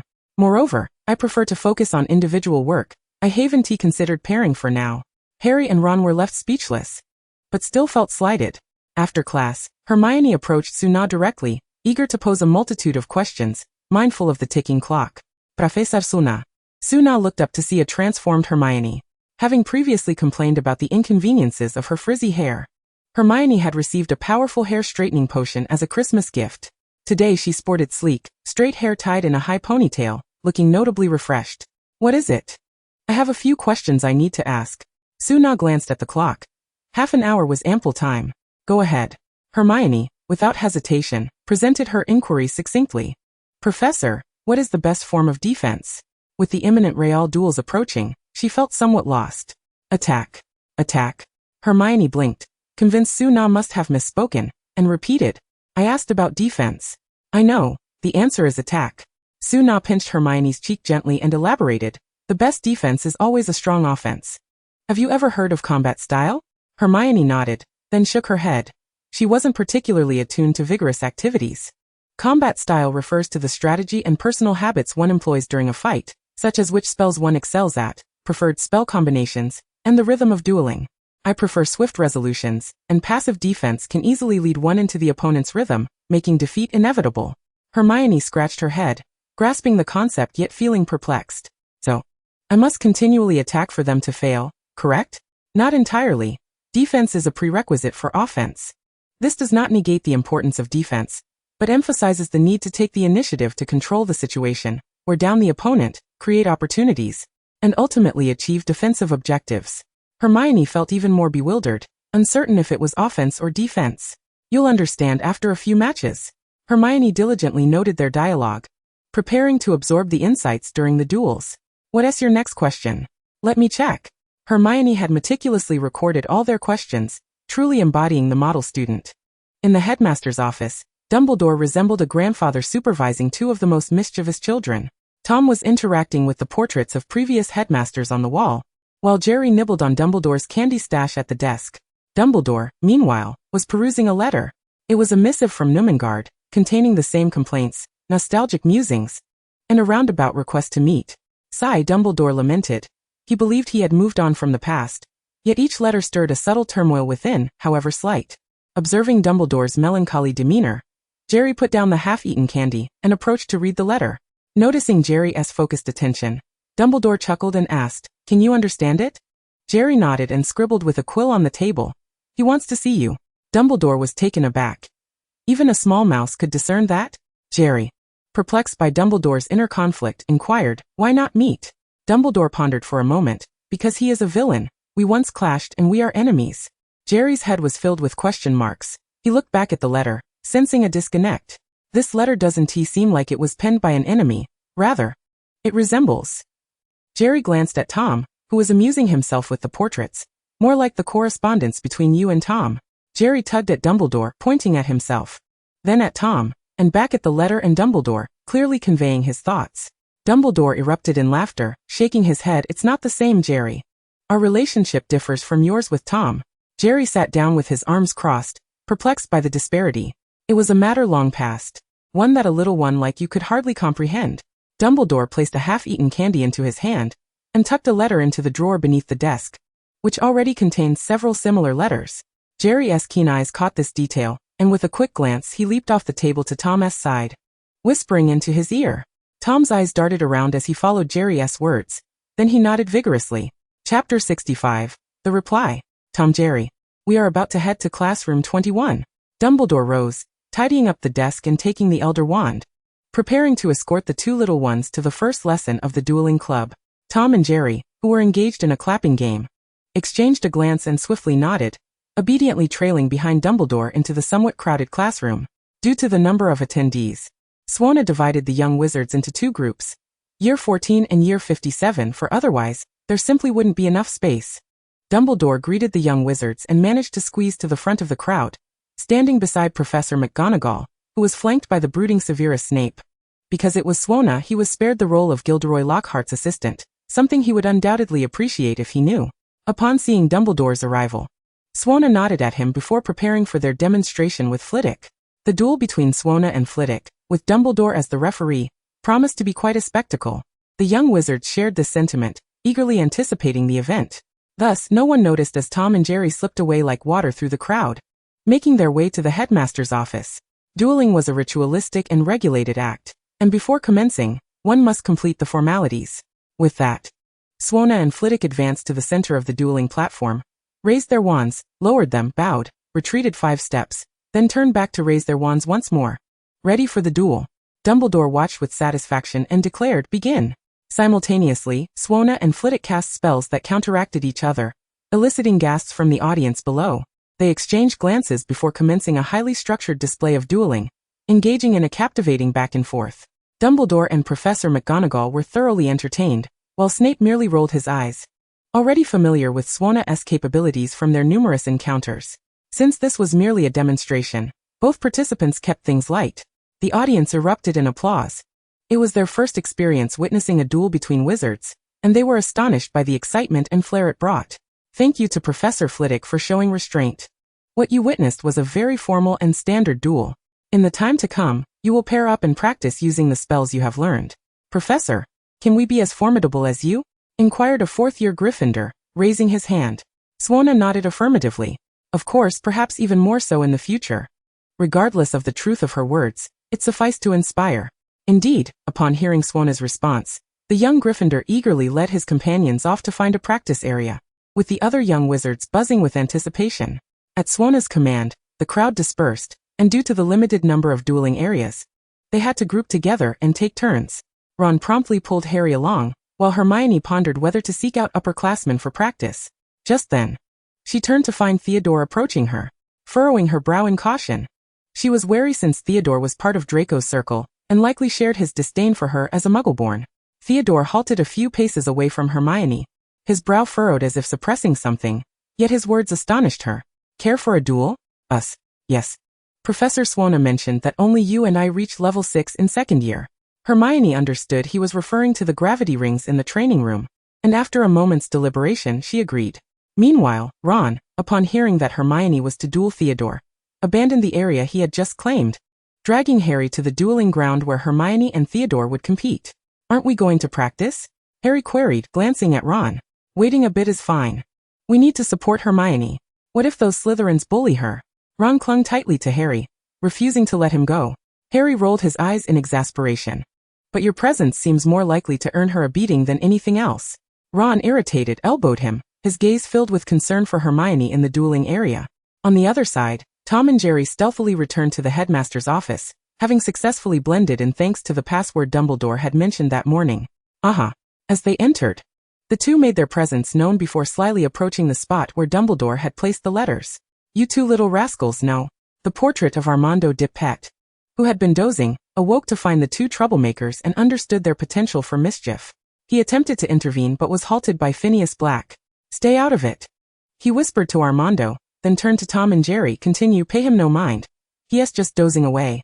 Armando struggled against his frame, hoping someone would inform Dumbledore. But the other portraits were amused spectators. Though they served the current headmaster, the antics of the two little ones did not pose a threat to Hogwarts or the headmaster. Did they? Tom gave Phineas a thumbs up, then, following Jerry's lead, opened the drawer and spread the letters across the desk. As they had suspected, all the letters were from a single individual, a certain Gellert Grindelwald. Who is Gellert Grindelwald? Jerry shrugged. I have no idea. The cat and mouse pondered in silence, contemplating their next move. Tom nudged Jerry. You brought this up. What do you propose we do? Jerry, pacing with his hands behind his back, finally had a light bulb moment. He pulled out a piece of parchment, preparing to write a reply to Grindelwald. Seeing this, Tom shook his head, pointing at the address on the envelope. We should go find him directly. Jerry swatted Tom's hand away, insisting, you must listen to me. Tom retaliated with a playful jab to Jerry's head, causing him to flop onto the desk. Tom retrieved a world map from the bookshelf behind him, magnifying it to locate the position of Nurmengard. Once Jerry regained his footing, he angrily kicked Tom, who yelped as he became entangled in the grandfather clock, the pendulum repeatedly slapping his face. Taking advantage of this distraction, Jerry hastily composed a letter to Grindelwald, a simple greeting inviting him to visit Hogwarts. After a moment's thought, he added, I miss you, signing it Albus Dumbledore. Satisfied, Jerry nodded and sealed the letter in an envelope before running to the bedside to whistle for an owl. Just before the owl could take the envelope, Tom snatched it back. Chapter 66. The Trials of Speckles. Give it to me. Jerry, filled with fury, attempted to snatch the envelope, but due to his height advantage, Tom effortlessly lifted it out of reach, causing Jerry to jump up and down in frustration. Perched on the windowsill, the owl observed in disbelief. Already annoyed by the day's work, under Tom's influence, the owl swooped down directly onto Tom's face, flapping its wings vigorously. When the owl finally ceased its antics, Tom's eyes resembled those of a mosquito coil, and a few feathers were ejected from his mouth as he tumbled down. Enraged, the owl seized the envelope and, just as it took flight, turned back to snatch the copper-nosed token hidden beneath Tom, along with a tuft of cat fur. Ouch! Tom, in pain, extended his tongue long, glancing around at the now empty space where the owl had been, only to find Jerry shaking a small handkerchief. Resolute, he approached Jerry, aimed and launched. Whoosh! Jerry collided intimately with the owl's rear, prompting a shriek from the owl as they both tumbled down. Tom, elated by the sight, rushed to seek out the owl, but before departing, he restored Dumbledore's letter to its original state. Will this letter ever be dispatched? The inquiry came from a headmistress who had been quietly monitoring the situation. Uncertain indeed. Phineas released Armando, disdainfully wiping his hands on him before returning to his frame. Meanwhile, the fallen owl peered from the branches, recognizing its assailant and transforming into a woodpecker, pecking Jerry into a state of agitation. After venting its frustration, the owl shook off the twigs clinging to its feathers, retrieved the earlier envelope, contemplated for a moment, and then captured Jerry, flying away without a backward glance towards Nomontgard. When Tom arrived, he could only see their departing figures. No matter how loudly he called, they never turned back. Grasping his ears in panic, Tom lamented, "I've gotten into trouble. What to do? What to do?" He paced back and forth, a cloud forming above him, a scene of him confessing to Suna unfolding within it. Suna, with a thunderous shout of Tom, hoisted him up, administering a spanking, and ultimately bound him like Spike. No. Tom quickly shook his head, dismissing that scenario. Another vision appeared within the cloud, depicting him confessing to Dumbledore, who kindly transformed into a demon, summoning Suna for a mixed doubles match. No, this is even worse. Tom hastily rejected that notion as well. Should he seek out Jerry himself? The cloud illustrated a tumultuous journey, him traversing mountains and braving stormy seas, ultimately bringing Jerry back. This plan seemed feasible. But where was Nomontgard? Tom covered his face, despairing. It's over. With heavy steps, he slowly made his way to classroom 21, bracing himself for Suna's judgment. Yet, as he walked, a new idea struck him. If he could keep the others oblivious to Jerry's absence, by the time Jerry and Grindelwald returned to Hogwarts, no one would suspect their misdeeds. This was indeed a viable strategy. Tom clapped his hands together, promptly turning to rush upstairs, arriving at the Gryffindor common room, where he snatched the still sleeping Scabbers from Ron's bed. He. When Suna returned to the dormitory that evening, Tom was already lying obediently in his nest. Tom, when did you come back? Suna was taken aback by his unexpected compliance. Tom sat up, flashing a toothy grin, looking rather foolish. Amused, Suna rolled her eyes at him, continuing with, "Where's Jerry?" Tom's gaze darted nervously, pointing to the small cabinet, indicating that Jerry was sleeping inside. "You all are behaving quite well today," Suna remarked, seemingly impressed that Professor McGonagall's words had resonated with them. She then entered the bathroom to freshen up. Tom exhaled a sigh of relief, wiping the cold sweat from his forehead, before approaching the small cabinet. Upon opening the door, he found Scabbers, bound and lying in a state of sheer terror. Seeing Tom, Scabbers squirmed in fear. "Silence. Be good or else." Tom bared his teeth in a menacing manner, and when he saw Scabbers nod obediently, he was satisfied enough to toss him into a prepared box, too lazy to cover him with a blanket. Once assured that Scabbers would not cause any issues, Tom returned to his nest, contemplating when Jerry might return. The following day, Suna awoke as usual, shaking Tom awake before preparing to call for Jerry. Tom, groggy, sprang up the moment he saw Suna heading for the small cabinet, darting from his bed to reach it before her. Suna tilted her head in confusion. "What are you doing, Tom?" Tom pointed to himself, signaling that he would summon Jerry. Finding it peculiar, Suna recalled that Jerry had behaved similarly when he first arrived, assuming the two were rekindling their bond, and nodded, saying, "All right, you go ahead."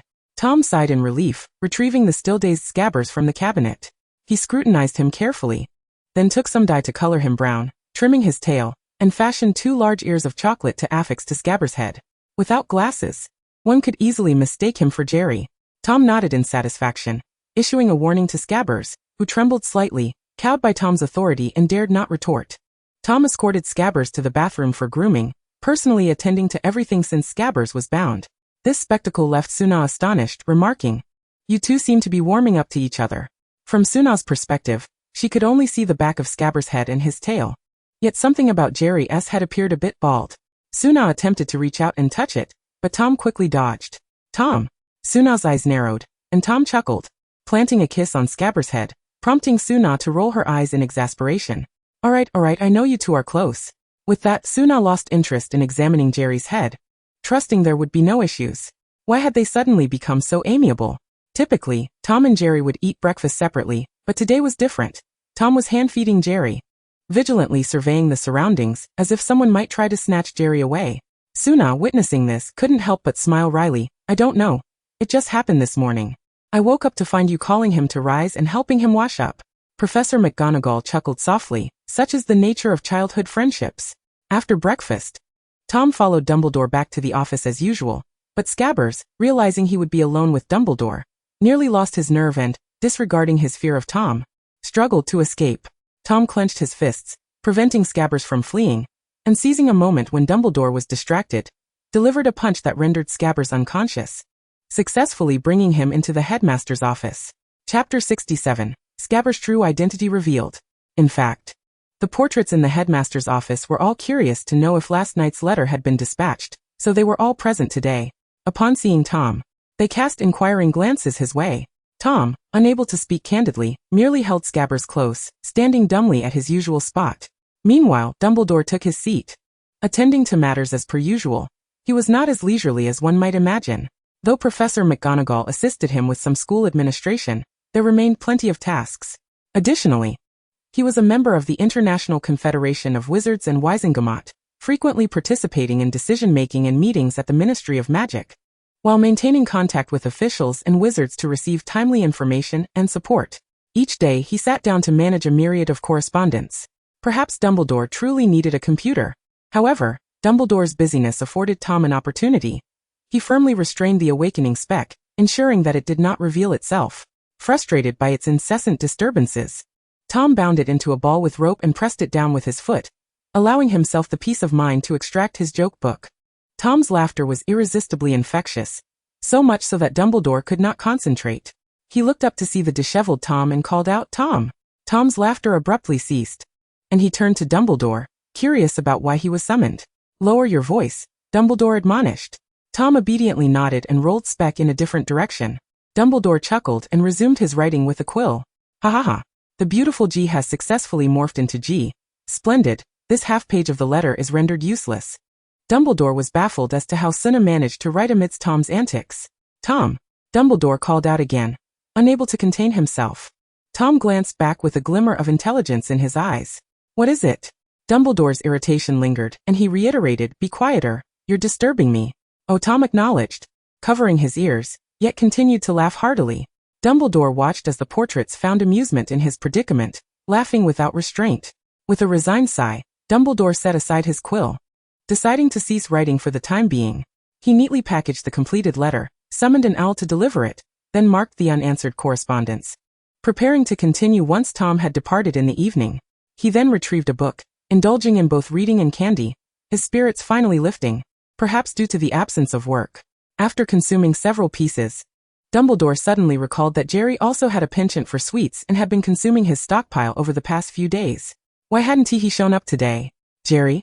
Both Tom and Speck shuddered simultaneously. No. Tom quickly scooped Speck into his arms, exposing its rear to Dumbledore. Dumbledore squinted, sensing something amiss, and inquired, "Aren't you having any candy?" Upon hearing this, Speck nervously twitched its paws, but was restrained by Tom, who croaked in a high-pitched voice, mimicking Jerry, "Toothache. Toothache." Dumbledore stealthily grasped his elder wand and approached Tom from behind without a sound, fully aware of Speck's shoddy disguise. Toothaches require chocolate's assistance. Tom remained blissfully unaware, absorbed in his performance, with an infuriatingly delicate tone. "Chocolate? No, that would only exacerbate my toothache." Dumbledore poked Tom with his wand, prompting a disgruntled Tom to swat it away. "Don't bother me, I'm busy."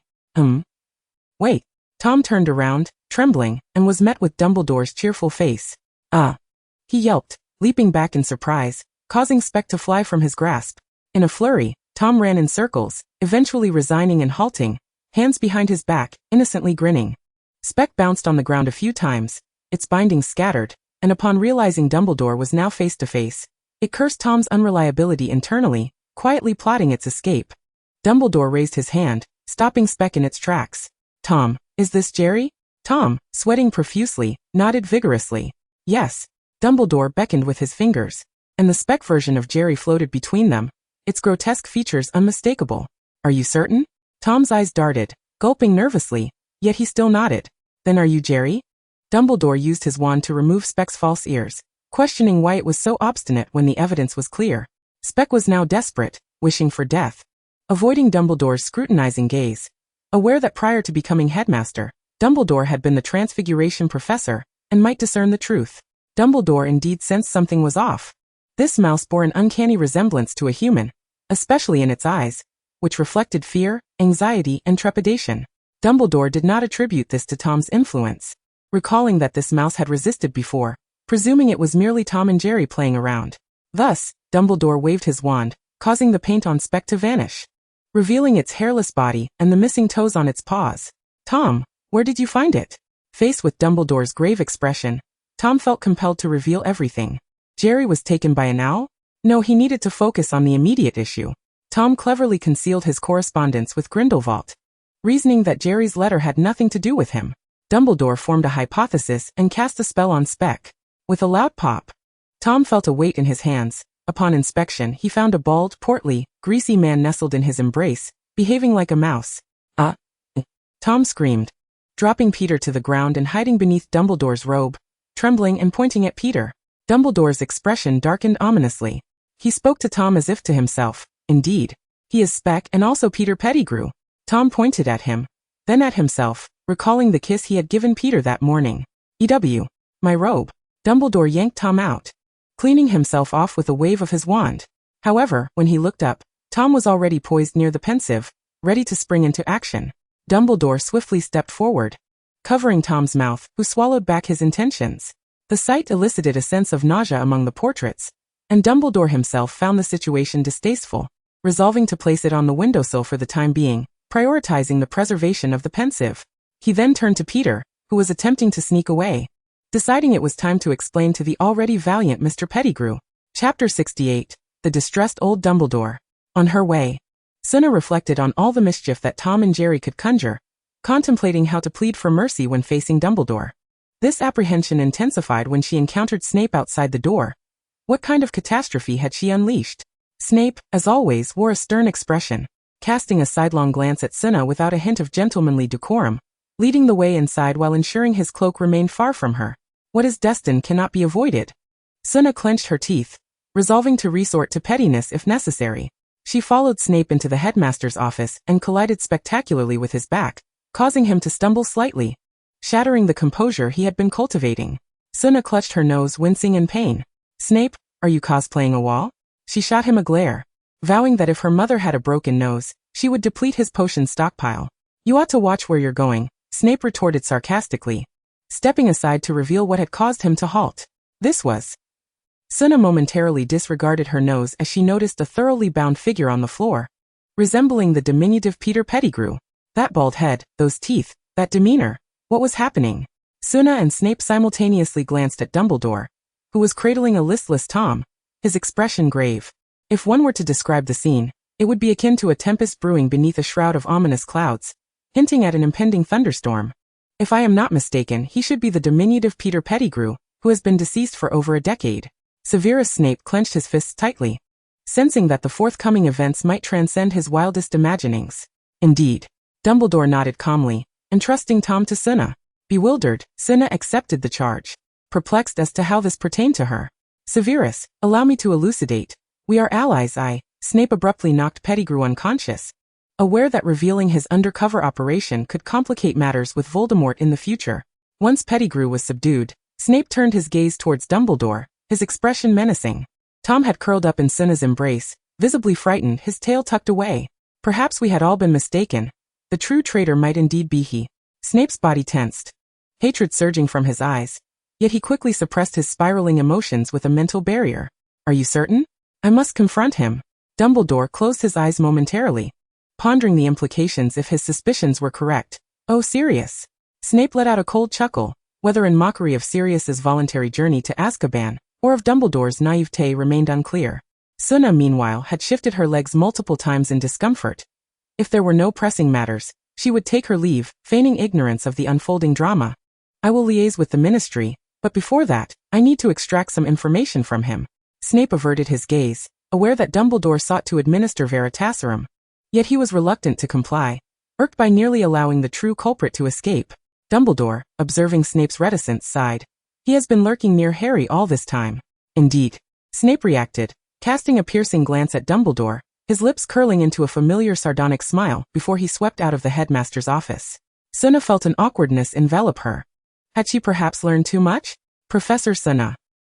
Suna looked at Dumbledore with an insightful expression, causing him to cough, unable to continue his sentence.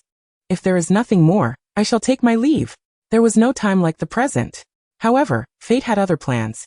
As she found herself seized by the nape of her neck, Dumbledore's expression indicating that she had indeed stumbled upon something significant. Let us address the matter of Tom. Tom shivered, sensing impending doom. Tom. What now? Suna began to feign exasperation, insisting that the misdeeds of Peter Pettigrew should not be attributed to her beloved Tom. Peter Pettigrew was discovered because of Tom. Suna exhaled in relief. Oh, splendid. No need for thanks. Suna bestowed a delighted kiss upon Tom, who returned a smile that was both awkward and polite. Dumbledore, hands on hips, expressed his disbelief. The discovery of Scabbers being Peter Pettigrew was due to Tom's deception of Scabbers as Jerry, which I uncovered. I was wondering what the fuss was about. It turns out to be that. Suna's expression froze momentarily as she cradled Tom, exclaiming, disguised as Jerry? Tom nodded fearfully, too intimidated to speak. What is the meaning of this? Well, how to explain? Tom told me that Jerry was captured by an owl. What? Could you concoct a more ludicrous tale? Suna's expression conveyed her incredulity, while Dumbledore appeared innocent, pointing to Tom. It was he who said so. Suna turned to Tom, who nodded in affirmation. What purpose would an owl have in abducting Jerry? Tom reenacted the scene for Suna, who quickly grasped the crux of the matter. Wait, to whom was that letter addressed? Tom glanced at Dumbledore, apprehensive and silent. Speak. Numungered. The moment Tom uttered those words, he shielded his head with his hands. Yet Suna and Dumbledore were too preoccupied to reprimand him. Numungered, how familiar. Where is that? Suna felt a sense of recognition but could not pinpoint it. Dumbledore's eyes widened, his mouth twitching. Numungered? Suna nodded. Yes, Numungered. Dumbledore felt a wave of disorientation wash over him. What was the connection? You must trust me. Dumbledore's mind was racing, seeking clarity. Suna, still unable to recall the significance, leaned down to exchange information with Tom. Oh.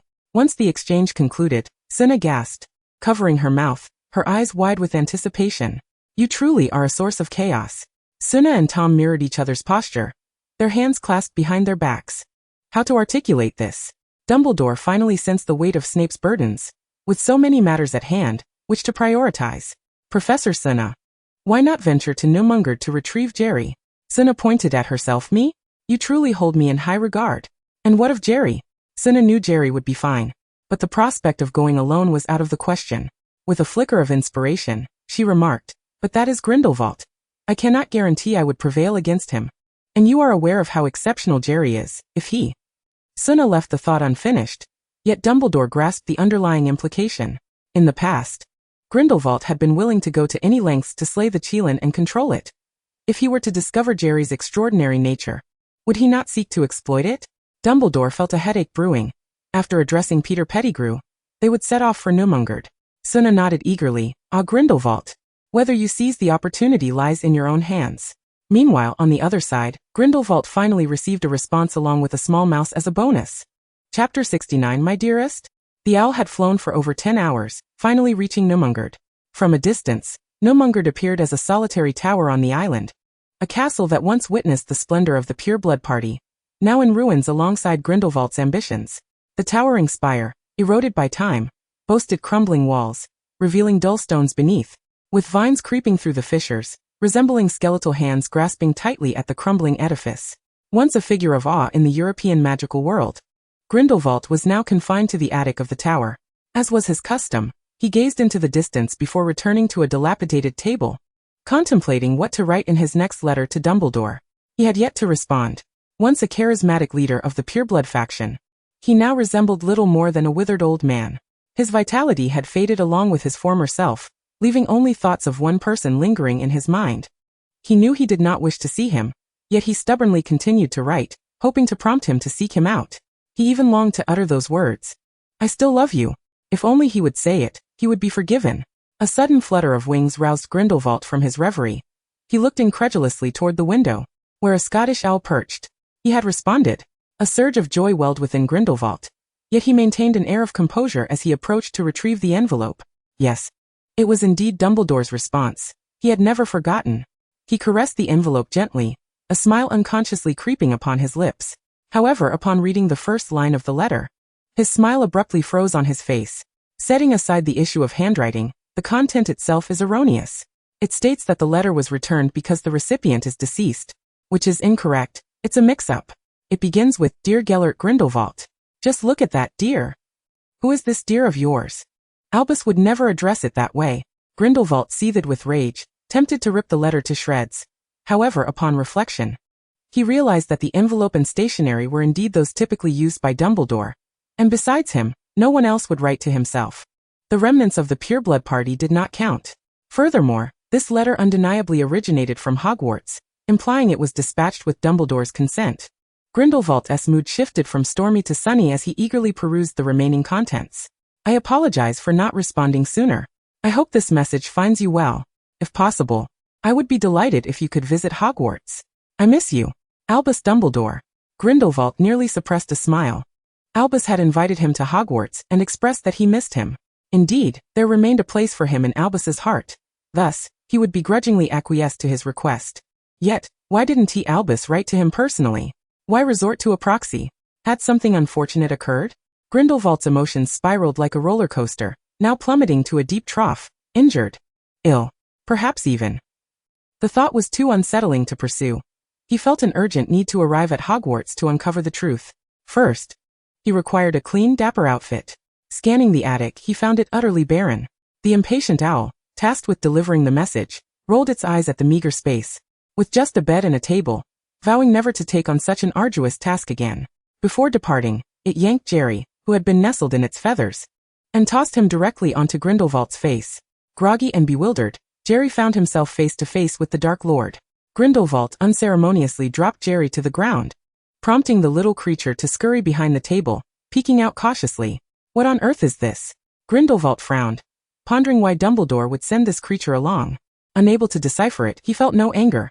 Instead, a smile crept onto his face as he crouched down and beckoned Jerry closer. "Come here." Grindelwald activated his disguise charm, and Jerry, unsuspecting, fell for it without hesitation. Cautiously, Jerry approached Grindelwald's hand, tilting his head in curiosity, though Grindelwald's expression remained unchanged. His mind raced with thoughts of what kind of magical creature Jerry might be. Could he be the one Newt Scamander had gifted to Albus? Unaware of the peril he was in, Jerry noticed the letter in Grindelwald's other hand and excitedly pointed at it. Grindelwald raised an eyebrow in surprise. Did this little creature recognize the letter? Perhaps he would spare its life for now. "You know about this letter?" Grindelwald inquired, presenting it before Jerry. Jerry nodded and pointed at Grindelwald's name, looking up at him. Grindelwald understood his implication effortlessly. "You are Gellert Grindelwald?" Curiosity surged within him. What a remarkable creature this was. "Indeed. I am Gellert Grindelwald." Jerry leapt joyfully, performing a little dance. Grindelwald felt an inexplicable warmth spread through him. Perhaps Albus intended this creature to lift his spirits. He dismissed any thoughts of how Dumbledore had acquired Jerry. "And who are you?" Jerry pointed at Dumbledore's name, then gestured to himself. Grindelwald laughed heartily, shaking his head. "No, you are not Albus." Scratching his head, Jerry scanned the room, spotting paper and ink on the table. His eyes lit up as he dashed over to write his name. "Jerry?" he scribbled. Jerry nodded enthusiastically, indicating that indeed he was Jerry. Grindelwald marveled at Jerry's cleverness, noticing that the handwriting matched that on the letter perfectly. He took the paper with Jerry's name and compared it to the letter. They were identical. So this little mouse had penned the letter? A flicker of anger crossed Grindelwald's face, his heterochromatic eyes glinting ominously. He had seen nothing. "Damn it, what is happening?" He managed to calm himself, putting the paper down and resuming his earlier demeanor. "Jerry, can you tell me what this letter is about?" Jerry scratched his head awkwardly. He was reluctant to divulge the information, but Grindelwald wore an expression akin to that of a lonely, desolate old man, prompting Jerry's compassion to overflow. He penned the entire story on the paper, sincerely apologizing. Upon reading it, Grindelwald's heart shattered. The letter was not written by Albus. It appeared he was still unwilling to respond. Grindelwald slumped into a chair, staring blankly at the endless sea outside, mirroring his own desolation. Seeing Grindelwald so profoundly affected, Jerry frantically scratched his head, pacing in agitation, unsure of how to remedy the situation. He then wrote, "Come back to Hogwarts with me." Hogwarts? Grindelwald scoffed bitterly. He would never allow me to set foot there. No, I cannot even leave this place. Chapter 70. Visitors from the Ministry. Jerry, oblivious, simply wished to see Grindelwald's spirits lifted. Thus, he leapt onto Grindelwald's shoulder, attempting to comfort him with idle chatter. Is he doing well? Jerry tilted his head, inquiring about Albus. No, I mean Dumbledore. Grindelwald stubbornly referred to him by his surname, as if to convey his indifference. Jerry scratched his head again, switched to another piece of paper, and sketched a caricature of Dumbledore, narrating recent events. Grindelwald gazed intently at the drawing of Dumbledore, albeit in a cartoonish style. It was their way of reconnecting. Dumbledore was busy each day, juggling the writing of letters, managing school affairs, and even sneaking some sweets. This last detail was quite at odds with Grindelwald's perception of him, but nonetheless intriguing. Jerry, if you don't return, will he come looking for you? Jerry pondered seriously, certain that Dumbledore would indeed seek him out, though he could not articulate why he felt that way. He nodded uncertainly. Grindelwald positioned Dumbledore's image upright on the table and cradled Jerry in his arms. Then you shall keep me company for a while, until he arrives. Though Suna claimed not to worry about Jerry, that was a falsehood. While Jerry was unlikely to encounter any issues, Grindelwald's wrath posed a significant threat to the little creature. In light of this, Tom had once again felt the sting of Suna's fierce love, finding himself in tears, promising never to cross her again. Even the chocolate frog was irate with Tom for losing Jerry, delivering a swift reprimand. Tom missed Jerry more than ever. Meanwhile, Dumbledore's endeavors were fraught with difficulties. The particulars of what Pettigrew had divulged remained a mystery to Suna. But the sharp decline in Gryffindor's points indicated that Severus had been considerably shaken. Unsure how to console her old friend, Suna opted for invisibility. Ultimately, Gryffindor bore the brunt of it all. By day, Suna attended classes. By night, she presided over the dueling club, her schedule completely packed. Dumbledore was preoccupied with matters concerning Peter Pettigrew, while Snape, weighed down by his burdens, had secluded himself from the world. Professor McGonagall, needing to alleviate Dumbledore's academic responsibilities, enlisted Sprout's assistance as a temporary aide. The professors were exceptionally busy, their schedules overflowing with tasks. Suna Flitwick.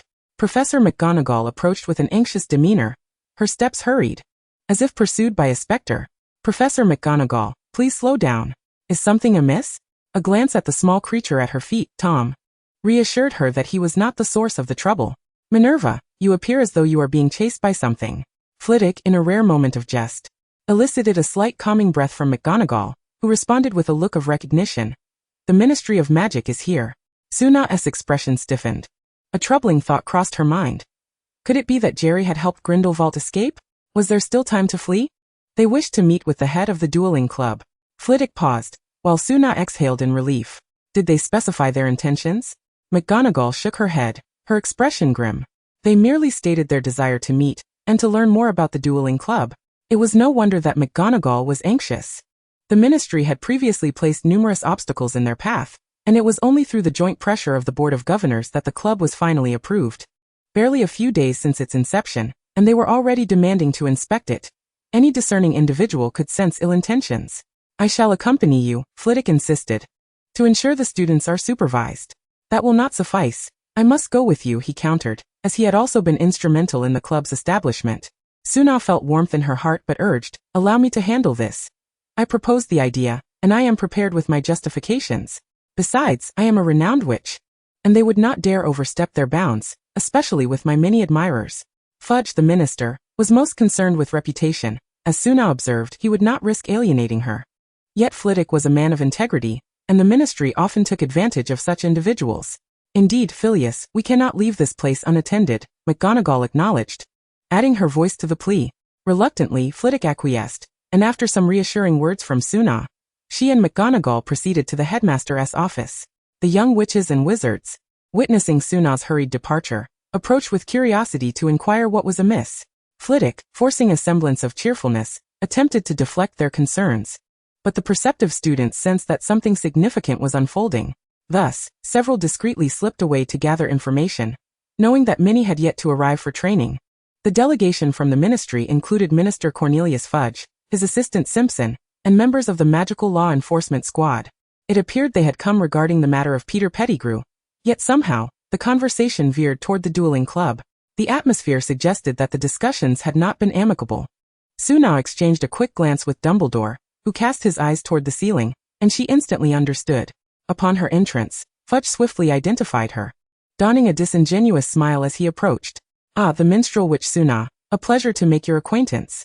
Suna extended her hand, interrupting Fudge's intention for a more intimate greeting. Who else would it be? Fudge's expression faltered momentarily before he seamlessly transitioned into a handshake, introducing himself as Cornelius Fudge, Minister of Magic. "Greetings," Suna replied, mimicking Draco's posture as she lifted her chin, offering no warmth in return for his overtures. This created an awkward atmosphere. Taking a seat on the sofa with an air of nonchalance, her demeanor astonished both Dumbledore and McGonagall. Fudge, however, was receptive to her attitude. He only lowered his demeanor in the presence of proud and powerful witches and wizards. "I have heard from Headmaster Dumbledore that you are the founder of the dueling club?" Suna cradled Tom in her arms, idly grooming him. "Indeed, is there an issue?" Fudge hesitated, momentarily stifled. "Am I here to converse with you? Or are you here to converse with me?" It seems the roles have reversed. Yet, as Suna had anticipated, his trepidation regarding her influence prevented him from being overly confrontational. He could only muster a patient tone. "I am merely curious about your motivations for establishing it, considering you are new to Hogwarts and still unfamiliar with its workings." He cast a glance at Dumbledore, whose expression hinted at subtle encouragement. "Minister Fudge, please feel free to speak plainly. I am not one who appreciates convoluted discourse," Suna retorted, maintaining her stance of noncompliance, relishing the opportunity to provoke him further. Fudge clenched his jaw, visibly vexed. "Might I have the privilege of observing your club? My curiosity is piqued." Suna's gaze sharpened, and she set Tom down. "Of course." With that she nudged Tom, who seized the opportunity to slip out of the headmaster's office unnoticed, ready to relay the message to Flitwick. In classroom 21, chaos ensued upon receiving the notification. Everyone scrambled to conceal what needed to be hidden.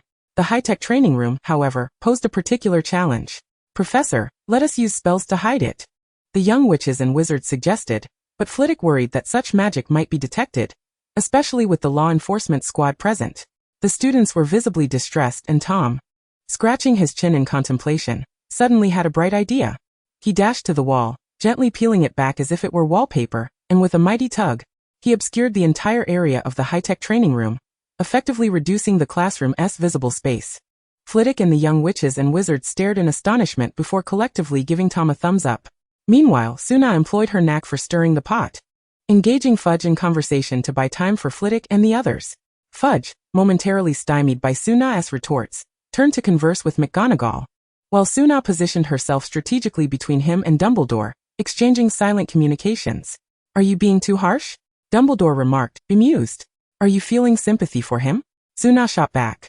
Dumbledore huffed in mild annoyance. "I fear he may become too flustered." "Fear not. I've sent Tom to relay our situation," Suna assured him. "Will he manage?" Dumbledore queried. "I have faith in Tom," Suna replied confidently. Upon their arrival at classroom 21, an unusual sensation permeated the air. The layout of the room felt peculiar. Tom stood nervously in front of the newly erected wall, sweat beading on his brow. Fortunately, Fudge paid little heed to the feline, focusing instead on the classroom itself. The students, stationed in the duel arenas marked by lines, paused their activities and turned their curious gazes toward the newcomers. Fudge relished the attention. It reignited his confidence. He adjusted his attire and stepped forward, proclaiming, "Greetings, I am your Minister of Magic, Cornelius Fudge." He even removed his hat, offering a gentlemanly nod. Regrettably, the young witches and wizards were not swayed. "You call yourself Fudge?" Tom had already informed them that this man sought to disband their dueling club. This was tantamount to robbing them of their chance to become as glamorous as their professors. Such an affront could not be tolerated. The students resolutely ignored him, returning to their previous endeavors. "Blast it!" Fudge exclaimed in frustration. "How is it possible to be like that, Suna?" Dumbledore concealed his amusement behind a cough and stepped forward to reassure, "Minister Fudge, they are merely children. What do they truly understand? We shall guide them properly in due course." While Dumbledore's words were well-intentioned, Fudge's blood pressure soared uncontrollably. I hope so. He gritted through clenched teeth, casting a significant glance at Simpson behind him. Simpson promptly retrieved a camera he had prepared earlier, incessantly capturing images of the young wizards. Upon witnessing this, Dumbledore and the others furrowed their brows, questioning Simpson's intentions. May I take some photographs? Dumbledore exchanged a knowing glance with Suna. You've already begun shooting. Why ask? Of course, Fudge exclaimed, as he and Simpson wove through the crowd, snapping shots and surveying the scene, visibly lifting his spirits, his face brightening with a smile. Something felt amiss. When Fudge, grinning, approached to suggest watching the students' duel, Suna's sense of caution reached its zenith. A conspiracy was afoot. Nevertheless, Suna and the others could only acquiesce. Can I choose the students myself? The thrill of the unknown was tantalizing. Suna cast a sidelong glance at him, feeling it was a bit excessive. Fudge paid no heed, instructing Flitwick to gather the students for a meticulous selection process. Seizing the opportunity, Suna leaned in and whispered to Tom. Tom's eyes darted mischievously before locking onto the camera in Simpson's hands. He grinned broadly. Meanwhile, Fudge completed his selection of young wizards, and Suna observed with approval. Fred and Cedric were chosen. It was evident that Fudge recognized Cedric, beaming with wrinkles of delight as he greeted him warmly. Fred, on the other hand, was engaged in a playful dispute with George over who would take the stage. Suna stealthily approached. Greetings, gentlemen. Hey there, Professor Suna. Who do you think should go on? Maintaining her smile, Suna replied, anyone is fine. But do ensure that chaos ensues, especially for Fudge and his assistant. The twins exchanged curious glances, wondering what had transpired. He intends to disrupt the dueling club. That's splendid news. Indeed. They nodded enthusiastically. Suna, exasperated, playfully tapped each of them, prompting them to salute earnestly, vowing to accomplish the task. Ultimately, it was Fred who took the stage alongside Cedric at the formal dueling platform, with Flitwick serving as the referee. Just before Cedric ascended, he shot a series of meaningful glances at Suna, though she remained oblivious to their significance. Cedric, feeling a headache approaching, advanced onto the dueling stage, pondering Fudge's earlier words that dripped with insinuation, even alluding to his father. Cedric fervently hoped he was misreading the situation. Yet the purpose of the ministry's presence loomed ominously in his mind. He had just relayed a message to Professor Suna, who had yet to receive it. Conversely, Fred was free from such burdensome thoughts. Causing mischief was his forte. As Flitwick announced the commencement, Fred launched the first attack, causing Cedric's wand tip to bloom with vibrant colors, red and yellow, rapidly covering a significant portion of the dueling arena and creeping toward the audience. Those closest to Suna found themselves adorned with delightful little flowers, much to their amusement. A green flower audaciously perched atop Fudge's head, knocking his hat aside in a show of dominance. I will truly perish, Fudge exclaimed. Since the spell was not against the rules, Flitwick merely issued a warning. Cedric countered with a spell of stasis, neutralizing the floral enchantment before tentatively retaliating against Fred with a basic hex. While Fred could not match Cedric's prowess in spellcasting, his and George's evasion skills were fully developed, leading the audience to witness Fred's exaggerated antics as he narrowly dodged Cedric's spells, all while delivering cheeky remarks. The crowd found the match quite raucous. Fudge's anxiety mounted. The Diggory boy appeared rather clever. Should the duel result in severe injuries, he could use it as an excuse to disband the club and tarnish Dumbledore's reputation. Meanwhile, Tom stealthily approached Simpson from behind, aiming to snatch his camera, but was interrupted by sudden gasps and movements, forcing him to feign innocence. As the two contenders labored on stage, Fred, growing weary of the routine, winked at Cedric and shouted, "Behold my hydro cannon." Fred unleashed a torrent of water toward Cedric, who instinctively raised a shield, but the high-pressure stream veered gracefully, splashing directly onto the unsuspecting Fudge. With a splatter, Fudge and his assistant Simpson were sent tumbling, allowing Tom to seize the moment, retrieving his camera and racing toward Suna. Chapter 72. A long-awaited encounter. A boy and a cat crouched at the back of the chaotic crowd, perusing the images on the camera.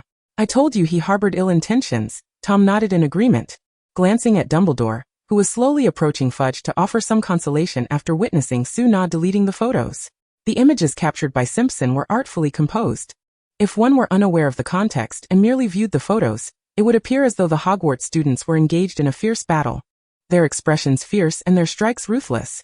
Aside from the Slytherin parents, the other parents would undoubtedly erupt in outrage. If Fudge uttered a few more ambiguous statements, the plot of the 5th installment would commence prematurely. Delete it, Once assured that the images were thoroughly erased, Suna instructed Tom to return the camera. Tom, pondering for a moment, decided it would be lacking to return the camera empty, so he begrudgingly snapped a dozen dashing selfies, capturing a few candid moments of Fudge's discomfiture before stealthily slipping it back into Simpson's hands. As Simpson helped Fudge to his feet, he felt a weight in his hand. Wait, was I holding the camera the entire time? Fudge angrily shook off the support, humiliated, truly mortified. Since his arrival at Hogwarts, nothing had gone smoothly. Are we still watching? Suna peered ahead, finally meeting Fudge's gaze. Let us go. Fudge could no longer maintain his friendly facade. His face contorted in rage as he yanked the green flower from his head, cleansing himself of the humiliation before hastily departing with the other ministry officials. Once they had all left, the young wizards erupted in cheers. Suna exchanged knowing glances with Dumbledore, aware that this matter was far from resolved. Fudge returned to his office, his expression grim, while the execution team escorted Peter Pettigrew to his holding cell, awaiting judgment. Fudge instructed Simpson to develop the photographs and seek out reporters to tarnish Dumbledore's reputation, orchestrating a narrative wherein he appeared as the upright yet beleaguered Minister of Magic. However, upon developing the photographs, Simpson found himself taken aback. The images of Tom displayed an exuberant grin that incited a desire to chuckle. The remaining photos were summarily destroyed. They were akin to a death sentence. Simpson, what are you dawdling about? Get to it. Fudge slammed his fist on the table, the sound echoing sharply. Taking a deep breath, Simpson handed over Tom's charming photograph. What is this? This isn't the photo we took? Simpson nodded, adding all of them. Fudge tore the photos into shreds, unleashing a furious roar of frustration. After attending to matters at the Ministry of Magic, Suna eagerly pulled Dumbledore along to meet Jerry. It had been 2 days since they last saw each other, and she found herself yearning for his presence. Could you not spare a thought for the old man? Suna. I am over a century old, Dumbledore replied. Suna paused to regard Dumbledore seriously, asserting, at over a century, you are in the prime of your life. Nonsense. Dumbledore huffed. Yet he acquiesced and accompanied Suna and Tom through the fireplace to the Hog's Head Inn, subsequently traveling via apparition. Having studied it during her school years, Suna was already immune to the discomfort of apparition, but Tom struggled. After only 4 or 5 attempts, he became a limp heap, rendering Suna unable to lift him. In the end, she resorted to retrieving her long-neglected flying carpet from storage. Dumbledore, intrigued, marveled at the carpet, poking and prodding it like an inquisitive child. Did you create this? He inquired. No, it was a gift from a friend, Suna replied, her expression momentarily betraying an unease at the mention of this friend. However, the darkness concealed Dumbledore's notice, and he continued to muse, your friend's alchemy is impressive. It reminds me of my old companion. Had he still been around, he would have spent nights studying this very carpet. Suna recognized he was referring to Nicholas Flamel, and refrained from furthering the conversation, simply affirming, see at your age, you are well suited to strive. Dumbledore shot Suna an annoyed glare, grumbling, I would much prefer retirement. By the time Suna and her companions arrived at Nurmengard, it was already 10 o'clock at night. The moon hung high, and the sea was tranquil, ideal for the unfolding of events. Within a certain radius of Nurmengard, the use of magical artifacts and apparition was strictly prohibited, leaving the trio to walk the rest of the way. As Dumbledore crossed into the confines of Nurmengard, Grindelwald immediately sensed his presence, setting aside the chess piece in his hand, his expression contorted in a facade of calm. What's the matter? Jerry tilted his head. Yes, here. Dumbledore? Does that mean Suna and Tom are here too?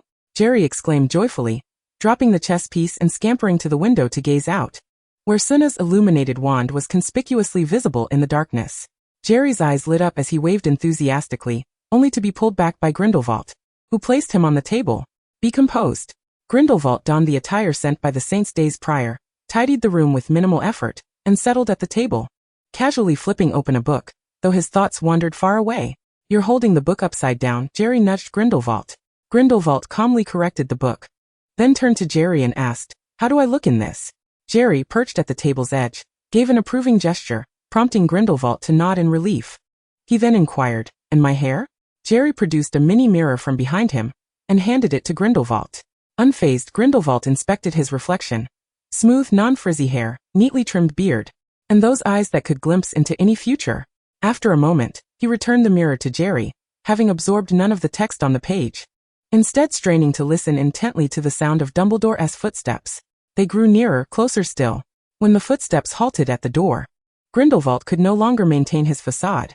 He rushed to the entrance, hand hovering over the doorknob, afraid to turn it. Dumbledore, having heard the commotion inside, felt a tremor of his own heart. He hesitated at the door for several seconds before finally raising his hand to knock. Knock, knock.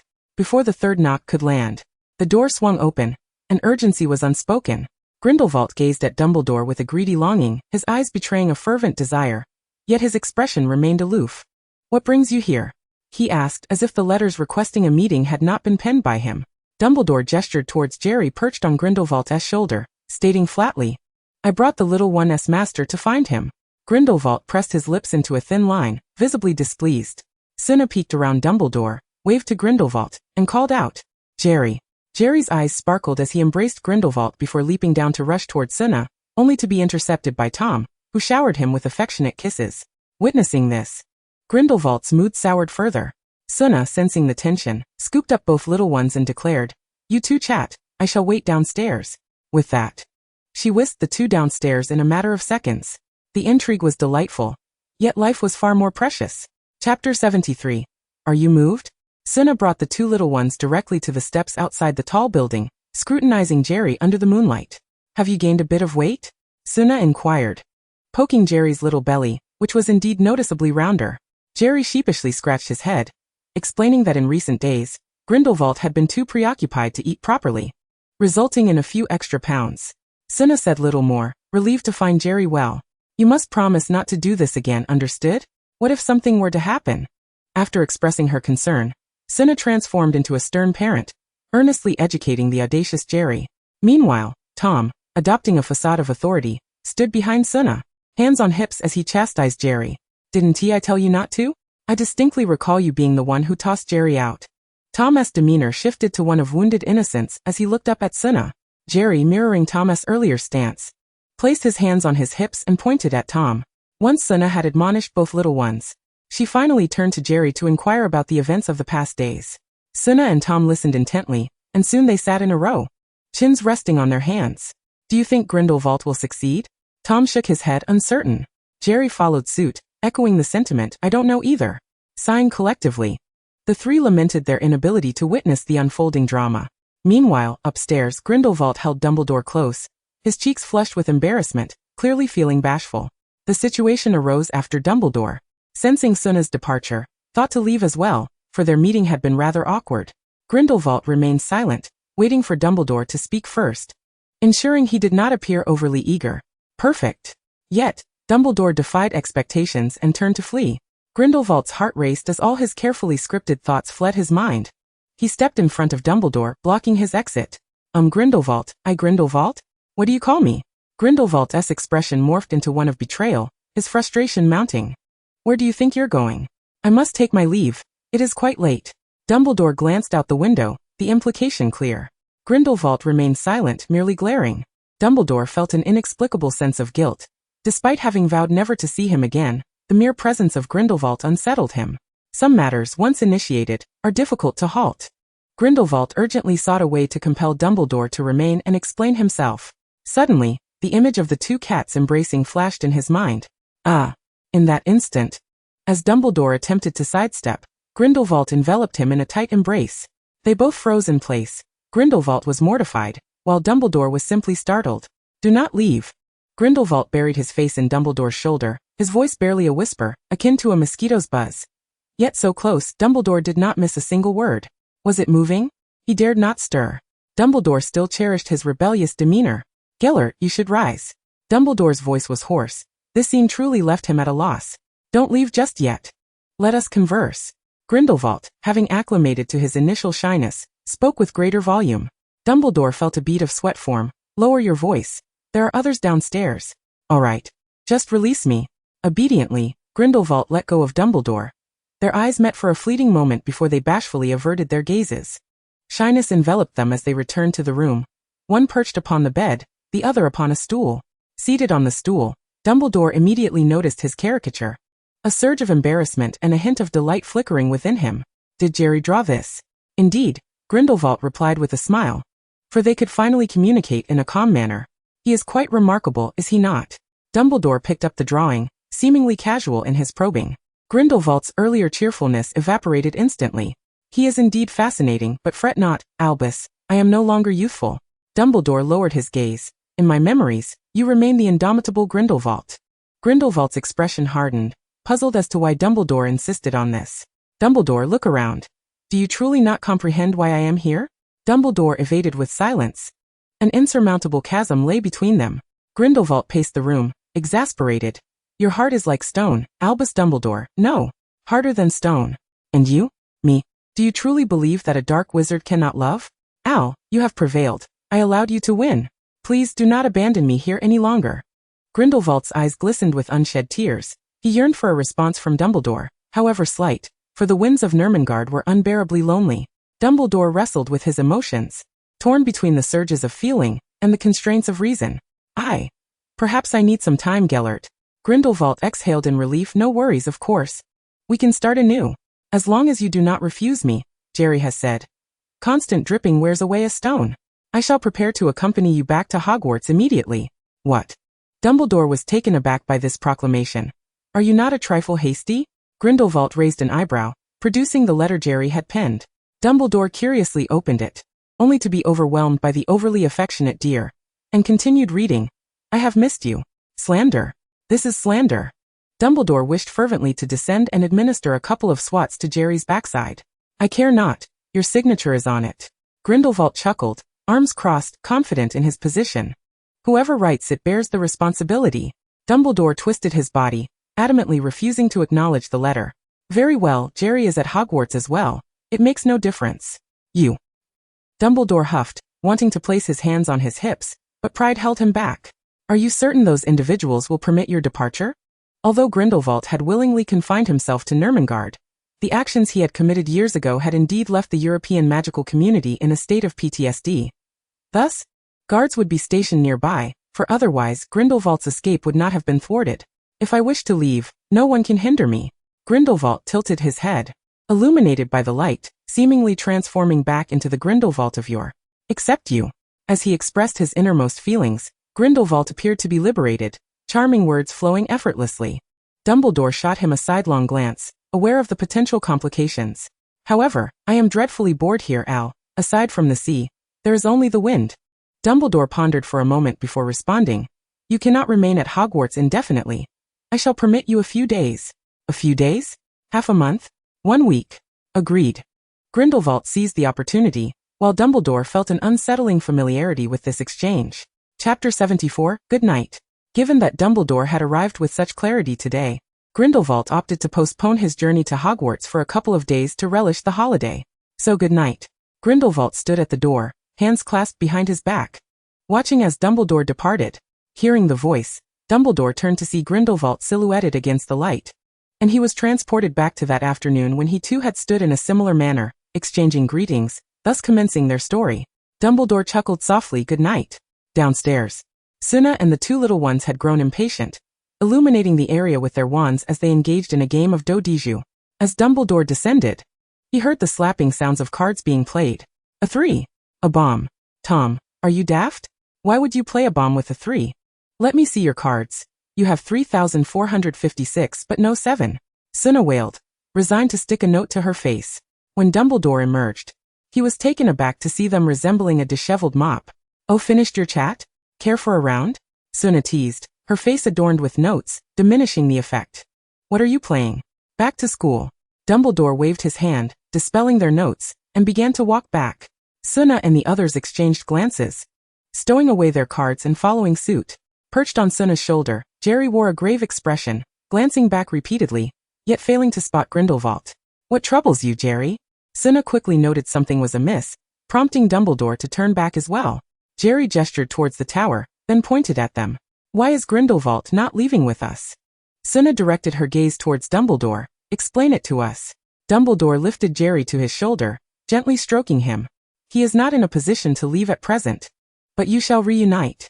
Upon hearing this, Suna understood that something significant had transpired. Her curiosity piqued about what had just occurred. Jerry's head bobbed between the tower and Dumbledore, ultimately nodding with some disappointment. He leaned against Dumbledore's shoulder, fixated on the lights in the tower until a figure appeared in the window, gently waving at him. Jerry's eyes lit up, disregarding whether Grindelwald could see him. He sprang up, waving fervently. Feeling the weight of the moment, Dumbledore's lips curled into a smile, entirely forgetting his earlier urge to chastise Grindelwald. Suna and the others returned to school on a flying carpet, arriving just after 1 in the morning. Oh no. Another late night. Recalling the last time's awkwardness, Suna fretted over how to handle the next day. You could procure some invigorating potion from Severus. It is quite effective. Not a chance. Suna shook her head. Ever since encountering Peter Pettigrew, he has been more terrifying than a woman in menopause. I shan't tempt fate. Dumbledore, upon hearing Suna's description of Snape, smiled more broadly. He simply needs time to come to terms. Suna grimaced, opting not to continue discussing Snape, instead inquiring about the outcome regarding Peter Pettigrew. Dumbledore's smile faded. The discord with Fudge arose today due to the matters concerning Peter Pettigrew and Sirius Black. This is rather unfortunate, as the Ministry of Magic is reluctant to acknowledge their error in apprehending the wrong individual. Suna furrowed her brow and remarked, but Peter Pettigrew has already thrown it in their faces. Indeed, that is the case. When I negotiated with Fudge, he rebuffed my request. What request? Suna blinked, urging him not to speak in riddles. To release Sirius Black, for it is Peter Pettigrew who is the true culprit. Yet the Ministry is uncooperative. Firstly, Sirius did not contest the charges back then, and even during his incarceration in Azkaban, he offered no resistance. Secondly, although Peter has resurfaced, they must conduct a new investigation. After all, Peter was once a decorated hero, and it is difficult for the public to accept that he has transformed into a villain. Suna crossed her legs and swayed them idly. Who can we blame for this? She was not particularly concerned about Sirius, as it did not directly affect her. Her primary worry was whether Peter Pettigrew would receive his just punishment. A murderer evading justice for over a decade, even hiding for over a year in close proximity to the victim's child, is simply outrageous. If he is thriving, Suna feels discomfort. However, Fudge lacks the competence. In peacetime he might be considered harmless, but unfortunately, he is in office during Voldemort's resurgence. So Peter Pettigrew is currently, she continued, imprisoned in the Ministry, awaiting interrogation. As they need to ensure that Peter speaks the truth. Suna rolled her eyes dramatically. The wizarding world can be so unreliable at times. The Ministry's interrogations, requiring Veritaserum and memory extraction, cannot be deemed valid testimonies. Infuriated, Suna wished to slap a lie detector in their faces. How long will that take? Dumbledore removed his glasses and rubbed his weary eyes. Approximately a few months. A few months? And what of Sirius? He remains incarcerated in Azkaban. Suna found the absurdity of the situation appalling, yet it was indeed a reality. Sirius is a Black. Yet he has no one left to support him. While it is true that Sirius is a Black, everyone knows of his estrangement from the Black family, and his only remaining relative, Narcissa, now bears the surname Malfoy, and is unwilling to acknowledge him as her brother.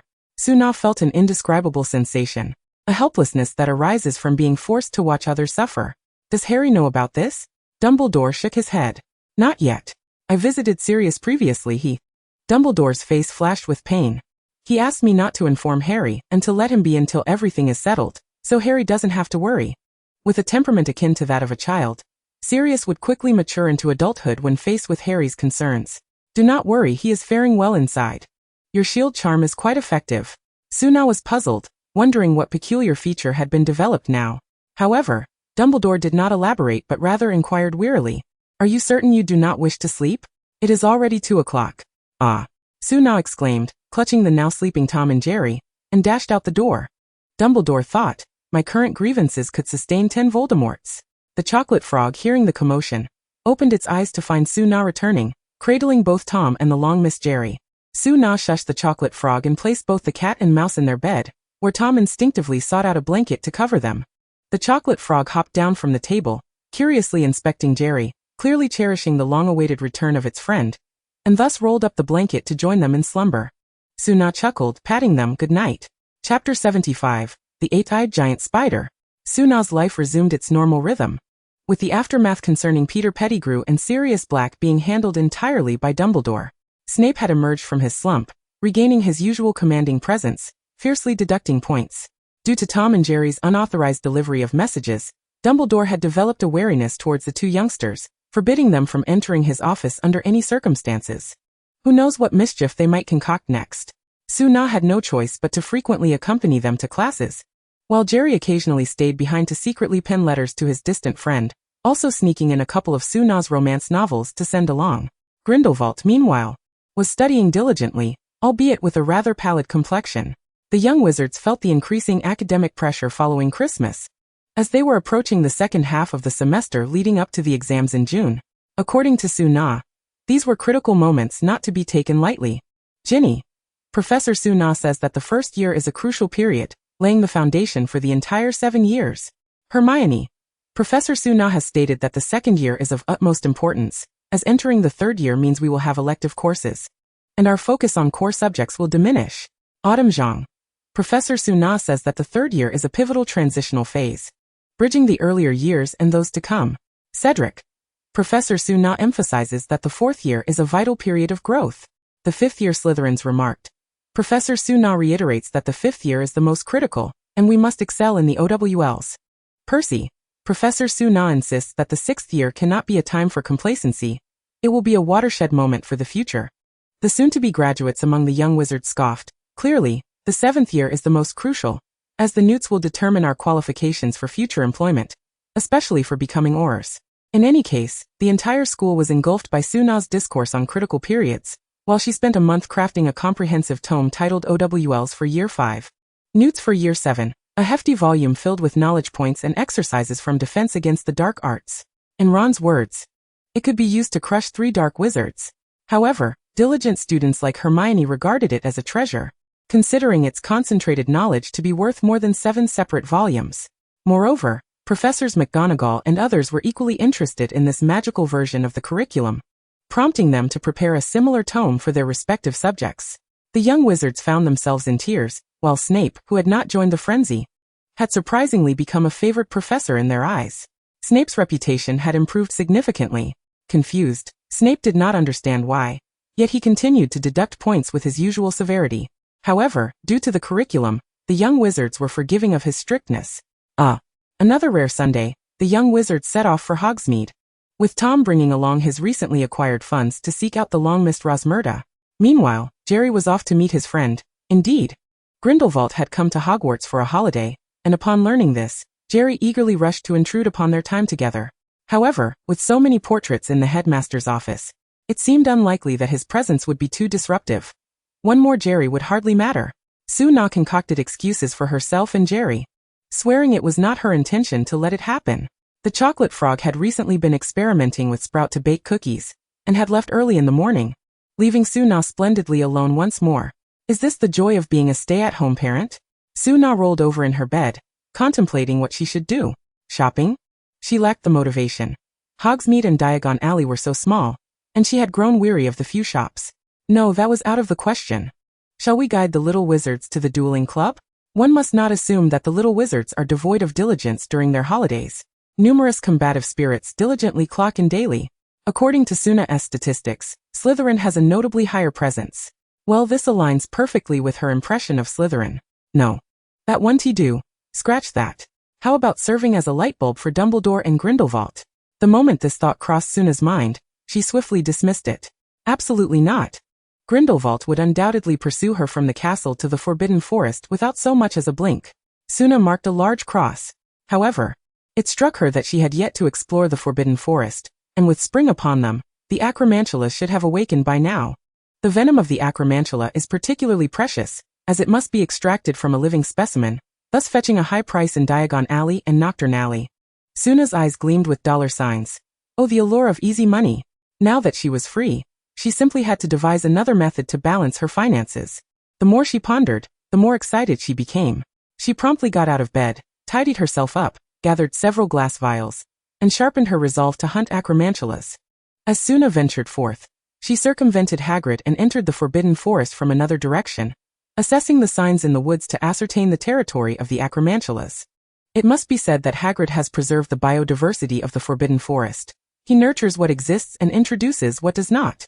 Were it not for the Ministry of Magic's prohibitions, Hogwarts might have become the first school to raise dragons. However, Professor McGonagall's blood pressure would likely never stabilize. The domain of the acromantulas lay in the southernmost part of the Forbidden Forest, with trees festooned with webs, rendering the area all the more eerie.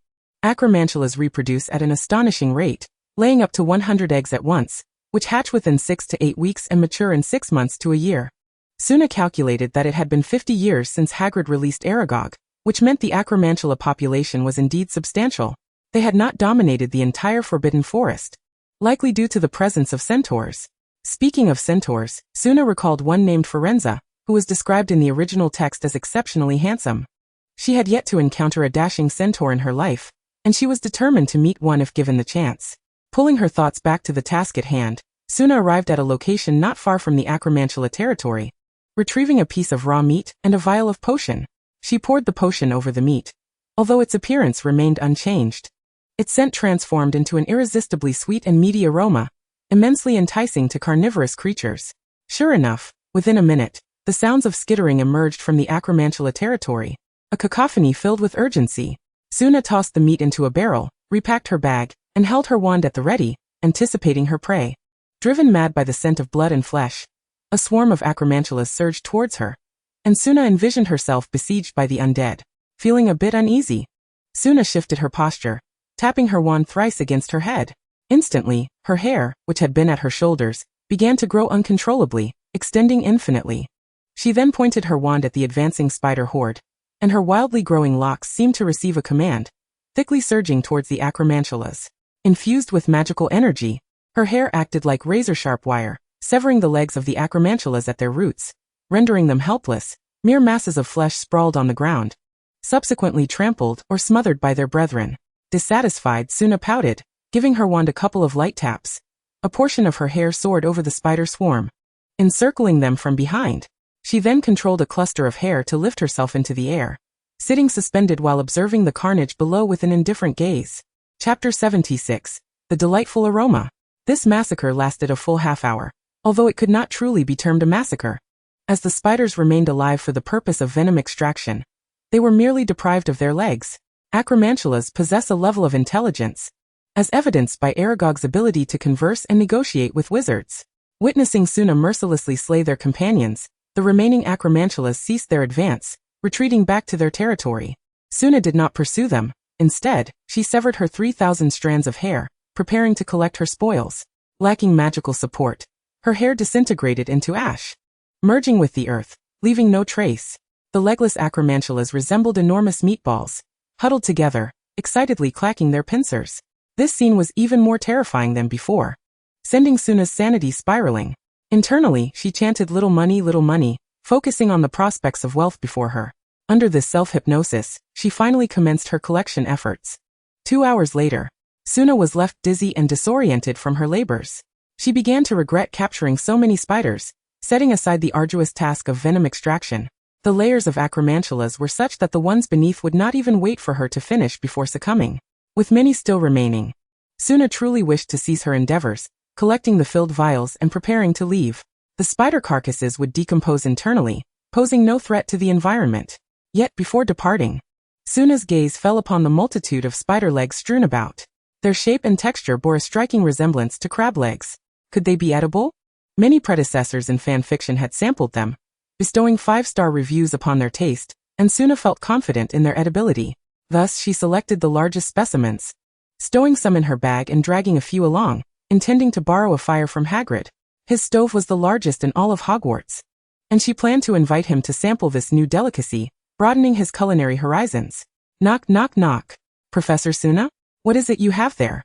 Suna stood outside Hagrid's hut, one arm tucked under 2 spider legs, resembling a spider queen at first glance. Alas, magical creatures did not evolve to such heights. May I borrow your stove?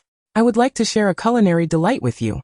Without hesitation, Suna squeezed past Hagrid, dragging the spider legs inside. Delicacy? What is this? Hagrid recognized the legs as belonging to the acromantula, covering his mouth in astonishment. What have you done to them? Hagrid's empathy surged. These were the descendants of Aragog, perhaps even his great-great-grandchildren. I ventured into the Forbidden Forest and was attacked by several acromantulas.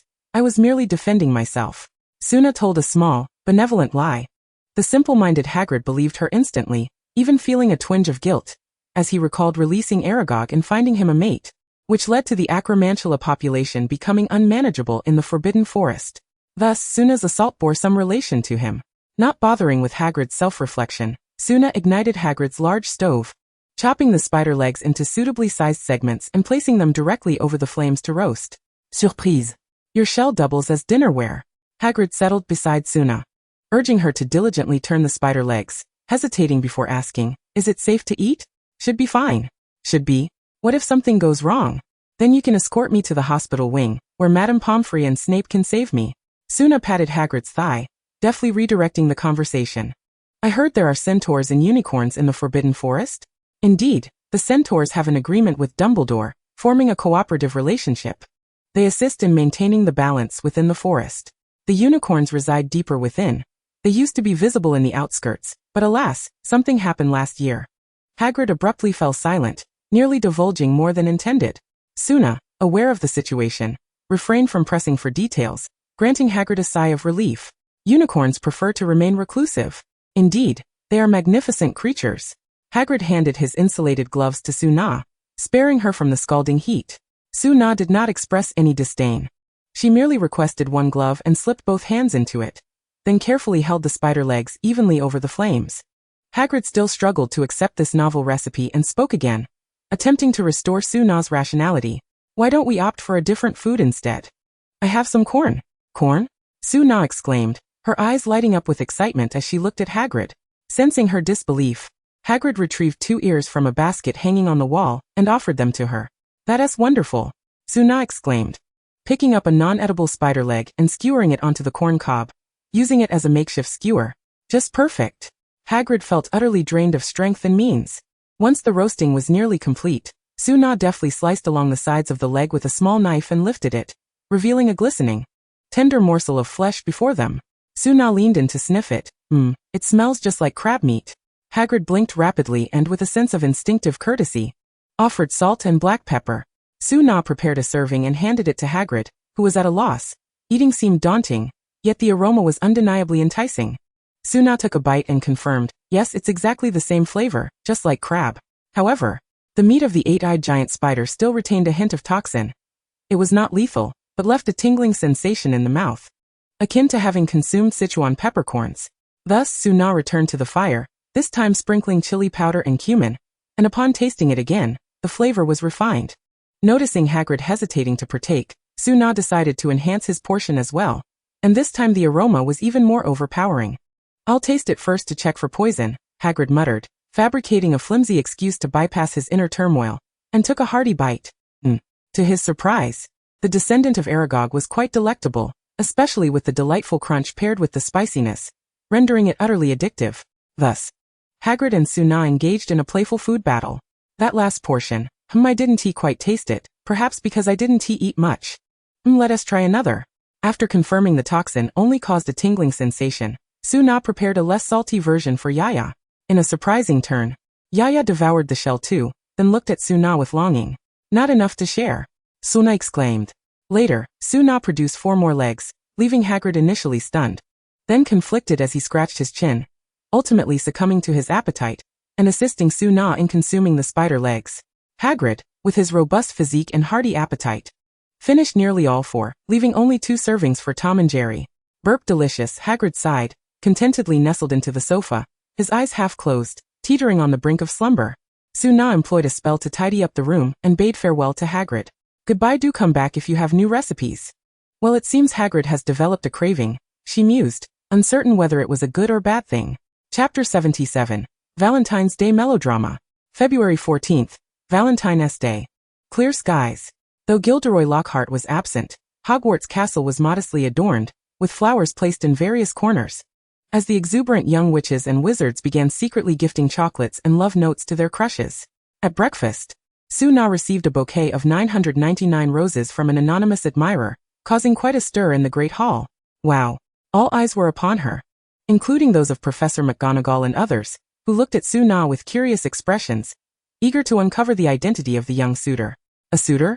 Suna mixed, plucking the small card from the bouquet, which bore no signature, only an audacious lip print. With an impassive face, she crumpled the card and instructed Tom to place the roses in a corner of the hall, setting up a sign that read, "Please take one for your beloved if desired." Professor McGonagall approached Suna with her breakfast, inquiring, "May I pry into the identity of this admirer?" She winked at Suna, while others perked up, equally curious. "It's merely a playful jest among friends." Suna sighed, supporting her head with her hand, knowing full well it would lead to misunderstandings. "A friend? That indicates you don't dislike him." That's perfectly fine. You could give it a try. You're quite exceptional, Professor McGonagall encouraged, resembling a caring older sister as she recounted the bittersweet nuances of love. Oh, that fellow will surely be thrilled to have a wingwoman. Professor McGonagall, Suna interjected. Actually, it should be her. Ah. McGonagall's mouth fell open. Her mind momentarily stalled. Suna nodded, believing this would clarify that it was indeed a mere jest. However, McGonagall appeared somewhat befuddled, finally managing a strained response. Well, as long as you like her, that's what matters. Suna. Oh. The morning revelation had left McGonagall somewhat shaken, leading to a distracted state during class, where she would occasionally catch sight of young witches walking hand in hand and inadvertently think of Suna and her. McGonagall felt guilt-ridden. She was in the wrong.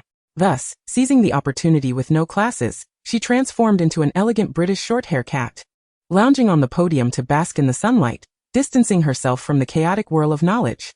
Elsewhere, Tom, granted permission to roam, strolled through the castle with Jerry, each sporting a flower pinned to their chests. Jerry had initially intended to visit Grindelwald, but on this special day, Suna suggested he refrain from interrupting the elderly couple's romantic interlude. According to the gossip Jerry had relayed, Grindelwald had apparently tackled Dumbledore, though the details remained elusive. As the intrepid reporter Jerry reported back, he made it clear that the information was not guaranteed. Thus, the two young boys wandered together, savoring the festivities in a leisurely manner. Yet Tom found himself missing his dreamlike feline companions. When they passed the Transfiguration classroom, Tom froze in his tracks, his gaze fixated on Professor McGonagall at the podium, her graceful demeanor and exquisite attire captivating him. Arg woof. Tom transformed into a wolf, howling into the night. He quickly gathered a bouquet, donned a new magical robe, tidied his hair, and spritzed himself with cologne. Lastly, he shoved Jerry into the bouquet and strode confidently toward Professor McGonagall. Hello. Placing his hands on the podium, he brushed off non-existent dust. McGonagall, roused from the warmth of the sunlight, tilted her head, observing Tom with a puzzled expression. This child seems a bit off. Noticing McGonagall's indifference, Tom felt even more enamored. He unveiled the bouquet, and with a gentle nudge Jerry, adorned with a bow, popped up, his expression one of utter exasperation. Typical.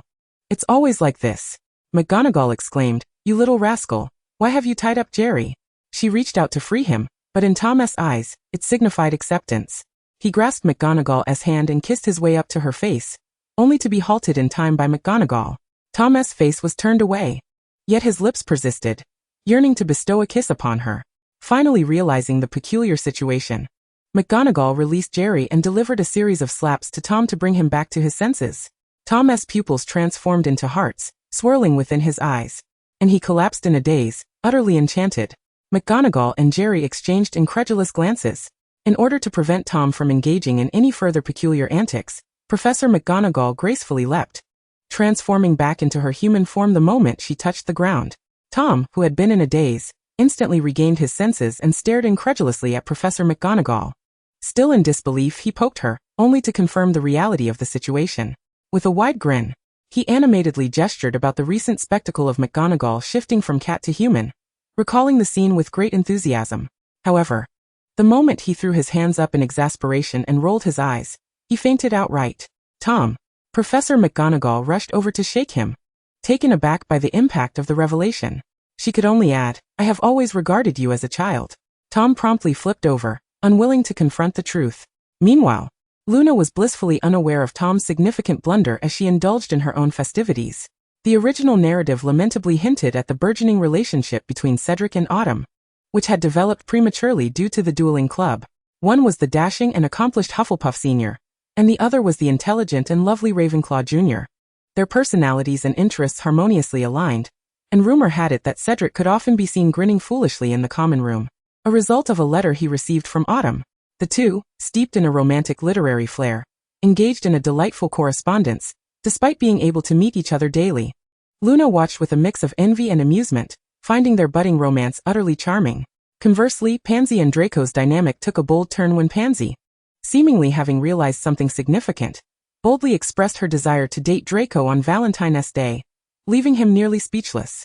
Since losing a duel to Theodore, Draco had been consumed by a desire to reclaim his honor, dedicating his time to rigorous training and seeking out duels with Theodore, only to be bested time and again, further fueling his determination. This relentless cycle brought him closer to Theodore, as they frequently practiced together. Although Pansy accompanied him each time, she felt an unsettling distance growing between them. This disquiet prompted her to confess her feelings on Valentine's Day in an attempt to alleviate her anxiety. However, Draco remained oblivious, preoccupied solely with troubling Harry Potter and defeating Theodore, leading to a comical chase as he tried to evade her advances. Luna shook her head at the situation, thinking it quite the bitter pill to swallow. Chapter 78. The Unfortunate Harry Supplement. The spirit of the holiday also inspired Ginny, who wished to subtly send a love letter to Harry, yet she hesitated to deliver it in person, especially with her brother constantly by his side. Clutching her penned letter and a rose, she anxiously fidgeted. Suddenly, she recalled reading in Luna's book about a custom wherein individuals would discreetly toss items to their crushes, who would then respond if they reciprocated the feelings. Perhaps she could adopt a similar approach? Convinced of its merit, Ginny sought out Harry and, seizing an opportunity when he was outdoors, bound her letter to a stone and hurled it with all her might. In that very instant, she crouched down to conceal herself. Just as Harry's anguished screams echoed, accompanied by Ron and Hermione's urgent calls. Peeking out, she was horrified to see Harry on the ground, bloodied and unconscious. Terrified, she widened her eyes in shock, never having anticipated such an outcome, and hurriedly fled before anyone could discover her presence. Finding Luna, Ginny recounted the entire ordeal, causing Luna to burst into laughter. Ahem, Ginny, I mentioned that they use something lightweight yet substantial, like pine resin or beeswax, not a stone. Are you fond of him or do you despise him?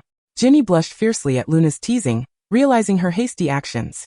Amused, Luna patted her on the head and suggested, "Come, let us go check on the poor unfortunate soul." Ginny nodded, her concern for Harry evident. Harry was swiftly taken to the infirmary by Ron and Hermione. Becoming the sole patient on Valentine's Day, he felt a peculiar connection to the infirmary. Madame Pomfrey assumed Harry had been in a fight, her reprimand slipping out during treatment. Hermione quickly clarified, "Not at all, Madame Pomfrey. Harry was ambushed. The weapon was this." Hermione had astutely brought along the stone-bound letter, while the rose had been lost in the chaos. Madame Pomfrey shivered at the sight of the stone, which was as large as a ping-pong ball. Fortunately, it was merely a superficial injury. As she applied a soothing ointment to Harry's wound, he felt a sharp pain radiate from his lightning scar, making the application of the balm seem futile. Madame Pomfrey explained that the injury might have affected the nerves, necessitating close observation. Who would have thought I'd spend Valentine's Day in the infirmary? How memorable, Harry mused, carefully resting against the bed as the pain from his scar throbbed. No need to overthink it. I don't even have a girlfriend. Just rest, Hermione advised, tucking him in while privately resolving to arrange training to evade ambushes in the future. Ron, meanwhile, had taken hold of the makeshift weapon, grinning foolishly as he examined it. Unable to contain her frustration at his naivety, Hermione asked, "What is so funny?" "Haha, guess what this is." Ron flipped the unsigned love letter around, declaring, "It's a love letter, addressed to Harry. I thought it was a taunt from Malfoy." "I'd rather it hadn't been sent at all," Harry replied, cradling his head, too preoccupied to ponder who might have sent it, while Ron remained exuberant. "Don't be so glum, Harry. To receive a letter on such a special day, in such a unique manner, signifies someone has secretly admired you for a long time. You should be thrilled." Ron chuckled, delighted at the thought of someone having feelings for Harry. Hermione, however, was skeptical, suspecting it could merely be a prank. "Don't ruin the moment, Hermione," Ron retorted, irritated by her pessimism. Hermione merely huffed in response, and Ron rolled his eyes before eagerly reading from the letter. "Your eyes are like the depths of the forest, mysterious and full of life. Your hair resembles the tears of the Apache, dark yet sparkling with happiness. I silently watch you, sharing in your joy and sorrow. I hope to stand by your side to face the trials of the future together." Ugh, how cheesy, Ron shivered after finishing. Yet Hermione sensed something amiss, recognizing the style as reminiscent of Luna's writing. However, considering that a significant portion of Hogwarts young witches and wizards adored Luna's books, she dismissed her concern. Luna and Ginny arrived just as Ron finished reading, and Luna discreetly glanced at Ginny, who was unsurprisingly blushing fiercely. Stepping forward, Luna greeted the trio. "Hello. I heard someone had an unfortunate encounter on Valentine's Day, so I came to see which poor soul it was. You see, it's just me, this unfortunate soul," Harry said with a hint of self-deprecation, relieved that his pain had significantly diminished. Suna tugged Ginny along to stand behind Ron, casting a glance at Harry to confirm he was indeed all right, before exchanging a knowing look with Ginny. "Are you reassured now?" Ginny subtly nodded, her eyes reflecting both concern and remorse as they rested on Harry. "Professor Suna, you wouldn't believe it, but the ambush on Harry came from a love letter. I just read it, and it was utterly cringeworthy. Ugh. Ginny could no longer contain her discomfort, and in a fit of embarrassment, pinched Ron's back, causing him to gasp in pain. Who pinched me? Ron exclaimed, bewildered, as only Suna and Ginny stood behind him. Suna stepped in to take the blame. It was me.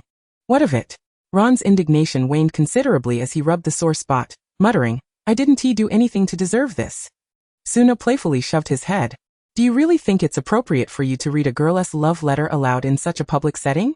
Although I agree the method was ill-advised. That doesn't excuse your actions. Oh, Ron grumbled, clearly displeased, yet he dared not retort. Meanwhile, Hermione noticed something peculiar. Wasn't Professor Suna just crossing her arms? She remarked. Exchanging a glance with Ginny, detecting a hint of guilt in Ginny's demeanor, Hermione's suspicions were confirmed. She glanced at Ron, still sulking, and at Harry, who appeared utterly bewildered, and couldn't help but chuckle inwardly. This secret, known only to her, was far too amusing. However, it seemed that Professor Suna was also in the know. Indeed. Boys are notoriously dull-witted. Hermione quickly shot a glance at Ron before rushing over to whisper conspiratorially with Ginny. Chapter 79. What did we catch? After resolving Ginny's issue, Suna returned to her office, only to discover a letter resting on her desk. The envelope was fashioned from broad palm leaves. While the letter itself was penned on an unknown type of bark, the characters embossed as if branded. The flamboyant yet forceful script read, Dear Sue, I trust you received my gift? Quite a surprise, wasn't it? I heard you've taken up the mantle of a professor. What amusing tales do you have to share? I learned that Hogwarts will be on break in June, so to await your return, I've postponed my tasks. Aren't you touched? You will surely enjoy this upcoming assignment. As it pertains to the ruins of ancient Babylon, I shall come to fetch you during the holiday. By the way, no bringing that foul cat along. The letter concluded with an ostentatious lip print, unmistakably from the same person who had delivered flowers that morning. The author was Tara, an Indian witch and a treasure hunter, often commissioned by the affluent to explore ancient ruins and recover artifacts. Treasure hunting occupies a gray area in legality. Protected by powerful families, it often escapes the scrutiny of magical governments, provided one avoids drawing attention, except in certain Eastern nations. Tara had once sought to recruit Suna into her endeavors, but Suna had declined, knowing that any writings produced would serve as incriminating evidence. Suna was not so stubbornly obstinate, especially since she aspired to visit those Eastern lands. Unsure of whether to accept Tara's invitation, Suna decided to set the letter aside for the moment, to be addressed when the time came. After Valentine's Day passed, Tom fell into a melancholic stupor that persisted for 3 days, leaving Suna so distressed that her gums swelled.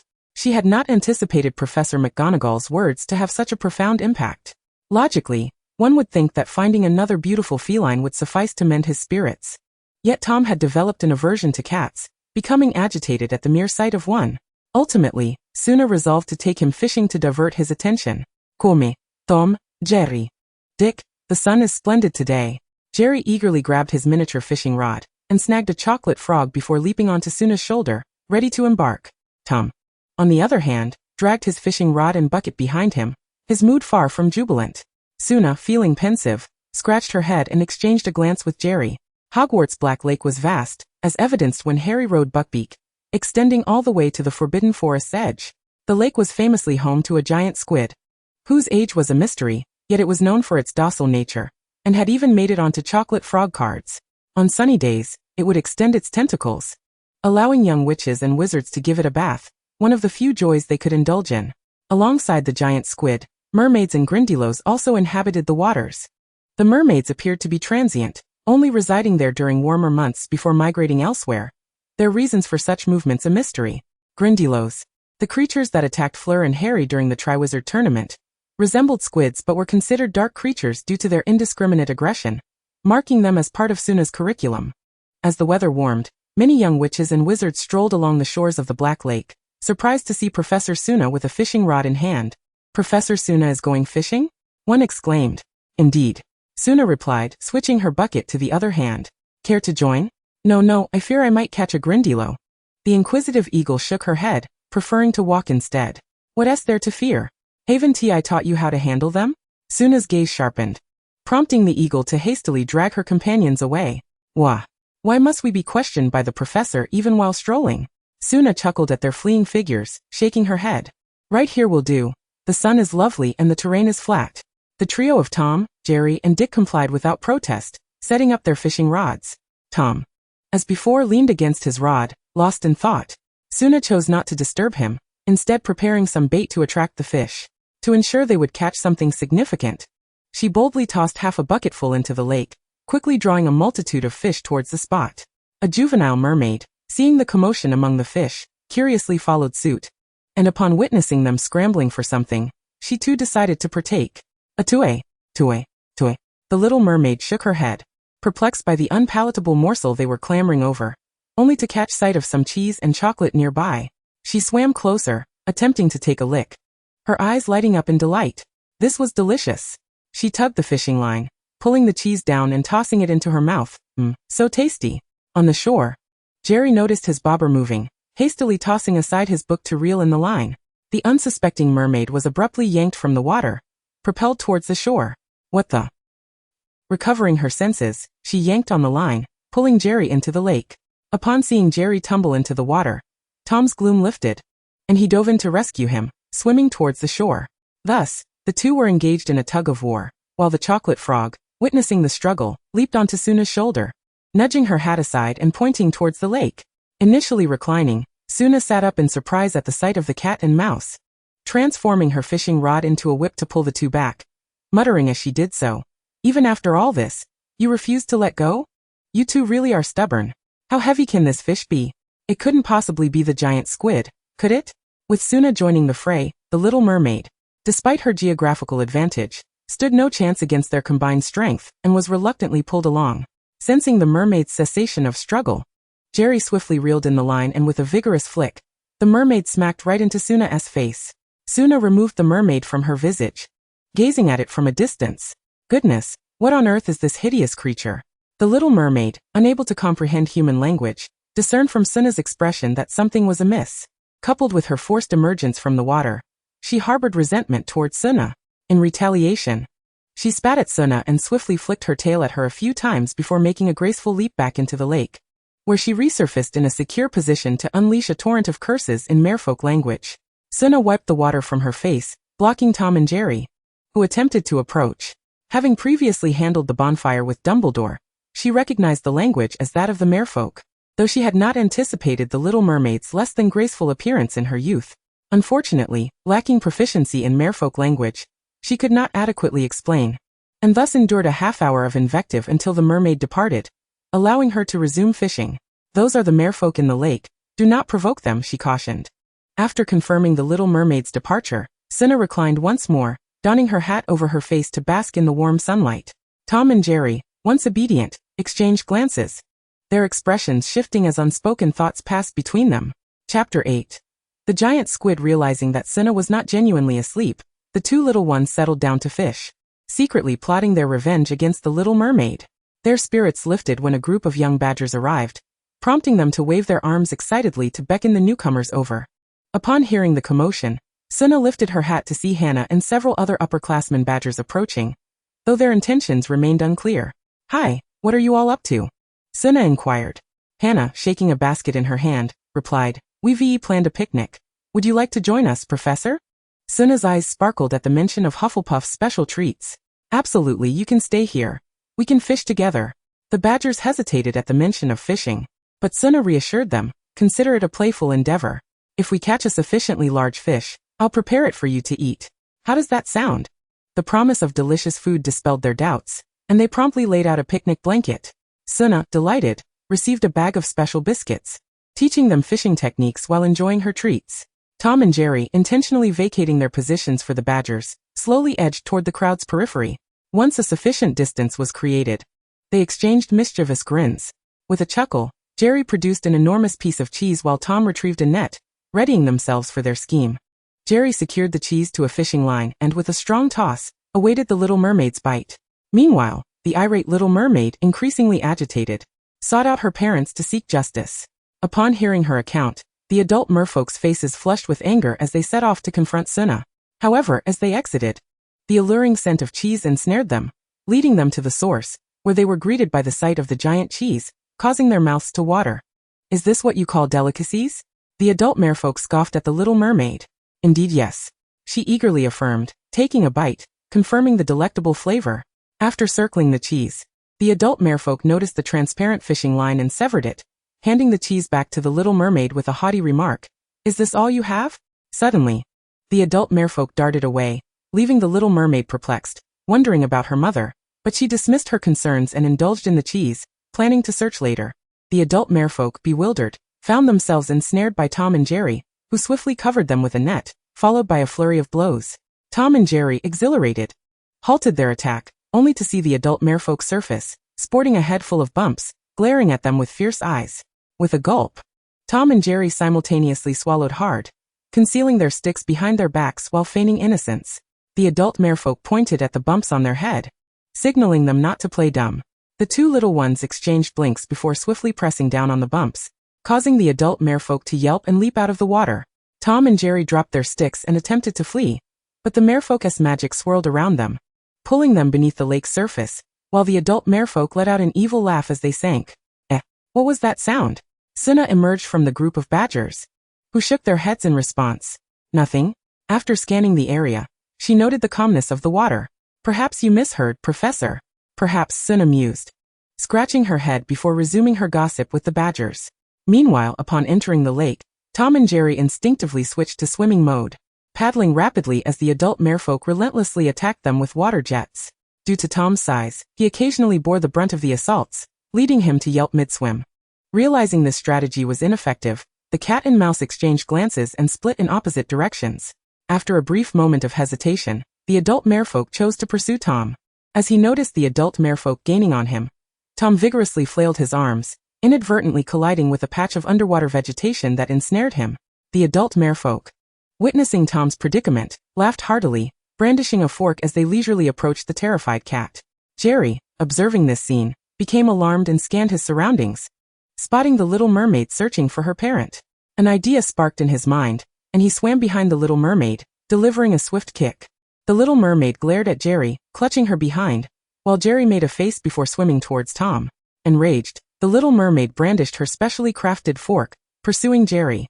As Jerry swam, he whistled upon seeing the adult merfolk, making a sharp turn that left the little mermaid unable to stop in time, resulting in a collision with the adult merfolk. The adult merfolk, angered, scolded the little mermaid in their language, while she rubbed her head in confusion before pointing at the fleeing cat and mouse. This is serious. The adult merfolk recognized the urgency, leaving a warning. You will wait for me to return, before pursuing Tom and Jerry. A chase ensued beneath Black Lake, while above, the atmosphere remained jovial. As Tom and Jerry ventured deeper, they collided with a dark wall, which was both soft and springy, prompting their puzzled expressions. The wall shifted, revealing two enormous eyes as its form gradually became apparent. It was the giant squid dwelling at the lake's bottom. Startled, Tom and Jerry began to flee, inadvertently causing the squid's skin to ripple like that of a Shar-Pei. The giant squid, in a good-natured manner, wrapped its tentacles around the two little ones, bringing them closer and inquiring, "Who are you?" Tom and Jerry, unable to understand, could only tremble in silence. The giant squid scratched its head in confusion, having lived at the lake's bottom for so long without encountering such beings. As for their disruption of its slumber, it was inconsequential. It could afford to lose a little sleep. The mother and child merfolk soon arrived, halting upon seeing Tom and Jerry ensnared by the giant squid. They positioned themselves in a safe spot to communicate with the creature. The adult merfolk requested the giant squid release Tom and Jerry, but the duo vehemently shook their heads. The giant squid, intrigued by these unusual creatures, was reluctant to comply. This infuriated the merfolk, who employed their unique method to summon their kin. Shortly thereafter, a throng of merfolk, accompanied by the tamed Grindilo, encircled the giant squid. Tom and Jerry, terrified, hid behind the giant squid. "Are you initiating a battle?" the giant squid inquired. "If you hand them over, we shall pretend this never occurred." The giant squid's expression shifted, realizing it was being threatened. A group of wayward merfolk dared to threaten this noble squid? What audacity! The squid, not one to be trifled with, unfurled its colossal tentacles, encircling the mermaids and Grindylows. Chapter 81, The Conclusion. "Professor, where is Tom? I haven't seen him for quite some time," Hannah inquired as she sat beside Suna, glancing around. "Aren't they right there?" Suna replied, looking towards the spot where Tom and Jerry should have been, only to find it empty. "Where have they gone off to? I had hoped to have Tom prepare some fish soup." Suna scratched her head, realizing she would have to take matters into her own hands. She retrieved a large roasting pan, and gathered a plethora of ingredients. While she may not be adept at making fish soup, she certainly knew how to roast fish. The little badgers had caught quite a few fish, and with some additional sides, they could easily cover dinner. "All right, just missing the fish," Suna declared. No sooner had she spoken, a shadow erupted from the tranquil waters, crashing directly onto the roasting pan. What on earth? The little badgers, frightened, scurried behind Suna, peering at the grotesque creature atop the pan. Suna found the sight oddly familiar. The mermaid coughed a couple of times, lifted her head, and immediately launched into a tirade upon seeing Suna. Recognition dawned upon Suna. What on earth is happening here? In response, a multitude of figures erupted from the lake. A veritable swarm of merfolk and grindylows, plunging and diving like dumplings. Suna and the onlookers around the Black Lake were left flabbergasted. Had the lake truly gone awry? Moments later, the instigator, the giant squid, surfaced, confronting the merfolk. Meanwhile, Tom and Jerry stood atop the squid's head, hands on hips, exuding an air of false bravado. Suna's blood pressure soared. Tom, Jerry. At that moment, all eyes turned to Suna, including those of the formidable squid and the merfolk. Upon hearing Suna's furious shout, Tom realized his fate was sealed. He turned to leap into the water, but was intercepted by the giant squid, which ensnared him and dragged him back. The little wizards were momentarily overwhelmed, questioning who was responsible for this chaos. Were Tom and Jerry attempting to dominate the Black Lake? The leader of the merfolk directed a stream of complaints toward Suna in a rapid-fire dialect she could not comprehend. In response, she produced a paper crane and whispered a few words to it before gently waving it away, watching as it vanished. Shortly thereafter, Dumbledore arrived at the edge of the Black Lake, accompanied by Grindelwald. Grindelwald had trimmed his hair and shaved his beard, donning a tailored suit, transforming him into a most dapper gentleman. Many young wizards gasped in admiration at his presence. Who is that handsome man with the headmaster? Dumbledore shot a disgruntled glance at Suna before approaching the lake to converse with the merfolk in their tongue, simultaneously instructing the giant squid to return Tom and Jerry. The merfolk and the squid engaged in a cacophony of grievances, oblivious to the ongoing dialogue. The merfolk passionately recounted the misdeeds of the cat and mouse, accusing the squid of harboring them. The squid, feeling wronged, asserted that the merfolk were unreasonable, initiating the fray and threatening it. Dumbledore, his head spinning from the barrage of complaints, endeavored to mediate, asserting it was all a misunderstanding. Yet the offended merfolk were unwilling to relent, unwilling to let their pride be trampled. The squid, nonchalantly cradling Tom and Jerry, exuded an aura of innocence, recalling how Godric Gryffindor had once advised it to heed the headmaster's words. Dumbledore was perhaps the only one able to decipher the merfolk's grievances. Although Grindelwald appeared to comprehend as well, his brow furrowed in contemplation, possibly deliberating the merits of turning the merfolk into a stew. However, Dumbledore's casual glance thwarted his thoughts. Thus, it was said that a man infatuated with love is indeed a rare gem. Ultimately, it remained unclear what agreement Dumbledore reached with the merfolk, but they eventually retreated. Dumbledore then turned to the giant squid, urging it to relinquish Tom and Jerry. He coaxed the squid as one would a child. Yet the squid only held the two tighter, particularly fond of Tom, whose plushness it had yet to explore. With a resigned sigh, Dumbledore explained that they were not aquatic creatures, and remaining submerged for too long would result in their demise. Upon hearing this, the squid reluctantly released the two, though it continued to affectionately nudge them with its tentacles.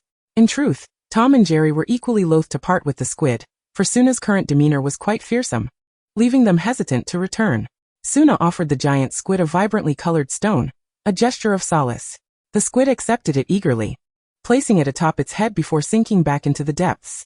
With the external issues resolved, it was time to address the internal matters. Dumbledore cast a light glance at Suna, who instantly understood the implication. Oh dear, the sound of her lost coins echoed ominously. Together with Dumbledore, she dispersed the little wizards before returning to the headmaster's office. The same location, the same individuals, but a different time, once again calculating reparations. However, the thought of her newfound freedom rendered the ordeal less daunting. What will the compensation be this time? Dumbledore inquired, casting a curious glance at Suna. Compensation? For what? There were no casualties. Tom and Jerry baited them willingly. Both parties share the blame. Let us just ensure it doesn't happen again. Suna's mouth fell agape. This was not what she had anticipated. Dumbledore found her reaction amusing. Unlike the centaurs of the Forbidden Forest, here they were the protected party, albeit with Tom and Jerry still present. The two stood with their hands behind their backs, adopting a look of innocence, a pose they assumed after every mischief, rendering Dumbledore unable to maintain his sternness. You are not to provoke them any further. You must coexist peacefully, understand? Tom and Jerry exchanged glances, nodding in defiance. Dumbledore, ever perceptive, inquired, "What grievances do you hold against the merfolk that led to such a ruckus?" Tom and Jerry proceeded to reenact the moment Suna was struck in the face by a mermaid's tail, their indignation palpable as they sought to avenge her. Suna felt both touched and embarrassed. While it was endearing for them to want to defend her, the dramatization was unnecessary and quite mortifying. Dumbledore was doubled over in laughter at their reasoning, while Grindelwald watched with an amused smile. Noticing Grindelwald's gaze, Dumbledore quickly wiped the smile from his face, reminding himself of their audience. The portraits in the headmaster's office chimed in, "Pay no heed to us." Grindelwald obediently averted his eyes, returning to his usual aloof demeanor when he glanced at Suna.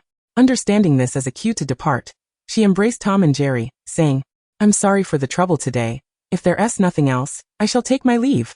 With that, she once more burst through the door. "No need to rush," Dumbledore commented. "Why must you slam the door?" Grindelwald added. Chapter 82, Suna's Patronus. Recently, Suna had been practicing the Patronus charm, a task that nearly drove her to madness. The Patronus charm is one of the most powerful and ancient defensive spells, renowned for its efficacy. Suna considered herself quite gifted, mastering many advanced spells with ease. However, she found herself stymied by the Patronus charm. No matter her efforts, she could only conjure a wisp of silver mist, failing to achieve the ultimate, complete form. What was she to do? Suna deftly manipulated the silvery mist swirling above her head. Yet her mind was preoccupied with the question of what was amiss. Was it that her happiness was insufficient? Ultimately, Suna resolved to seek external assistance. She first ventured to the principal's office, but upon opening the door, she was greeted by Grindelwald's voice. "Al, don't move. You have chocolate at the corner of your mouth." "Ahem, I'll manage this myself. When will you return? You've been out for far too long. Let me handle it. You can't see, and I've already arranged everything over there. It's fine if you come back a bit later." Suna quietly closed the door thinking, this won't he do? Thus she sought out Professor McGonagall instead. Upon hearing Suna's concerns, McGonagall appeared quite astonished. "You mean to say you haven't mastered the Patronus charm?" "I thought." "Oh, forgive me, Suna interrupted. "It's all right, I understand. I assumed I wouldn't need it, so I neglected to study it. It wasn't until I attempted to learn that I found myself stuck. And I truly hadn't anticipated this." Professor McGonagall chuckled and patted Suna on the back. "It seems you simply haven't discovered the key. It should be quite straightforward for you." "Well, it doesn't feel that way. I've considered all my joyful memories. How about this? Do you have class this afternoon?" Suna shook her head, and McGonagall continued, "Then come with me. Let me give you a lesson." Suna stood still, adopting the demeanor of an eager student, vowing to pay close attention. Amused, McGonagall led Suna back to her office, where she instructed Suna to perform the Patronus charm. Obediently, Suna complied, and as she spoke the incantation, a great burst of silver mist erupted, coalescing above her head, pulsating with her emotions. "Look, I can control it at will. But whenever I attempt to solidify it into a complete form, I encounter a formidable resistance." McGonagall attempted to penetrate the silver mist with her hand, forming a hypothesis in her mind. "You may simply be struggling to grasp the nuances of releasing the Patronus charm. I understand. Focus on the happiest thoughts." McGonagall shook her head and summoned her own Patronus, a tabby cat resembling her animagus form. The feline leaped about the room before settling on McGonagall's shoulder, tilting its head curiously at Suna. The scene evoked the sensation of facing two McGonagalls. Suna glanced at McGonagall, who retracted her Patronus, stating, "The Patronus charm is often employed to repel Dementors and Lethifolds, both of which evoke profound fear in witches and wizards. In stark contrast, the Patronus symbolizes hope, joy, and the will to live. Furthermore, it reflects one's inner self. I prefer to refer to it as the embodiment of one's soul. While the charm may seem simple, merely concentrate on joyous thoughts, it is precisely this that proves most challenging. In my experience, love is the most accurate means of release. Love, friendship, familial love, romantic love? Indeed, nothing brings greater joy than the experience of love." McGonagall's gaze softened and became distant as she reminisced about the moment she successfully conjured her Patronus, recalling how beautiful everything was. Even the memory now stirred a sense of delight within her. "Love, you say?" Suna realized her misunderstanding. It wasn't that she had been wrong, but rather that she had overthought the matter. Closing her eyes, she began to reflect on her own affections. Romantic love? That was temporarily absent. Friendship? She indeed had pleasant relations with Snape and Professor McGonagall, Yet it felt somewhat lacking. Familial love? She was an orphan and had no intention of seeking out her unreliable parents. Did that leave her without anyone significant in her life? No, that wasn't accurate. The image of Tom surged into her mind, hands on hips, looking at her with pride. Yes, she had Tom, who would never abandon her, no matter the time or circumstance. She recalled the night they had bared their souls to one another, when Tom expressed in the most candid terms that he did not wish to leave her. In that moment, she had felt a whirlwind of emotions, touching happiness, and an indescribable sense of joy and fulfillment. A smile crept onto Suna's lips as she shook her wand and released her Patronus. Expecto Patronum. McGonagall watched with satisfaction, her eyes fixed on the ever-changing silver mist, speculating what form Suna's Patronus would take. Considering Suna's character, a cat seemed likely. She wondered what breed it might be, Maine Coon? Or perhaps a Siamese. The silver mist gradually coalesced, and when it finally took form, McGonagall nearly dropped her teacup. Good news indeed, it is a cat. Bad news, however, is that it's not entirely purebred. Suna opened her eyes, her initial joy evaporating upon seeing her Patronus, for aside from its color, it bore an uncanny resemblance to Tom, even down to its expressive little gaze. Professor McGonagall, may I borrow the time turner? That might be a bit difficult. McGonagall scratched her head, acknowledging this as the first time she had witnessed a Patronus resembling one's pet.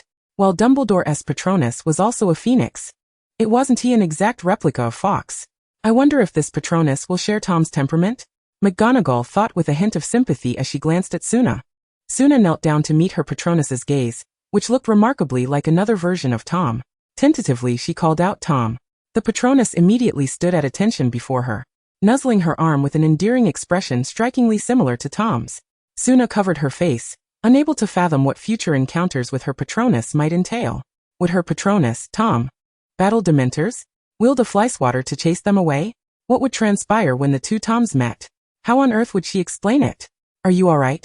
The Patronus, resembling Tom, seemed to recognize McGonagall, for upon her speaking, it conjured a small flower for her. Suna hurriedly recalled her Patronus, assuring that she was managing just fine. Oh dear, the Patronus I yearned for turned out to be in the shape of Tom. McGonagall sympathetically patted Suna and comforted her. This only signifies the depth of your bond.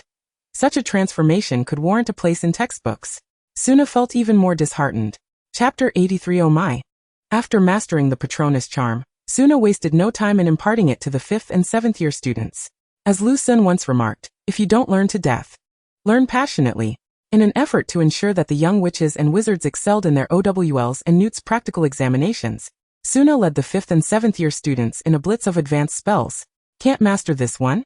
Not to worry. There's bound to be a spell that suits you.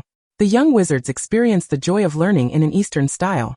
Under Suna's relentless drive, the other 3 professors soon joined in, leading the students to groan in protest, while Snape's reputation soared once again. However, it wasn't long before Dumbledore sought a word with Suna. Suna, you see, the 5 critical subjects you're tackling, while it's commendable that you're excelling, especially in the 5th year OWLs and 7th year Newts, isn't it somewhat lacking to exclude potions? After his remark, Dumbledore innocently blinked, implying that she should understand. Suna pointed to herself. Me? Dumbledore nodded yes. You. Suna rolled her eyes, feeling wronged. That's unjust.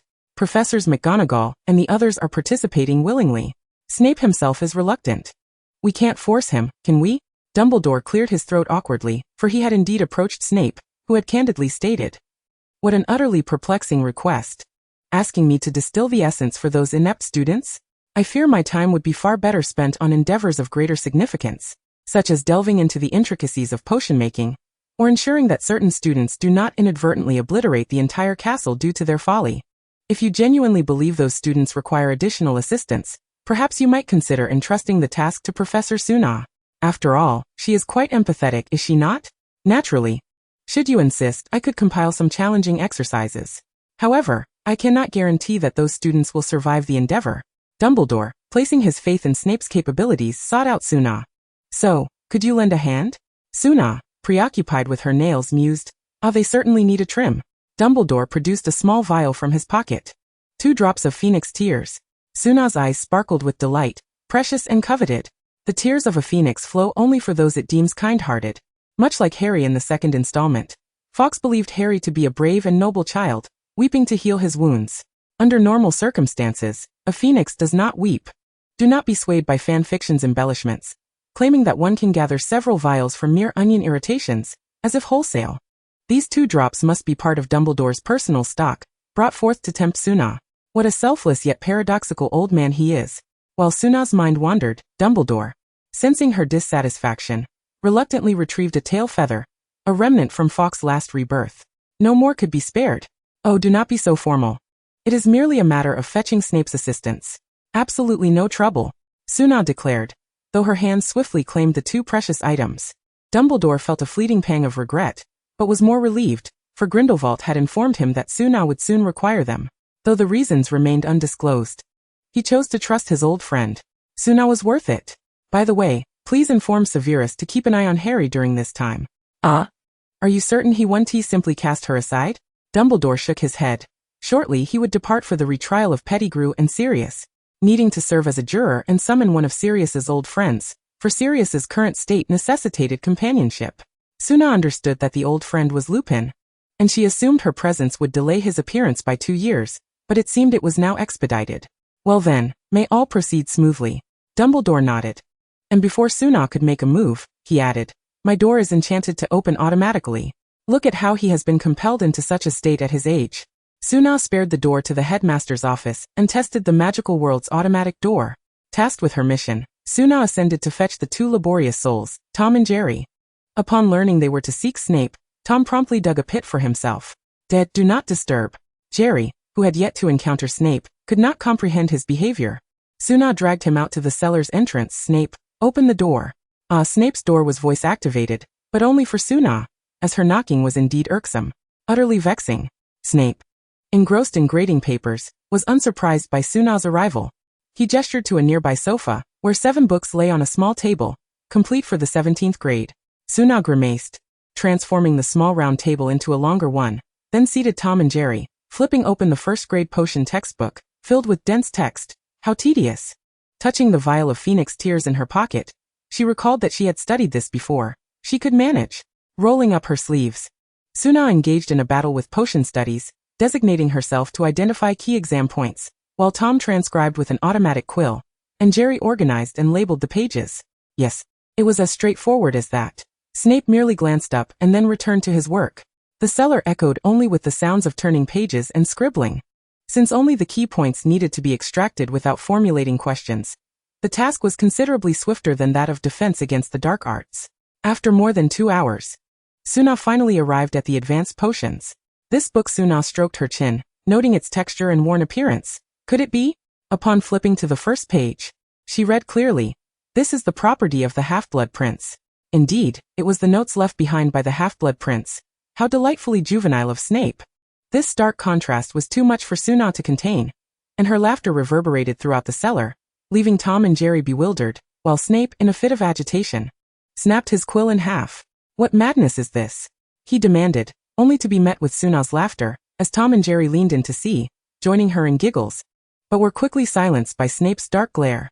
Tom tugged at Suna, and she remained lost in her amusement, while he stepped aside, pulling Jerry away as well. This was not their concern. Snape, with a stormy expression, approached, his gaze sweeping over the advanced potions, his pupils contracting in shock. Oh no, it was his notes. He had casually pulled a book without a thorough inspection.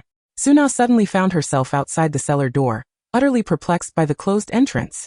How did she end up outside? The cellar door swung open once more, and Tom and Jerry tumbled out, colliding with her, before the door shut again. With hands on their hips, Tom and Jerry glared at Suna. This is all your fault. Suna shrugged, unable to contain her laughter. Chapter 84, A Head Shorter. Cast out. Suna found herself unilaterally blacklisted by Snape. The subsequent 3 books were delivered to her office by Owl, with the advanced potions having been exchanged for another copy. As for the original, it was uncertain whether it had met its end. Harry Potter's golden touch. It was only upon returning to her office that Suna recalled Dumbledore's message, and summoned a paper crane, hoping Snape would not fly into a rage upon hearing it. After resolving the potion course's key points, it became evident that the potion notes were conspicuously thinner than those of other subjects. This simply would not do. Suna began crafting a note for Snape. Dear Professor Snape, do you happen to have any example problems? You wouldn't want the potion notes to be less substantial than those of other subjects, would you? Sincerely, She then summoned an owl to deliver her message along with the freshly prepared notes. Snape, finding time to read the letter only later in the evening, glowered at Suna's scrawled handwriting, his anger surging once more. He contemplated the likelihood of eliminating her. Snape flipped through the diminutive notes, observing that they were mere replicas of the textbook, with only some easily confusable materials and potions presented in comparative tables. He frowned in discontent. What was he expecting? If Suna's potion skills were adequate, there would be no need for any transactions with him. Tossing the notes aside, Snape stared blankly at the table for a long while, then moved to the bookshelf, retrieving a bundle of exams from the bottom cabinet. These were the final exams he had issued each semester during his tenure, all preserved for posterity. If time proved insufficient to prepare a new exam, he would simply adapt an old one to save time. Snape copied one set, and sent it back to Suna along with the diminutive potion notes. Summoned to deliver items. The owl grumbled. Must you trouble me with your trivial matters? Frustrated, it clutched the exam papers and trudged up to the 4th floor, unceremoniously dropping the contents onto the ground. The dull thud startled Tom, causing him to leap from his chair. What a fright! As Suna retrieved the jerky she had prepared in advance, the owl showed no inclination to linger. Having completed its task, it soared away, its demeanor betraying irritation. Suna, feeling a tad awkward, offered the jerky to Tom and Jerry before turning her attention to the bundle of exam papers. They were all essay questions. A true hallmark of Snape's style. Suna meticulously selected questions to include, using them as a foundation to create additional formats. Henceforth, potions would no longer be a source of dread for the 5th and 7th years. Brimming with a sense of accomplishment, Suna placed her hands on her hips, declaring, "This school cannot function without me." In the midst of the owl's resentful departure, Suna and Snape finalized the ultimate version of the exam, leaving the little wizards' already slouched postures entirely parallel to the ground.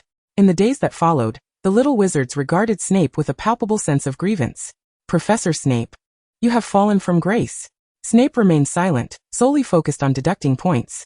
While all the little wizards busied themselves preparing for the imminent examinations, Harry and his friends diverged from the norm. They continued their investigation into the basilisk, especially after learning of the Chamber of Secrets from Professor Binns, linking the two mysteries as they followed the narrative laid out by Dumbledore. They attempted to seek Dumbledore's assistance, but were met with disappointment, learning from Professor McGonagall that he would not return for another month. Their next thought was Suna, given her previous encounter with the basilisk. However, upon witnessing Suna, frazzled and overwhelmed with the 7th-year students, they swallowed their words. "Do you need something?" Suna glanced back at the trio trailing behind her in silence. But before they could respond, she was called away by a 7th-year Slytherin. The trio exchanged glances, clearly deciding against approaching her. Ultimately, they resolved to rely on themselves. Unaware that Daphne had begun to suspect Harry of stealing the diary as her investigation unfolded. Consequently, when Harry found himself alone, Daphne confronted him. She appeared particularly disheveled, her usual appearance overshadowed by a palpable sense of despair. With a fierce glare, she accused, "Give him to me, Potter." "What?" Harry responded, bewildered. "Who? Ron. Stop pretending. Aren't you investigating him? I warn you, retreat to your territory and await judgment. Do not presume to be the savior." Realizing that Daphne possessed knowledge, Harry feigned ignorance while subtly probing for information. "Hey, Greengrass, I have no idea who you're referring to. What do you mean by your following remarks? Why should I face judgment?" Daphne's demeanor turned frantic, her eyes flickering with a strange mix of elation and reverence. "You don't understand, of course you don't. He is the greatest existence. He will eradicate all heretics from this world. The glory of purebloods shall be restored." Harry shook his head. "Greengrass, you must be dreaming. Professor Dumbledore would never allow such a thing to happen. He has already destroyed that object. No, this cannot be. Return the diary to me." Harry seized upon a critical point. "The diary? Is that what Greengrass is seeking? But why refer to him? Greengrass, give it up. You have been forsaken by him." "No. He promised me. He will lift the curse upon our family. He is the dark." At that pivotal moment, Daphne hesitated. Yet Harry had already deduced the truth. "Dark Lord Voldemort? How old are you, Voldemort?" Everything suddenly made sense. When Daphne saw that Harry was lost in thought and ignoring her, she attempted to retrieve the diary herself. Startled, Harry dodged aside, wondering why she was becoming aggressive. In a flash, Daphne was sent flying by Harry's spell, collapsing unconscious. "I need to share this news with Hermione and Ron." Before departing, Harry pulled Daphne aside to prevent her from being trampled by an unsuspecting passerby. Upon learning that the culprit was Voldemort, Hermione and Ron shared Harry's sentiments. Why him again? Last year, he had hidden within Quirrell's mind, attempting to steal the Philosopher's Stone. This year he infiltrated Hogwarts through the diary, aiming to unleash the basilisk upon Muggleborns. Now that we know the target, it simplifies matters. Harry, did you glean the entrance to the Chamber of Secrets from Greengrass? Harry sheepishly shook his head. He had forgotten. Hermione rolled her eyes, torn between praising and reprimanding him. Thus, our immediate priority is to find Greengrass and obtain the entrance to the chamber. Then thwart Voldemort from unleashing the basilisk to harm others. But more importantly, how do we persuade Greengrass to willingly divulge this information? Chapter 85. The exams are over. The trio's last resort was the use of a truth serum, but where could they procure such a thing? Those in the know understood, having silently observed their intentions. Snape contemplated providing them each with a dose of the potion, yet to ensure Dumbledore's plans continued, he reluctantly opened a door for them. Upon learning of this, Suna shed tears of envy, wishing that Snape would grant her the same favor. Then her magically enhanced backpack would no longer be empty. After successfully acquiring a single drop of the truth serum, the trio seized the opportunity to bind Daphne and administered the potion to extract information regarding the entrance to the chamber. What about her? They debated, concerned that Daphne might seek out Snape to report them. They decided to take her along to the chamber, given that Snape's reputation among them was far from stellar. As soon as they entered the chamber, Voldemort sensed their presence. Excellent, they have finally arrived. He commanded the basilisk to attack Harry while he stealthily abducted Daphne, voraciously draining her magical energy and life force. What Harry Potter, what Dumbledore, what Tom? If Harry Potter dies tonight, Hogwarts will henceforth belong to him. No to Voldemort. He will make that foul cat pay dearly, and her body will serve as the material for his quest for immortality. Meanwhile, the trio had engaged in a fierce battle with the basilisk, and Fawkes capitalized on the moment to deliver equipment, even blinding the creature. Voldemort found Fawkes an inconvenience, but was powerless to act against him. Daphne had succumbed to unconsciousness from his draining, and Voldemort seized her wand. Though devoid of utility, it exuded an air of menace.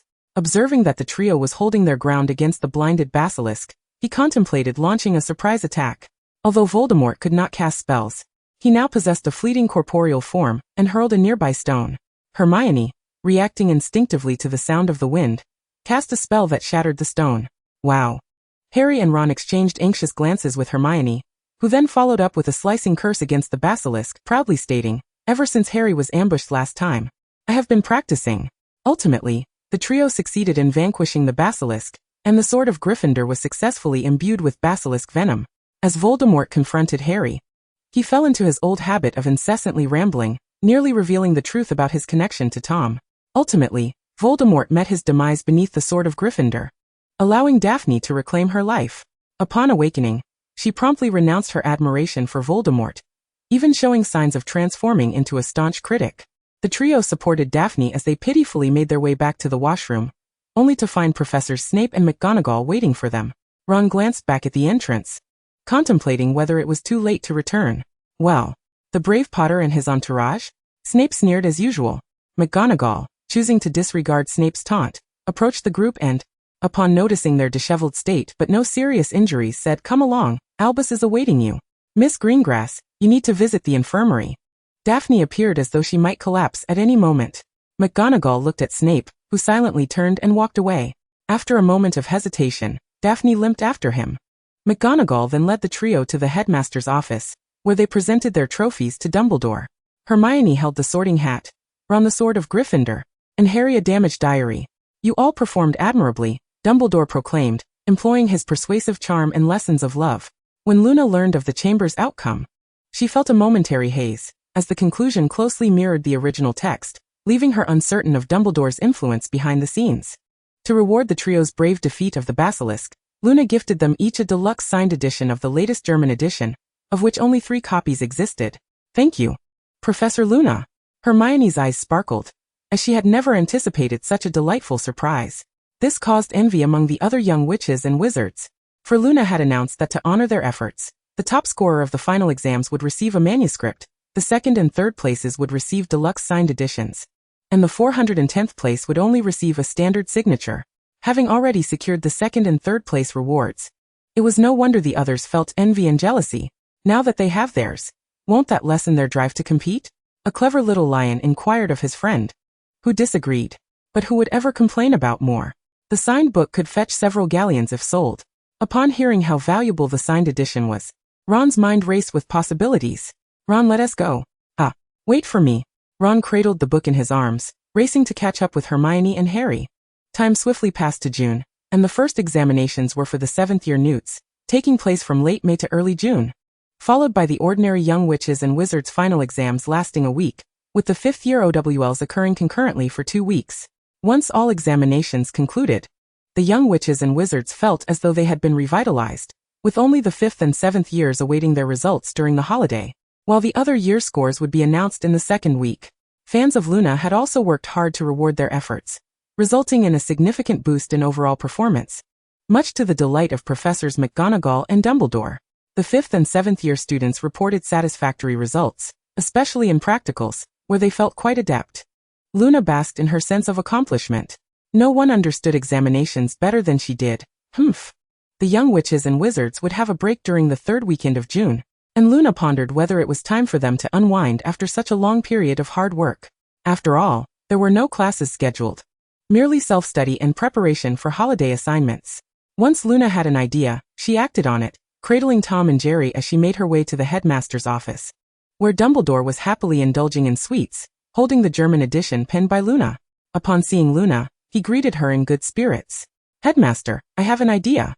Dumbledore's smile faded as he adopted a serious demeanor. "No ideas allowed." Luna feigned innocence. "Did I hear you correctly? Look at how exhausted the young witches and wizards are from their exams. Shouldn't we organize an event to help them relax?" Luna blinked fervently, urging him to agree. "Ah, is that all? What else did you expect?" "Ahem, well, that sounds quite good." Dumbledore assumed she was suggesting the reformation of another club. While the benefits of the dueling club were evident, the Ministry's patience was wearing thin. To appease Peter Pettigrew and the Dementors, Dumbledore and Fudge had nearly come to blows. "What do you have in mind?" Luna pondered while stroking Tom's paw, and Jerry was stealthily nibbling on Dumbledore's stash. "How about water play? What else would one do in summer?" However, Dumbledore had a different perspective. "I believe the mermaids in the Black Lake could be involved." "You can handle the mermaids, can't you?" Hail to the headmaster. "I'll consult Professor McGonagall about the rest." With a cheer, Luna hugged Tom and dashed away. Dumbledore glanced at Jerry, whose belly was round from indulgence, and smiled helplessly. Chapter 86. An elderly lady plays on a slide. Professor McGonagall. Professor McGonagall. Luna sprinted into McGonagall's office, where her presence was felt before she was seen. "Open the door first. I would prefer not to change it. What is making you so joyful?" McGonagall took Tom, cautioning her to slow down. Although they were both professors, McGonagall still perceived Luna as a child. "I just visited Headmaster Dumbledore, and he asked me to consult you about organizing an event over the Black Lake." McGonagall raised an eyebrow. "Really?" Luna beamed. "Not really, but Dumbledore did agree." McGonagall wore an expression that suggested, as expected. "Having worked with Albus for so long, I know precisely how he operates. An event on the Black Lake could indeed be quite entertaining. Hee, playing in the water during summer sounds delightful." McGonagall chuckled, playfully tapping Luna on the head, and inquired, "How do you plan to organize it?" Luna produced a map of Hogwarts and began discussing the details with McGonagall, while Tom perched on the desk, nodding or shaking his head in response to Luna's words. "What about the timing? How does Friday sound? A break on Saturday, then home on Sunday." "Excellent idea." McGonagall smiled as she tucked away the renovation sketches. Such a significant project would require her to seek reimbursement from Dumbledore. "I'll leave Tom with you, and then I'll consult Hagrid and Professor Sprout." Before she could finish her sentence, Luna dashed away, her voice trailing behind her. "Let us go, Tom." McGonagall shook her head in exasperation and rose to find Dumbledore. The entertainment facilities on the Black Lake were fully constructed within a day, prompting Luna to marvel at the convenience of magic, with Tom's assistance being invaluable. Dumbledore had conferred with the mermaids, allowing them to take Grindylows for a stroll, while the giant squid remained for security. The distinction between familiarity and distance was evident. The transformation of the Black Lake could be likened to an outdoor water park. The author, feeling lazy, refrained from detailing it further. Should one wish to know precisely how it appeared, the author would transmit the thought.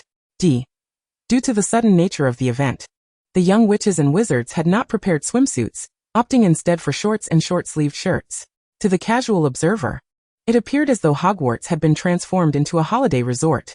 McGonagall also changed from her formal robes into a loose-fitting dress, her hair styled up, presenting a softer demeanor, lacking some of her usual authority.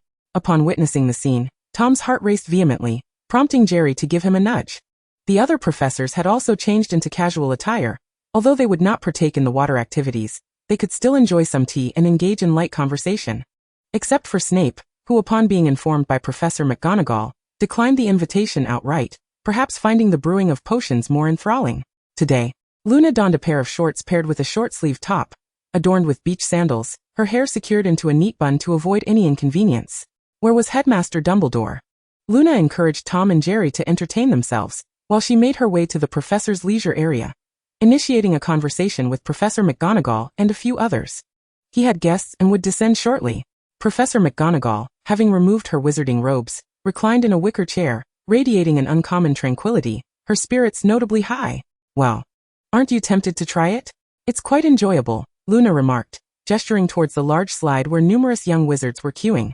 Professor McGonagall seemed slightly intrigued, but upon observing the others' refusals, she too shook her head.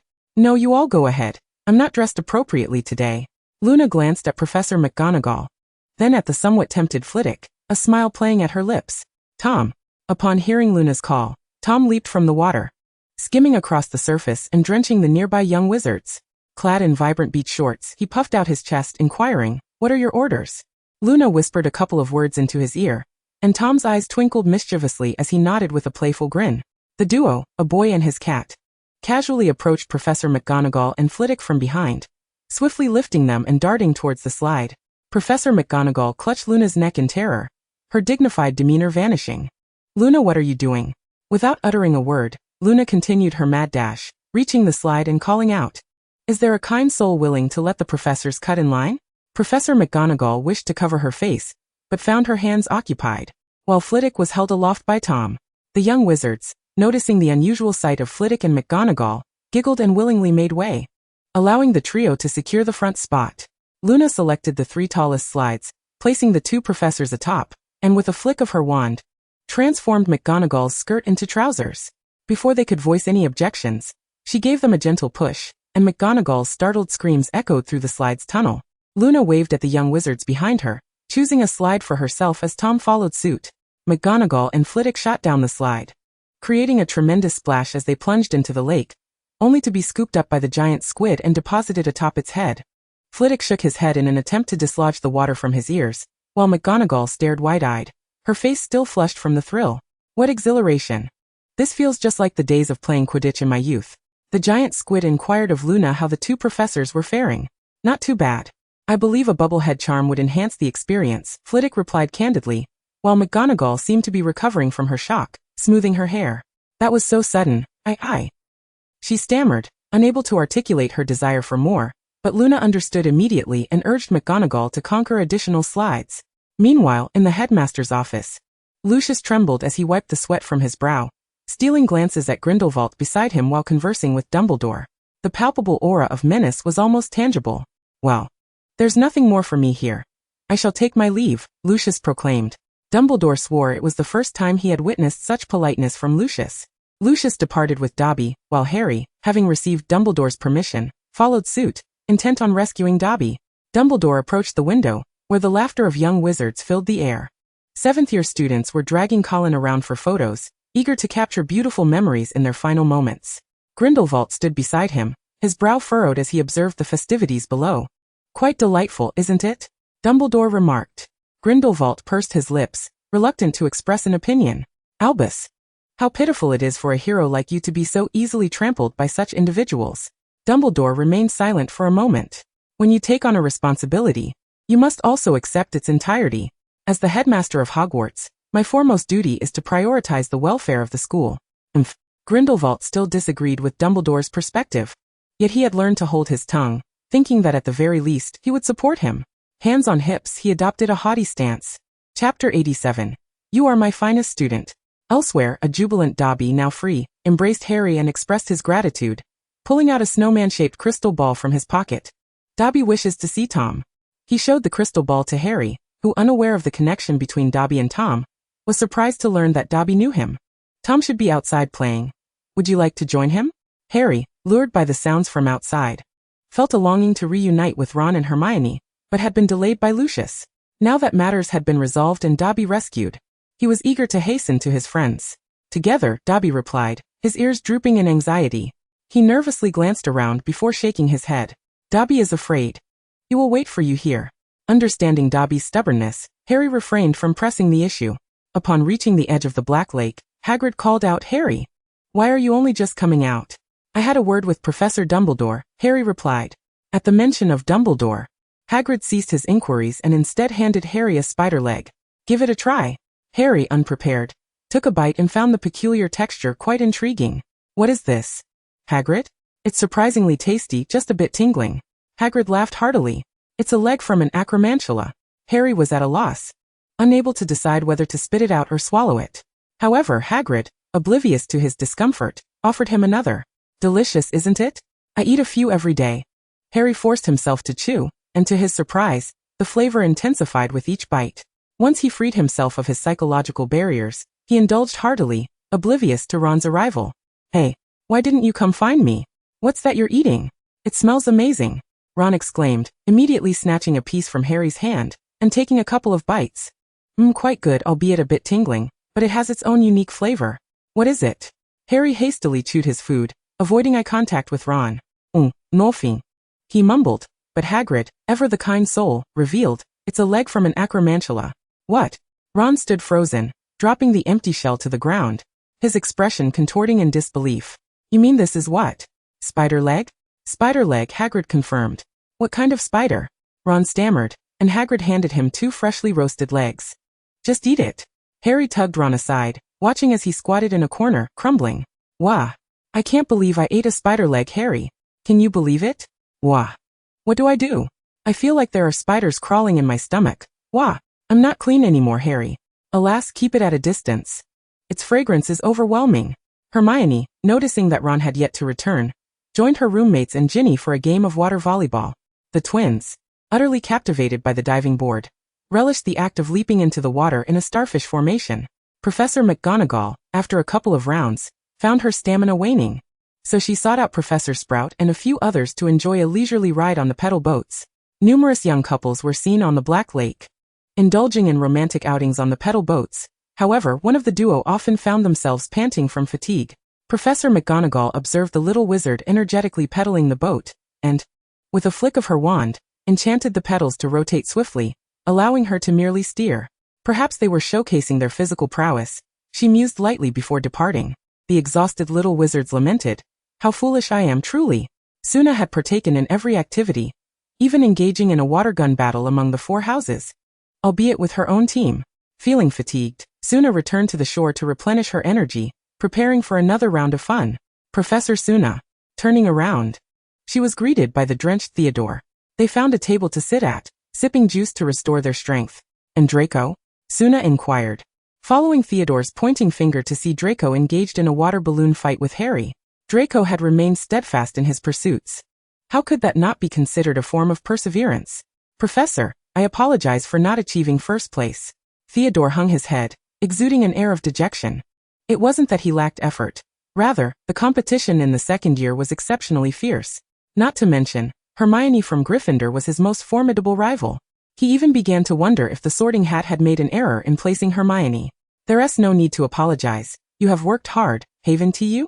Besides, your Christmas gift is truly unique. Does that not balance everything? Suna winked at Theodore, who felt somewhat comforted, yet still burdened by his failure to secure first place. Suna offered a gentle smile, brushing his bangs aside to reveal his fair face. Theodore, you have performed admirably. Do you recall our first meeting?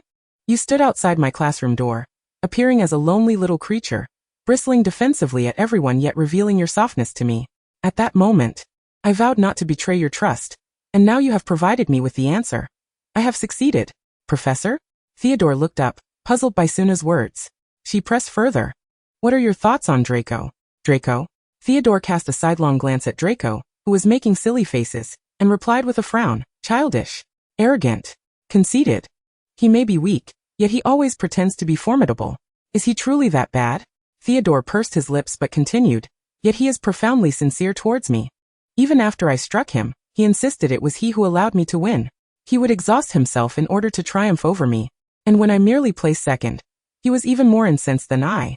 As he spoke, Theodore found humor in his own words. So, do you understand, Theodore? Theodore exclaimed, raising his head in astonishment. You have grasped the most vital lesson I have endeavored to impart. It is love. Having grown up in an environment devoid of affection, Theodore struggled to learn how to love others. Thus, Suna first allowed him to experience the warmth of being loved, gradually guiding him to accept love from others and reciprocate it. Although this process was intricate and fraught with difficulties, and might even lead to unnecessary troubles, she felt compelled to honor the trust he placed in her. Theodore, you have validated your choice, and in doing so, proven my success. You are my finest student. Suna had always positioned herself in a familial role towards Theodore. Yet suddenly, a beloved child could exhibit an intense possessiveness akin to a poor man suddenly acquiring wealth. Under the grip of this possessiveness, misunderstandings often arose. Suna's task was to gently guide him towards understanding the essence of familial bonds, friendship, and love without causing him harm.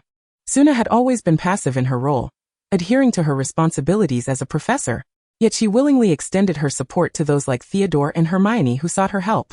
Theodore approached Suna and embraced her, his hot tears soaking through her clothing. Professor Suna, how wonderful it would be if you were truly my family. Suna gently patted Theodore's back, teasingly remarking, oh, your father would surely have a fit. Chapter 88. Employment. The water activities continued only until 4 in the afternoon. Any later, and the water would be too cold. The little wizard's dinner consisted of a barbecue buffet, with Hagrid's roasted spider legs receiving unanimous acclaim from the Hufflepuff Badgers. Some of the Badgers, after discovering their culinary talents, attempted to entice the giant squid with various delicacies in exchange for a tentacle, but the squid, fearing pain, declined their offer. The little Badgers felt a twinge of disappointment, but ultimately bestowed the treats upon the squid. Upon Harry's notification, Tom became aware that Dobby was searching for him. Thus, when Suna returned to the common room, she encountered a sycophantic Tom and an embarrassed Dobby. Jerry and the chocolate frog perched on the cabinet, observing the unfolding scene. What's going on? Tom fidgeted, awkwardly approaching with tea and attempting to knead Suna's legs, clearly seeking a favor. Speak, what mischief have you gotten into this time? Tom shook his head and gestured towards Dobby, indicating that he wished to ask Suna if she could take Dobby in, for Dobby is free. Suna raised an eyebrow, pondering the irony of taking in a free Dobby when he was anything but free. Sensing Suna's silence, Tom began to feign a dramatic display of tears, which only served to make Dobby feel more uncomfortable. Dobby can do many things, clean, cook, and deliver items, all for a modest fee, Dobby stammered, nervously tugging at his tattered pillowcase, his voice growing quieter. Suna let out a sigh and leaned in to whisper to Tom, if you truly wish to take him in, you will need to deduct from your allowance. Tom's eyes widened in shock. What? Deduct money from me? He gulped, glancing from Suna to his long-lost friend, and finally, with a pained nod, he agreed.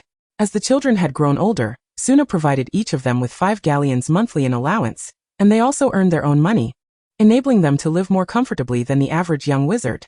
Ultimately, Dobby was taken in for a mere 2 galleons a month, tasked with maintaining the cleanliness of the dormitory, laundry, and other chores. Since these responsibilities fell under Tom's purview, it was only fair that the expenses came from his pocket. Dobby had found his first job, and his joy was immeasurable. As Suna embraced her new role as a guardian, she began to consider housing arrangements for Dobby. Jerry slept in a porcelain dish atop the cabinet, while Tom occupied a cozy nook beside the bed. As for Dobby, where would he rest? Dobby, where do you usually sleep? I sleep in the kitchen in a wine barrel, just like this. Dobby curled up on the floor, hugging his knees. The cramped barrel barely accommodated him. Suna and the 3 children frowned in unison. How uncomfortable that must be. Dobby, seeing their expressions, misinterpreted their concern as displeasure and contemplated leaving to find a different place to sleep, but Tom quickly intervened. Suna observed the grimy pillowcase on Dobby's head, gestured to its size, and instructed Tom to take him for a bath. Find him some clothes to change into. Tom crossed his arms defiantly. Why must it be me? As Suna squinted her eyes and pointed at him, she inquired, are you not responsible for what you brought back? Tom, feeling guilty, was clearly not pleased and angrily tugged Dobby towards the bath. Shortly after, Dobby's cries echoed through the house. What is Tom up to? Why is he tearing Dobby's clothes? No, such tantalizing dialogue. Suna shook her head and enlisted Jerry and Chocolate Frog's assistance to determine a suitable dwelling for Dobby. House elves are particularly fond of confined spaces, such as cupboards, barrels, and the undersides of cabinets. Ultimately, Jerry decided on a cabinet beside the fireplace, which had double doors and removable shelves, making it an appropriate size. Suna also found it satisfactory and after clearing it out, laid a cat bed at the bottom, complete with Tom's name on it. When Dobby emerged from the bathroom, he was entirely transformed, his skin a delightful shade of pink, and his bald head gleamed with light. He donned Tom's oversized vest and striped shorts, creating a comical sight. Suna approached Tom, playfully scolding him, "With so many clothes, couldn't you choose something more presentable?" Despite having hundreds of outfits, he had picked the least expensive for Dobby. Was their friendship so flimsy? Tom, with his hands behind his back, flashed an oblivious grin, feigning ignorance to her words. Yet, Dobby was quite pleased, tugging at the striped shorts and exclaiming, "Dobby loves it. Dobby appreciates Tom and Suna very much." Tom pointed at Dobby triumphantly. "See, he is even thanking me." Suna shot him an exasperated glance and led Dobby to his new abode, where Dobby expressed his exuberance with repeated thanks. Meanwhile, Tom gazed at the cat bed with a frown, and Jerry and Chocolate Frog climbed onto his shoulder, offering a comforting pat. Before drifting off to sleep, Suna pondered why the number of living beings in the house was increasing, worrying that it might someday become overcrowded. No, she shook her head. She mustn't frighten herself.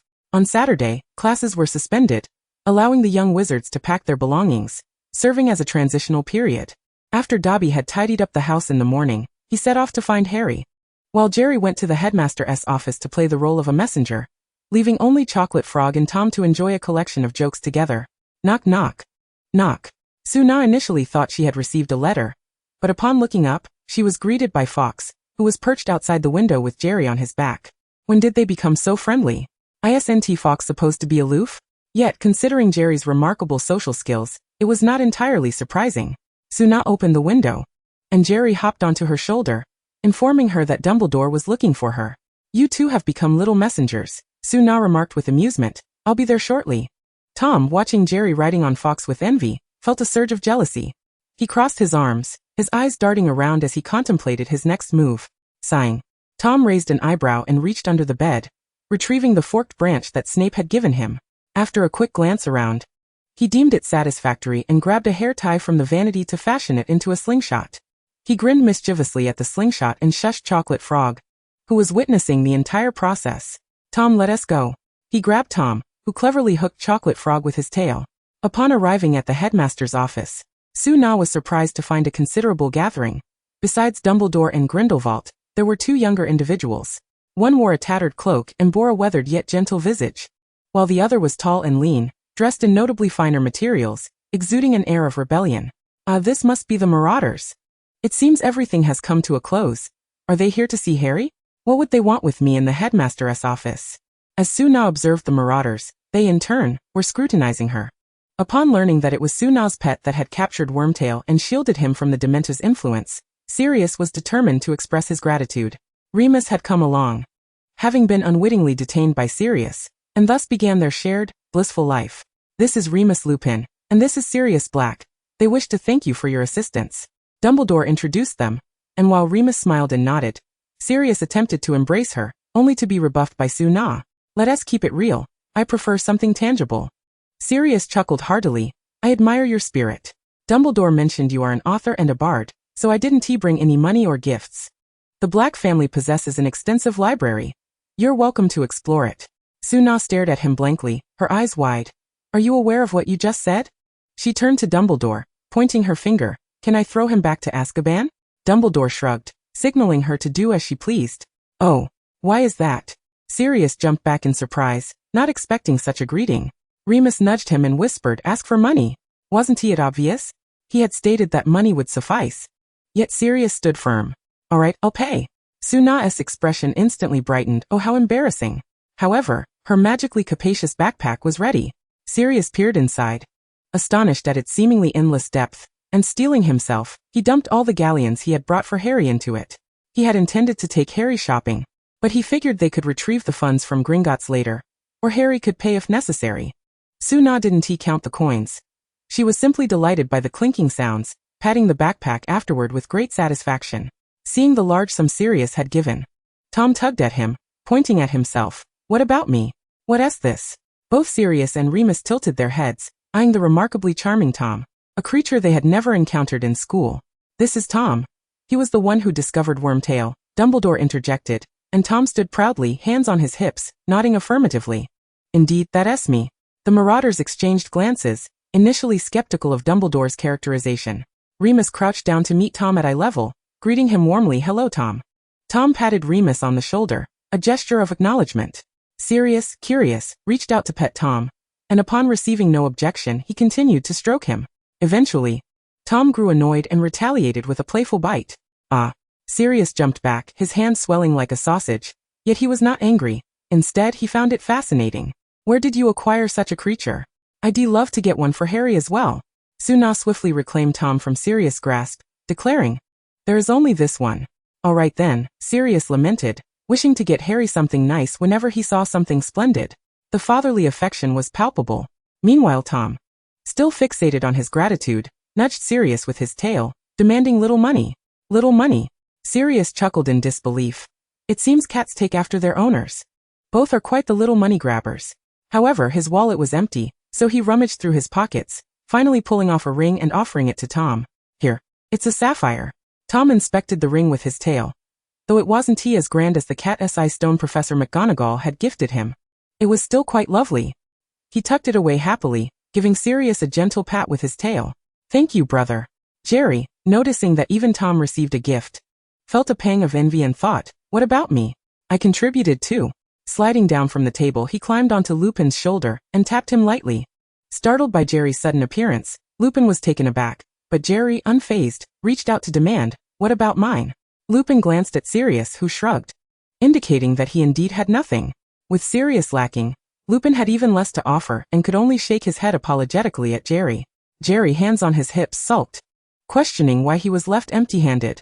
Attempting to comfort Jerry, Lupin reached out, but Jerry dodged, leaping back to the ground, fuming as he stomped back to the table, leaving behind an irate silhouette. The others erupted in laughter at his antics, particularly Tom, who guffawed heartily until Suna silenced him with a firm hand. Eventually Grindelwald, unable to endure the scene any longer, handed Jerry a pocket watch. Consider this a token of my gratitude. Jerry's eyes lit up, and he gleefully twirled around twice with the watch in hand. Grindelwald then glanced at Dumbledore, who awkwardly averted his gaze, feeling the weight of so many eyes upon him. The chocolate frog, aware of its exclusion, quietly perched on Suna's shoulder, who in an effort to balance the scales, retrieved a silver bracelet from her pocket and offered it to the creature. The chocolate frog rewarded Suna with an affectionate chocolate-flavored kiss. It seems we have a visitor, Dumbledore remarked, his expression turning grave as he fixed his gaze on the space beside Suna. Grindelwald too sensed the shift, retracting his right hand into his sleeve to grip the wand concealed within. While Suna and her companions were still processing the situation, Suna soon felt a surge of magical energy, her cheerful demeanor swiftly transforming into one of concern. This was troubling. She had completely forgotten about that. Suddenly, a blade materialized in the air beside Suna, prompting Lupin to pull Sirius aside, his demeanor turning serious as he pointed his wand towards the emerging threat. Suna, get down. Suna waved her hand dismissively. Don't panic, it's my friend. But how to explain? The blade sliced downward, the space parting like a sheet of paper to reveal a tall opening, from which hands emerged and pushed the rift wider. Hogwarts truly is remarkable, the intruder remarked. I wasted 15 scrolls on this. Suna, you owe me reimbursement. The others turned to Suna, who forced a smile. I share your frustration, alright?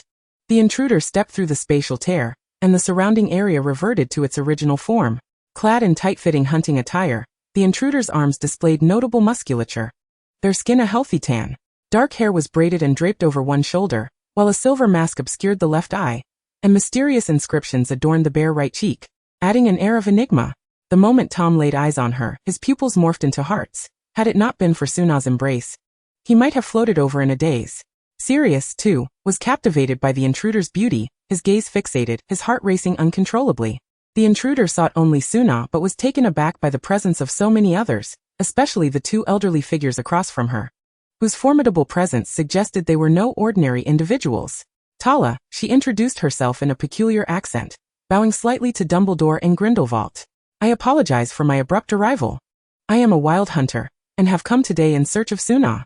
All eyes turned to Suna, who blinked, reluctant to acknowledge the situation, but ultimately compelled to do so. We had planned an adventure together. Dumbledore and Grindelwald relaxed their guard.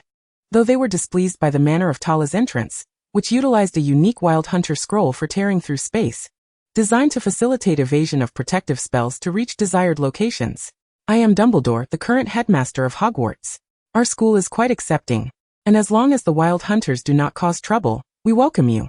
Tala frowned, recognizing her own impudence. My apologies, Headmaster Dumbledore. The distance was considerable, and the urgency of my mission necessitated such drastic measures. The founders of Hogwarts had left numerous protective enchantments to safeguard the school, and if not for unforeseen circumstances, she would not have resorted to using 1/3 of her scrolls. Thinking of this, she cast a sidelong glance at a certain individual who had not replied, the person in question turning away, unwilling to acknowledge their role in the matter. As Lupin and Sirius discerned that Tala was not a foe, they lowered their wands and approached. While Sirius was unfamiliar with Wild Hunters, Lupin, having traveled extensively, understood their significance. He scrutinized Tala, pondering what recent developments in the magical world could have prompted a Wild Hunter to traverse such a distance to recruit someone. Tala wrinkled her nose, inhaling deeply and directing her gaze toward Lupin, her dark eyes seeming to pierce through him, making him feel uneasy. A werewolf. Lupin's eyes widened in shock. How did she know? Tala scanned his attire with a frown, letting out a chuckle. Poor fellow. Lupin clenched his fists, struggling to maintain his composure.